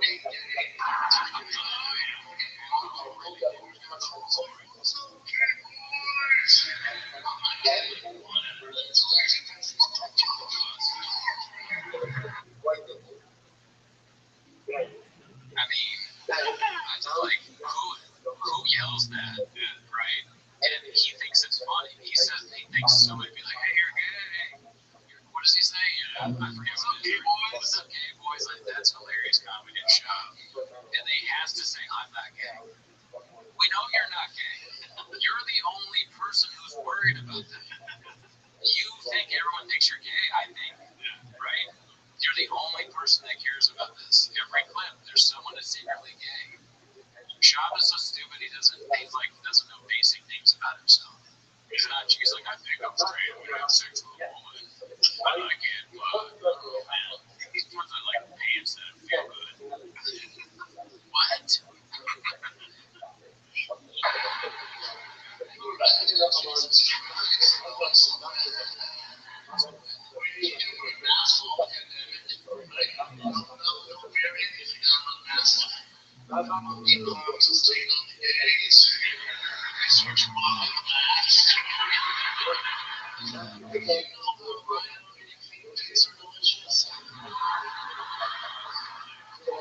This is when you really hope that there's laughter again. Like you can't. People are laughing at that. When monkeypox started taking out the gays. What is this? I'm just like, I'm worried about the comedy crowd laughing at this at all. They're so fucking stupid. You know, I know you think dicks are delicious. Yeah, that's just awful.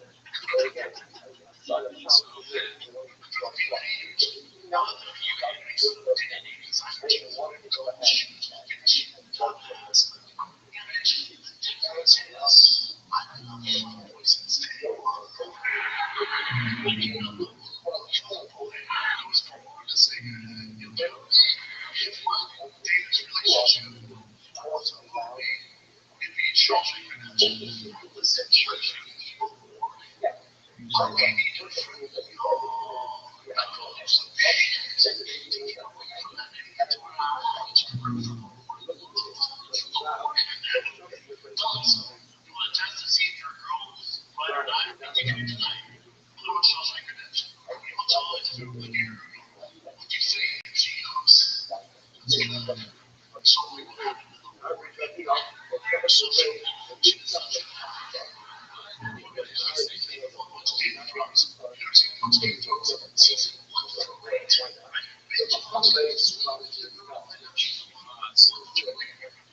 You know what he would never do? He'd be like, tell your girlfriend to read the book To Kill a Mockingbird. There'd be no reading ever suggested. It's all movies and TV shows. Imagine what kind of question is that? Do you watch the Shawshank Redemption with your girlfriend, and if at the end she says it's pretty good, but I like the warden, what does that even mean? That doesn't make any sense. I can't really recall Shawshank Redemption, but what was the word there? Truck Shack. It's the Truck Shack. Oh, okay, yeah. The warden, he keeps Andy in prison because he is worried that Andy's gonna maybe rat him out or sort of even letting him out because Andy's been helping with taxes and stuff, so he just keeps him there. He has a chance. He has this guy who's these are spoilers for but he kills this guy that's gonna help Andy get free. So I don't know if that's a real apt comparison either. I don't think Dana White has killed anybody to keep Shop in the UFC. If anything, he probably wants Shop to leave the UFC. All right, so the suspense is going. It's the meal, man. So in the he said, you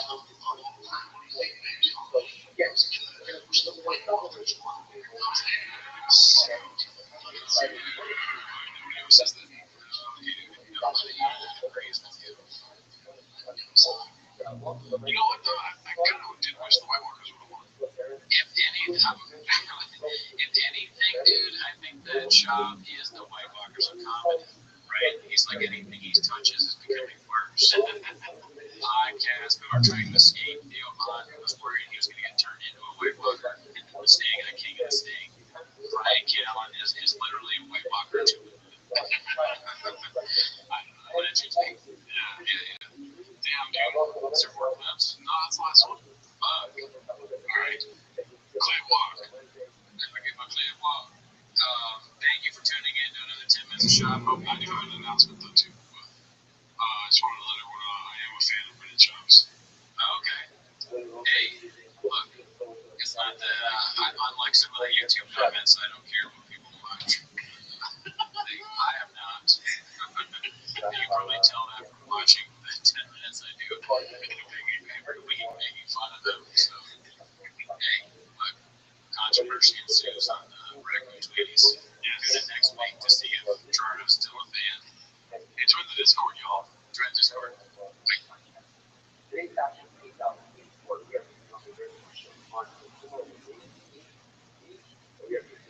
Nowadays, everybody wants to talk about they got something cheap, but doesn't cost that when they watch the taste. Just a bunch of British shit. What the fuck is that? I forgot about shop.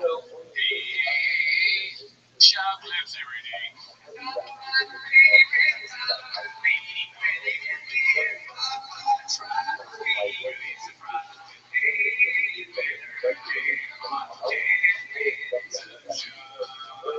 Welcome back to 10 Minutes of Shop. Thanks for tuning in.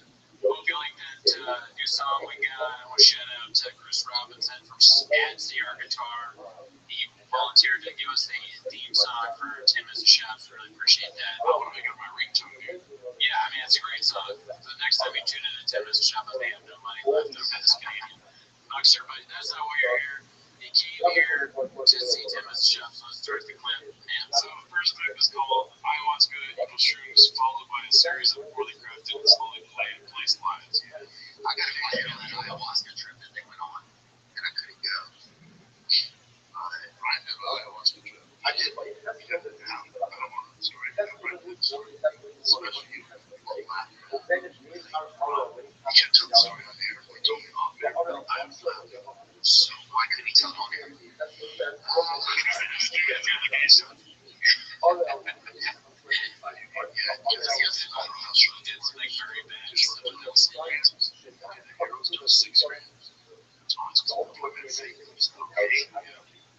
Satan was like, hey, my name's Brian. They say it's not far.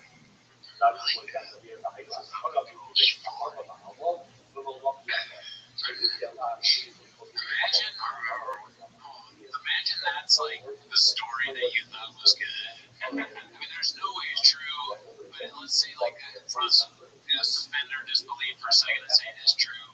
He's like, oh man, Brian told me a story about how he was doing mushrooms and dude, he couldn't stop farting. Actually, that does sound pretty funny. It sounded like something, you know, what's your little one over? Yeah. It's just the only thing that he can think of in that moment is like, he like blinked. He's like, well, yeah, you farted a lot. Which is actually pretty good for sure. Yeah, like it farted in there. At least he couldn't make Brian gay. That was his go-to, yeah. Alright, so this one is called The Rogan Push Ain't What She Used to Be. Alright, before you play it, the reason I picked this is just because of what he does at the beginning. I just thought that was hysterical. So, okay, so don't play the whole thing. Well, no, we can play the whole thing. That's not that long, is it? No. Yeah, just watch what he does at the end.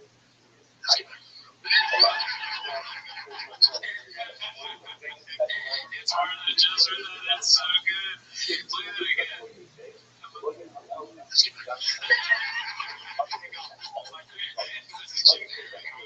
my god. That's like if I was a drug addict and putting like shots straight into my veins, like when he does stuff like that. Dude, that's a fucking idiot moron. Why? He knows people are gonna make fun of him and he does it anyways. Or maybe I don't even know at this point. Did they say anything else in it? It's probably bad. Yeah, it's bad. It has to do with them being redacted. Okay. So should have listened to Benny B. Oh, he saw this already coming a long time. Yeah, this one is interesting. I like this one. I am coming out as my fucking face. So, Jada's up in the mask on that text. Still, he's still in the mix. Is he? No, he's just, I got so shit. No contract. What is he done? I don't know.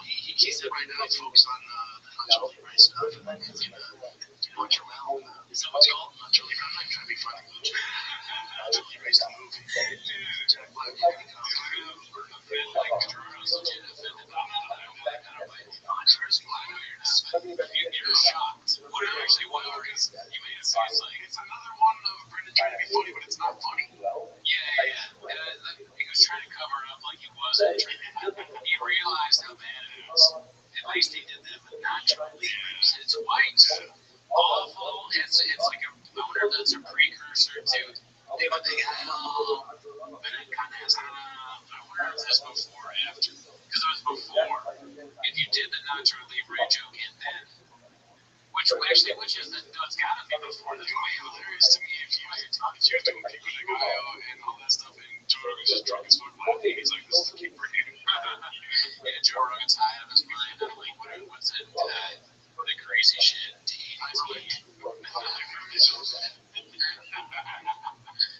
yeah, that's the stand-up clip. These are frustrating because it's hard to make them full screen.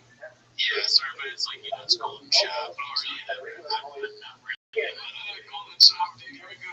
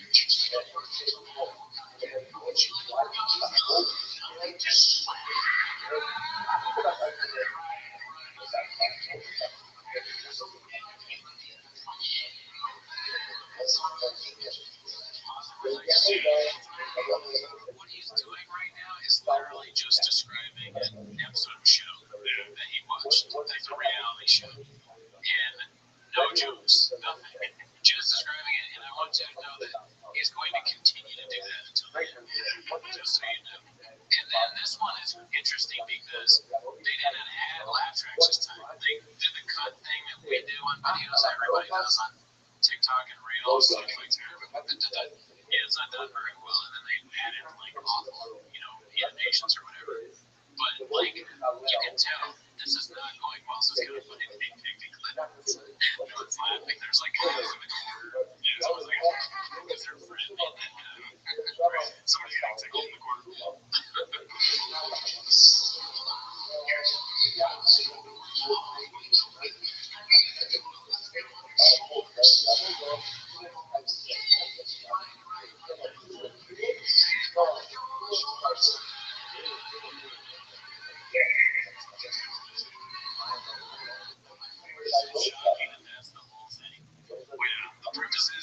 They're trying to walk around the landmine that you can't ask, are you fat? But if what he's saying is true, I'm taking him at his word here.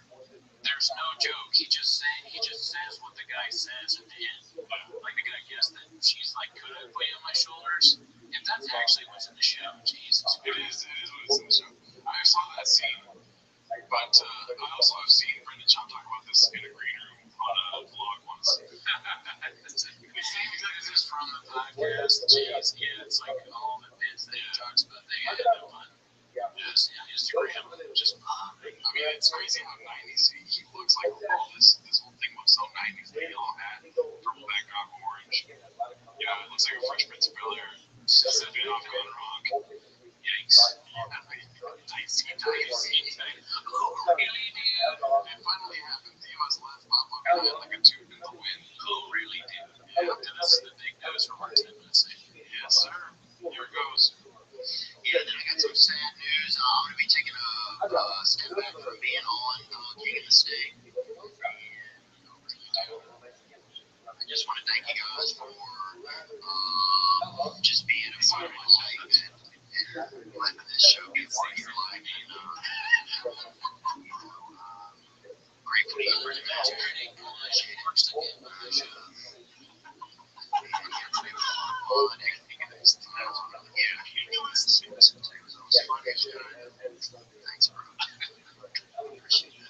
Sorry, Sean. Shit, we've been going 4 years. No, it's been that long. It doesn't know. It's so funny. It doesn't know. It's a big name, Mom. I wish I was like this. She said, I gotta handle some shit. Take it for you. Yeah, I don't know what it is. I mean, it's sad, you know. I feel sad about it. Not too sad. But it's still an exciting show, and there's great people here. And that's what they really. I'm so sad that I'm wearing a backwards hat. It's a great show. I'm sure this is going to be devastated. Devastated. I'll let you guys know. I was thinking so much. Maybe sometimes I'll pop back in, you know. But just don't want to kind of leave that in the lurch. I feel like I've left it there for a while. I think we saw me really comment with the list. Maybe he's calling me big. If you would, I will be happy about it. I'm sure saying no. So, anyway, man, I love y'all. I love you, bro. I love you. Sometimes I should have done this in the middle of the show, but for old times, maybe I'll eat a hot shot.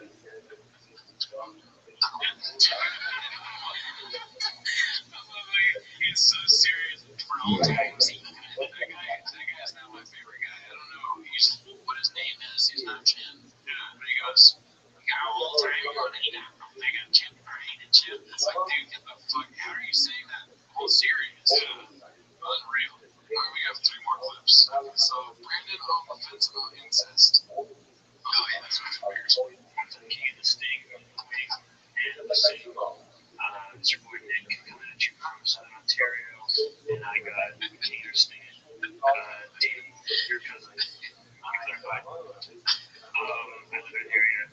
The area. So a lot of us related to each other. So I'll get you a website to go to. Figure you out something positive to do or something. So you don't get his joke there, his riff for this kid talking about potential dating incest. It says something about his community Mennonites. He said that he thought Mennonites were zombies. That's his joke. Just good at saying it. So, really, dude? Too much of a family tree with the relationship. Yeah, branch buddies. What I usually heard here is cousins, alright? Second cousin, what you doing? First cousin, that's a good cousin. I mean, it's like, he's like, well, actually, let's hear it, but I don't know. And then look at how like happy Theo is in this. He's like, arrangement. He's like, can't be. He's like, wait on my shoulder. I can leave now. Yeah. Sorry, little bitch. Yeah, you know me, I don't watch any TV shows. He's always talking about TV shows he watches. Yeah, well, that's just him being stupid. Oh, yeah. I would tell you that I want to audition for Anchorman. Before Steve Carell, anybody know I go to Steve Carell? Nobody knows.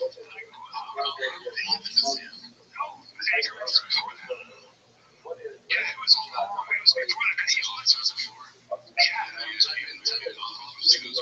March 2005. Yeah, it was on the same time.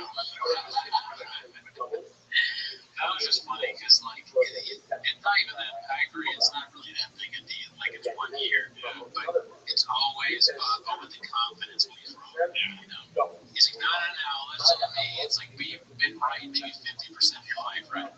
At some point, you gotta think maybe I'm wrong, right? But not him. Like, can't wait till Benny becomes legal in California. We're gonna go for unders on Waffles, right? And if that prop passes, that's gonna be a huge change for change. This one says, honestly, what is wrong with this dude? Oh, yeah, this one's great. It's my bar. I don't know if you know this about me, but I actually sold weed for a while, so. Sold weed? Sold cows. Cows. Mine's upside down. Yeah.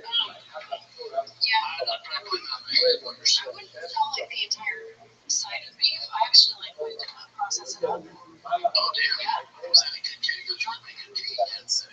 Oh, really? There's just so many weird things that people wouldn't do. Like the full cow thing is weird.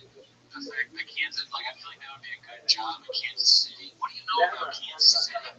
Why are you saying that'd be a good job? And then the blaming the handler. I blame the handler. He does this bit where he's constantly blaming his staff for things.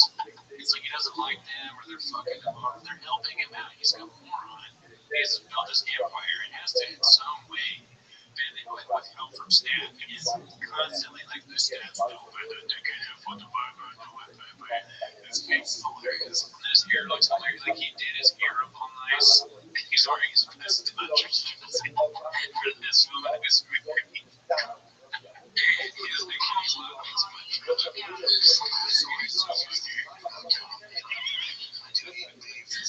Stupid product placement. Look at this stupid energy drink. It's not even like Monster. It's Rain energy drink. Fucking moron, dude. It's like a transformer. That's the level of brain power that this guy has. Children's movie energy drinks at his audience of dumb commenters. It's stupid. And all it goes for is Joe Rogan's being hunted by the fucking. He's so fucking stupid. But I'm sorry, usually it's like a time for me. But my dad's fucking cute.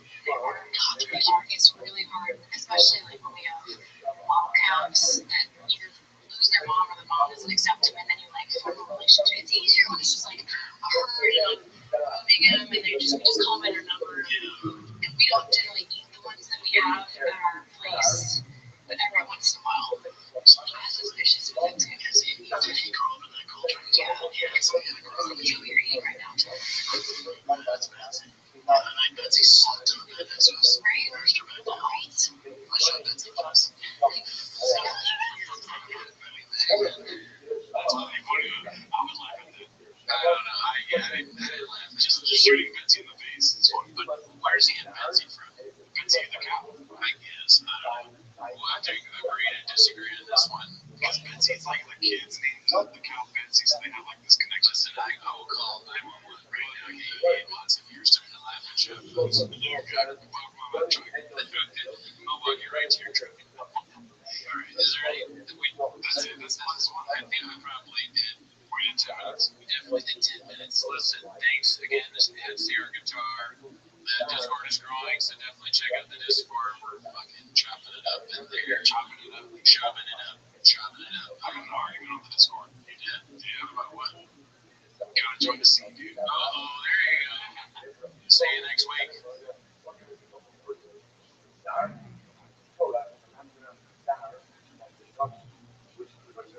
Oh, it's sweatpants. Like someone's my sweater in the first place? I don't.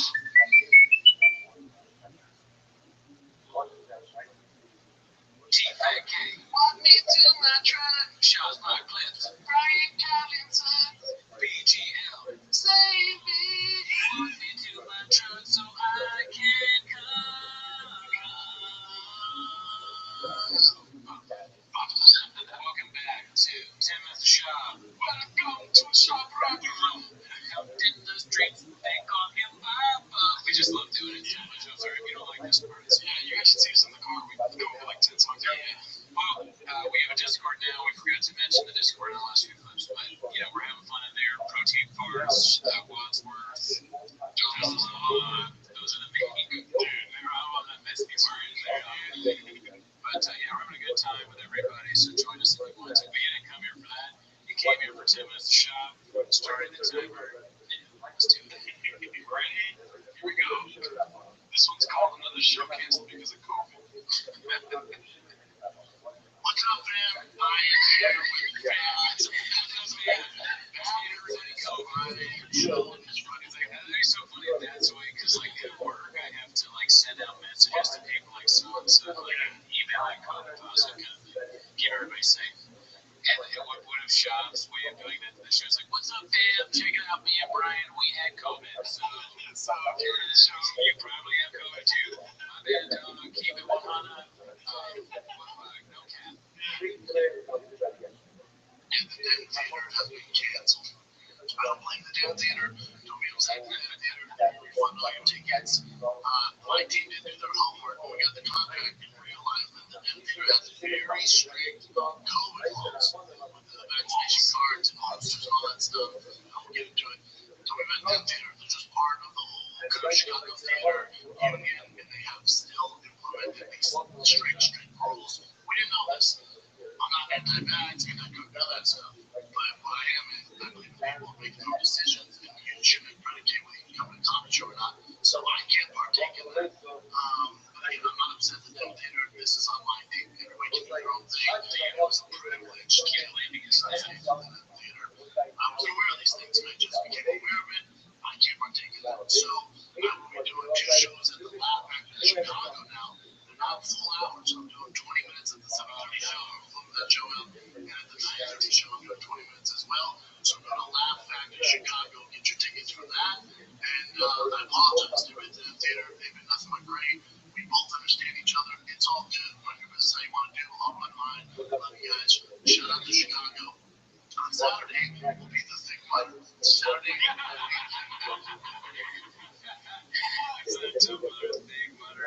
That's great. It's working for that. It's too bad, Team Red, we get 10% off their plates to sign up. Come out with the Big Boy Squad. I'll be there. It's going to be a fun time. Drink whiskey, eat afterwards. Come on out, Chicago. See you soon. This dinner, do what I got your tickets. I apologize, but we'll be back in Chicago United.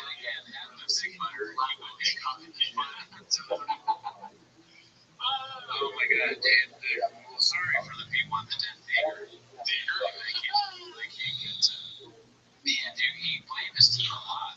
What do you think the punishment is for, what is the punishment for his team messing up? A couple of game jokes for sure. Yeah, definitely. He gets them all in the ring. It's like this. Hey, guys, I'm going to keep 100%. That's 100% when I say you guys, we're not going to block us. You guys are acting like you don't matter. You don't want to secure the bag. You don't want to secure the bag. All right, I tried that. It worked at all, but keep watching. Okay, so this one's called I Saw the Future in My Creative Leaves. Daddy's in Danger. Original Fight Command's coming back. We'll be on Rogan September 3rd. September 3rd. Third, we need to talk. I say this as a friend. I say this with love. But I think you've got one brain cell in the game and the other one out the door. I've seen this with a lot of guys. The reality of your skill set is I don't see your elite coming. Your jokes are fluid. Your groundwork is forced. You look stiff on stage. I worry about your commitment to be a comedy killer. I'm not doubting your work ethic. I'm just not sure you can muster enough brain power to write that squad level comedy. Going on against IMDb straight up comedy. I think people would be surprised. I think you'd be surprised. I really do. I think they'd fuck you up. I'm talking 1.4 and 1.1 ratings consecutively. There's just a fluidity to thought processes that you don't have. There's an efficiency to reading basic words that you don't possess. Your punchlines are very telegraphed. There's a big bridge between you and the most basic comics, and I don't know if you could cross that bridge. I think you might be legally redacted. That's interesting. That's like if those AI things, you tell them like, all right, you pretend that it's like a Rogan interviewing shop about comedy and what it would be, and then the computer would come up with that. I think you should quit comedy because you are so redacted. Yes. What is redacted? I think that's like saying retarded. It's very offensive. You guys are using the point. I understand what it means. Yeah. I don't know. But also I'm offended you called me that. Yeah. Alright, this one's called This Month. I didn't realize what he just said there. I can't even talk with this one. Alright, here goes. Absolutely love Dark Crasher. You guys just killing it. Seems like absolutely blown up. And for you, it's spending 4 hours with hard to masses. The day of his wife's birthday shows you what kind of person Bird is. He's the best. Absolutely the best. He's getting out on his wife's birthday and hanging out shop with some guy in a Thick Boy Squad t-shirt. His wife, he's like, where were you on my birthday? You were with the guy and the Thick Boys with a donut on his shirt. Okay, so this one is kind of out of left field, but it's called Raw. I'm assuming Raw.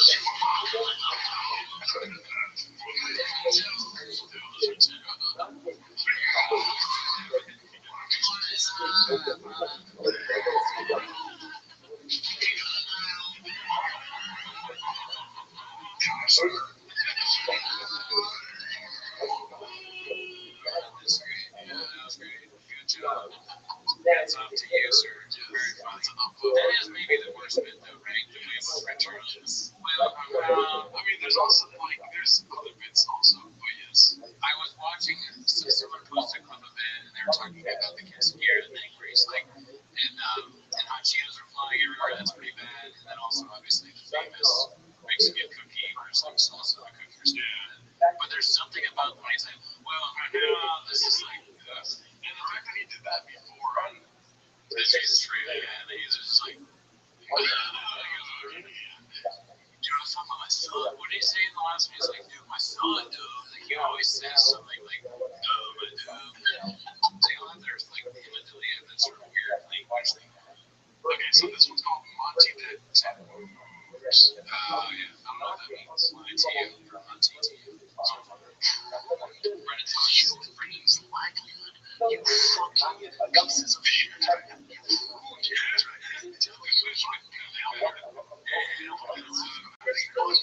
Human beings in the documentary are laughing about it. This fat, tall, pale kids laughing. And you ruined this fucking ass crazy dead man. For what? And they still wait to see if the story's true.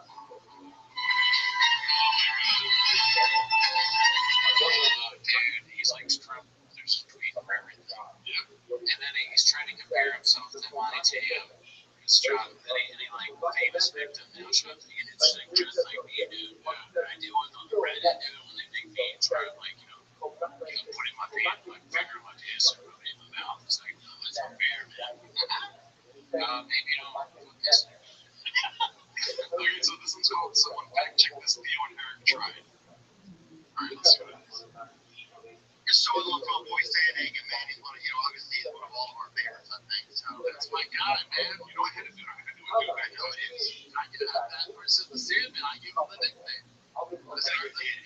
I know this is exactly. No, you ordered a sandwich. That's funny. Leo makes us laugh, honestly. And then Travis so stupid. This one kind of sucks. Let me go to the next one. Okay, this one is crazy, dude. This one's called Rich Whites Unite. Have you seen this? Okay, watch this shit, dude. I don't know what to make of this, but here goes. Yeah, that's shit. This one had a real bad gambling issues. Rich Whites Unite? What? He just says Rich Whites Unite. What's why? Is that about him with Aaliyah or what? I don't know the content was weird. That was weird. He's dressed in that one clip. He's almost as close as he's come to dress normal too. And he says the craziest thing possible. He's like, why? I can't even think. I want all the things I would yell right now. Things that we can be kids. Things that we can take out of context. We can take out of context. That's just like a clip of me saying something crazy. I don't want a clip like that. Of course, they cut it up. Okay, so this one is Papa getting emotional over bad athletes made fun of online. This is the last clip for today. Okay, so let's watch this one here. You improv a story, when you want somebody else to tell a story, we're gonna fact check everything we're telling you. So they come out and paint it like he was involved in it. When I say it ruined this young man, you remember that time he's 21, when I say it ruined him, the media, I said fact check and give me a story. They wanted to get the story out before because they wanted the likes and influence. So they, when I say it ruined his life, I go, well, what happens with that? Well, what happens with that? His meme started becoming a thing, so he's a meme now. And he brought charges when he's talking. I was joking. He goes, people should make fun of me. He goes, people should make fun of me nonstop. He goes, people that would see me on the street and think, oh shit, I'm a big fan, take pictures of me. Then I'd get on social media and see him making fun of me. But you never do it in my face. And then he goes, they're making fun of me. He goes, I get drafted by the Chargers. Because of this nonsense, the NFL teams were like, it's too dicey. You're supposed to get out of the top 10 first round. That's a dream. He goes, second round, whatever, 38 to pick the San Diego Chargers. there's like in the Monty T Netflix documentary, he's like talking about getting drafted. He's like, I went into the draft night and I was worried I was going to make it. Basically, who's Monty T? Well, you don't hear about Monty T on the story. It happened a long time ago now, but he was this really big player at Notre Dame. He was having a great season. I think I don't know if he won the Heisman or came close. He was like second in running the Heisman or something like that. And he had this girlfriend that he only talked to over the internet. And his grandmother died. It was a senior. His grandmother died, and then that girl he talked to over the internet died. And then it turned out that it's just this guy just pretending to be a woman that was like catfishing him. And so people thought that he was like involved. They used it to like try and win the Heisman or something like that. So people were making fun of him and saying that he's gay and all this shit. Oh, Brendan's like, whoa, my beard. Yeah, it's like, listen, there's one thing I know is that people are gay or not.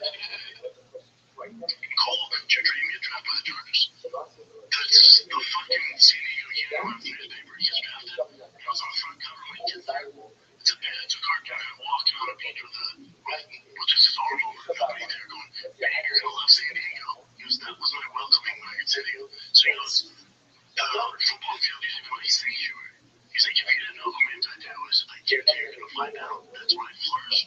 I have more confidence than anywhere in the world. When this stuff came out, people started making fun of me. I was walking around, everyone stopped talking. It was all for me. And I got them to know I was a shell of myself. I tried to accuse them.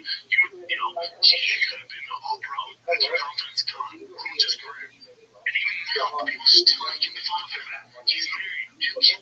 Oh my God. It's funny to make a point like that, and then you have those pants. Those pants are capris. Oh, that's what they're called. And they're all like these. Like, what would his life? And then he feels the need to explain what ruined his life. No, Brendan, maybe somebody explained that to you. Brendan is a guy that watches the documentaries. We know he's a big documentarian. He's a huge Blackfish. Whatever that thing is, Blackfish. Where the judge says Ray about Ray Lewis. Whatever documentary that's from. Or then about the stuff where Joe Montana is apparently doesn't like Ray. I don't know if that's true. Maybe it is. And again, like, why does he mention that Ray's white, Joe Montana's white? So many questions. So much Welcome to my truck. Welcome into my truck. So I can win. Break me a chin. Okay. I'm in love with Sean.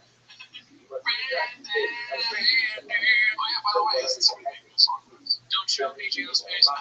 Shout out to Chris Robinson, CR Guitar. CR Guitar is going to be making an intro for our shop. Thanks for checking out CR Guitar. Looks like it's in Halifax. Wow, all the way from Canada.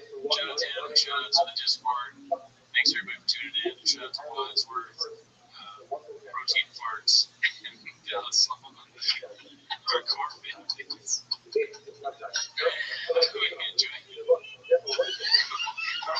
we losing our mind? I don't think you should be watching this. Thank you. Shut up, Protein Farts. Shut up, Protein Farts. I don't even know who the fuck these people are. That's like one of the people that he does the memes. You should get out there and like his memes. I don't know. All right, have a good night, y'all.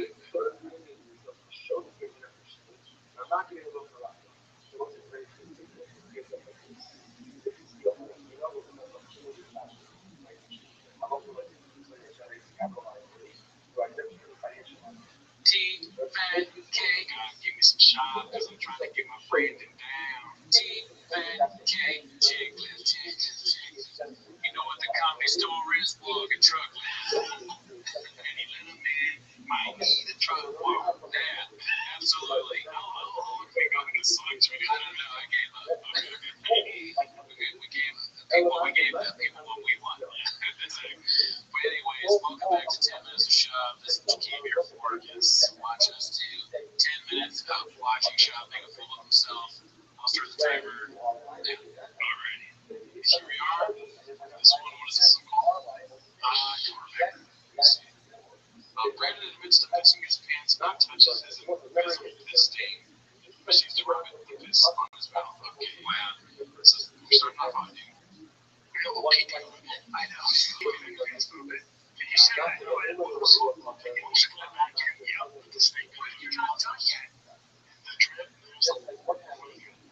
I'll do it back in. And he's like, oh.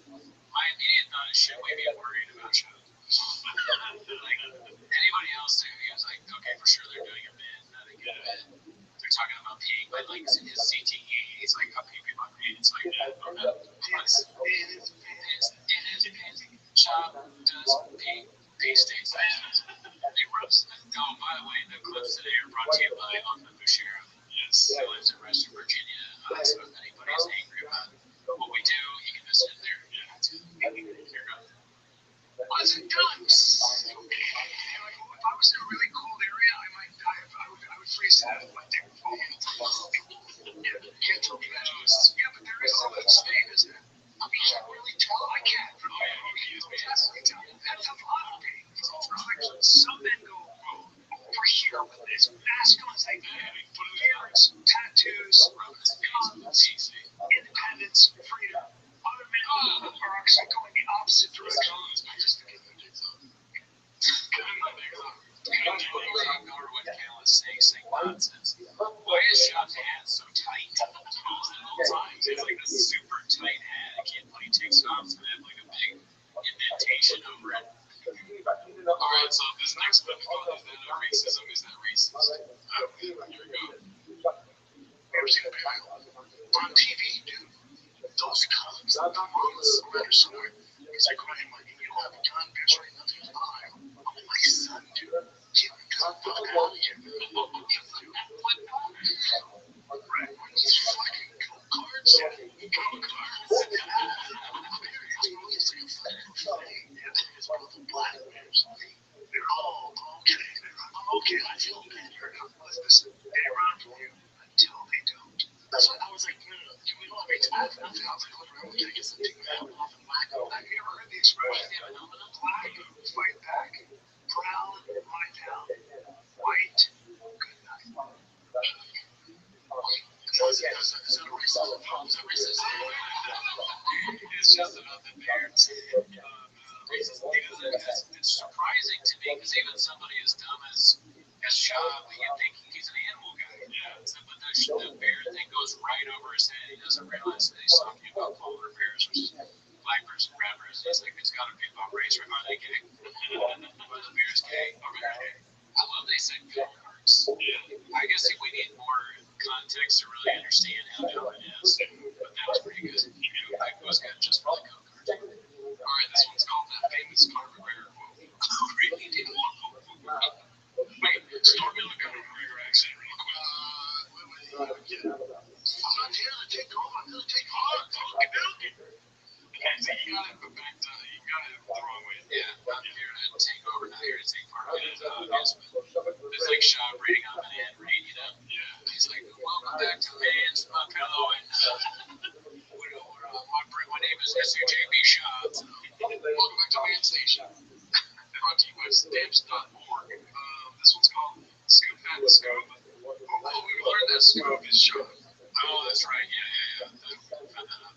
Scoop has a very distinct kind of morning breath. What's on you? Alright, here we go. Scoop has a distinct kind of morning breath. It's like the way, man, I can't anymore. That's my favorite. My favorite. The problem is you got that dick breath. I wake up, my breath's dick breath. It's your breath. It's your breath. You idiot. You know my cross. I'm trying to kiss her. I got fucking dick breath. Are y'all dick breath? No, dude. Why would you take dick breath? That is like, oh man, this is like, gaps are so crazy. Yeah, but it's like the 10-year-old dude. For 10 years, he's the expert at gaps, dude. I know. He's been on stage so much. Like, you know, he only started stand-up very little, but then he got on stage like 6,000 times in a year or something. So it was a crazy number. And that's why he knows that the throwing dick breath was. Okay, so this one's called A Couple More Shamanisms. Enjoy the tradition and beg the differ. He actually gets called out for once, too. That's a shot, really. He's posting this on somewhere. Guys, listen, college football is back, man. It's my favorite time of the year. It's time to enjoy the tradition, all right? It's fun. Real fun. Anytime taking a real shower. Well, your Navy hat would beg the differ. Beg the differ.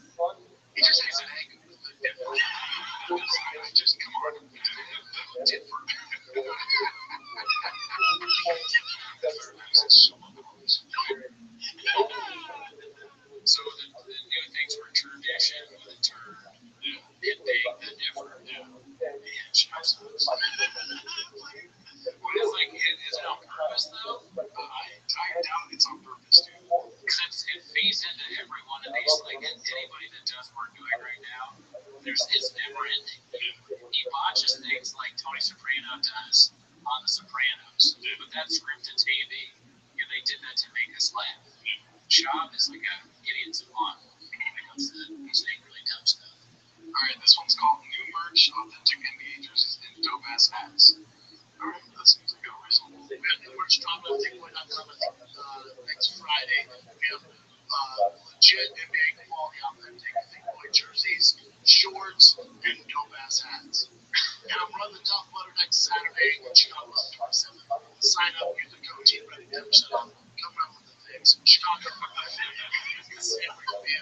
going to be in Vienna, Niagara, Dayton. Oh, man. Run with the things. That's a new thing I haven't heard that. He definitely 100% said the things. Oh, he's a two G's, but yeah.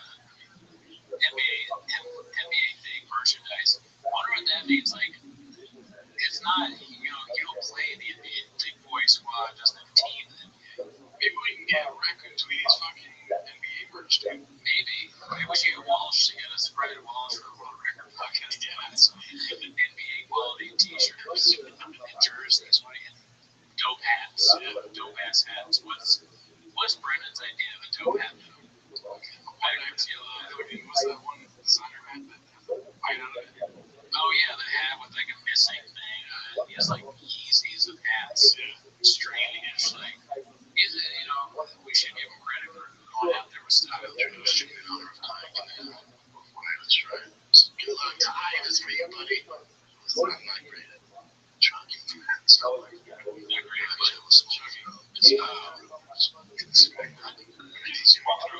It's my time against Zero Gone. It's another dick sucking joke. I'm sorry. How can I block myself? Oh, he's chugging. Oh, shit.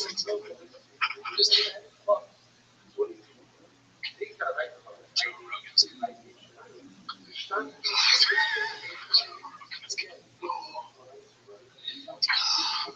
Kimbo's voice in the background looks like he's throwing more beers. Yeah. It's like, please don't fuck me up. Look at his face. The damage, it looks like what he looks like after a UFC fight. Oh my god. This is the saddest still image of Sean I've ever seen. You know what? I think he'd be surprised. Alright, let's see. This is a short one. This one. That was some better clips about my chin. Okay, so this one might be a good one. I can already hear the gap. I just love Kimbo's like, please. Yeah, Kimbo's like, please stop fucking up words, dude. You fucking idiot. Stop fucking hitting me up this whole no racist stuff. You're good. No age and eligibility restrictions apply. Damn,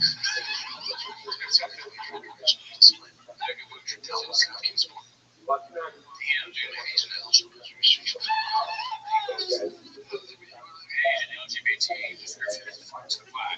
Age and eligibility restrictions apply. LGBT descriptions of FedEx. Age and eligibility restrictions apply. Age and eligibility restrictions apply. Amazon front delivery going in. Chipotle in ability with rice.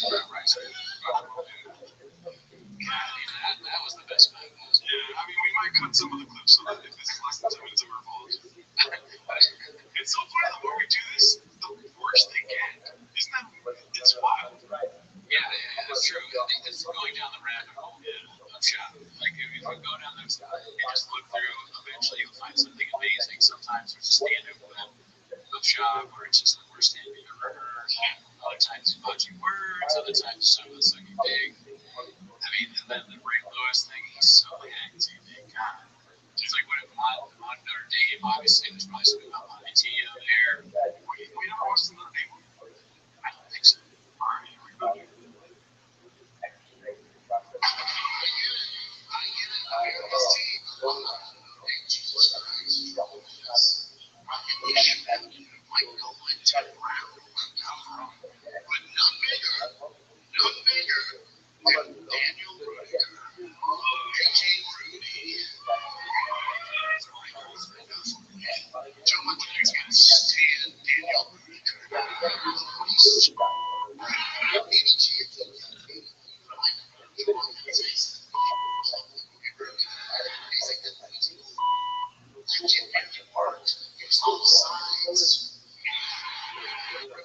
Oh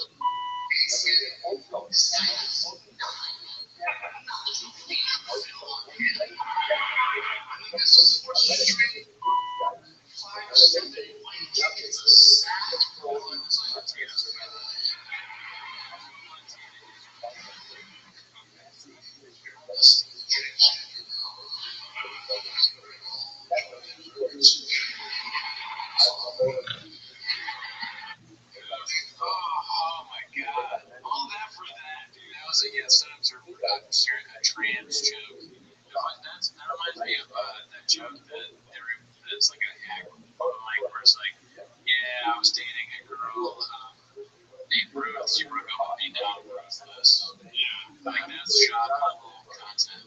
That's probably going to be in shop next minute. The Ruthless chat. I didn't understand any of that. What I don't understand, he has to watch stand right. He should know that there's punchlines. Gee, he's not a big fan of George Carlin's. Because none of that had a joke. I hesitate to say that he adds laughs. I don't think they add laughs. If it goes to comedy, should be the same bad people manage. They just know they're supposed to live. Yeah, or their sense of rhythm or whatever. I doubt they add laughs. I think it's like even more funny if there's no laughs added. These people are actually laughing. I think he makes people think stand-up is worse than it is. Yeah. If it's done well, it can be good. I start crying. I'm so hurt by it. You know, but I'm sure he's a nice guy. Yeah, he's not. He's also big. I'll give you your job, though. He will offer to walk into your job. But that's it for this week, right? Yeah, that's it for this week. Tune in next week. One more 10 minutes of shop. 10 minutes of shop. Discord just happened recently. Join us. And the link is in the description. Join me, Dallas Llama, Protein Parts, Wadsworth, Oathman, and Gerardo, and other people that don't say anything. Hell yeah.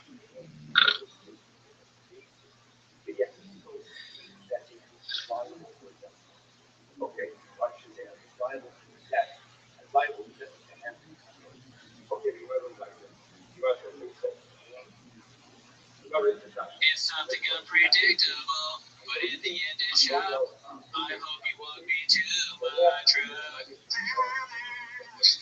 Welcome back to 10 minutes of shop. You don't come here for the song. That's something that we just like to do at the beginning. Eventually we'll hire someone for Fiverr to come up with a tune, but welcome to shop.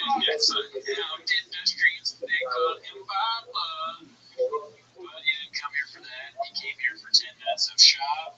I'm going to start the timer now, right? Ready? Yes. Start it. Okay, so this first video is 3.5 minutes long, so stop it whenever you want. All right. The biggest band in the world, Daddy. Really? Yeah, by far, dude. Now, are they 7 transgender women? Maybe. I don't know, but I love their music. Right? They don't care. You know, a lot of these people, they don't even care about their crotches as much as we do. No, they treat it like a Barbie doll. No, it's just nothing. They're like, no big deal. It's the difference between the two. Like, okay, I don't know why he's saying they're transgender. I don't know why. But that's a punchline to him. And then Sean says that they don't have dicks, like Ken Bell or whatever. But Theo, what he says is they don't care about their crotch as much in that culture, which is funny because it's an absurd kind of like goofy Theo joke. The skill and then just the shop with like a racist hammer just slamming it down. There's no stereotypes that they don't have dicks in Asia. You know, nobody cares. Struggle his pronouns and use them for rounds out there. He's got nice legs though. Yes, they've all had major surgery. Some don't even have the surgery to make their eyes rounds at all. Today, Tuesday, maybe just like their kids, they have shit. So they undergo very teeter from head to toe. Like the workout wheels you talked about earlier. To shop, Koreans are no different than Blackfish, the documentary. I was watching this documentary on Korea, and it's just like some martial arts film. He's so stupid, or I can't think of it.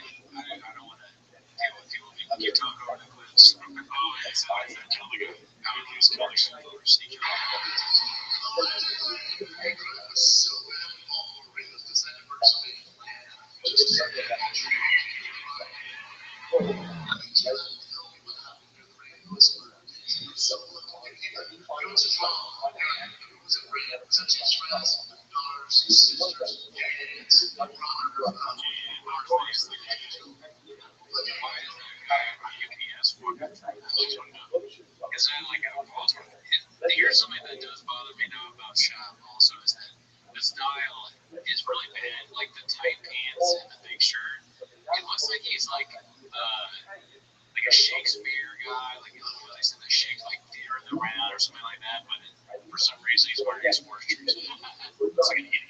He says the guy works for UPS, like he said the Gaon's brother that works for UPS. Oh yeah. This kind of reminds me of PFJ, the kitchen and all that stuff. Yeah. The job really has a thing against people that work in like hourly jobs. I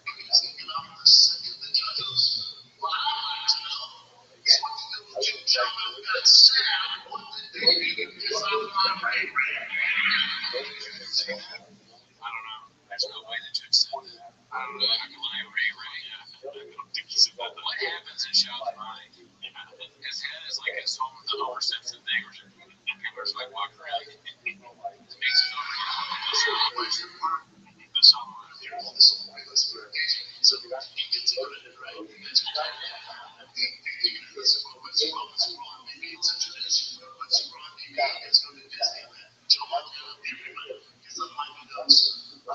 Disneyland.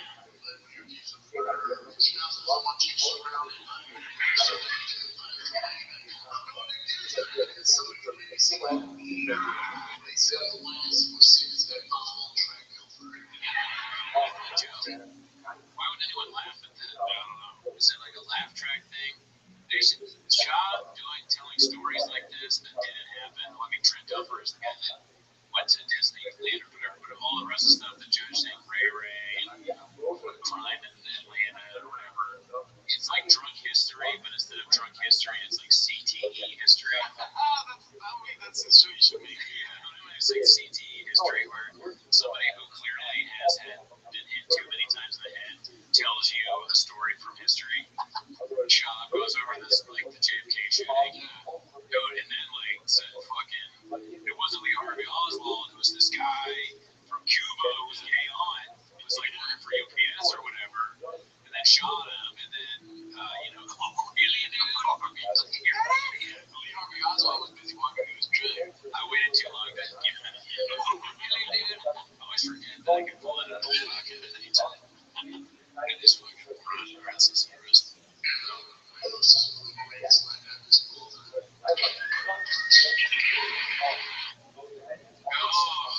God, that's open mic shit. That's such an open mic joke, dude. That's setup and punchline.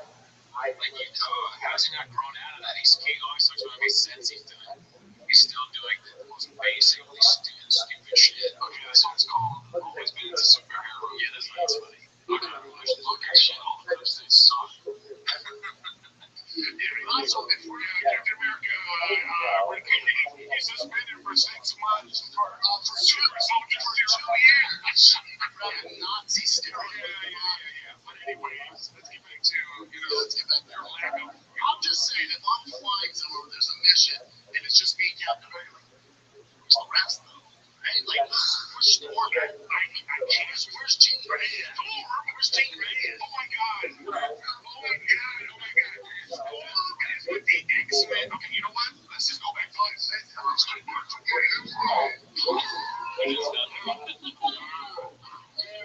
whole different podcast right now. If you are educate me on Marvel and DC. That's going to be the next one we do. All right. Captain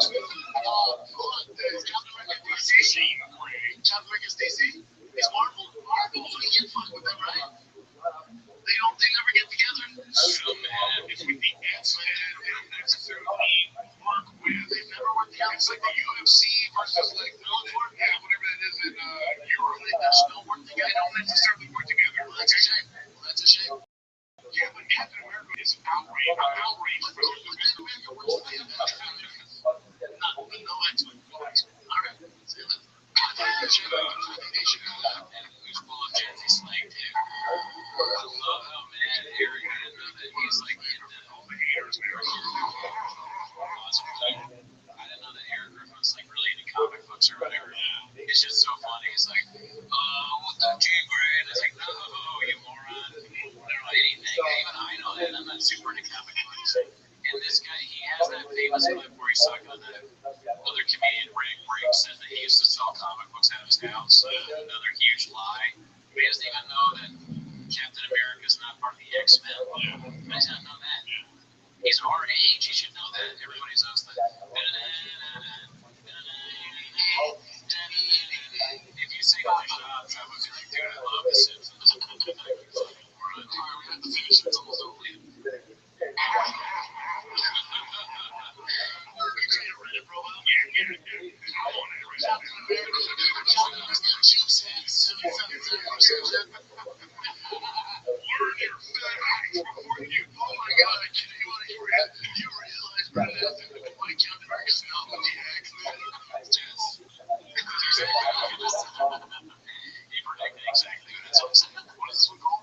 Brian has straight teeth. Let me start this with saying, if you were in the zombie apocalypse, and you had 3 weapons, what are they? Yeah,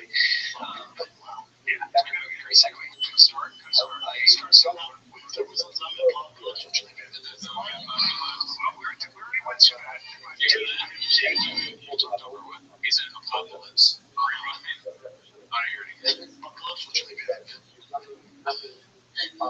So, if there was a zombie apocalypse, which we got as a line, we already went through that. 10 more days, 10 more fucking days. We got some straight teeth. You can already see it. We got some straight teeth.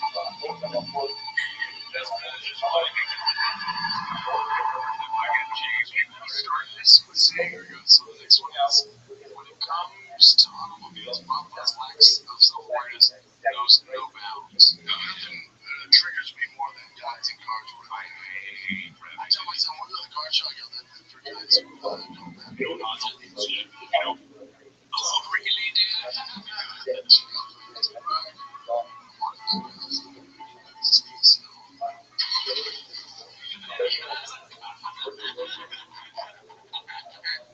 It's like the fucking ridiculous blue Ferrari or whatever it is. Amazing.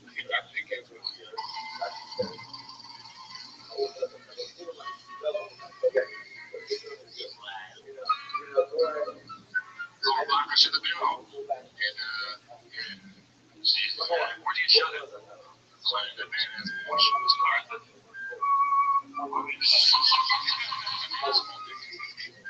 It was a small dick. Wow, I thought it was yours. That's not a portal.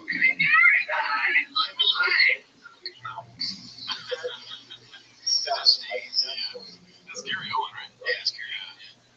He's pretty good at roasting people. Yeah. I wish I would just go off my trap. But yeah. It's so comfortable. We're just talking right to this fucking small dick car.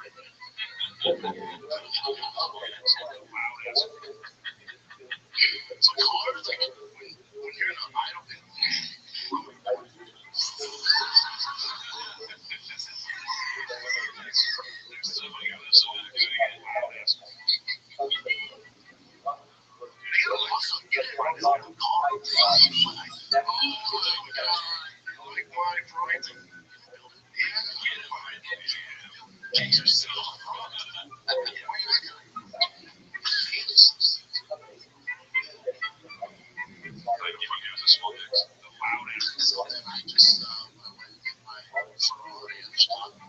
Ferrari's 100% douchebag.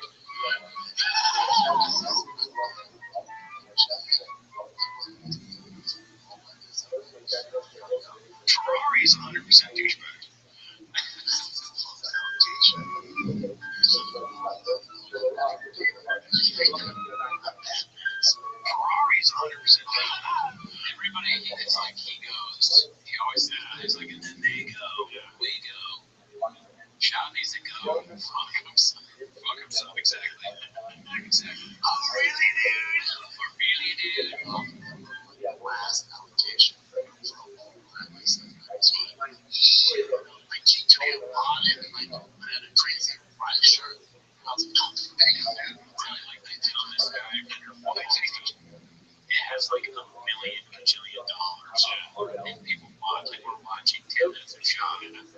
It should be 0 minutes of never.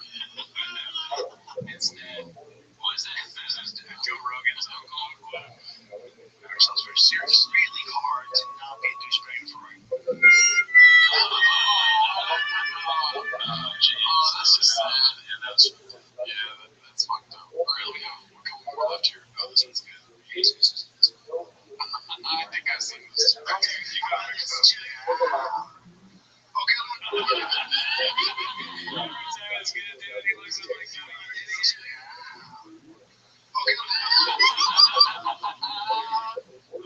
that's what people do to Brandon when he does his stupid bits. Like when he's like doing fucking the Ukrainians who died and whatever, and the reviewers like, okay, keep going. We should have those Asians with their eyes right here. All right,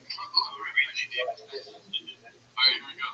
Gangster. It's on the day of. How you doing? On himself in a closet in a hotel. So that with a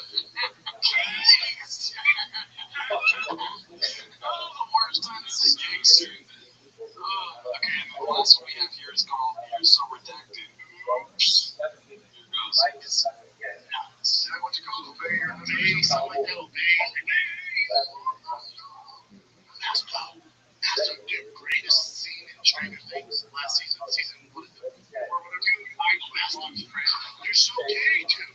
Season 8 of Stranger Things. Why? Because I go, oh wow, this reminds me of season 3. Oh wow, that reminds me of. I just love that he's obsessed with Stranger Things. Yeah, he wants everybody to like it, and it's not good. Yeah, the first season was good, but almost everyone agrees after that it sucks ass. No, dude, you're gay. So good. Thanks for tuning out, Tim, at the shop. Did we watch all of them? Yes. Damn. Okay. On Record Podcast, shout out. I'm wearing the shirt. Check out On Record Podcast. Tune in next week for more Tim, at the shop.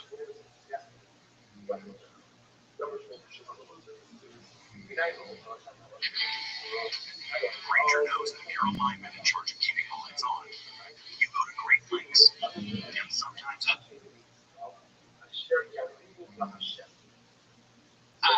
10 minutes of shower dice. Pack your chins, we'll be alright. Yeah.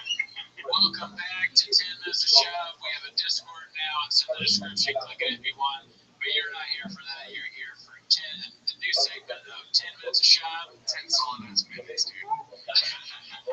Okay, starting the timer now. Alright, so let's see here. Let's see what we got. First things first. We have this beast of a daddy. God, I love you. This little dude has everything, man. He's grown up in silk shades in Santa Monica. Yeah, you know what I'm saying? Papa's rich, so. Papa's rich, yeah. Business is cool. So he has a good life, right? I need him not to be the cool kid in school. I need him to have something to poke fun. Oh, right. I can't talk about like he's a tiger. He's the most unaware person on earth. He needs a something to make fun of. We literally devote 10 minutes every week to making fun of you. Kids are gonna definitely be making fun of their dad. They don't need anything else. This is bad for the kids. Out of all dads, dude. Yeah, he's the dumbest dad ever. I mean, he's right. They're rich. They have that, so they'll be fine. I need them to have something to poke fun. All right. I can't talk about it like your name's Tiger. God, I love you. Did you catch that? Yeah. He named his kid Tiger. He's obsessed with animals. And that's why he gave the facts about tigers and dinosaurs or something like that. Anyways, his third kid is definitely going to be named Blackfish, dude. He starts naming after bad dads. His second kid is Boston. Really? You didn't know that? No, I don't know his kid's names. Oh, okay. Yeah, I know because I listen to his podcast. Actually, I listen to his podcast. Let's not incriminate ourselves. Alright, here we go. This one is double feature in 51 seconds. Schwab's double fist. Okay, this is the I don't know sports. Just when I hit the stress, you know, when my girl goes home, I'll be watching TV, I'll be watching Love Island, and like this. I can fucking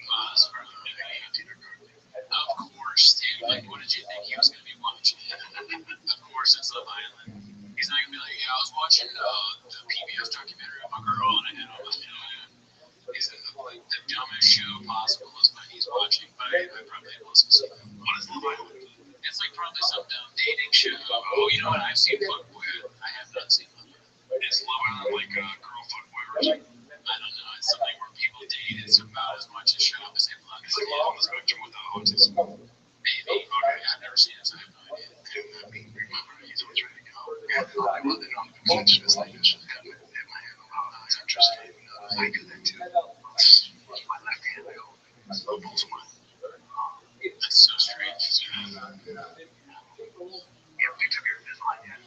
I have not. I'm in town now. Well, still, I'm in town for the most part. And what you gotta do is wait until they want to tell you it doesn't work, and then you get for it. So that's it.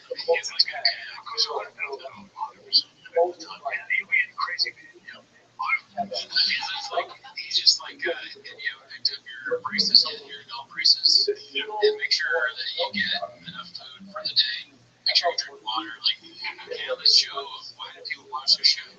Callan, well, most of the clips are like this. Callan is just sort of like kind of nervous and like worried about Shop's well-being. He's like some or so, I don't know. I feel like they're both about to get arrested at any moment. Callan's got court cases. Shop seems that everything seems to be piling up on Shop, and then they got to do a podcast together. They got to be so stressed out.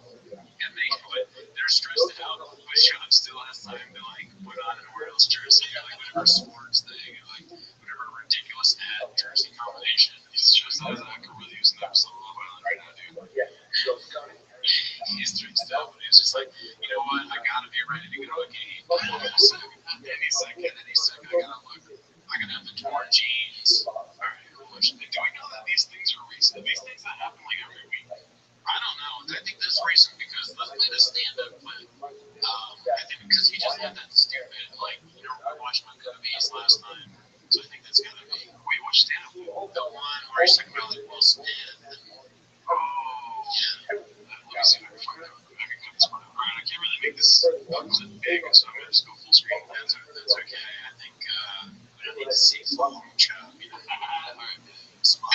You're not seeing the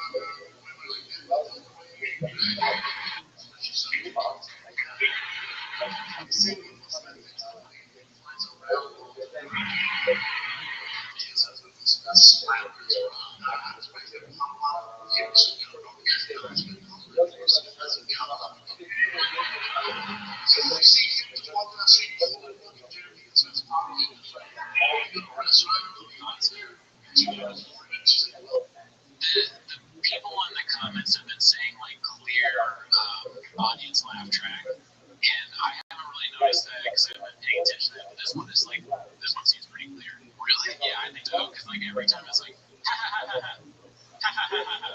Okay. And also the jokes, as usual, are very bad. If you've noticed, they're regressing a little bit because remember we said that he stopped doing the bit where he's like, they're all like, oh yeah, and he's starting to do that again. Yeah, I mean, he was carving the walking. Exactly. That joke doesn't make sense because he says Will Smith is a cuck, but then he says that he's like a prison bitch kind of because like that's what prison like do. Well, cucks are prison bitches. I don't know. Cuck is when you watch someone have sex with your girlfriend. If you're a prison bitch, you probably have seen your fucking pimp fuck another dude. You ain't like the first year of a relationship, you see that fucks on you. Well, why would you be in a relationship with someone and you're a bitch? You're a bitch. It's okay. This is just a rose of it.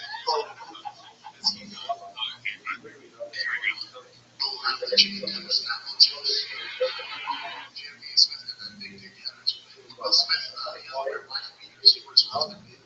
gotta say, this fucking audio is terrible. Did he post this online? Yeah, he posted this, and also the Hollywood Improv posted this on advertise. Yeah, it's from their thing they advertise for. I don't know. Maybe they know better than me, but this is heroes. Yeah, here we go. Hero shit. I don't know. You guys didn't realize this could happen. Why doesn't show it up there? That's why the production cameras have where you want to. Just not every week. So that you want to.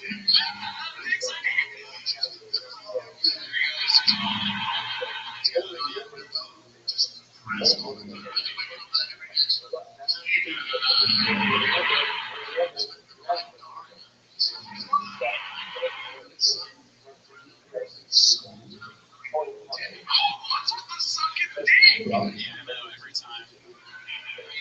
We hear everything that's going on right now and just total silence on it. Jordan laughing at him, talking about sucking dick again. He's always just a gay. It's always a bit, dude, as someone is gay. Yeah. It's very important in the shop universe, the shopiverse.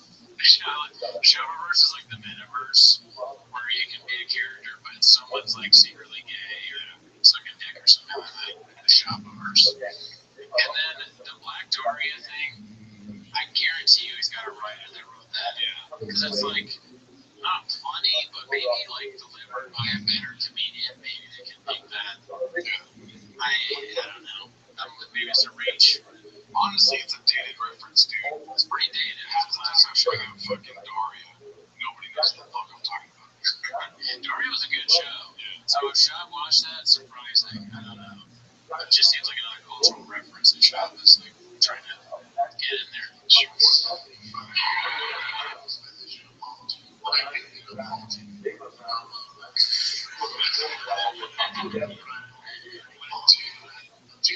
Oh my god, there was more, there's something, I guess I sent you the wrong clip, but there's like another part of it where he says something about Tyler the Creator and like Will Smith's son Jaden, and he also says that they're getting. Yeah, that's what he said. Oh, I missed that? Oh, dude, out of it. That's why I said he's sucking dick again, dude. I could have, I must have said, yeah.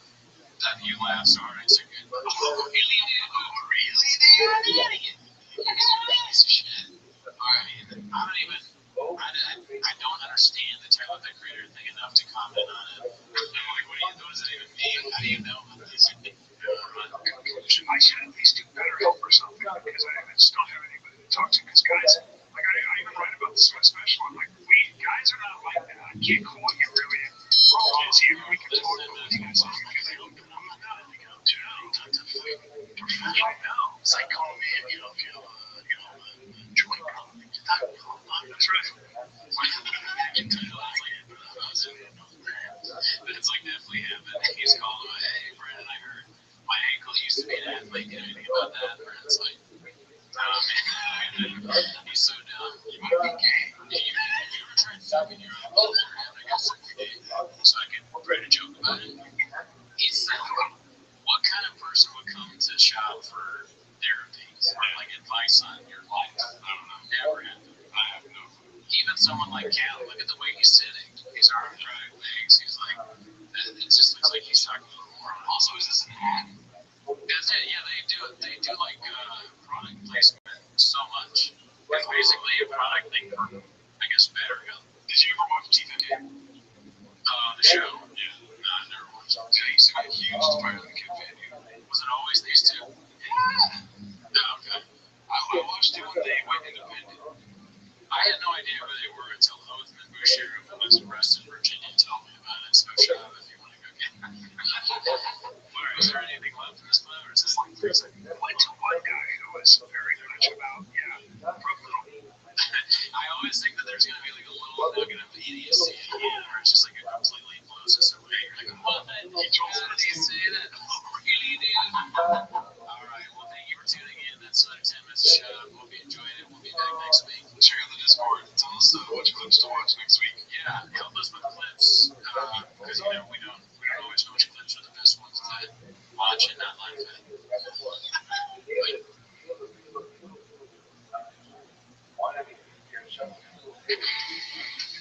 Ranger knows that if you're a lineman in charge of keeping the lights on, you go to great lengths and sometimes heights to ensure power is always flowing, which is why you can count on Ranger for professional grade products and next day delivery, so you have everything you need to get the job done. Call 1-800-RANGER, click Ranger.com, or just stop by. Ranger, for the ones who get it done. Out in the streets, they call him Papa. Welcome to Shop Rock. Come while we watch 10 minutes. We gonna hit up the shop like people leave negative comments on these kind of stuff. We don't see them happen. I'm sure you'll get plenty of negative comments for whatever we just did. To 10 minutes of show, quick shout out to Zach. Yes, thank you. Little Esther's here. Our last if she's not really here, but there's a over there. Zach from Hail Mary's Pizza at Water Village, the first person ever to recognize me. Brent ate dinner from Tim as a shop. I was in there getting pizza, and I hear Big Boy Squad. And I ain't making that up, man. I'll be back every day now to get more pizza.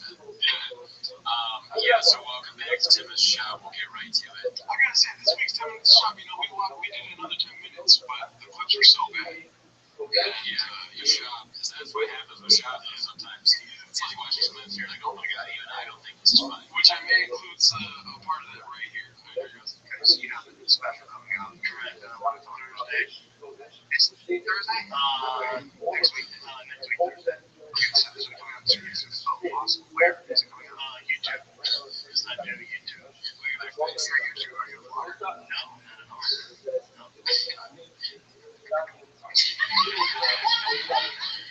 So, I'm very positive.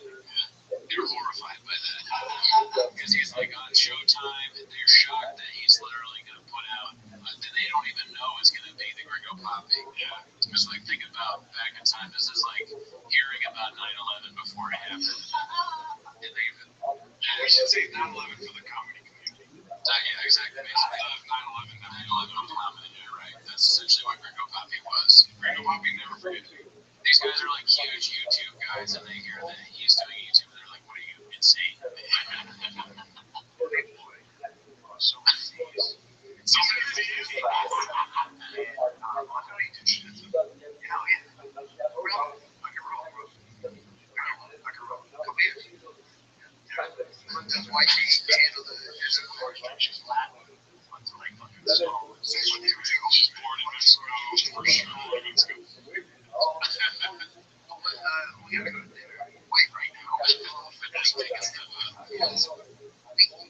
This is shot in a way where it's like the most boring interview of all time. Well, they hate that they're interviewing him at this point. It's like all people from all walks of life. It doesn't matter whether you're just random podcasters in Alhambra or huge rich guys that everyone hates in America. When you meet Shop, you're like, you have to watch all the document that you've seen, right? So we're scientists now. All right, starting. All right, here we go. 10 minutes to start. This is something that was on Tiger Belly, one of Shop fans' most favorite podcasts, and with Ethan Klein, and I guess he talked shit about Brendan John. A lot of people came out and his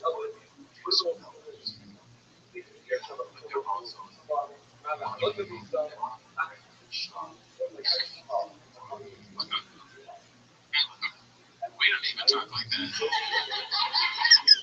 This guy hates him. I can finally go.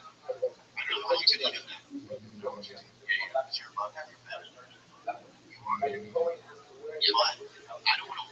There's a difference between somebody laying back in the seat and being like, you've been, and somebody like being bored, being like, you're better than that dude, you know? I like that he's laying back because it makes him feel like us. You know, we gotta look like schlubby pieces of shit, but I look like a piece of shit too. So I like that part of it. This is like, this is a times 10. We don't do this kind of stuff. And also, I'm looking at him like, where is Shop? I need Shop to be in this. Yeah, let's look for a Shop clip here. So this one is, it's called Brenda, which is not his name, but it's funny if you say that. Yeah, that's what the subreddit called him. Brenda confidently states facts about dairy cow milk. Doubles triples down. Fair point, just why? Why? Oh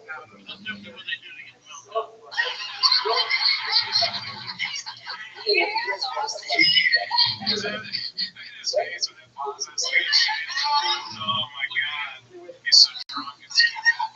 It's a whole bottle of whiskey. It's like Daniel Farr there. They're like, hey, you want to eat lunch and then record the podcast? Like, no, let's do that. Oh, right, seriously, how are babies made?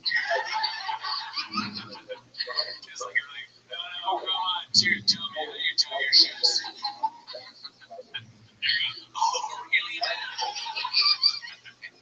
You're right.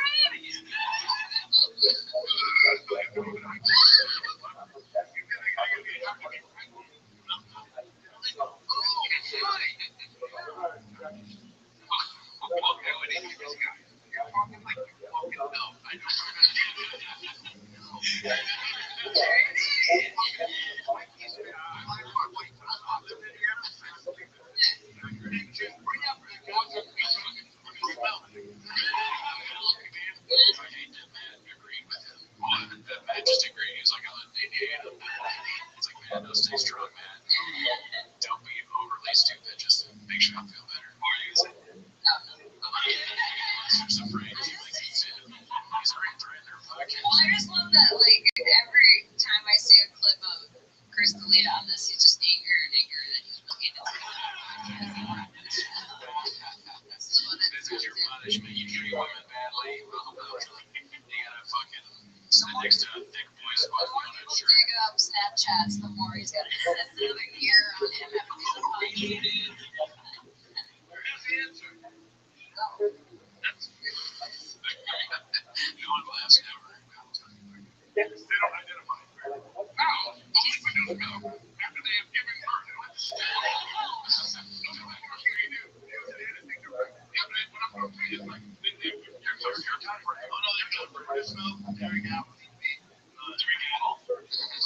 Brendan Schaub has children.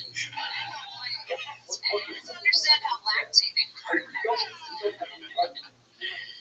Just the confidence. Why would he think he knows when he thinks I'm a farmer? He doesn't, like, I don't know. I feel like there's plenty of moments where you ask yourself, like, is this the norm dying on me? Right? Oh, Brendan Schaub, I feel like everything is like, just kill me, please. Well, you give up, like, super easily on arguments, don't you? does his face always look like ridiculous when he pauses at everyone, or just like it seems more ridiculous than ever? He has a backwards yellow hat. He woke up and he was like, yellow hat for sure. I'm watching my podcast backwards. All right, here we go. It's a little bit more one-dimensional, my bad.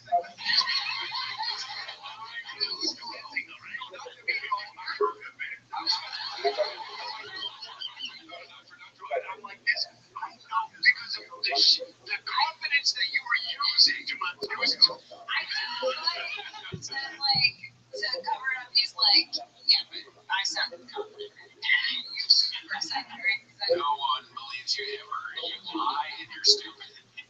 Like,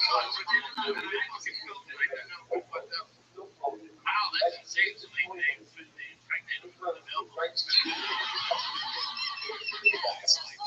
just like what happened to your wife. I'm like afraid that Rothschild just got an idea. Dude, you're right. Every time you pause it, he's gonna be he's gonna talk talking out right there, dude. Why? He's a grown baby. I do say he does belong in entertainment, dude, because I'm very entertained every week by him. You know, people on the subreddit will be like, or not the subreddit, people on YouTube will be like, well, you're making fun of a grown man, but in his brain, he's like a fucking 15. Yeah. Which would be worse to make fun of a 15-year-old. But All right, so this one I believe does not have Brendan in it, but it's called the Diddler Dance. It was pretty hot on the Reddit this week. All right, so here goes.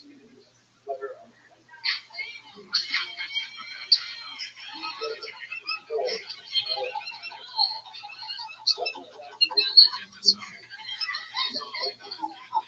I'll watch 1,000 shot stand-up clips before I ever watch that. See, a lot of the clips this week on the Reddit have people just hating on Brendan. So Yeah, I saw this one. Schwartzen is like talking about how.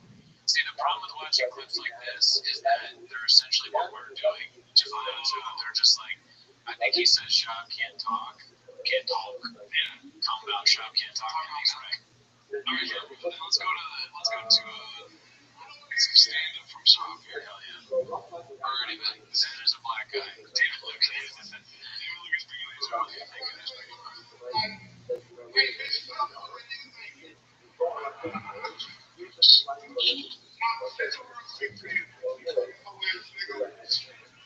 Stating the charge for David Lucas, they didn't stop. Brendan now takes the stage. He's gonna fight the people on the ground. This is how Shop builds a story. Fights Hitler's. I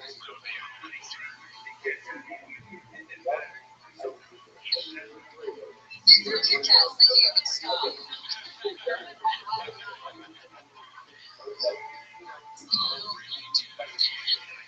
like, no, dude, like, you try to look me in the eyes and the thing is twisted.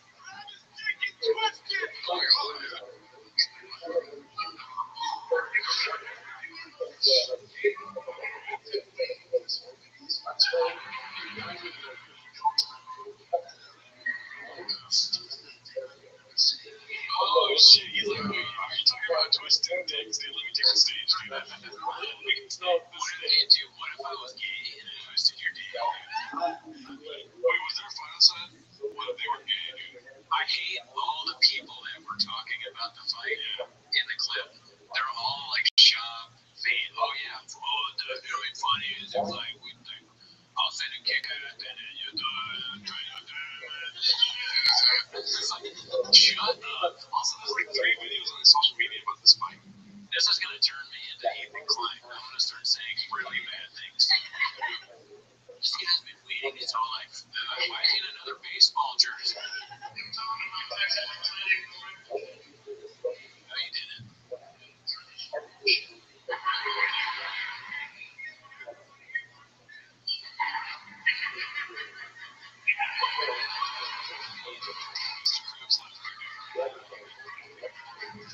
Watch that show, so I don't know if it's bad or good.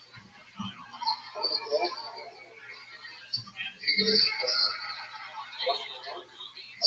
Yeah. People that fought them demanded to come back, and they were able to come back. That's hilarious. They're at Magoobies. He's doing Jersey Shore jokes. It's not. There's East Coast, but Baltimore is not in Philadelphia. It doesn't really make sense. And what he's doing, the reason the crab thing is because Baltimore crabs. Java, one thing I'll give him, he's obsessed with cities and locations. He definitely knows some trivia. So he did he can't speak, he can't get people's name right. He threatens to sue people, he harasses women, he's not funny, but he does know that Baltimore is known for crabs. That's something I didn't know. You didn't even know that. You knew what Magoobies was. That's what you're like this. His city you've never been to. Baltimore. Shop's wife is on the podcast. I've been to Baltimore, but not. Oh, sorry. Literally, the H3 podcast coming at me real hard right now. Oh, fuck. There it is. I'm so sorry that his segment is over. But I do have a show. I know you're clicking the stop button right now, but I have a show. It will come out day of Tuesday night at the Nightcap at 9 p.m. So if you're a fan and you want to see me, Coco Briscoe did come to Chatterbox last night. Check it out. Thanks for tuning in. Have a great week. We'll see you next week.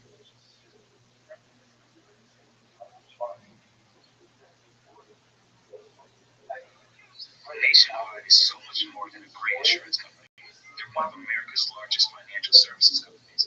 Like how I'm more than Saquon working the NFL's reigning leading rusher. I'm also the NFL's leading rusher. Shh, hush up back there. Wow, I might have just said the hushing word. Well, almost. For your insurance and financial needs, Nationwide is on your side.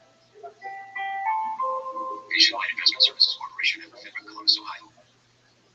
I watch my shop clips at night so I can make fun of that dumb girl rail ahead. It's already over. Thank you for tuning back in. If you hear a woman's laughter, that's because we have Annie Letterman. She's over there on the side off camera. Yeah, of course she's not here. She would not be here, but welcome back to 10 Minutes of Shop. Well, before we started, it's pretty hot in here. You mind if I check out my jacket? Yeah, of course. Oh my God, I got a shop. Big Boy Squad Team, a secret reveal. What? How did you get that? Mr. Brendan Walsh, thank you, Mr. Brendan Walsh. He got you a shirt too? Yeah, I just got 3 C's up in my bank account, dude. What Brendan Walsh is wild. It's really hard to predict what he'll do. You can never predict him, but I got him a t-shirt too. Yeah, who knows? Maybe we'll have a third person on and Walsh will find out who that is. Little Record Podcast too, okay? Shout out Brendan Walsh, dude. He said he did have t-shirts left and right. Look, that's what we came here for. You came here for the 10 Minutes of Shop. We're going to get started right away, so get ready, Drew. Yes, sir.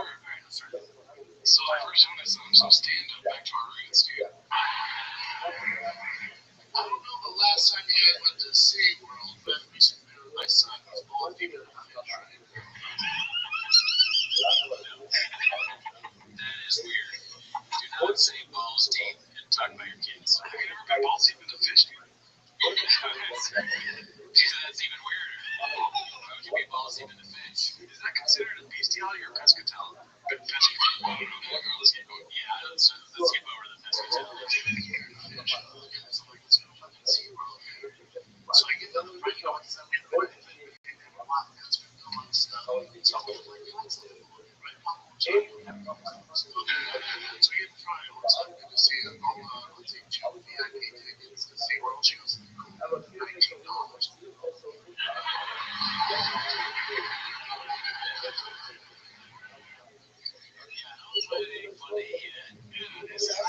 Pretty cheap. Yeah, that's what the joke is. Because he's saying it was VIP tickets, but they're cheaper or whatever. Because I'm sure there's going to be a black fish joke in here somewhere. John's always very current with his material in the cities. We saw the Luxy boats. Fish hooking. Someone did you say fish hooking was fun? Why is that a fun? Oh, I didn't even catch that. Oh my god, dude. Andy Letterman over there is he's so bad, he's dressed so terrible. It looks like a league of their own meets the Big Lebowski. I don't know why his baseball jersey keep playing it. No, I mean, like, I don't want to be lying. Like, I want that, like, special treat. You know what I'm saying? It's just that thing. Like, $19.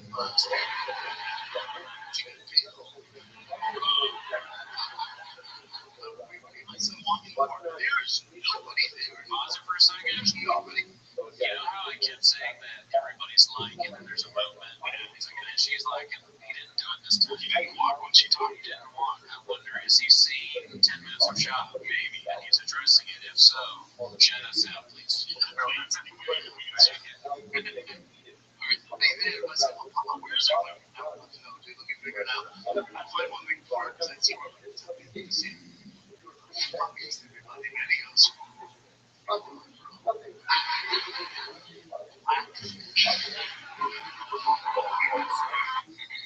That's why you got timely reference of Blackfish. When do we know when that movie came out? I believe it was 2014. Can you have that like an Iris? Yeah. I think it was 2014, but I wonder if his wife is tired of hearing about this yet or not. He's been telling her that joke for 6 years. He's just talking about Blackfish randomly. My wife doesn't even know about fish. She's from Mexico. 2013. Okay. She's what? The documentary on Netflix, like, it's not good, man. To be honest, though, I'm glad that the whales go. It was real fast. It's so bad because he looked over, so he was, you know me, bro. I think all the fish matter. I don't want that fucking whale dating my daughter, you feel me? Completely made up awful joke.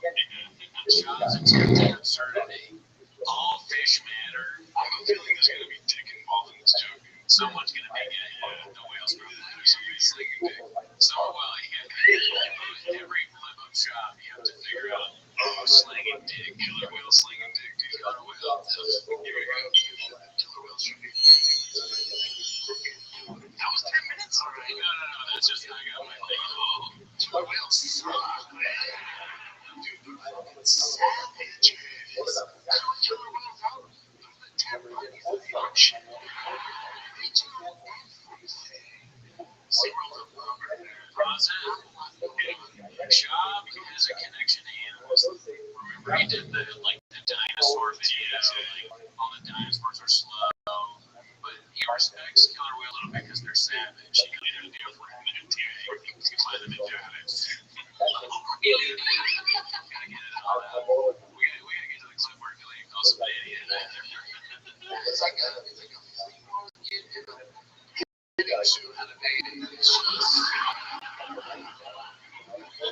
make fish and chips. This is what the snacks. Fish and chips, dude. This is insane. And then as we're walking out, I know the son was like, he's smoking the fucking live steam. It's all wet.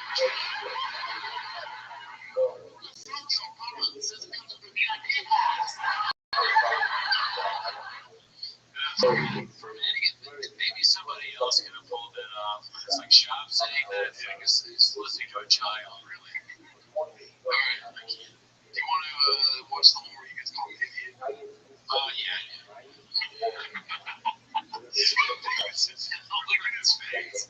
It's